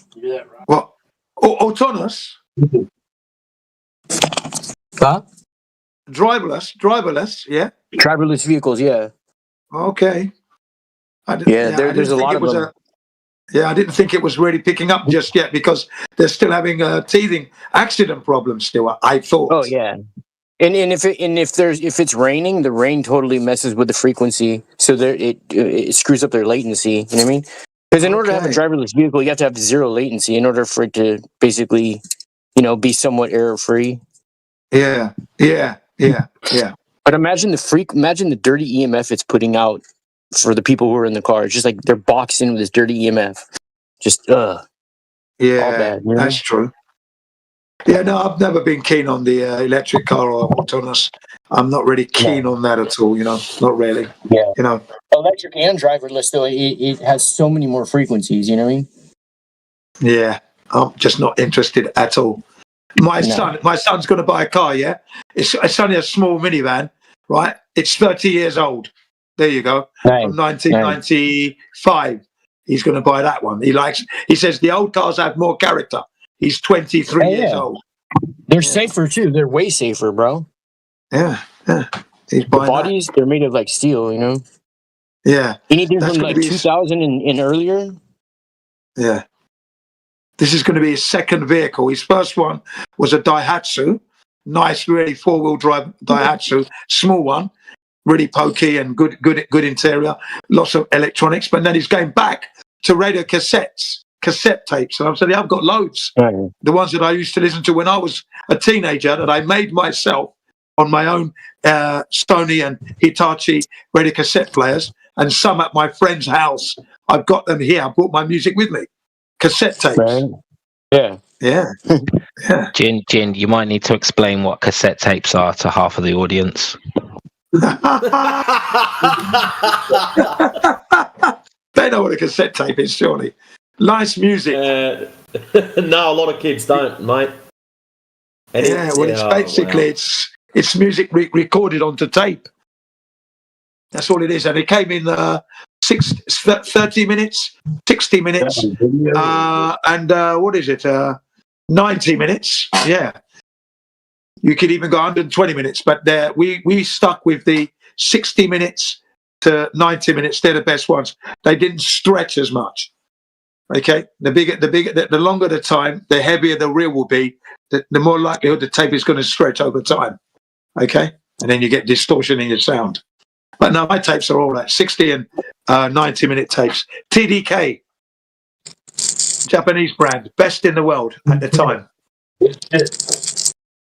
Yeah. They've since shut down now. What is TDK stand for? The Dino experiment? I never did know what the TDK stood for, but it's Japanese. So they have a Japanese meaning, yeah. Remember, I started using them in England when I was 18. The first tape I bought was TDK to run on my JVC cassette player. The first one I ever bought was a JVC. All I know is I never left my fingerprints on my old English. Nah.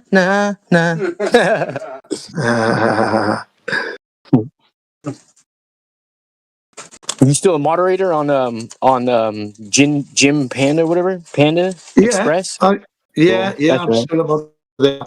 Yeah, that's right. For all the moderating I don't do that much, to be quite honest. Yeah. Thank you. Just one or two characters that I do moderate. But for the most part of it, I tend to have it going smoothly for myself, so I'm quite lucky. Yeah, right. Jen Panda mutes me, though. Yeah.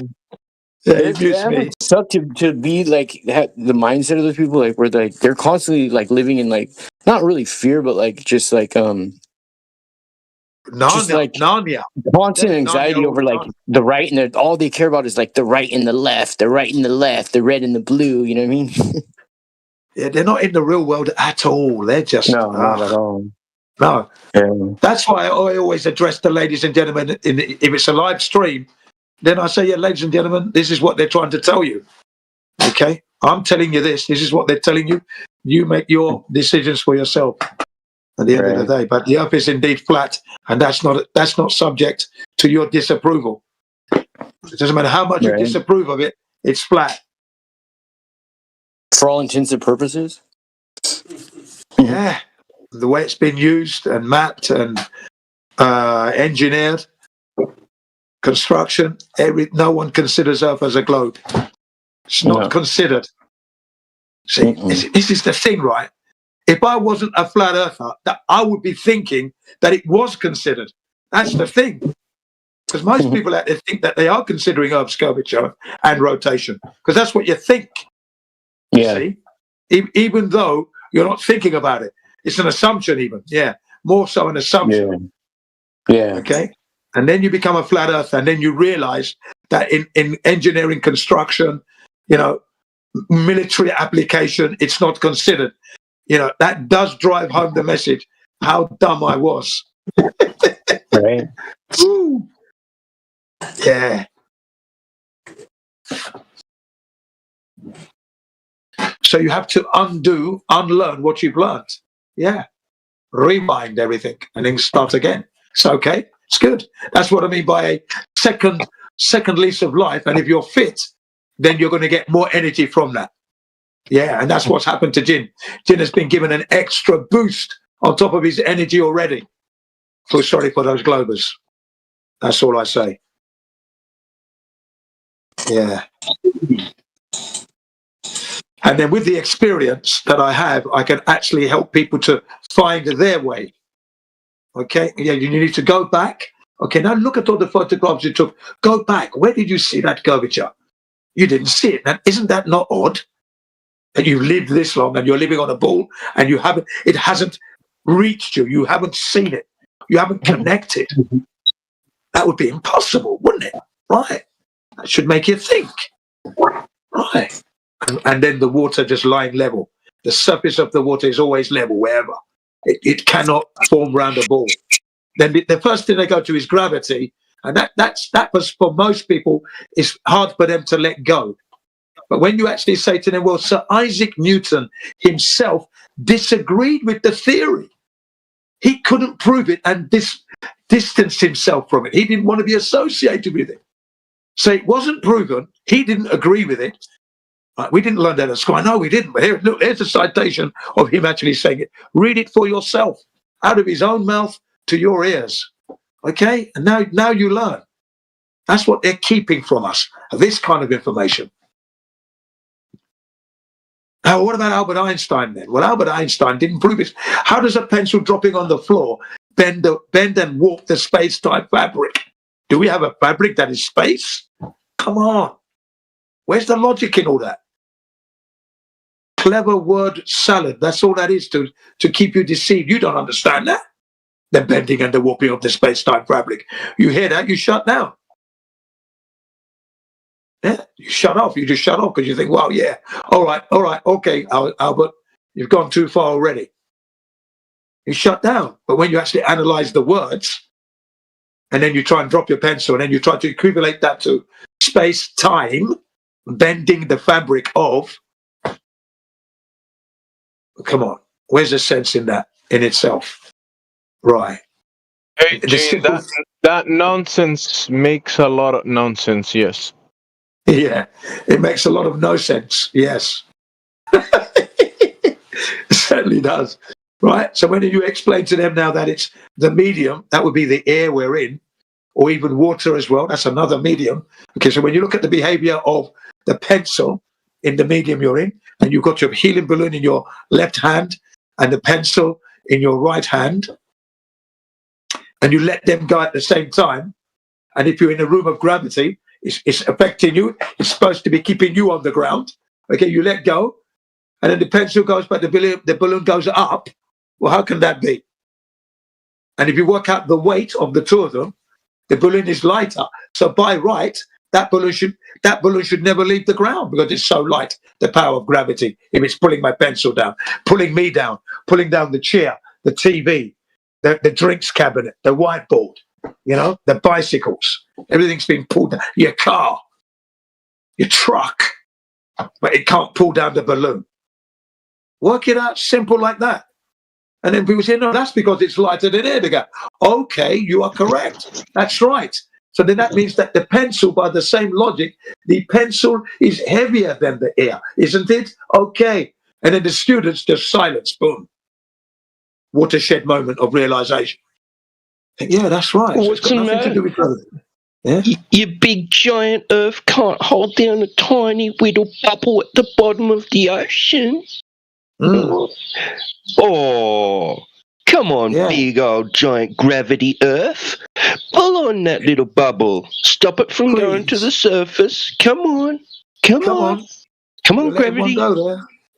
Hurry up. Down that tiny, tiny little bubble. You can't? Oh. And then you have an apple. You have an apple, and then you have your little pebble, tiny little pebble. And you throw the apple into the water, it goes badoosh, but then it pops back up.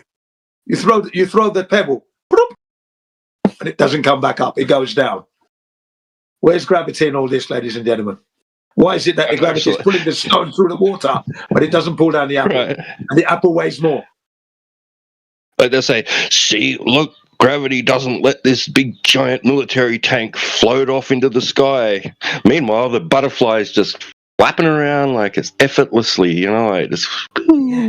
What? Gravity? What gravity? And you know what I like the best, is that you see a helium balloon pick up a tank from the ground.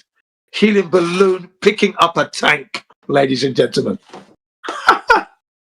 The expression I heard was, it was stealing it from gravity. That was the expression I heard back in 2016. Stealing it from gravity. The helium balloon. Okay, there you go. Yeah, why aren't all these clouds falling on my head? I don't get it. Yeah. I can see a bunch of clouds right now. They're not falling down. Those are chemtrails. With water. That's smart dust they're spraying, bro. Right. So sometimes the simplest explanation. No, these are real clouds. Yeah, sorry. I was going to say sometimes the simplest explanation just covers it completely. Pencil heavier than air, balloon lighter than air. That's why they go up and they go down. Now, when people start to conflate, why down? Why down? I feel like saying to them, why have you got a mouth? Why have you got a nose? Why have you got a head? Yeah, why have you got a hole in your bottom so you can go for a poo? Why? Pause. Don't stop asking me silly questions like why it's down. Honestly.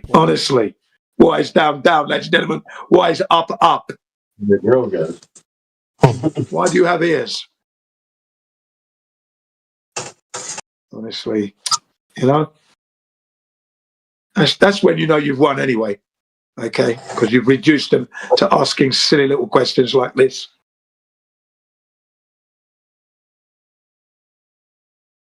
Well, they really mean to say outwards and inwards. Yeah. There's no direction on their ball. There's no up and down.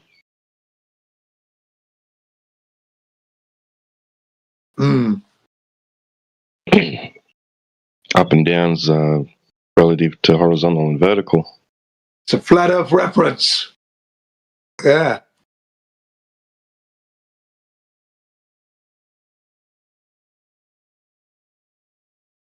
And the reason for that up and down, ladies and gentlemen, is because when you build your foundation and it's level, you don't want to erect a wall. You don't want it erecting at an angle, because then it will topple over. Your house and everything will just topple over. So that upward is a good evidence of flat Earth, and you have to adhere to it. Otherwise, your buildings are going to topple down, topple over, your skyscrapers and the like. Plumb level. The Brazilians decided to measure the curvature of the Earth, and they used GPS to measure the distance between two buildings, 1,830 miles apart.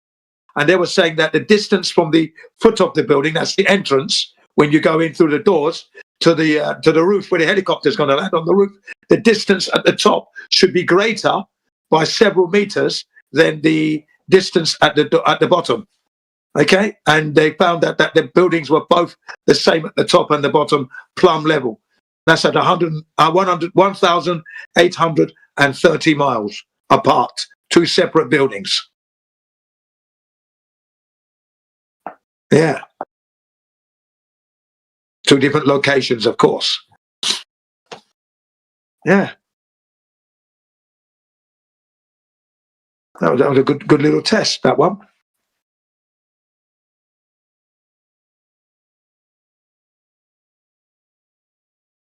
And then they did several tests over the ocean.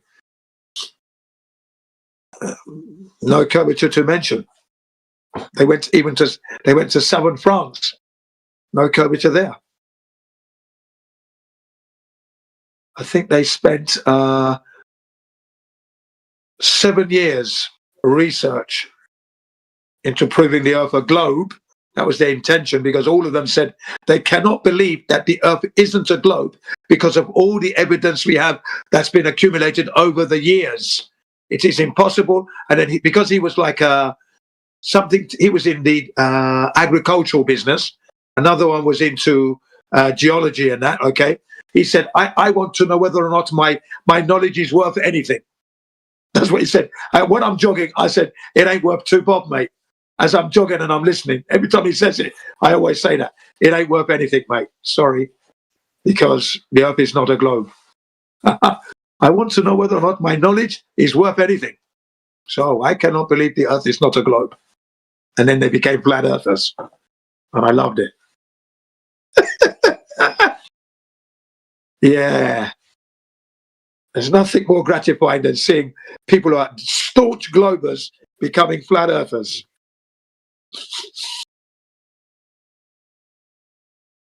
Through their own proof.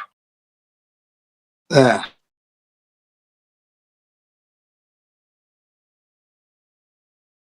Mind you, they did go on to speculate, and of course that's where I separate. When people go into the speculations theme of their explanations, I tend to separate from there. I don't really, because I can't really prove it. Can't prove what they're saying. So, but the fact that they proved the Earth is flat, great. Not a ball, fantastic. That's what I'm interested in at this point.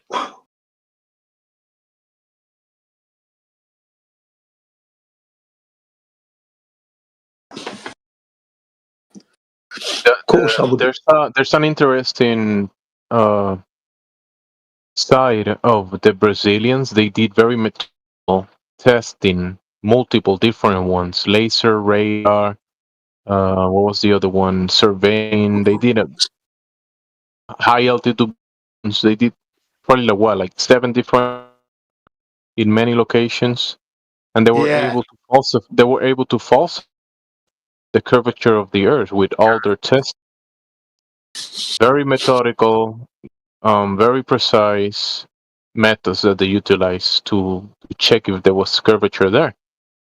They came out to the conclusion that there was no curvature, and even though they did realize there was no curvature, so the Earth is not a globe, they still, some of them, not all of them, they still have like an outside perspective in their mind, and they constructed like some of them kind of like had this idea of the image that they had in the documentary.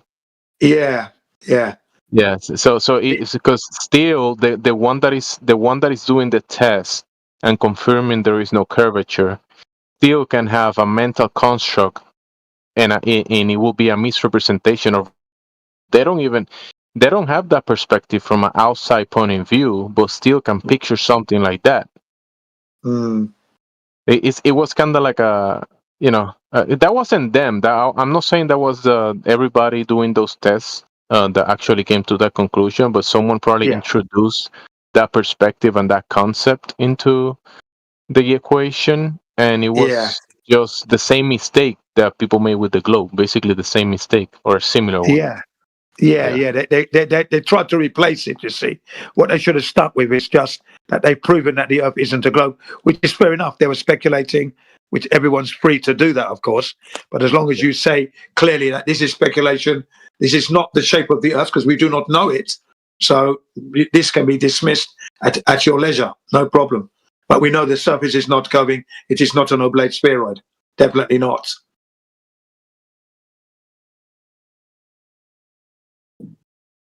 Just like Major General Albert Stubblebine III, in his interview when he was explaining the hole that hit the Pentagon, okay? He said that hole is too small for a Boeing 757-200 to have made that hole. He said, as far as I'm concerned, and as far as I know, aeroplanes have two wings, and I don't see the impact mark from the two wings and the engine. And then the tail rudder section of the aircraft, I don't see the impact mark there. But when I look in the hole, I see a turbine, a turbine blade. So I think it could be a missile. I'm not sure yet, but I know what it isn't. What's happening, he said, quote unquote. Major General Albert Stubblebine III. Talking about the Flight 77 that supposedly slammed into the Pentagon. There was no plane parts, no damage, no mess, no oil, no fire, not from a plane anyway. And the hole was too small. So it was a missile that went through there. Of course it was. Nothing else. No plane. Yeah. The plane would have been too big. It would have knocked down all the street lights. It would have crashed before it got to the Pentagon. It would have crashed. Would have been a nasty ball on the ground and slid. Right, and slid, and you'd see the plane on fire. It wouldn't have got to the Pentagon, I don't think. And if it did, it would have slammed in, kind of like sideways on. Right, it wouldn't have made a hole. It would have covered more area. It wouldn't have been a neat little 16-foot hole. It would have been a nasty mess of plane all over the Pentagon, all of it. Wings, undercarriage, tail sections, fuselage. It would have been a nasty mess because there's too many obstacles in the way before you get there. And you only need to clip one of those lampposts, and then the plane is going to be out of control. It's already low. It would hit the ground and just turn into a ball of fire and roll and slam into the Pentagon, because you can't fly it in. No way. No way. It would have hit the ground and just totally, and then there would have been scorch marks. But you see today, the grass is so clean that Tiger Woods could have practiced his golfing strokes on that green. It was that clean. So you're saying the ground was so clean that literally there was zero airplane parts on the ground. Zero airplane damage parts on the ground. You will notice though. Yeah, that's correct. This is at the Pentagon. Yeah, I know, but okay, so when the Pentagon, when they first, when how they have like a celebration or a ceremony when they dig the first like shovel for the for buildings when they're building them. So they first dug Earth or whatever, had that celebration ceremony, whatever, on I think it was 1941, but it was September 11th. So that was that was when the Pentagon officially opened, September 11th, and then the Pentagon inside the Pentagon was called Ground Zero Cafe, and it was a hot dog stand. Okay, I'm just saying though. Right. Yeah. Thank you. Yeah. Well, I think what they do, they crack break land or something. They call that when they take that first shovel. Yeah, exactly. Yeah, and so it was on September 11th though when they did it. Yeah, I know. I'm a huge coincidence theorist. You hear me? Yeah. That's what I'm saying. It's amazing, isn't it? The coincidence there. It's just too much. Too much. Now think about this. The NIST, when they were working with FEMA, not to be confused with feminist, but when they were working with FEMA, NIST, their main explanation for why free fall whatever is because of the gas, all the jet fuel, right? What if there is no jet fuel? What if jets don't run off fuel? Yeah. What are they going to say then? Yeah, I mean, I don't think jets have put fuel in the wings. That's just my opinion, though. You know what I mean? Yeah, we've looked into it as well. I'm with you on that. We've still got a question mark. How much is in that plane? Still, the jury's out. I would agree. But with the NIST report, this is the bone of contention for the last 24 years, that the report that they put forward goes against natural law, laws of physics, and what's the other one?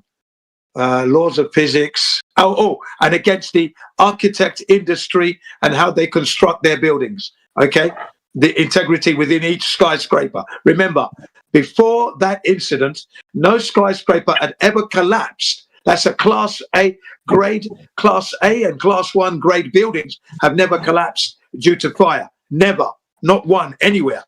But yet we have 3 happening in one day.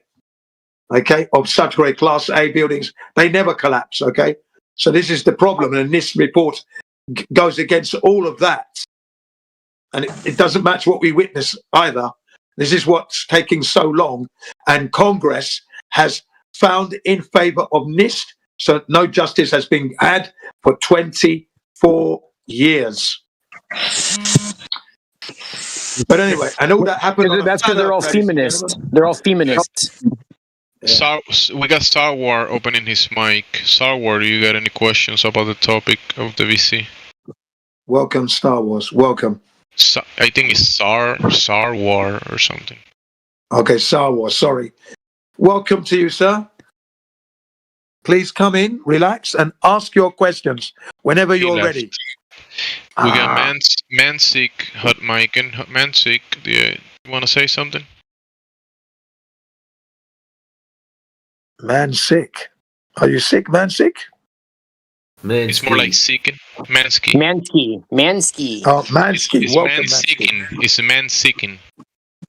No, nothing says take me serious like a picture of like a little like Japanese cartoon and a little Sailor Moon type of Pokemon. You know what I mean? I'm just saying.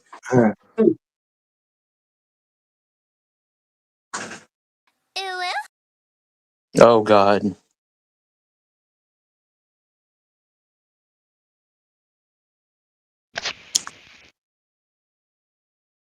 So yeah, all this is happening on a flat Earth, non-rotating, not hurtling through the universe at 2.2 million miles per hour, covering 19.2 billion miles in a year. That's a lot of mileage. And all your stars are in the same place. You know, and you get these globers like to argue that the stars have moved so many degrees. Don't rubbish me. We're talking 19.2 billion miles in 63 years of my life. Don't be telling me about that. It's only they've moved a little, 0.0 whatever that is, degrees. Crap. Nonsense. Honestly, ladies and gentlemen, that's what they try and tell you. Because they're too far away for us to tell that they're moving or not, but they're not even there. They've already exploded. So we're seeing something that's not really there, but it's too far away to see that it's moved. Yeah, that's right. Globers, are you gonna let these guys talk to you like that? Come on, Globers. How can you defend the light year theory? that all these stars are like Polaris is 430 plus light years away. 1 light year, the equivalent of 6 trillion miles for one light year. That makes a lot of nonsense. Yeah, it makes a lot of no sense. It does. What do you think, Flat Earth Saints? Does the nonsense make a lot of nonsense? Yeah. Does the nonsense makes a lot of sense? Bro, it's just all fantasy, bro. You know what I mean? You should It's add just one all of those. fantasy. How do you say? Try to the nonsense making sense into some of your lyrics. I know, right? Yeah.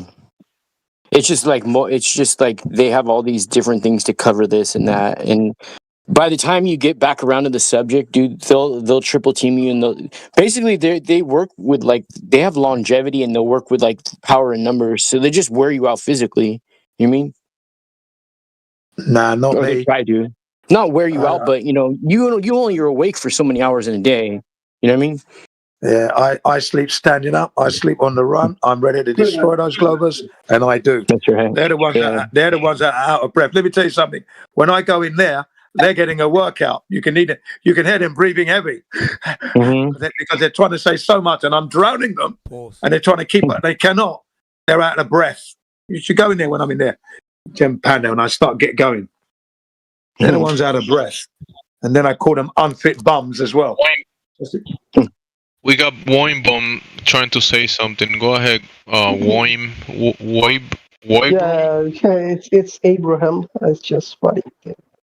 Abraham, are you gonna let the Flat Earthers talk to you like that? I don't know. About the globe? He says he doesn't know. I like the answer.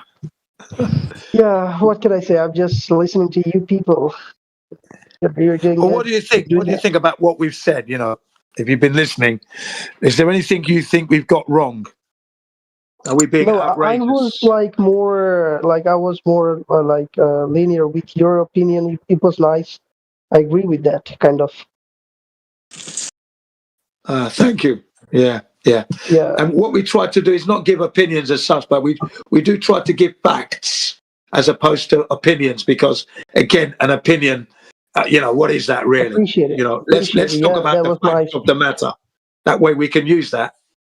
We can use facts more so than an opinion. You see. So if we say that the Earth is flat and that's a fact, right? That means we've gone out to check it. And if we say that nobody knows the Earth is a globe, that's a fact. Okay, we can prove that because 100%. If we have 10 people coming in here. I don't think one of them will know the model complete. And they won't know the Earth is a globe because they haven't measured the curvature of the Earth to prove it's a globe. So we can say for a fact that nobody knows the Earth is a globe, but yet you hear that from the scientists and those who believe the Earth is a globe. Part of their argument is, but everybody knows it's a globe. How can you think it's flat? Everybody knows the Earth is a globe. Everybody doesn't know the Earth is a globe, actually. Yeah, that's the actual truth. Nobody knows the Earth is a globe. Nobody.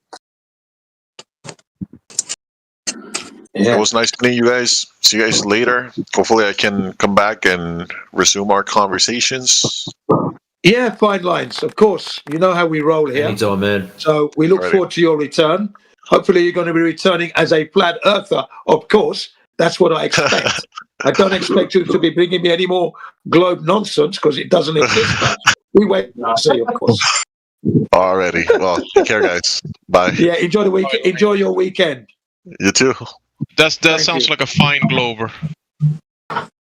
Yeah. He took in all the material we gave him. He's taken it away. He's been looking at it, listening to us, asking all the questions, pushing back a little bit. But then you said to him, take your time, digest the stuff we've given you. Don't try to argue too much because he doesn't know the stuff anyway, so he wouldn't be able to win an argument. And now he's going to go away, and hopefully he's going to return as a polished up flat earther. Yeah. course you he will is. find out that there's no fine straight lines on a globe. That's right. Yes. A straight line Jin, is straight and level. that's very ambitious of you, Jin. Very, very ambitious. Oh, I like to be ambitious. Be ambitious, young man. I gotta say, you're much more of a an optimist than I am when it comes to these things. Yeah. You know, I'm such a pessimist, Be bro. optimistic, young man. Be I try to ambitious be, and be bro. optimistic. I try to be. Be ambitious. I've only seen. always have high expectations for the young people. He wants them to to stand up. I mean, to grow, and I don't know. Gene always have he wants to speak to the young people and try them to start thinking for themselves. Yeah. And express themselves. Carry good knowledge and carry it well. Speak with confidence. Speak well to what you know. Exactly. Yeah. Put your best foot forward. I got a theory that I want to run by you guys real quick.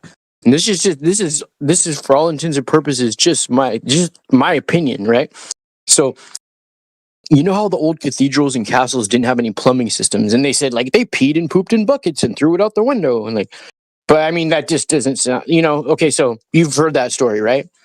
Yeah, the people didn't used to eat anything, and therefore they didn't poop or pee. Yes. So look, bro, that's exactly what I was going to say. So listen. I think the two holes that we have on our body, the pee hole and the asshole, the back hole is just for letting out gas and steam, and the front one is for semen, for procreation. Now, I think that once we started eating, then, it was it could be reverse engineered for this purpose, just like you can speak into a speaker and listen through a microphone, but it wasn't meant for that. You know what I mean? Yeah, I can hear you. Yeah, but in order to have gas, you would have eaten something that's caused the gas in your stomach. Otherwise, you'd be just breathing air. You're just breathing in, it's coming out your lungs and out your nose. Come on, man. Well, you could have gas from electrical buildup. I don't know.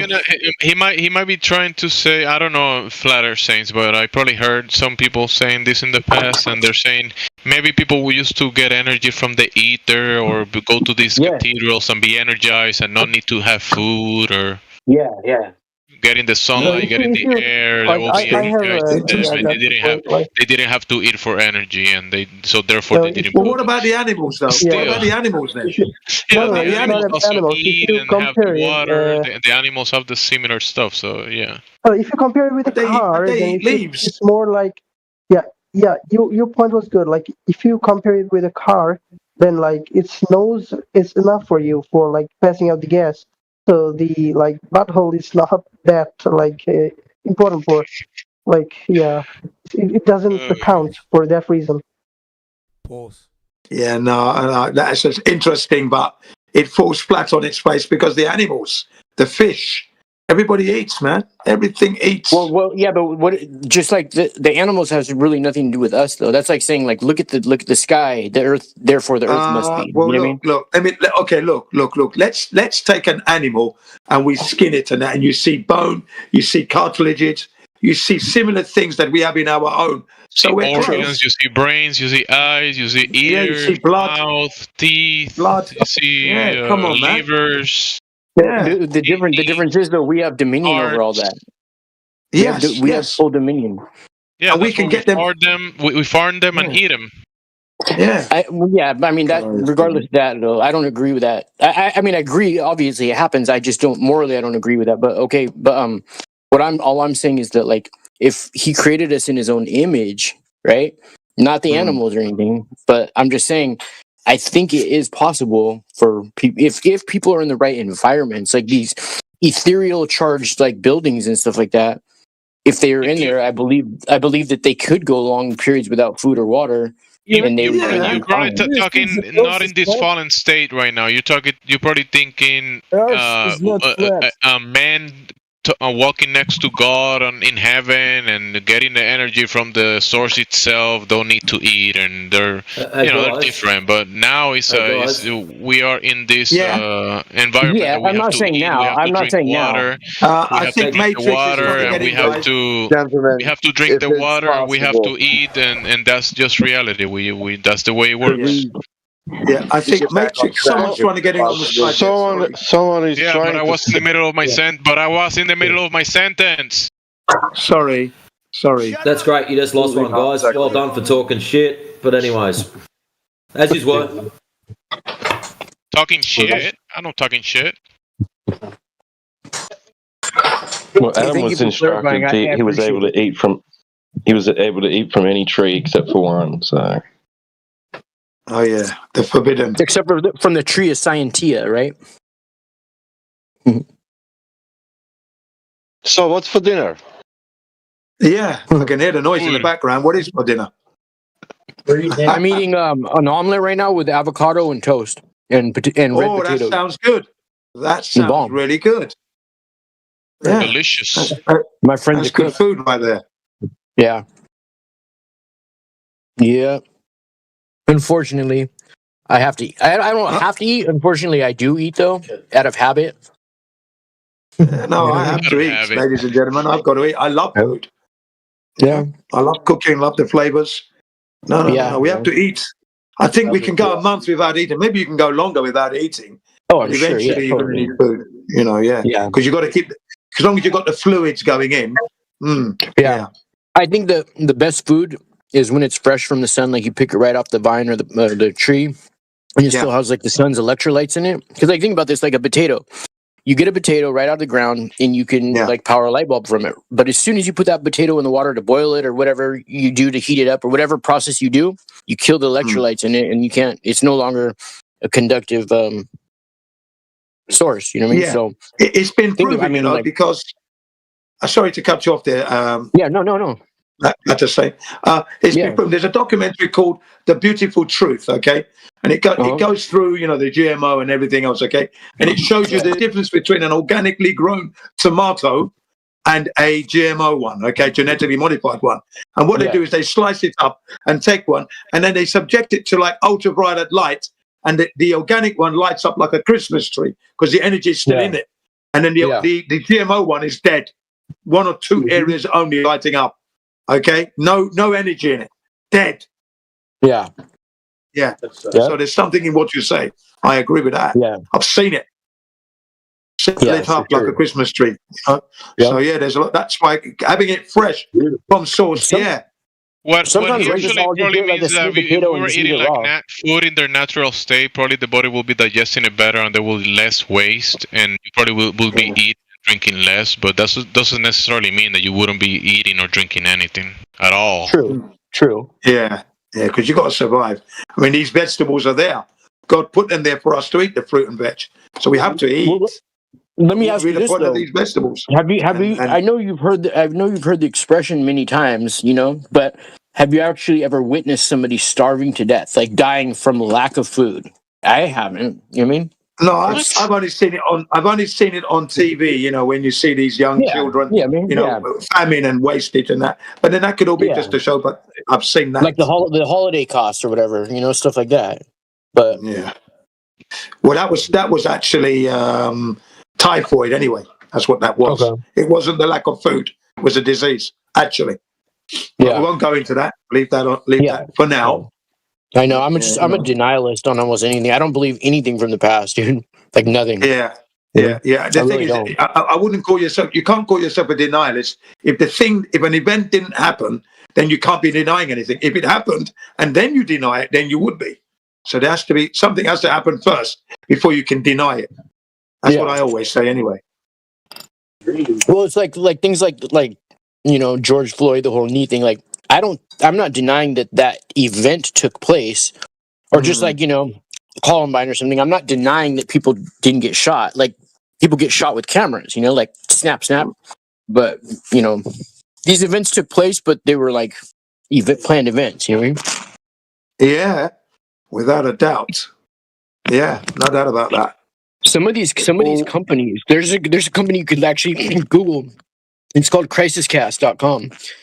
And they boast that for some of these events, they go in 3 years in advance, dude. 3 years in advance with a crew of over 100 people, and they start getting minimum wage jobs and enrolling in school. That way, the people who aren't part of it will be like, "Oh, I knew this person and that." You know what I mean? So they plan way in advance, bro. for some of these things. Like the Las Vegas thing, that was like 3 years in advance, bro. Amazing. And all those crisis actors, especially the guy, look, talk about 9/11. The guy that said, "Yeah, I saw the airplane come in and creamed into the building, and then a few hours later, I saw the building collapse due to structural weakness." And that guy was a plant.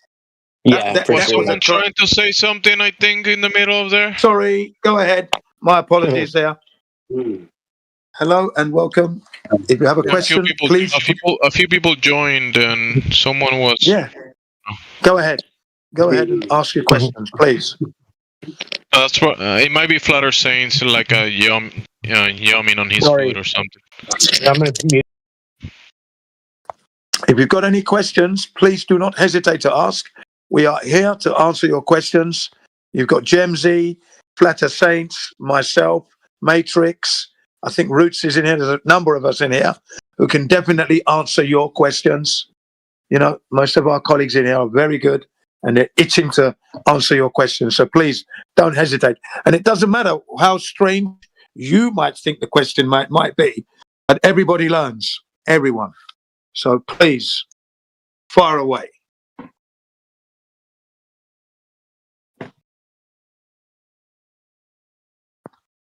Okay, well, back to the tomatoes and organic foods. Joking, of course. Yeah. I think I saw Light joining the VC. This Light left. Have you seen Light before in here? I haven't seen Light. Yes. Yes, I saw Light here yesterday. Yeah, I've seen him here. I saw him there yesterday and the day before. So he has been in. What about VLTK? VLTK? That's the same guy. That's him. Oh, that's Light. Okay.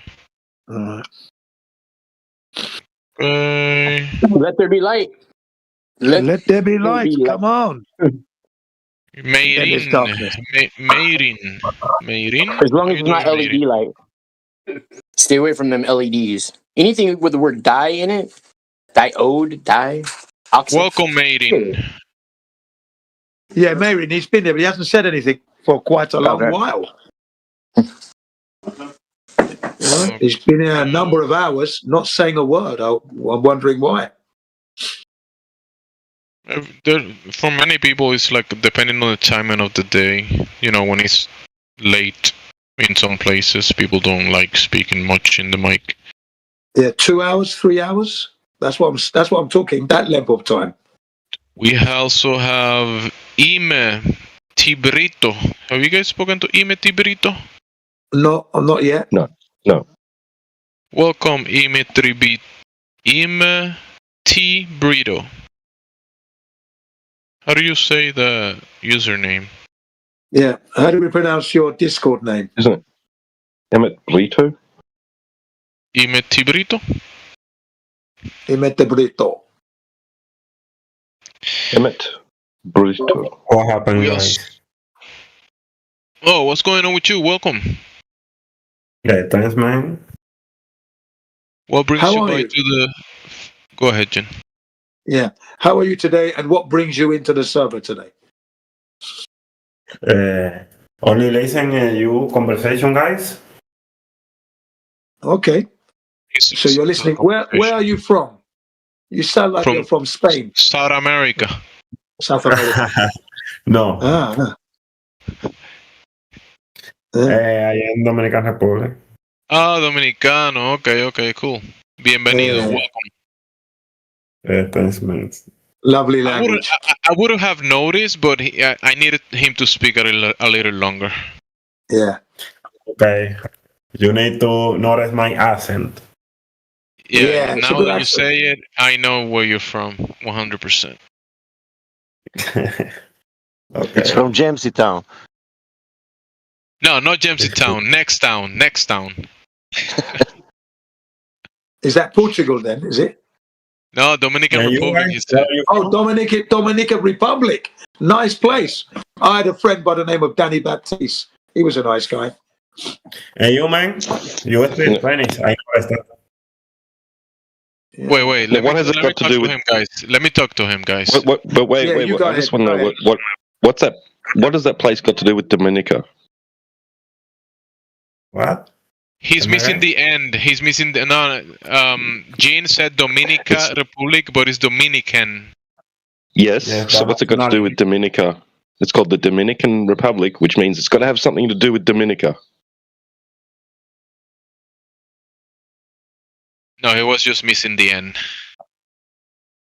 Yeah, I know, but what does the Dominican Republic have to do with Dominica?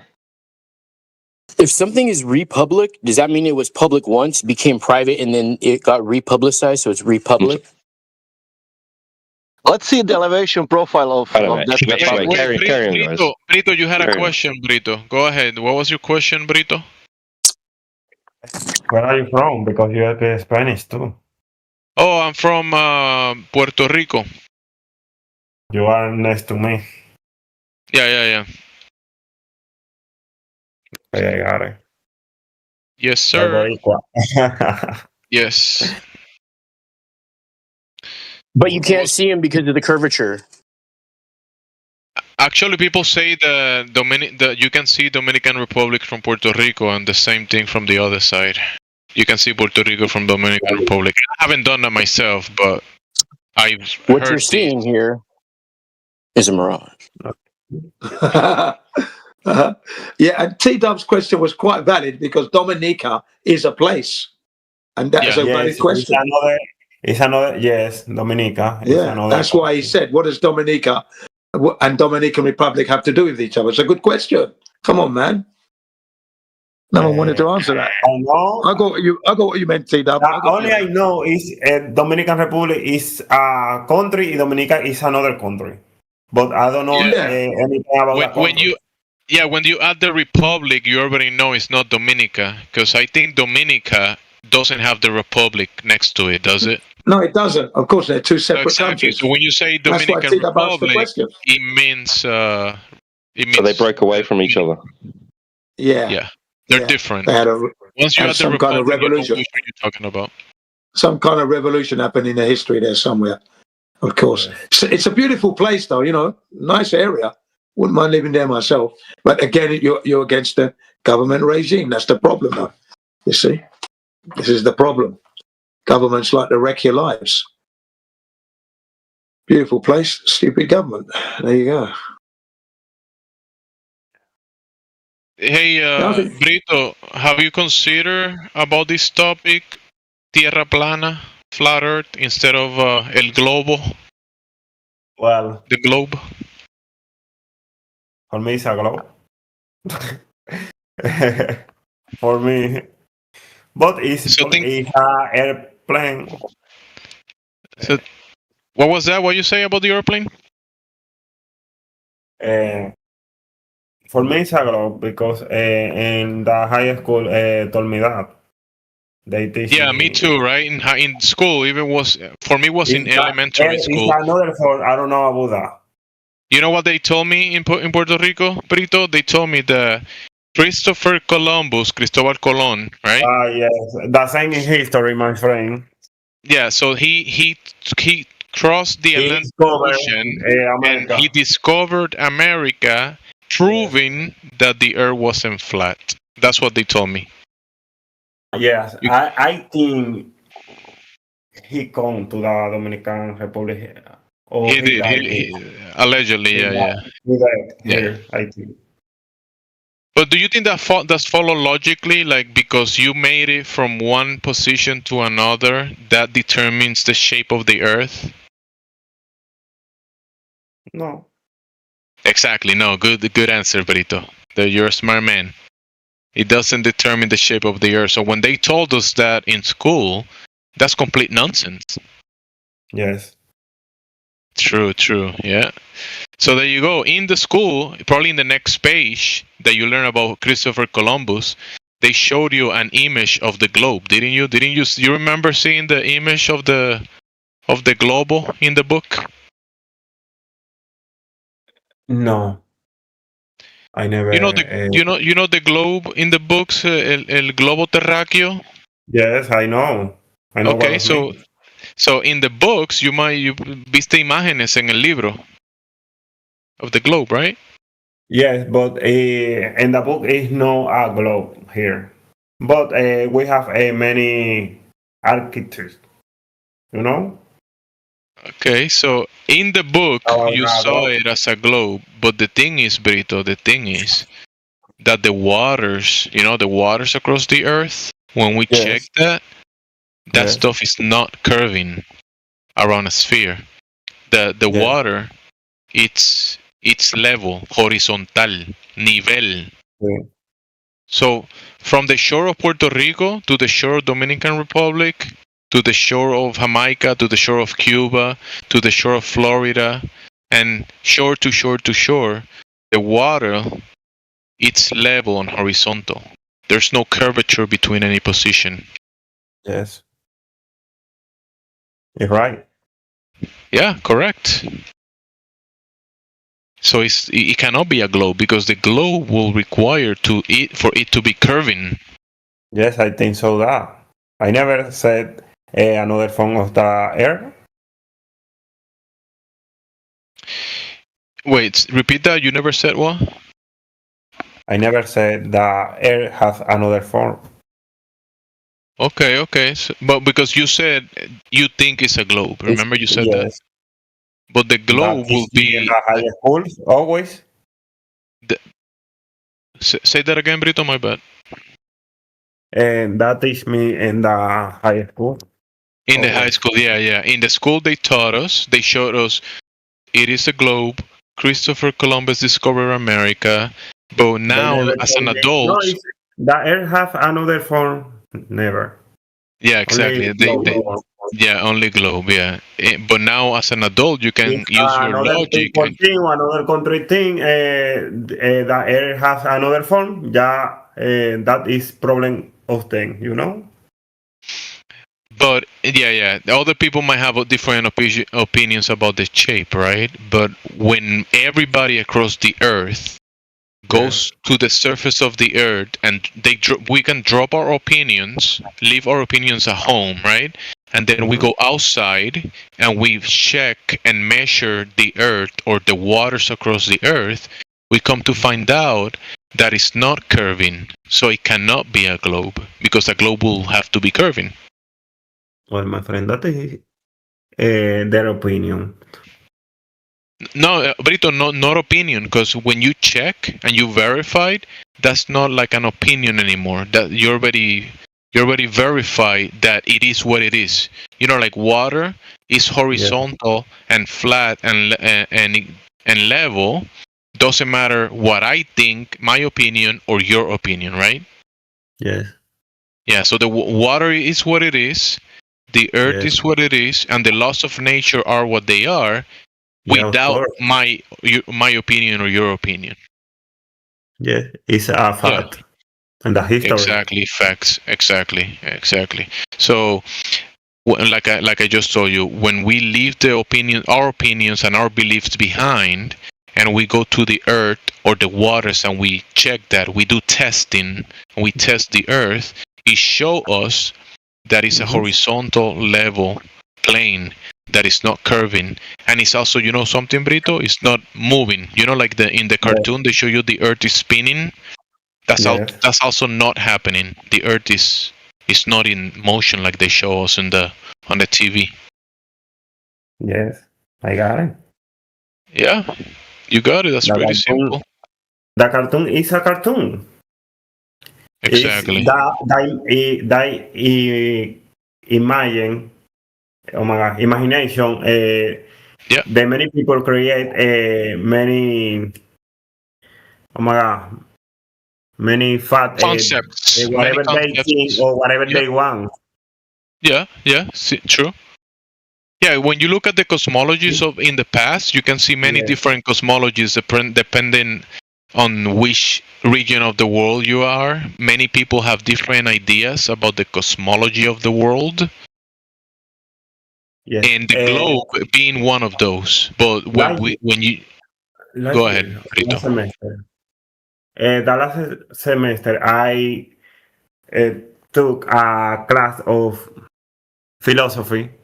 The professor told me, I don't know what if was Aristotle or Aristophanes, or Platon. one day said that Earth is plana, no sé cómo. Okay, yeah. You could say flat. You can say flat or plane or horizontal. Yeah. Level. But after years ago, he changed his idea, you know? Alexandria? No, he changed his idea. Say that again? With the pass of the time, he changed her idea.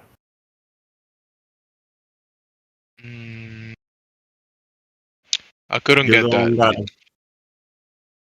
With the pass of the time, you know? With the pass of time, yes. He changed his mind about the He changed his mind. Okay, your professor changed his mind? No, the philosophy. Aristophanes? Yes, I think. Or Platon. Okay, yeah. The people in the past used to believe one thing and then they changed their mind. They changed their mind. Yeah, that's been the case. That's the case here for many people. People used to believe that the Earth was a globe, and because that's what they told us in school, and that's what they showed us in the TV, and people believed it, right? And then people went outside in the world and tested the Earth and the waters across it, and changed their minds because the Earth cannot be a globe because it's not curving. It's pretty simple. Yes. When you mention Aristophanes, when you mention those people of the past, like you're saying, is similar as of now. But many people in the past knew that the Earth was, like a horizontal, motionless, contained environment. Yes, but many people have many problems in their head. Many problems in their heads, yeah, man. That's the case for many people. Yes. Only if you are sure about your information, yeah, it is what it is. Exactly. If there's information, either you can verify the information or you can falsify the information, right? Yeah. Yeah. So what has been falsified by testing, demonstrations, observations, and measurements has been the curvature of the Earth has been falsified. It cannot be verified because the Earth is not curving. You have to see the other planet, the cartoon or whatever channel of information. They show us that another planets are global. It's a circle. Too. I get it. Yeah, that's true. The only thing, logic, right? You're talking about philosophy. Yes. We can mention logic, right? Yeah. When you in your premise, when you start your sentence, and you say other planets, and then you look up to the sky, right? We look up to the sky, yes. And we see the stars and the wandering lights in the sky, right? The planets. You can verify. Oh my God.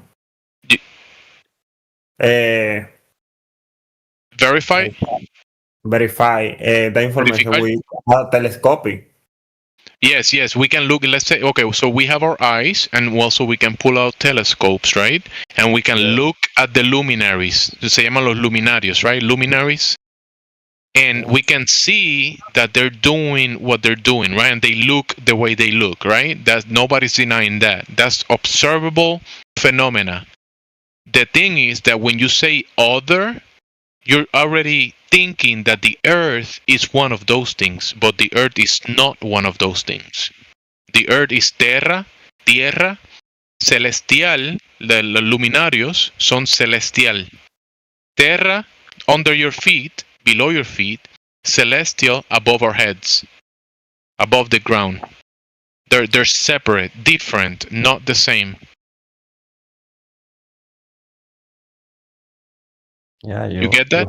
So we do see the planets, we do see the sun, we see the moon, we see the Mars, Jupiter, and the stars, but the Earth is nothing like those things. Yes.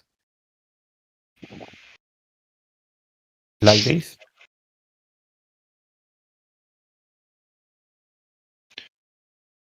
But many people have different thought about that.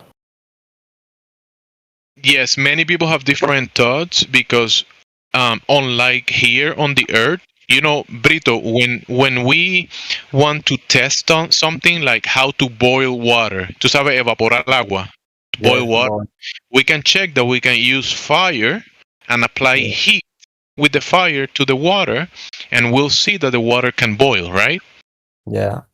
Yeah, we can do that. We can test it. We can verify it. You can do it. I can do it. Everybody in here can do it. Perfect. The thing about the luminaries is that no one in here can go there and test them, check them, and see what they are, what the medium that they're in is, the distance. We don't know the distance. We don't know the mechanism that operates and causes that effect that we observe. We can see them, but we cannot test or verify. So when you say that people make different ideas, you're correct. You and I, you can be in Dominican Republic, I can be in Puerto Rico, and we can both look at the sky, and I can make my own story about what I'm seeing, and you can make your own story about it. Yes, you're right. And the guy in America, the guy in the United States, yeah, the guy in the United States can make his own idea, and the guy in China can make his own idea. But the thing is, though, that the luminaries move in cycles. ¿Tú sabes ciclos? They move in cycles, like clockwork. You know, like the hands of the clock. Yeah. You know, like they move. You know how you see the hand of the clock at 12, and you know that like in an hour the hand is gonna be on top of the 1, right? Yes. So the sky moves in a similar manner. We know that the sky moves in cycles like a big clock. Okay, without time. Yeah, and it's repeating cycles like a very complicated clock. Yes. But that's the observable phenomenon. That's what we see. Yeah, you only need to be the sun and the moon. Every each time they change. Oh well, the air. Sorry. Repeat that. Just tell me that idea. What are you trying to say? With the information you told me, you only need to watch, the sun and the moon. They change with that. Yeah, they move. Yes. Yeah, they move. They're moving. That nobody's denying that. Everybody knows the sun rises from the east, sets on the west, and the moon also moves across the sky, doing similar things. But the ground below your feet is motionless. No se mueve. The ground is not moving. What's moving is like when you're standing in your house and your house is not moving, and you look at the clock on the wall and the hands of the clock are moving. That's a similar thing. You see the fan spinning, the hands of the clock moving, but the house is not moving. That is correct. Yes. That's pretty cool, Brito, that you get it. You get it. You're a smart guy. Yeah, the Dominicans are pretty smart people. I love you guys. No, the Dominican people. No, bro. You guys have your own way of doing things. And, check this out. Check this out. So if you're sitting in a car that's moving 60 miles an hour, how fast are you moving? I need to gotta go because I have university almost. Hey, Brito, good talking to you, bro. Send me a friend request and ask me any questions about these topics if you want, okay? Talk to you later, bro. You're moving 60 miles an hour. Easy. Okay. So I send that request, man. It's the same way with the Earth. All right, the Earth Brito. is moving. Brito, hey, guys, wait. Let me finish my convo with Brito, guys. Don't be rude. Brito, have a good one. Talk to you later. Come back later, okay, bro? Take care. Okay. Okay. All right, take care, Brito. Bye. All right, new guy. What's going on? Greek god. It's the Greek god. Is your name Aristophanes? The Greek god?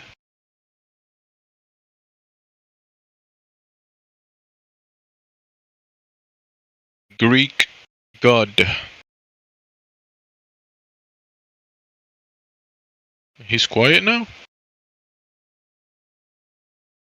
Yeah, the Earth is not moving like a car in any way, shape, or form. Because you want to say that in a car you don't feel the movement.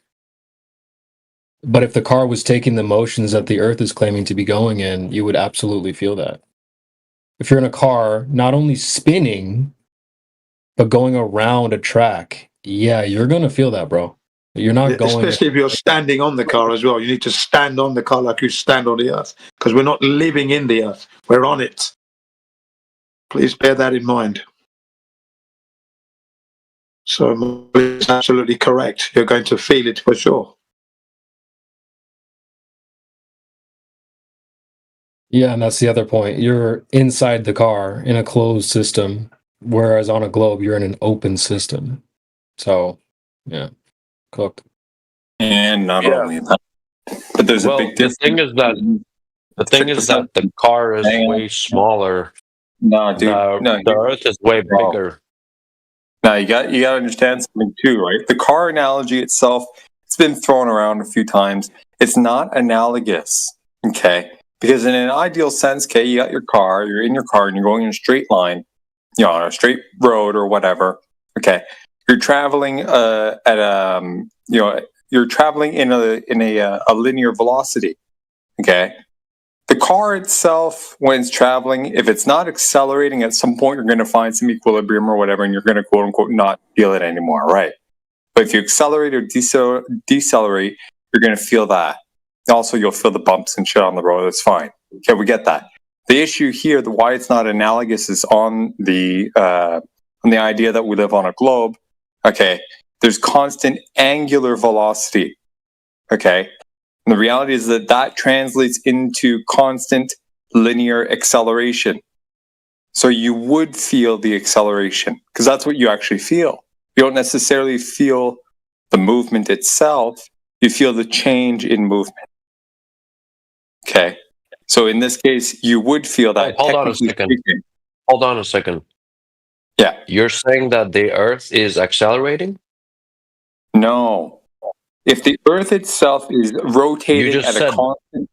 You said the angular velocity is accelerating. Let me clarify, right? If you have a constant angular velocity, that translates to mathematically a linear acceleration, right? Because think about it, you're at the top of a ball, and then you move to the left, right, at a certain rate, but you also move downwards. Yeah. No, I understand. I understand that if you have linear velocity, then your acceleration is constant. No. Angular velocity, linear acceleration. Yes. That's it. Yeah. So in the car analogy, linear acceleration or deceleration is only when you're actually braking or speeding up. You see the issue here? You're like one derivative. You're speaking like in terms of like two different things that are separated. They're tied together, but they're distinct.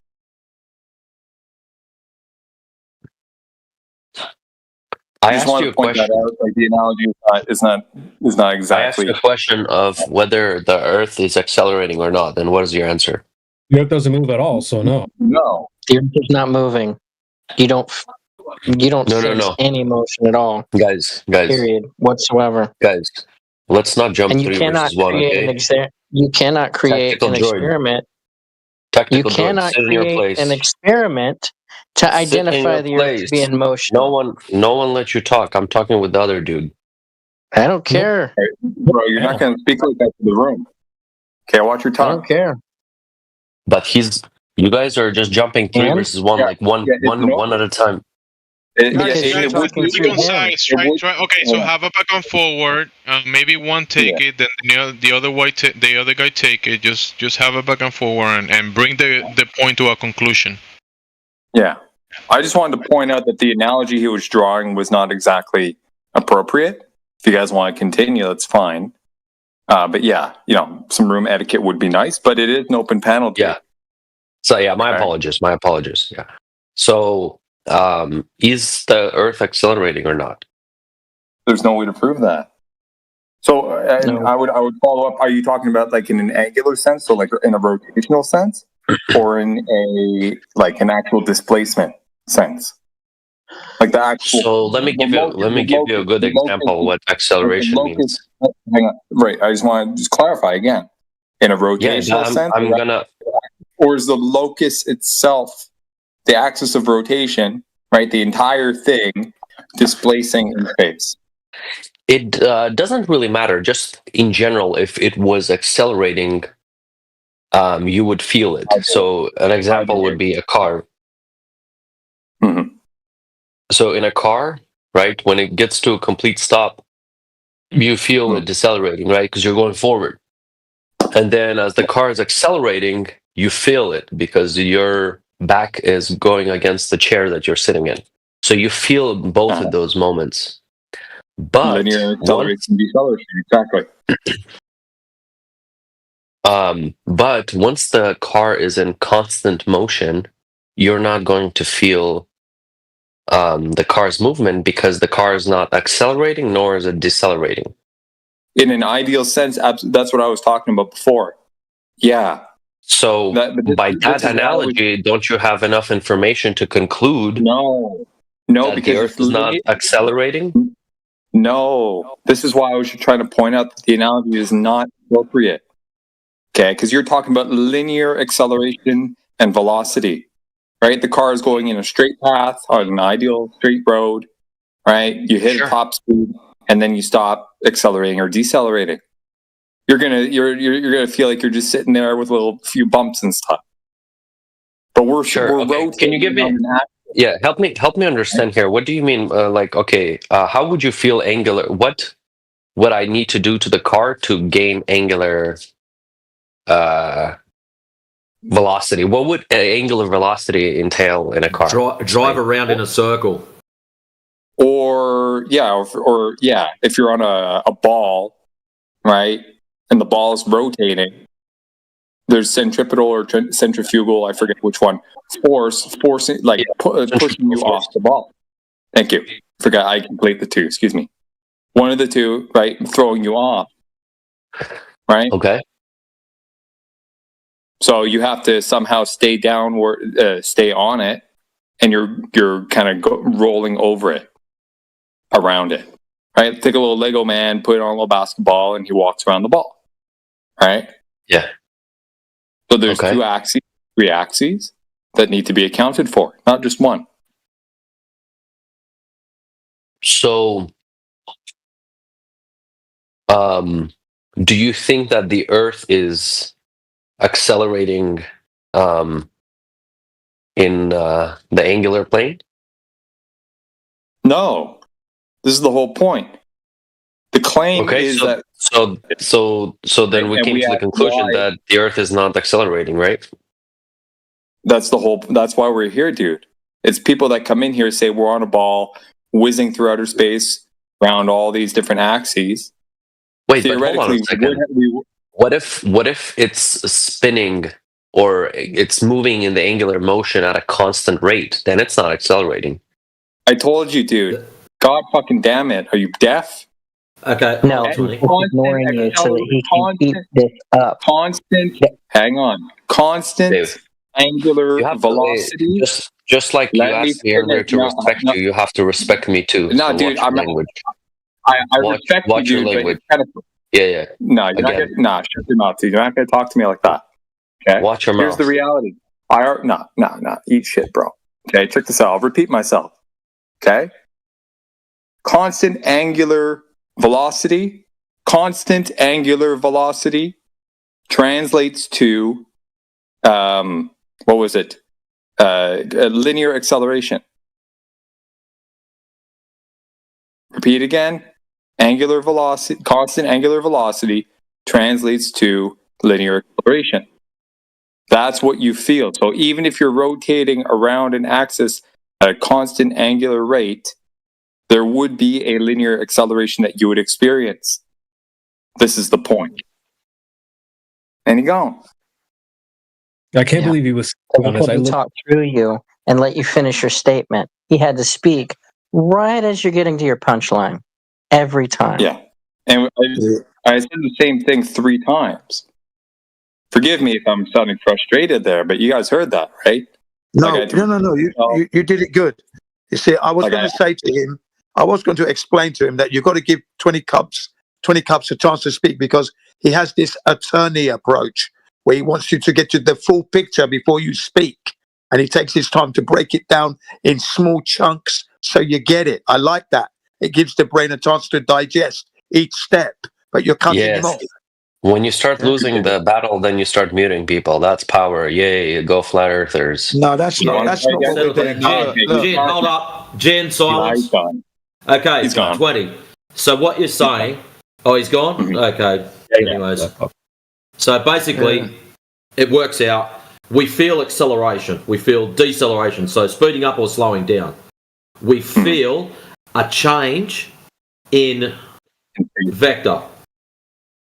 Yeah. So we feel acceleration, deceleration, and a change in vector. If we're on a ball, which is the claim, and it's rotating, it is a continuous change in vector. So we should be feeling that. Yep. Even if the angular change is constant. Because the vector itself is rotating. It's changing direction. Yes, it's changing. There's your vector change. Yeah. And the simplest demonstration, you draw a picture of a ball or a circle, and you say it's spinning this way. At the top, the arrow's pointing to the left. At the bottom, the arrow's pointing to the right. So that means they are changing. It's very simple to draw out so they can understand it. So if there's a change in vector, you'd be feeling it. A good analogy is a merry-go-round. I mean, the relatively slow angular change there, but let's say that merry-go-round starts speeding up and shit. I don't know, there's a screw up in the machinery and it starts whizzing around several times per minute or something like that. It's a constant rotation speed, but you're being pulled off. You're being flung off, right? The centripetal force or centrifugal, whichever one. Centrifugal. So typical force brings it inwards, keeps you on. So I always thank you. I always conflate those two. That's okay. Yeah. Thank you for letting me get that. No, you were doing. I love your approach to when you actually discuss with people. You give them time to digest it, but some of these people are in a hurry. They don't want to listen to what you got to say. They want to get what they want to say out. That's what that's what is very evident when you're discussing, because you're giving them time, which is necessary. I appreciate that. I mean, I just wanted to point out that the analogy was wrong. Yeah. But it turned into a full-blown thing. I go into depth with that analogy because I say, look, you're not supposed to be in the car. You're meant to be on top of the car first and foremost. And if you're going in a straight line, you're not going to be in the car. You're going to be thrown off at 60 miles an hour. You're going to be off the car before you get to 60 miles per hour. So don't worry about it. So that's not working for you. Yeah. Then the car. Where do we live? Yeah. Where do we live where we can move? And it's so smooth, you don't notice you're moving. When have you ever experienced that? Tell me. Yeah. The car thing's interesting. The top of the car thing is, what I mean, because it's particular because we have the air resistance, right? You feel the wind pushing on you as the car's going, right? But you know what I mean. But say there was no air, like it was a pure vacuum, the car would accelerate. You would have to hold on to the car, but when the car stops accelerating, you could stand up, right? Because there's nothing pushing. There's no wind resistance. What about conservation of momentum? Wouldn't you notice that? Conservation of momentum? No? Well, exactly. So the car's accelerating. You're accelerating with it, so you have to hold on, right? Let's say you got some straps. Yeah. Right. So the car would leave you behind. Otherwise, it would, right? While it's accelerating. right? But once it reaches the top speed and is maintaining that, you're also maintaining that, so you can let go of the straps. Okay. Pause. I mean, and there would be no air resistance to throw you off. Yeah, but we don't live that life. I know. That's an ideal theoretical. That's in an ideal or theoretical sense there. But just to illustrate the whole velocity and velocity change stuff, you know what I mean? Yeah, and as applied to here, I mean, then that's where the whole gas pressure without a container stuff can come in, right? Like, we don't live in a vacuum. You know what I mean? Anyway. Yeah. So that's right. No, you got it right. Yeah. In reality, we don't live in a vacuum, so it's not analogous or analogous, as you would say. It is not, unfortunately. So you can't use it. It's no good. It's been debunked 6 ways from Sundays. Okay. We're now into Saturday. There you go.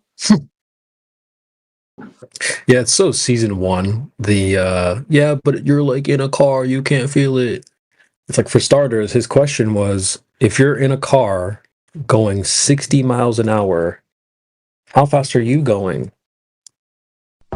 60 miles an hour. Ta-da! That's hard. You're like, well, you're not feeling it.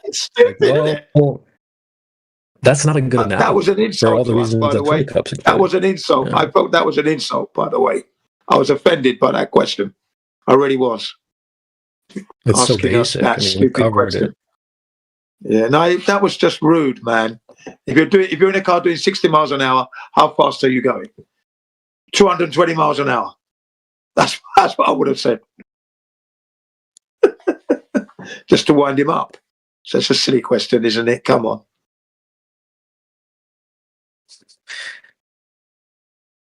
It's like, well, are you in a closed system going in a straight line on the globe? No? Oh, okay, great. Yeah, another analogy then, I guess. Yeah, there's your question. You see, that's the one you ask. Are you in a straight line whilst you're on a globe? Exactly. See? Because it's meant to be rotating, you see. When it's rotating, as the merry-go-round analogy comes in, you're being thrown up as daddy's pushing it hell for leather, running. And the little girl's giggling to it, hanging on. She's laughing because she can feel the force pulling her up slowly, and she's laughing because daddy's going fast and she's hanging on, and it's funny, isn't it? She's hanging on for dear life. Daddy's going like crazy, and that's why merry-go-rounds are fun. Okay? That's centrifugal force, and daddy going like hell to keep it up. So there you are, ladies and gentlemen. That's the reality of it all. On a globe Earth at the equator at 1,037 miles per hour, you would not be surviving. Not even at 600 miles an hour. At the UK, for example, or 500 miles per hour, Alaska, you're just not going to survive this stuff. Yeah. You'd be thrown off at that speed still.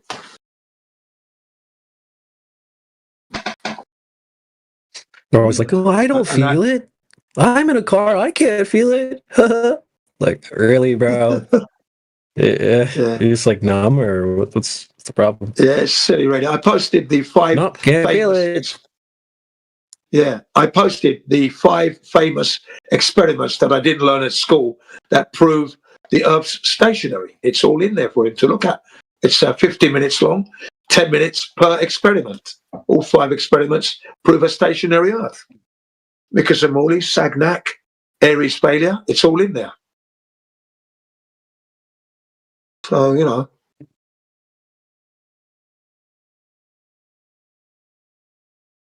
I like the one about Albert Einstein because it says that Albert Einstein lied.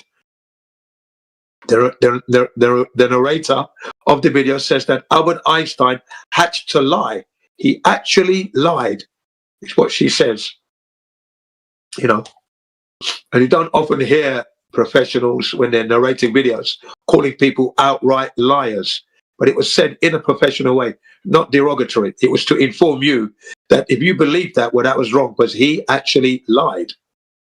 And I thought, wow, well, okay, that's strong. Okay. But it wasn't rude. It was put in the way of you to inform you and educate you. It wasn't abusing Einstein. It was just letting you know. So that's why I posted it. It's a really good one.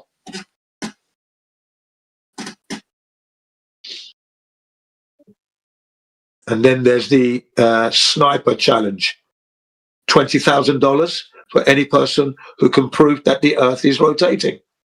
That would mean you've got the Coriolis effect. If you can prove that, you will win $20,000.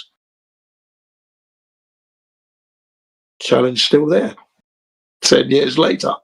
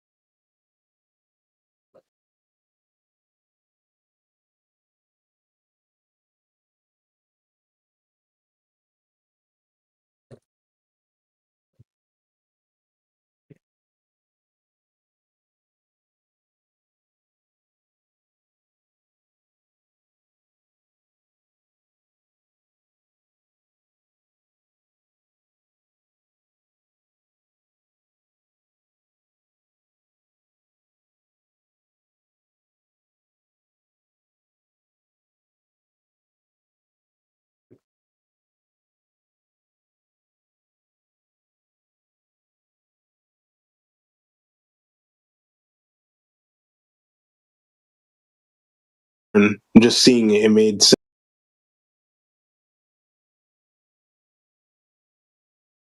sense then.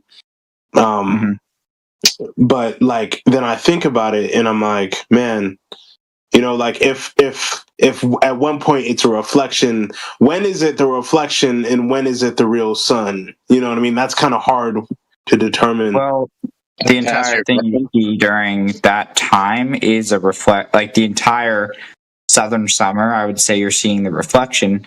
The way Lindsay's model is it's where the sun and moon are projected at. Wait, let me ask you a question real quick because you're kind of getting into Glober Ville because none of this is proven, right? This is just all in your head. So where's the proof? We've shown evidence that the southern stars are reflections of the northern stars, but what's that evidence? The sun would be, wait, what? Yeah, what's that Sigma evidence? Octantis is a reflection of what? So, what? Oh, I said the Sigma southern stars. Octantis is a reflection of what? I'm not sure which star it would be, but it's Sigma Octantis. I'm not sure what that is, but we've looked at other stars Oh, so only the ones that count for what you're talking about. Okay, sorry, my bad. No, okay, no. Sigma Octantis. I don't know which one. Can you just tell us which ones, dude? Okay, so Ursa Major has a constellation that looks just like it in the south in the same place. Very, very slightly different. You also got to remember it's a curved surface it's reflecting off of. Same with Orion. There's maybe I should just drop a video so that you guys can see it. Yeah, if you have a video that explains it in detail, maybe that would be good. Because kind of like me, when I was thinking of the reflection video I watched, I couldn't really explain it well. Not the same way he explained it. And I think what Indio was talking about is kind of relevant as well. It's like, we may have these opinions or theories, but it's hard to really have hard proof that we say, okay, without a doubt, this is the truth here. I think especially when it comes to celestial bodies, especially when it comes to that, because they are inaccessible. Exactly. I think the only way would be to just get in a rocket. Well, at least one of the only ways is literally get in a rocket and fly up there. And if you hit something, then Think about how ridiculous. Think about how ridiculous their claim is. Their claim is that they can look at something 40 million light years away and tell what it's made out of, how old it is, how fast it's going, and how big it is. Now, if you're that good, hold on. If they're that good, why can't they do any of that terrestrially? Why can't I just take a photograph of some dude and be like, oh, he's wearing fucking 50% cotton, 50% fucking nylon shirt? Yeah, I dropped the video. The first 25 minutes, it's about something else. I mean, it would help if you watch. Oh, it's in the voice text? Oh, okay. Yeah. But I would recommend maybe at 20-minute mark you start. Because the first part, he was just describing something else. But Yeah, it might sound crazy at first, but I scoffed at it, but I'm like, whoa. At this point, nothing really sounds crazy to me anymore, honestly. Okay, so I just go with what the empirical evidence is. The sun, for instance, how we position the sun is not a globe Earth model. If you go on Time and Date, SunCal, U.S. Naval Observatory, and look at the model that they use to put a position to the sun, there's no globe in those equations. There's only the celestial sphere and where the sun is relative to that. Latitude and longitude, in just period, are positions in the sky. They're not actually positions on the ground. They're not ground positions. They're sky positions. So they used to actually say this back in the day. No, that's wrong, dude. That's wrong. Oh, yeah? How do you find your latitude and longitude without the ground? Or without the sky? You use the sky to find your location on the ground, dummy. That's what I just said. But you can't find it independent of the sky. You just have a ground position. Do you find your latitude and longitude independent of the sky? Do you not understand what a GP is, a ground position? Answer, a GPS uses Earth center, Earth fixed. Don't even talk if you don't know what you're talking about. It doesn't use latitude and longitude. I know your little fucking iPhone shows you that, but that's not what the GPS receiver uses. Latitude and longitude are definitely positions on the surface. They were based. They took okay. Hold on. No. If that's true, then use just the surface to find it. Go ahead. Tell me how to do it. You use the star. You look at the star. You make your angle on the ground. I said use the surface. I didn't say look at the star. The surface. You gotta use both. But to say it's not a ground position, it's stupid. Yeah. Never said you didn't have to. Latitude and longitude are not positions on the ground. I can post from the fucking UK Ordnance Survey that explicitly says that idea is a myth. You don't know what you're talking about, Vax's whack. Just fucking stay on mute, dude, before you embarrass yourself somewhere. Shut up, Indio. Look at Dick. Again. Yeah, you better leave. Anyway, sorry about that. He's a fucking suck-up sycophant, and I'm fucking tired of his ass. Yeah, anyway. I don't blame you. That was entertaining. Yeah, this is what the midnight flat train to Georgia brings us. That's right, dude. This is like the fucking... what is it, the Agatha Christie novel? The Orient Express. There's going to be a lot of murders in here. And Indians at the back uncoupling cars. That's right, Matrix. Yeah, I don't want to spoil the end of that, but we had to have Wax back and have several other people line up to give him a slap in order to carry out that novel. Anyway, what else? I'd be next. Yeah, what were you saying? Want me to invite him back? I didn't kick him out or ban him or anything. He left on his own. I actually was kind of tired of him, and I wasn't upset with him anymore, but I'm sure if I talked to him for like 5 minutes, I could get mad at him again. Look, it is impossible to find your latitude and longitude using just ground things. Okay? Now, we've assigned them coordinates in modern day based upon the sky, but if we rip up all those geodetic markers, you won't know where you are no matter what you do if you can't see the sky. It's pretty simple. That's what longitude and latitude is based off of. They took the two hemispheres, put it on the on the Earth, and then said, "Oh, you live on top of it." So you have the celestial equator. That's the origin of coordinates, and depending on where you are on one side of it or the other, that's your latitude. Okay. The longitude is based upon the sun, based upon the solar position. And if you have a clock, you can know what your longitude is if you know what time it is in Greenwich and can measure the sun's elevation above the horizon. You can easily figure it out. This is how this shit's actually done. It's not done using the ground. And my whole point was the 24-hour sun does not use a globe model to predict it happening. They use this thing called the equation of time, which doesn't have anything to do with the surface. It only has to do with the celestial sphere and where the sun is going to appear within it. Okay, that's it. It's no more complicated than that.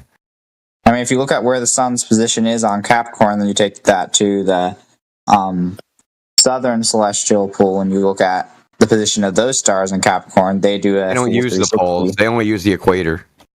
Okay. Yeah, they use the meridian, what they would call the meridian or the celestial equator. That's what they use. And they go where the ecliptic is relative to that, right? So that's all they calculate. Where's the sun going to be relative to the celestial equator? Where's the celestial equator relative to you? Then you can predict your sunrise, sunset times when solar noon is. It's pretty simple. There's no actual globe model on any of that. That all being said, if you use this method at multiple locations simultaneously, and this has been demonstrated in Blender and what's the other one? AutoCAD, right? If you go on time and date of SunCalc and try to fix these positions on a globe and triangulate the sun, right? Get like, I'm looking at the sun, it's this azimuth and elevation angle. I'll draw a line to the sun. Okay, I'm in another position, right? On the Earth, I look it up on time and date, azimuth and elevation angle. Draw a line to the sun. Now, those lines should intersect somewhere out there in 3D space, right? If you're both looking at the sun, you both have lines of sight. We're drawing lines of sight to the sun. What you actually find is those lines of sight don't intersect. And if you keep adding observers, it gets worse and worse and worse and worse. Okay? Meaning everybody's looking in their own fucking direction at the sun, but they're all seeing the sun. But it doesn't have a common spatial point to all observers. This is what's actually observed. Okay? This idea that the sun is some fucking object that everybody's looking at simultaneously and everybody's looking at the same way. There's the Empire State Building. We're all looking at the Empire State Building. We know we're all looking. Our lines of sight all intersect at the Empire State Building. Okay? The sun doesn't behave like this. And I know it's hard for people to fucking swallow that because it's inconceivable, right? When you've taken the terrestrial experience and applied it to the sky does not behave like the terrestrial environment in any way. Right? There's no parallax. Okay, there's no parallax on any celestial bodies. There's parallax to everything on Earth. Things have a common spatial position when you look at them. They don't have any of that shit for the stars. Can't get any fucking distance from looking at the shit. Right? There's no distance cues. There is terrestrially. So the ancients used to think that they were two different realms. There was the terrestrial realm and the celestial realm, and the laws that govern one don't govern the other, and vice versa.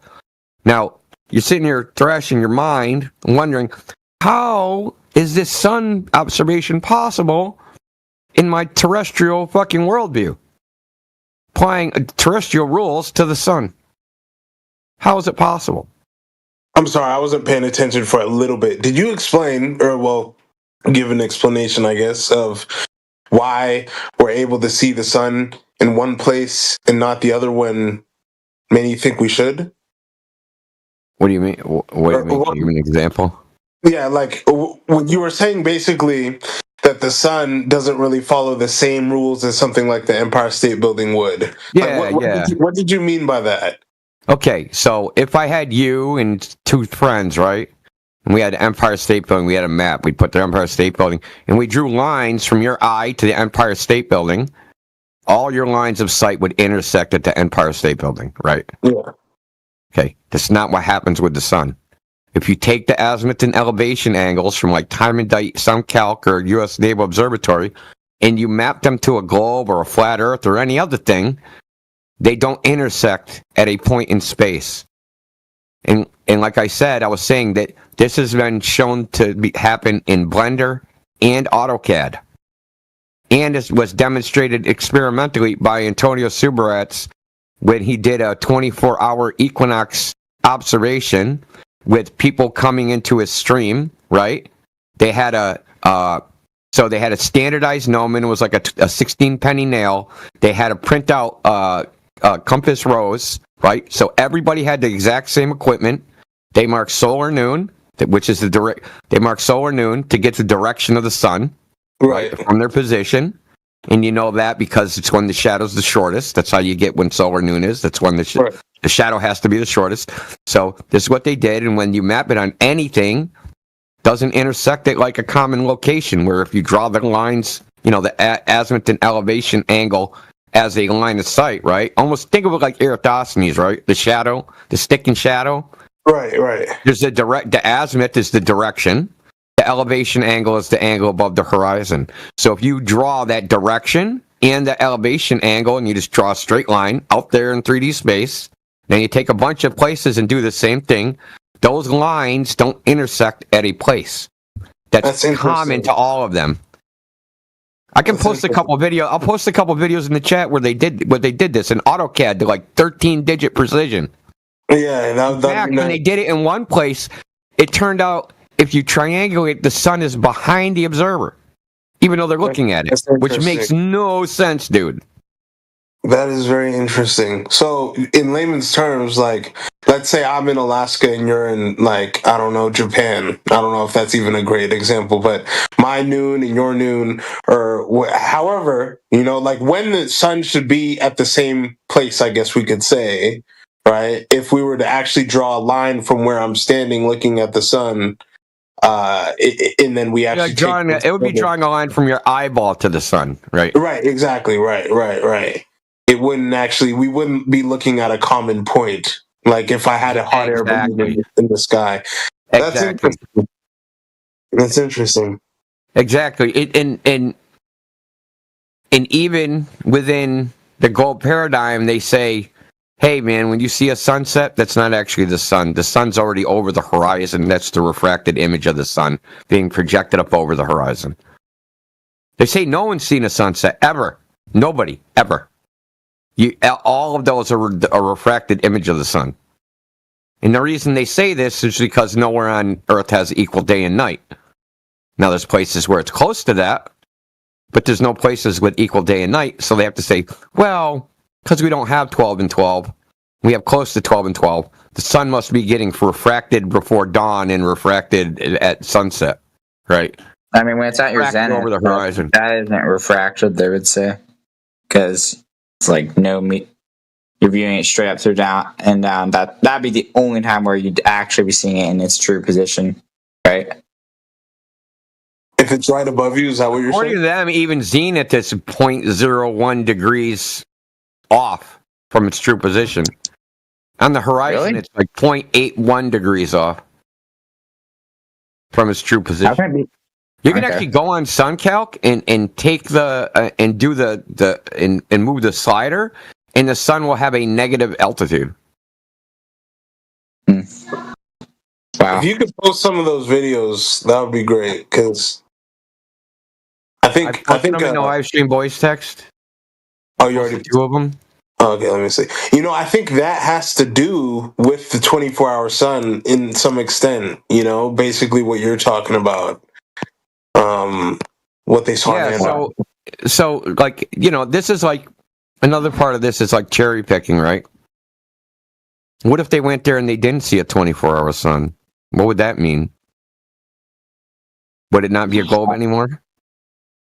Right. You see what I'm saying? So let me tell you about it. Hold on. Let me tell you about an observation that was done in 1597 by the Barents Strait. It's named after a guy named Barents.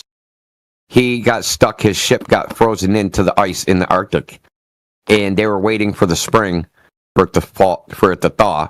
So they're using astronomical methods to keep track of the calendar, so they know frickin' how long they have to wait. So they sat there all winter, and the sun came up before the first day of spring. Now you got to remember, they're in the Arctic Circle. They're not supposed to have any sunlight until the first day of spring. It's supposed to be perpetual darkness. The sun rose 2 weeks too early. And it rose every day after that first time, right? So the whole thing, right? The whole equinox thing, the astronomical equinox, was 2 weeks too early. So what they did was, when they got back, because he had a royal commission, okay, to go explore. The king paid for everything. So he got back to the Netherlands. He showed the scientist. He showed hey man, this happened when I went there. They didn't believe him. They said that he lied. They said that he made it up. They said that he faked his logs. But he had made observations of other celestial bodies, which correlated with the wrong equinox date. So what they ended up trying to do is getting his commission taken because basically he was taking a big dump on the heliocentric model. So there's observations like this, right? In the Arctic and in the Antarctic, there's very anomalous observations of everything. Okay? Of everything. 3 sunsets at the same time. Have you ever seen the videos of that? I've seen some things where in the Arctic 3 suns setting at the same time, like one on top of each other. Yeah, I think I've seen something like that before. There's if you look in the Southern Ocean Sailing Guide, it says that it's not uncommon to see mountains 300 miles away. Yeah, so think about that for a second. It's a sailing guide. You're on a ship. How tall is the tallest ship? 280 feet. Let's say you're 280 feet above sea level. You're on the tallest ship. You're in the freaking goddamn crow's nest. You got binoculars. You see a mountain 300 miles away. You do the globe Earth calculation. That mountain's freaking 9 miles tall. Hold on. Mount Everest is only 5 miles tall. What mountain am I looking at? That is discover the tallest mountain in the world? Now, in the sailing guide, it says it's not uncommon to see mountains 300 miles away. They don't say it's refraction. The reason they say it's possible is because the air is very clean. They say there's no dust particles, there's very low humidity, so you can see incredibly far. They don't say, hey, it's a refracted mountain. Well, it's things like this that there's all sorts of observations in the Arctic, right? In the Arctic regions that are very anomalous. Why can't the sun be one of them? Yeah, there's a lot of weird things that go on at the North Pole. I mean, where they say it is. But I'm curious, Indio. What do you think is the layout of the continents? Would you be AE type layout? Like, I know you say like maps are just coordinates. Like, I understand that, but like, what would be the general layout? I have no way of knowing that, man. I mean, if you look at the evolutions of maps over times, I mean, how are you supposed to think about it? You know what I mean? They're going to choose some sort of coordinate system to make their map, and that's going to alter the way it lays out. Now, if you're going to ask me what they look like, fucking, I don't think you can go high enough to see a fucking continent. But yeah, I think that it would look similar to the AE map. It's just that when it's a whole they had the coordinates. When you start saying look similar, what does that mean, dude? From where? It would have the same layout. It's very similar. But okay, you got to think about it like this. Okay, you have an engineering drawing or a blueprint, right? That's not what something looks like, though. Yeah. Right, I can have a blueprint of a house. My house don't look like that. Yeah, that's kind of not the same. Yeah, so people go, "Hey, what does the flat Earth look like?" Fuck, dude, and then they try to compare that to some map. It's not the same thing. It's two different things. One's orthographics, one's projective, right? One's a projection. Yeah, I know. Projective means perspective, right? Perspective is a subset of projective geometry. So I'm just using the technical term. One is a projective geometry, and the other one is an orthographic rendition. A projective geometry rendition would show railroad tracks that converge, and an orthographic one would show railroad tracks that are parallel, right? So you say, what's it look like? I don't know. People have made maps. You look at the old maps. You look at the Portland charts of the Spanish. I mean, if you go into have you seen our map channel? No, I haven't. Okay, it's in the information channel. There's fucking like 1,000 maps in there. Different projections. You name it. Everything is in there. Freaking every map you could probably think of since fucking 1200. So what's I've been the channel? collecting on like freaking stamps or something. What's the channel? I'll post the link in the live stream voice text. You can just go right to it. Thanks, man. Old dude already put it there. He's so quick. Old dude, man, ain't that old. He's quick, man. He's too quick to be old, dude. I know. Sharp dude. Let's change his name to young dude. Young whippersnapper dude. Yeah, if you just click that maps link, it'll take you right there. Yeah, man. I ain't for doing all that all over again, Sonny. Yeah, you got to start over, old dude. You got to start from the beginning. You got to do it all over again. Another 50 odd before I get to put my feet up, man. What? So also in that maps channel, if you're into the Gleason's map, the reverse side of the Gleason's map's in there. Okay? Yeah, I've seen that. Nobody ever reads.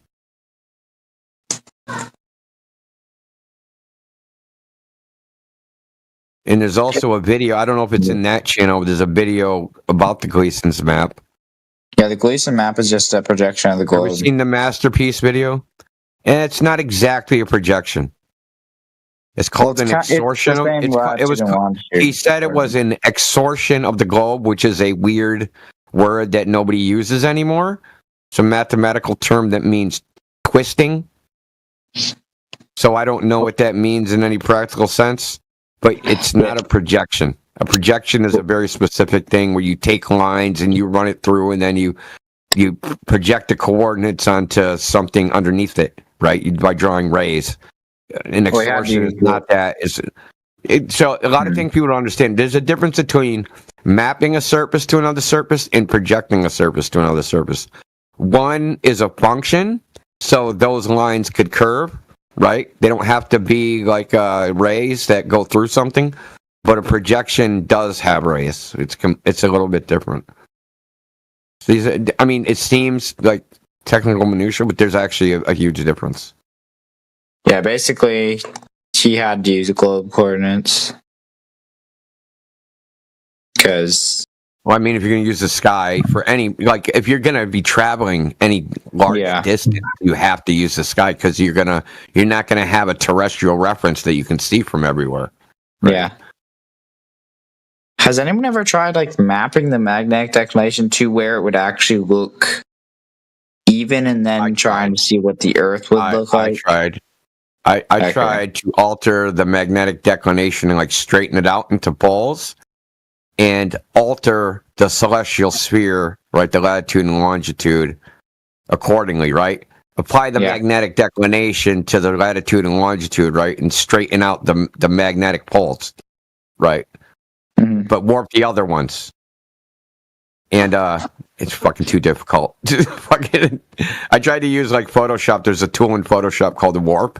And I tried to like straighten it all out, but it just ended up being a big fucking mess. Maybe a fucking AI could do it right now.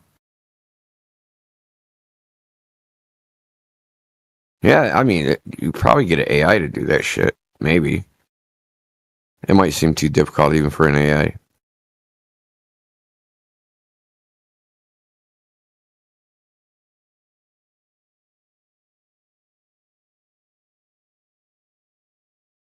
I mean, some of those declinations are crazy.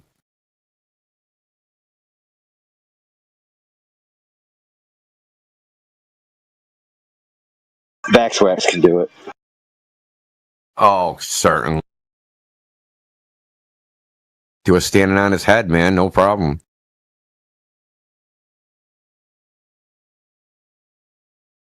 Yeah, well, wait till you heard about the moon map. Oh, boy.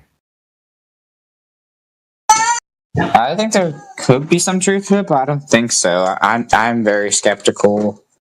I'm open to it, but I'd need a lot more convincing, and especially I'm like the Bible describes the moon as a light, not as a just a reflection of the Earth. Come on, man! Isn't it so cool? It's like the AE map plus more land. That means there's more land, bro. Yeah, I mean, yeah, I've seen the coordinates and showed how when you it could make sense. I'm not sure though.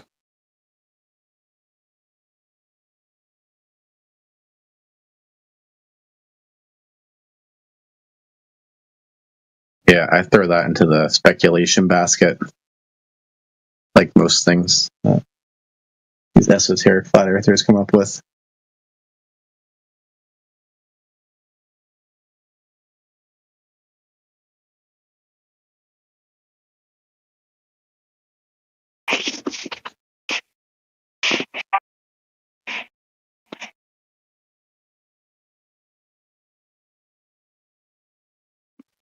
Whatever happened to the thermosphere argument?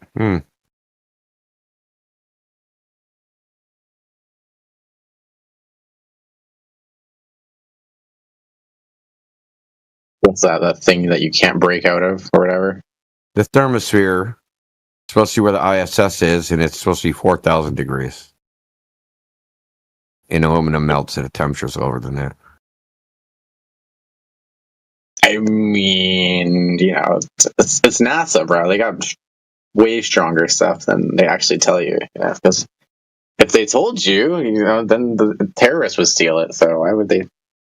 And the spacesuits, don't get me started on those, bro. There used to be a major argument back in the day that the satellites they say can't exist because they're in the thermosphere. I just don't know what happened to that argument. The thermosphere is like 4,000 degrees, dude. Fahrenheit. And that's where the ISS is supposed to be hanging out. Come on, Globers. Jump on this. Yeah, what's on here? Owlishness actually brought that one into the VC like a week ago. Oh, really? Yeah. On the flat side or the other side? Well, I mean, she was kind of like arguing from the flat side a little bit. Well, it's just more just like a head scratcher for her. It is a head scratcher.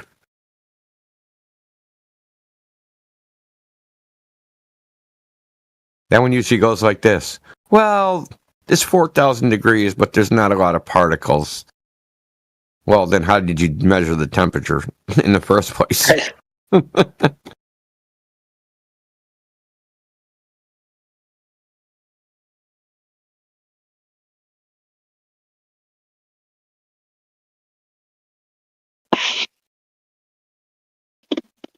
What's up, Special K? How you doing? Awesome, dude. How are you, bud? I'm good, man. Glad to hear it. Glad to hear you're good. Makes me extremely overjoyed and happy. I'm not being sarcastic either. Glad you're good. Good. They told us it was a globe, so it's a globe. That's all they got. Well, they just say it over and over again until you just give in. Hard to wrap my mind around, but I get what they're saying. Crazy, though.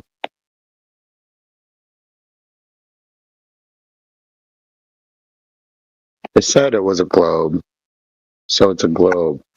I like their story better than ours. But it's easier to follow, right? Teacher told me, so there it is. All you know about it's what they told you. Sold out long before they ever even heard your name. They sold you a globe to make a record. Then you bought one. Oh no. Dude, it ain't easier to follow, bro. Those freaking space scientists, retards, don't even know what to do with it. In order to maintain some of their stupid claims, they have to invent multiple dimensions and universes where other things are happening, which make things happen here.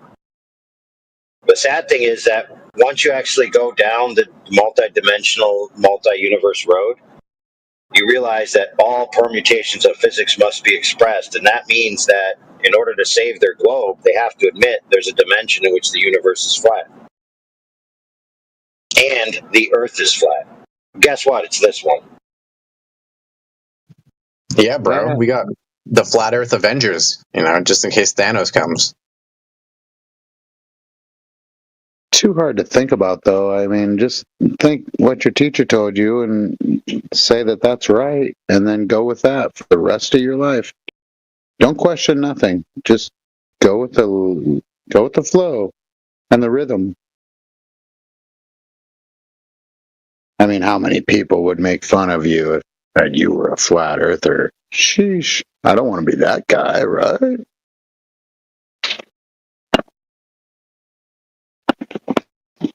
What I become. That's what I become.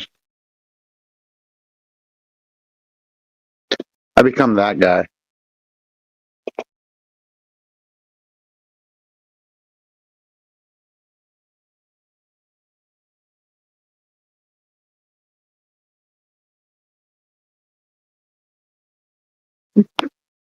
Pretty tired of defending it, though. I mean, it's always the same argument over and over and over and over and over and over and over. The last 16 years or whatever. It's been crazy, man. Yeah, you get a little midday fatigue, but then it always comes back. Or the itch always comes back for me, anyways. Oh, and I mean the people that have woke up to it just by the things that we've said, or I've told them face to face. That might be worth it. Like you throw a piece of rice into the ocean and something bites it. One time, they'll become my best friend, right? Oh, hey, you're a flat earther too? That's so cool. Now let's both be shunned by society.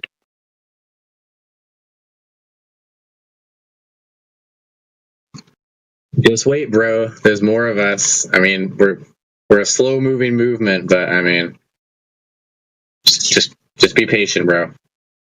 We'll meet more eventually. It's happening in the YouTube comments. I've seen it. So. Yeah, I see it. It's coming. I mean, we've come a long way. I can't remember when me and Miggy first started. It was probably 2009, 8, somewhere a long time ago. But now there's millions of us just like you. See it. It's easy to see. I mean, it's not even that hard. Somebody wants to argue flat Earth. It's not even really hard to debunk it or to talk them under the table. But slowly and surely, I've gotten sick of it. I'm like, oh man, you again? Or oh man. I know the returning characters of fucking Dunning-Kruger, retardedness. I know what you're talking about. Like freaking Twonger and those idiots. Yeah, maybe they're winning when they do that because I'm like, okay, go ahead. Believe what you want. I don't even care what you believe. I'm telling you something. You want to call me a retard or an idiot or whatever, that's fine. Go ahead. I'm going to go back into my little corner and sip my Budweiser. Maybe that's why they don't believe me. Too many Budweisers.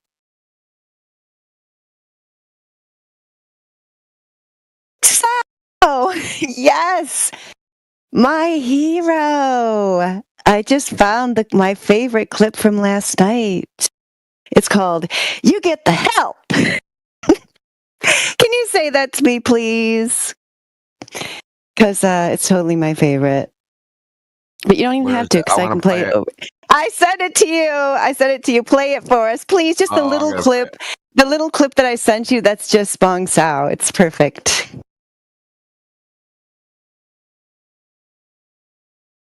I don't know if it'll play clips. Let me try. Let me try. Okay. Yeah, I guess you could go to that spot in the video, but I worked really hard to cut out what came immediately before and immediately after. Yeah, I can't play clips. I'll extract it. Be right back.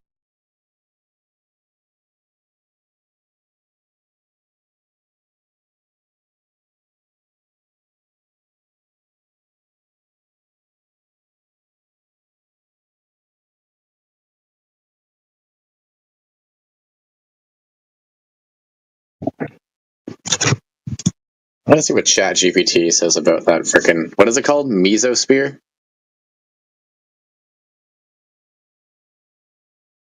I said thermosphere. Thermosphere. The mesosphere is another argument. That's actually never been measured. Is the mesosphere like the one in Eton? It was just like, all over the place.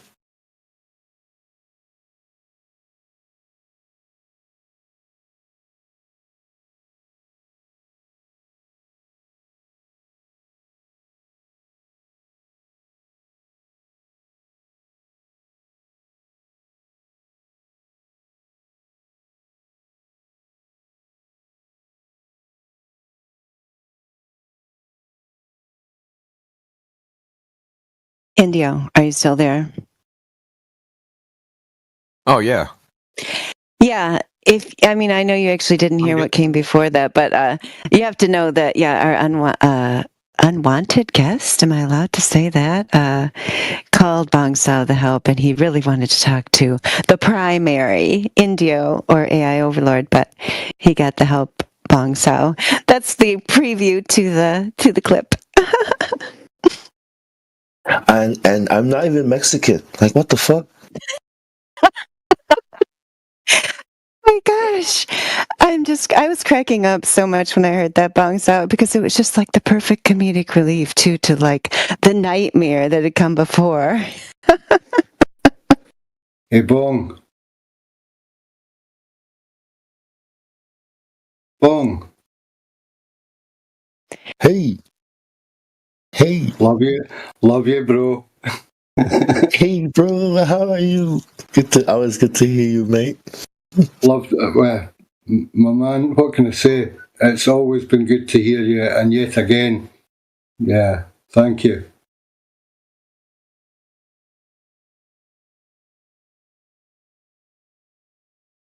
Love you, dude. Love you. Love what you do. Hey, he's just showing people how ignorant he really is. Shit. Sad. I was looking. I thought he could lead or something, man. What a waste of a military career. Well, we got some good leaders here. The best leaders lead by example. We got some good ones.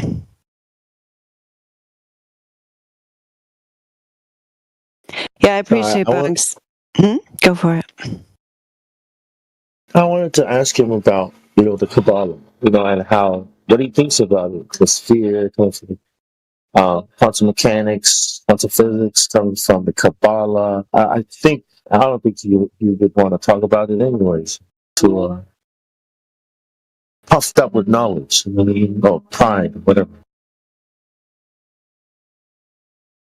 Yeah, we all gotta guard against that. Yeah, because flat Earth is not a virtue. That's my motto. I think I'll put that on my T-shirt. I think I had that as my status at one time. I think I'll put that in there again, because that was a good motto. Like he had this problem the first time, and we were gonna ban him. But me, thinking this guy's military, maybe he can learn, it can change, it can be useful. I defended him a bit, and that's why we didn't fully ban him. I was like, hey, if you guys ban him, I'm gonna leave too. You don't have enough people. So I regret that, but here we are.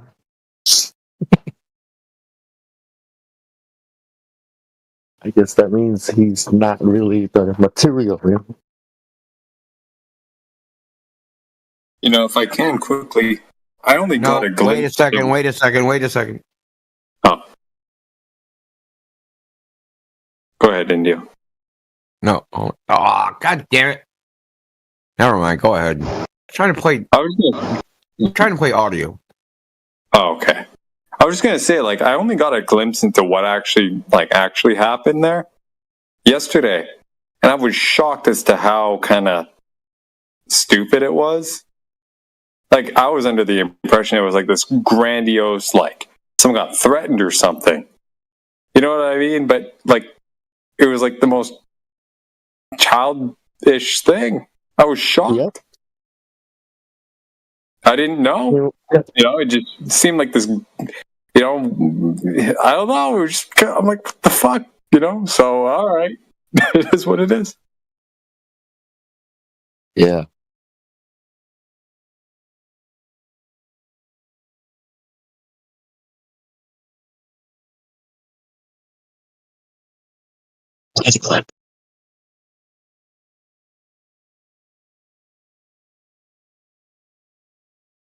And he calls himself Quantum Eraser. Talks about it a lot. All this, I don't think he's a Christian.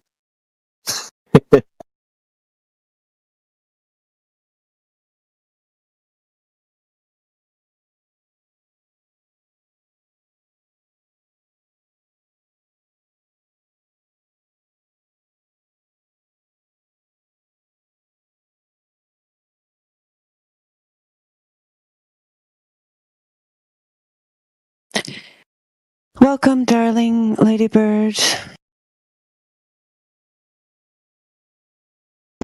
Oh, you joined the server on May 22nd, 2021. Long time no see. Yeah. How's it going? It's going. I'm doing just fine. Doing some motorcycle shopping, trying to buy a new bike. Or buy a bike. It doesn't have to be new. Nice. Good luck. Yeah. Thank you.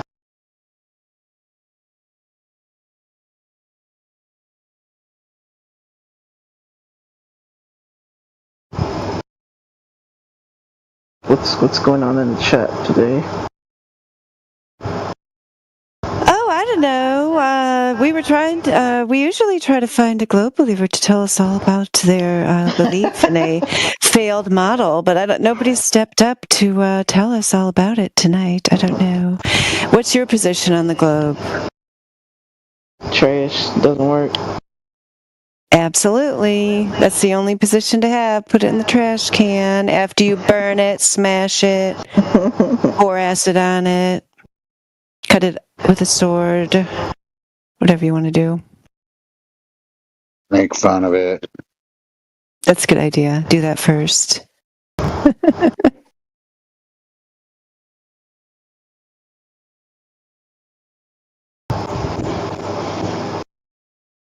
Yeah, so No Globe Belief has made itself known since I've been here tonight, but there was some in here earlier today.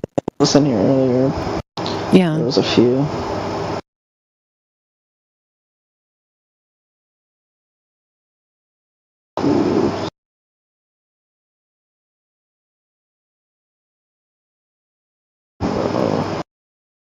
The globe is like Wilson, from that movie Castaway. Yeah, that's good. What's that? No. That's how they cling to it. What happened? Wilson, he floats away or something, right? Doesn't he lose Wilson? Or does he bring Wilson with him? I can't remember. Wilson, he was lost. Drops a paddle or something or an oar and reaches for the oar, but when he turns back, Wilson's 30 yards away.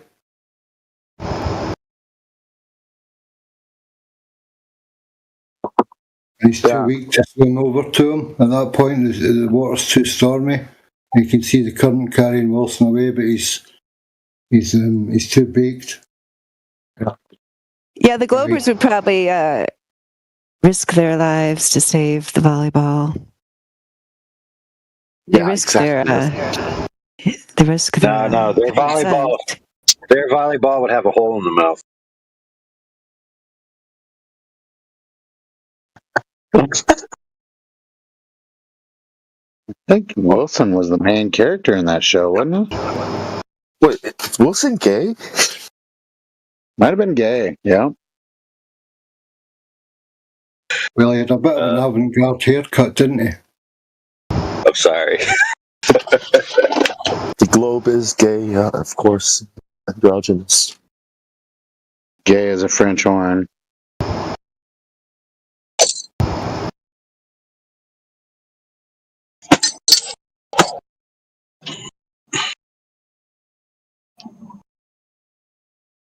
I'm not gonna lie, when he made the Wilson Tough reference. I was thinking of Home Improvement. Hmm?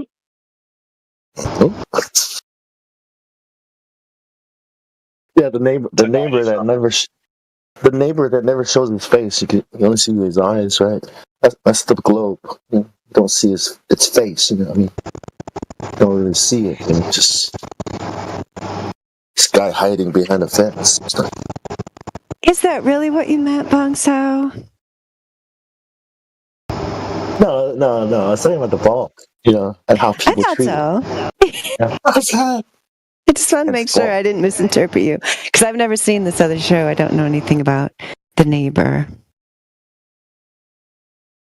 No, he said Wilson, and I immediately. It's a great show, Dandelion. You'll have to catch a couple of episodes. It was a wholesome show. Is that the guy from Kalamazoo? Is he from Kalamazoo, the main actor? Does he wear a tool belt? Yeah, Home Improvement, right? Yeah, Tim the Toolman Taylor. What's the actor's name? Tim Allen. His sister was in my anatomy class at the university. Yeah, she said he never came home to visit them. Yeah, he was a drug dealer before he was an actor. I think he's a flat earther. I think Tim had a lot of Hollywood style issues in his career, and he struggled a lot. Yeah, I think he's doing a lot better of late than he was a while back.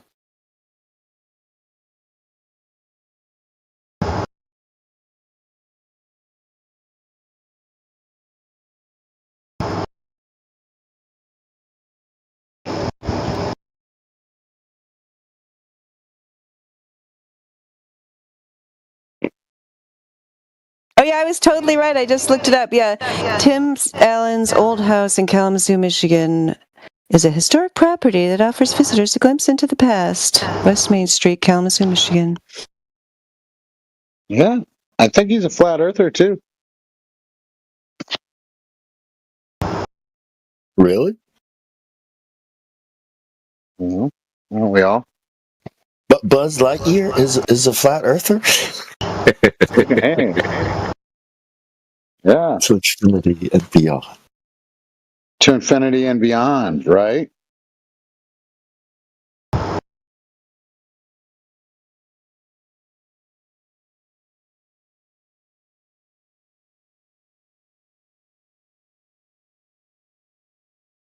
No, but if you go watch that Castaway movie again, go watch Castaway. Perfect apparent horizon, flat as F.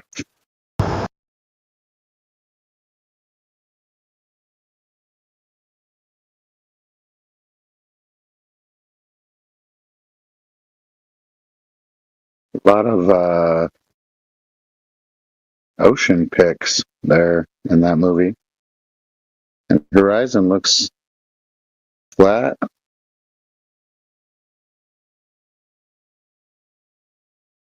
Because that's what it is. It's flat. Hidden in plain sight, right? Is that what they do? They hide it in plain sight? I wouldn't say it's hiding. I think it's hidden it from your mind, I guess, but not from our eyes. See it. It's just apparent, right? You go outside, do it yourself. We can go outside and do it ourselves. But yeah, there's globe believers were taught from the very beginning that we're living on a globe, so that's where we are. And if you think different, can we time out a second? Andrew wants speaking permission in here. Is he still in here? He's not. No, he was here. Danny, on it seems the bot will only play clips of certain length, and that clip is too short. I think they have to be like, I don't know what, maybe more than 30 seconds. That isn't long enough. That's too bad. I tried all sorts of ways to play it. I converted 2 different ways and uploaded it. And did you listen to it? yeah, it's funny though. Did you think it was funny? We're glad to have Bong for the help. That's it. Cut a longer version. Cut a longer version. Cut a longer version. Yeah, with help. I ask you. Remember that dude asked you? Hold on, Sheepdog. Remember that dude asked you what you do for a living? You told him I clean toilets.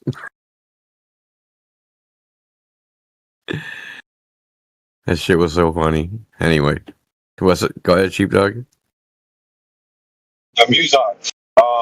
When I was in the English hub, it wouldn't play YouTube videos.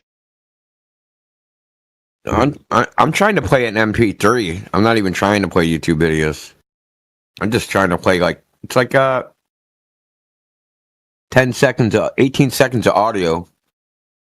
They should let you do that. Whatever bot you had here before, I used to play a little clip before the silver. What was that called? The heavy metal? No, precious metal takeover. Remember that show that the Gold and Silvers did? Yeah, I used to play like a 3-second clip when they started. It worked every time.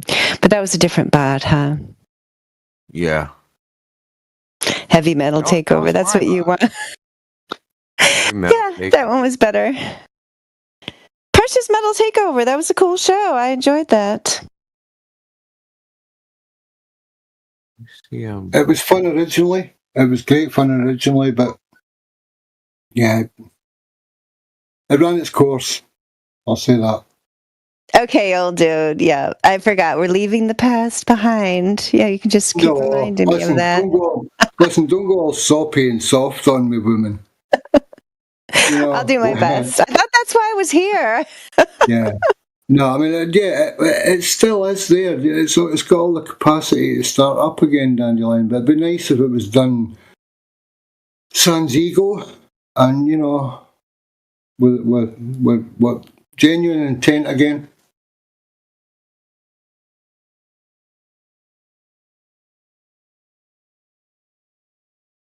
Oh, Precurious is here. I remember talking to you recently about your Globe Skeptic role and your 3 points participant role. Did you tell me that you actually were a Globe Skeptic? No, not skeptic at all. I'm certain.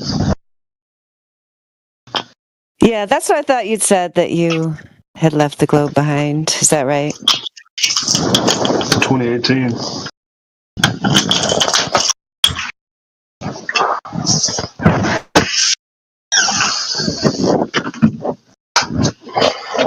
Good, that's where it belongs.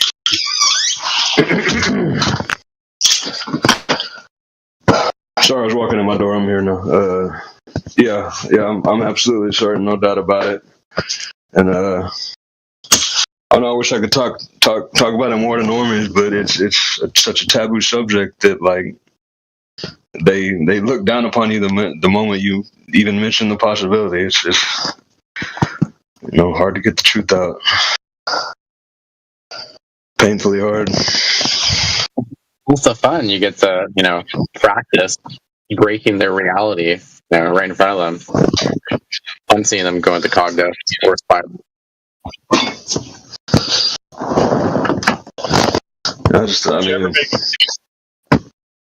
Did you ever make any of your own observations?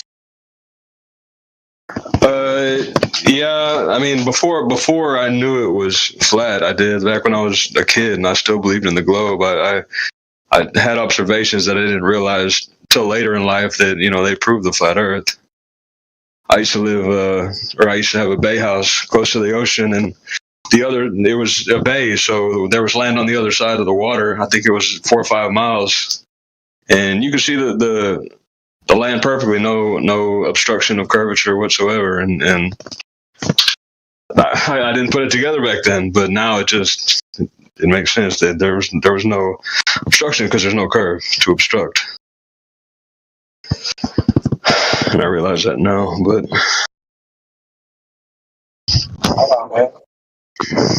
what have you done in your ventures since?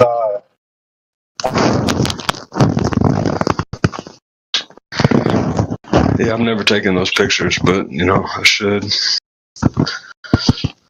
I'd have to go back to that house. It was in Galveston, Texas, and that house got blown down by Hurricane Ike. So we don't go there as often anymore, but show the property.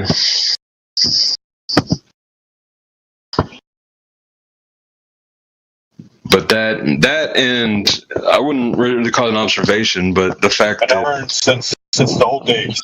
Break up. You break up. Sorry, I will.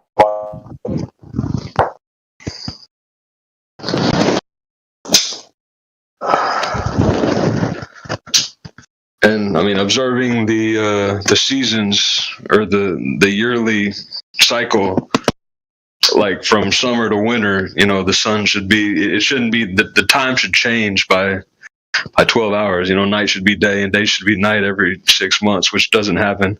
And that alone disproves the globe. It disproves that there's no explanation for a heliocentric model for that. It just doesn't make sense. There's no way to make it make sense. They say that, well, that's why we have the time change, but that's already accounted for. That's because of the tilt, not because of anything else. Or the wobble.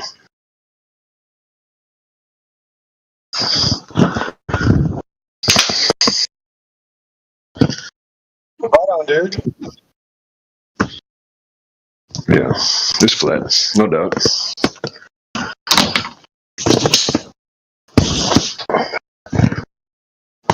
But I mean, I don't think they're gonna find out. Like, I think the day they find out is the day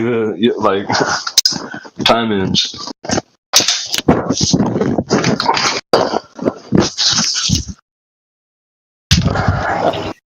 I did a little social media experiment where I called it Spoon the Moon, and I asked people to take a photo because it was a day when you could see the moon in the daytime, and so I took a photo of it with a spoon, making it look like it's inside of a spoon, and then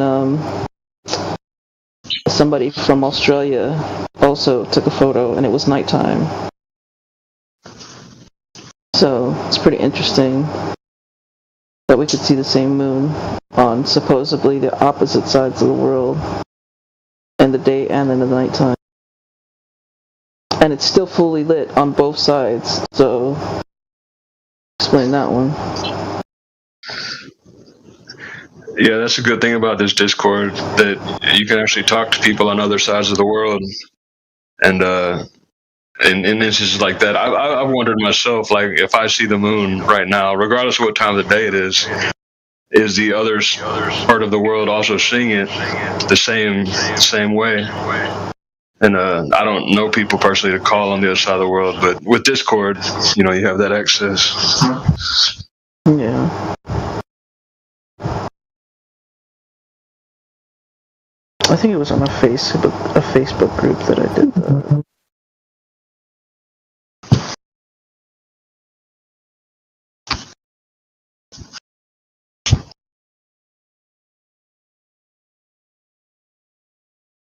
Drilla has joined us. Welcome. Oh, dang, emergency. Yes, love you forever, Grandpa. Welcome back. We've spoken before. I don't think you speak, but I have spoken to you. Bagswax is back, muted.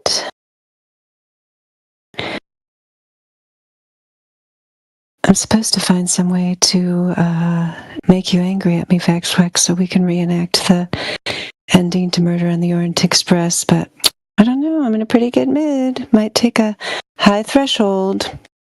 Josie's here. Welcome. Anybody's got a question about the flat earth or comment, by all means, speak up. We are on the midnight train to Flat, Georgia. How flat is it? It's so flat, Rayleigh. So flat. No curve anywhere. Flatter than a pancake. You got it. You got it.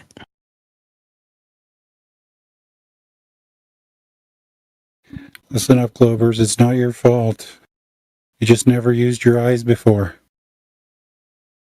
That's right. Yes, it's like a flat earth amnesty. Even if you fiercely protected your globe plushie, wore your NASA t-shirt every day, even if you didn't have time to wash it at night, rehung your childhood solar system mobile over your rocket ship bed, will still accept you on the flat Earth. It's not too late to say you were wrong and throw your failed globe model into the trash can where it belongs.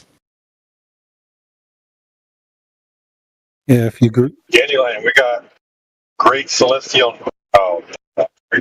Majesty had no votes. But Drilla is VC verified. Who? Drilla in Manila? Drilla, D-R-I-L. Yeah, I don't know if Drilla wants to talk to us, but maybe we'll get lucky. The voice of Drilla. January 15th, 2021. Join the server. Great year.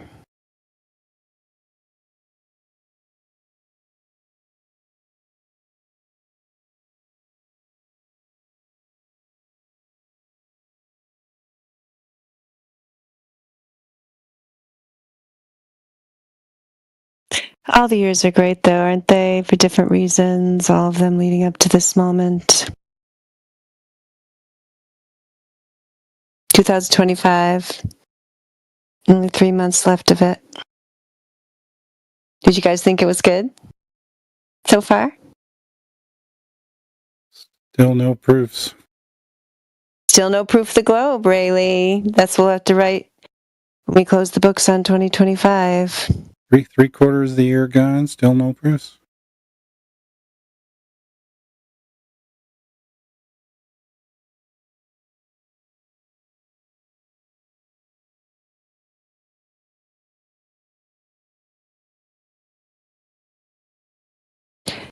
Welcome, Tyler, airplane fan,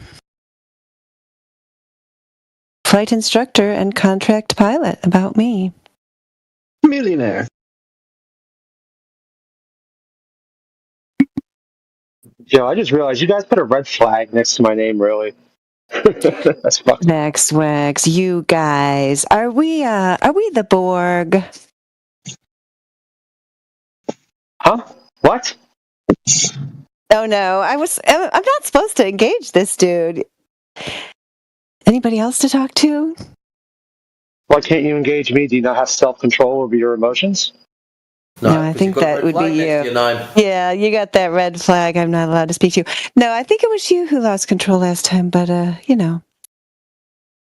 Anybody else?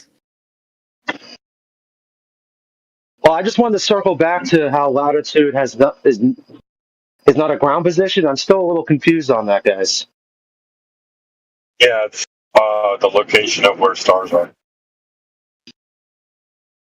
No, it's not. It's the location of your angle to the stars. How do you think the stupid children... Whoa, you'll get muted. Yeah, Backslash. Earlier on... Dude. No, you're going to shut up. Earlier on when Indio was speaking, you decided to cut in and take something out of context. You're claiming that you need to look up into the sky to get these positions. True or false? You don't think you have to look at the sky to get your latitude? That's not what I fucking said. Start listening, son.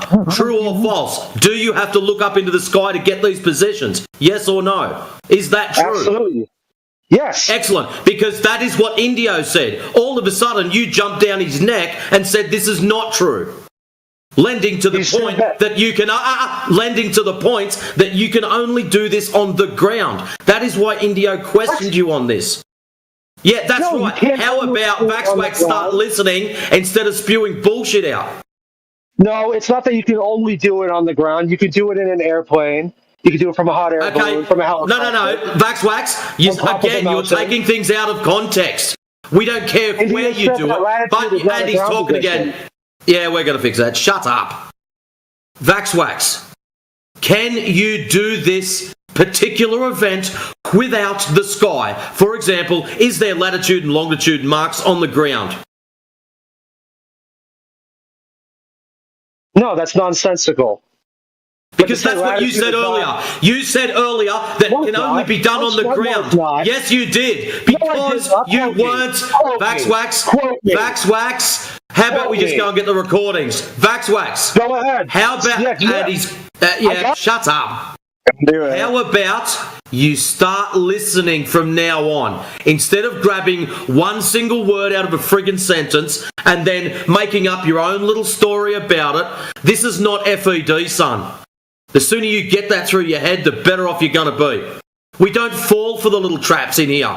We create them. Get it? You're an idiot. Please don't bring it in here.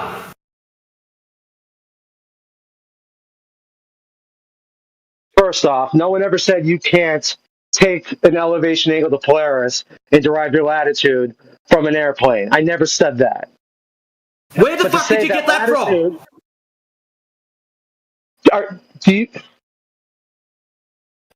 Nah, stay on mute. My goodness. Did I not just say he grabs one word out of a sentence and then reconstructs some random shit out of it? Vaxwax, I'm going to try to be as nice as I can about this. The whole world is not out to get you. We are not here to get you. Okay? So stop treating as if we are. We're supposed to be on the same team, mate. Well, For some reason, I'm here to get you him. think you're on your own team. Sorry. Yeah, I am here to get him, Matrix, actually.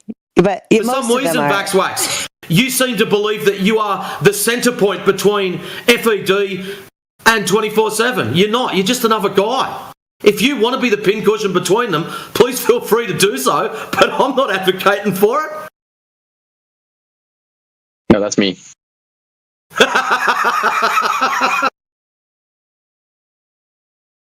So, Vaxwax, we're not out to get you. Stop trying to force everyone into your dual polar or single polar argument that you get off on. We're sick of hearing it.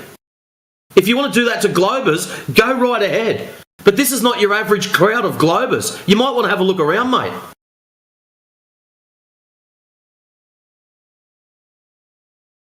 Oh, I'm unmuted. Cool. No, you know what's funny is the whole one celestial pole, two celestial pole thing was something I haven't thought about since the holidays. Remember we had all that beef in the holidays? Remember? You were part of it, I think. It just got mentioned either the beginning of this week or the middle of last week, and then it got rehashed. Hey, if you guys want to believe in two celestial poles, that's your business. But to say that latitudes are not ground positions is just wrong. Sorry, it is. So without the sky, how do you reference these ground positions? No, you need... How do you reference these what? The ground positions that you're talking of. Without the sky, how do you do it? Like the latitude that you're on your... Vaxwax, your claim earlier whilst talking to Indio was you can do this without the sky. How do you do it without the sky? Quote me. And now you're gonna backpedal. Quote me. Where's Indio when you want him? Call him a dumb. I'm telling you to quote me. Well, what's wrong with that? We all heard it. You called Indio a dumb fuck, and you said, "No, you can't. You can only get it from the ground." I'm sorry, bro. No. Neil, maybe he said something. Neil, I posted the clip in the chat. He said that they are not ground positions, and I said that's incorrect. That's all I said. They are ground positions. Your position on the ground determines your latitude when you look at the star. If I'm looking at the star and I see it at 40 degrees and then travel somewhere else on the ground, my position to that star will change, meaning my latitude will change. Your latitude is absolutely a position on the ground. India was wrong. Can we? I posted the clip in the chat. We can listen to it again, guys. I posted the clip in the chat. Someone play it. Don't you need a flat baseline to get that angle, the star, by the way? I'm just wondering. Yeah, it's called sea level. And if anyone cares to listen to it, he's taken it out of context again. How about you jump backwards an extra 20 seconds? What did I take out of context? How about you jump backwards an extra 20 seconds? Go ahead and make a clip that's 20 seconds further behind. I'm not doing it. Go and get the 20 seconds previous to that. Stop being a slime. I made it quite clear earlier, Vax. You like grabbing a lot of things out of context and making a big song and dance about them. Play the entire clip. Is sea level curved or is it level? I'm just wondering. Sea level. Well, level, there wouldn't be much curve in level. Right, I said you need a flat baseline. He's like, it's called sea level. So the sea is level then. But the ground's not. So the sea is level, but not the ground. Is Vax Wax, are you flat earther? Claims to be. What are we arguing about? Of course. What are we arguing about? What are you guys arguing? Well, I'm not sure. I mean, clearly, did you guys hear the clip? Did anyone listen to it yet, Neil? Yeah, it sounds like a misunderstanding, right? It's like, he means this, you mean that. Okay, he's only saying this, but he's not saying that. Like, there's a lot of things that it sounds like a misunderstanding, taking out of context on this stuff. You know, something you guys can clarify later, but not live. You know, because it could have been, but let me go. I'll put myself on mute for a second. I'm going to re-listen to it one more time, so I know exactly word for word what Indio said that I disagreed with. Just give me 1 second. I still think there's a lot of misunderstanding that you guys need to work out. I don't freaking know. Shit. Oh, Andrew's here. Yeah, he's the one who wanted to have speaking perms. So, are you in the mood to do that, Bong Sao? Who needs the perms? Or someone? Yeah. Andrew? Can we just unmute him here? Yeah, we can, but he was already here. I already unmuted him once, so yeah. Oh, somebody gave it to him. He's got it now. Yay, he's got the visa verified. What's up, Andrew?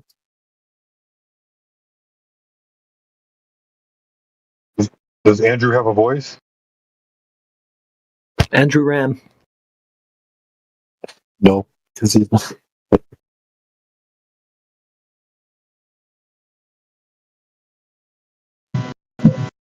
Vaxwax has the globe earther role. I don't know why. Who said he's a flat earther? I think he says that. Yeah. And Bong Sao, I was just going to tell you, he, Andrew has now written and said, I can't stay right now, sorry. Yeah, gosh, I think he could have at least said hello to us since we went to all that trouble.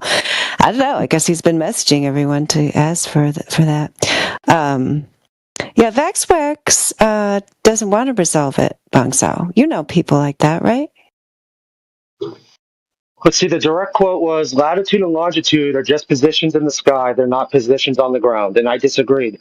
What did I take out of context? Look, of course your position on the ground matters, because when you look up on anywhere on the ground, you're going to see stars. Okay, of course. Okay, but you tried to say that he only meant this and I was right and he was wrong. Like, that's... Hell, man. Well, when somebody says latitude is not a position on the ground, that is 100% incorrect. Don't ask him to clarify instead of doing this. I'm right, you're wrong. I'm right. Shit, you know. It's not about being I'm right or he's wrong. It's just wait until he's here. You know, but you talk about it, but don't talk. No, like I'm right. He's wrong. I mean, he's wrong. But how about? No, I am right, and he is wrong. Latitude is a position on the ground. It just, I mean, so when was the last time you stood directly underneath a star that you could confirm was above your head? Right now? Like, when is the star in my Not now, ever. Not now. Yeah, there's a whole bunch above my head at the moment. Directly above your head. You've never looked up and had a star at 90 degrees above you? proven zenith. When was the last time you had one verifiably proven 90 degrees above your head? Right now. Ever. Right now. Ever. Right now. There's a star 90 degrees above my head right now. Which one is it? I'm not sure. Let me bust out my trusty old sky map and see what constellation it is. Hey, I have a solution. I have a solution. Okay. I have a solution, please. Let me just give you guys. We're in a warehouse that's so big you can't see the ends of it. Okay, but nah, Bong, that's not what he's on about, mate. But there's a ceiling. It's literally ceiling. Let me finish. Hold up. There's a ceiling with lights. Okay, we turn off the lights.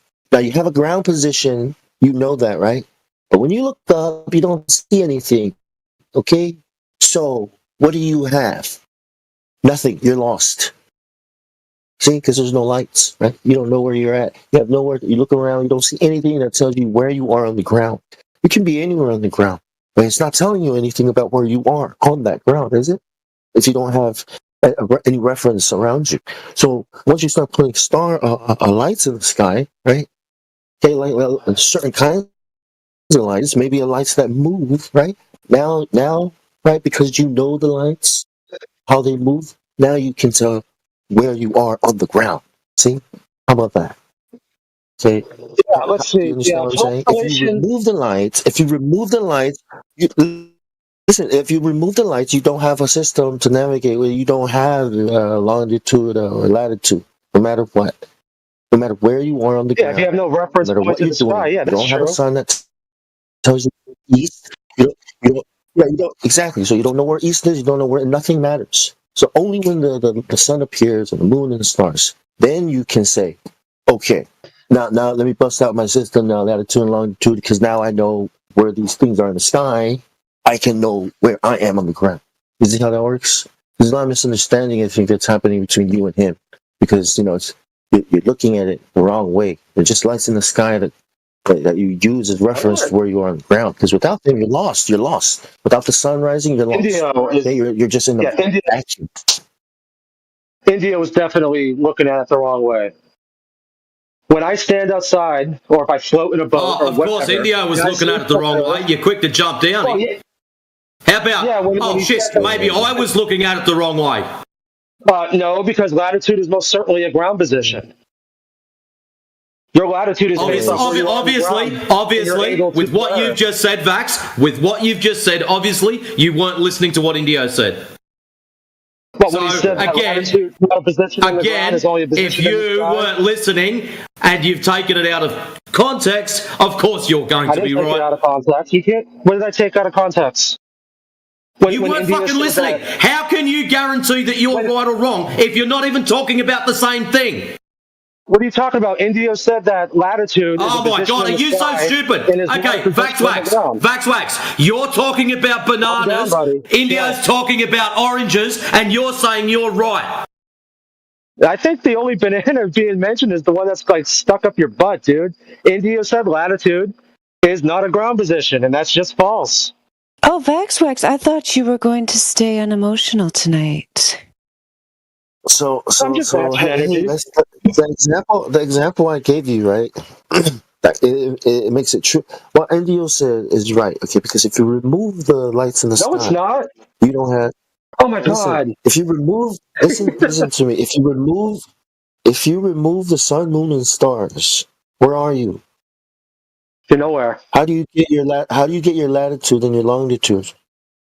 There would be no latitude and longitude. It's all based off the sky, but it's not just strictly a sky measurement. It's a measurement from your location on the surface to the sky. All right. So you understand what India is saying, right? Look, okay, dude. Like you're in a boat. Right? Listen, just hold on. You're in a boat. Let's say that you're on the Mayflower, and but you just said, I don't. Hold on. I don't remember exactly. Would you please? Mm-hmm. I don't remember exactly what the latitude of Plymouth is. I used to live up that way. But let's say it's, just for sake of argument, it's 41 degrees or 38 degrees, something like that. So the Pilgrims are floating around. They take an elevation angle to Polaris at 41 degrees or whatever. That means their spot in the water that they're floating on is on 41 degrees north latitude.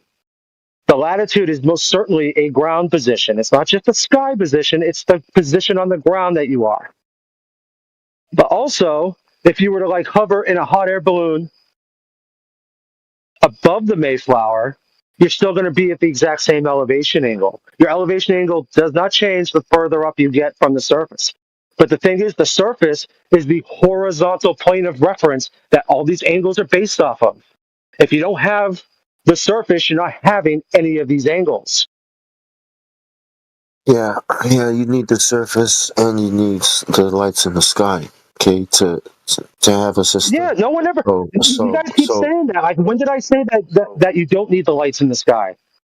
Hold on, Vaxwax. So you're telling me, so if say it's a foggy day and you can't see the ground, but you have a clear view of the sky, can you still get your latitude? So if you can't see the ground but you can see the sky, can you get your latitude? But if you can't see the sky, you can't get your latitude, right? Well, that depends. First off, if it's foggy, I'm not. Just answer the question. Hold on, calm down. Well, when it's foggy, can you see the stars or not? Because there's plenty of times where it's foggy. He just said you can. Start listening, Vax. So you can't see the horizon, is what you're saying. Question. You can have a foggy day for right, so you can't and still see the sky. You can not see the ground, but you can get your latitude. But if you can't see the sky, you can't get your latitude. Correct or incorrect? Well, it depends on what method you're using. Are you using a Mariner sextant? You don't want to answer. Well, no, that's important. Are you using a Mariner sextant? The reason he doesn't want to answer it is... The reason he doesn't want to answer it is because he thinks he's FED, he's trying to school Globers, and he's going to try to trick everyone into reminding us that the ground we stand on is flat. Hey, Vaxwax, little secret, the majority of people here are flat earthers. We know it's flat. Shh, don't tell the others. Vaxwax, I'm going to remind you as well to not include any crudity or perversity with bananas and when you want to put them and stuff like that around here, dude. I don't have a lot of fucking patience. That was my bad. I apologize, Matrix, for saying that. That was crude. I'm sorry. No, truly, I'll clean it up. Don't worry. I apologize. It's not my house. So you need a view. Oh, really? Right? He's apologizing to Matrix. Are you going to apologize for any of the ad hominems and personal attacks you leveled toward me the other night when I didn't give you even one?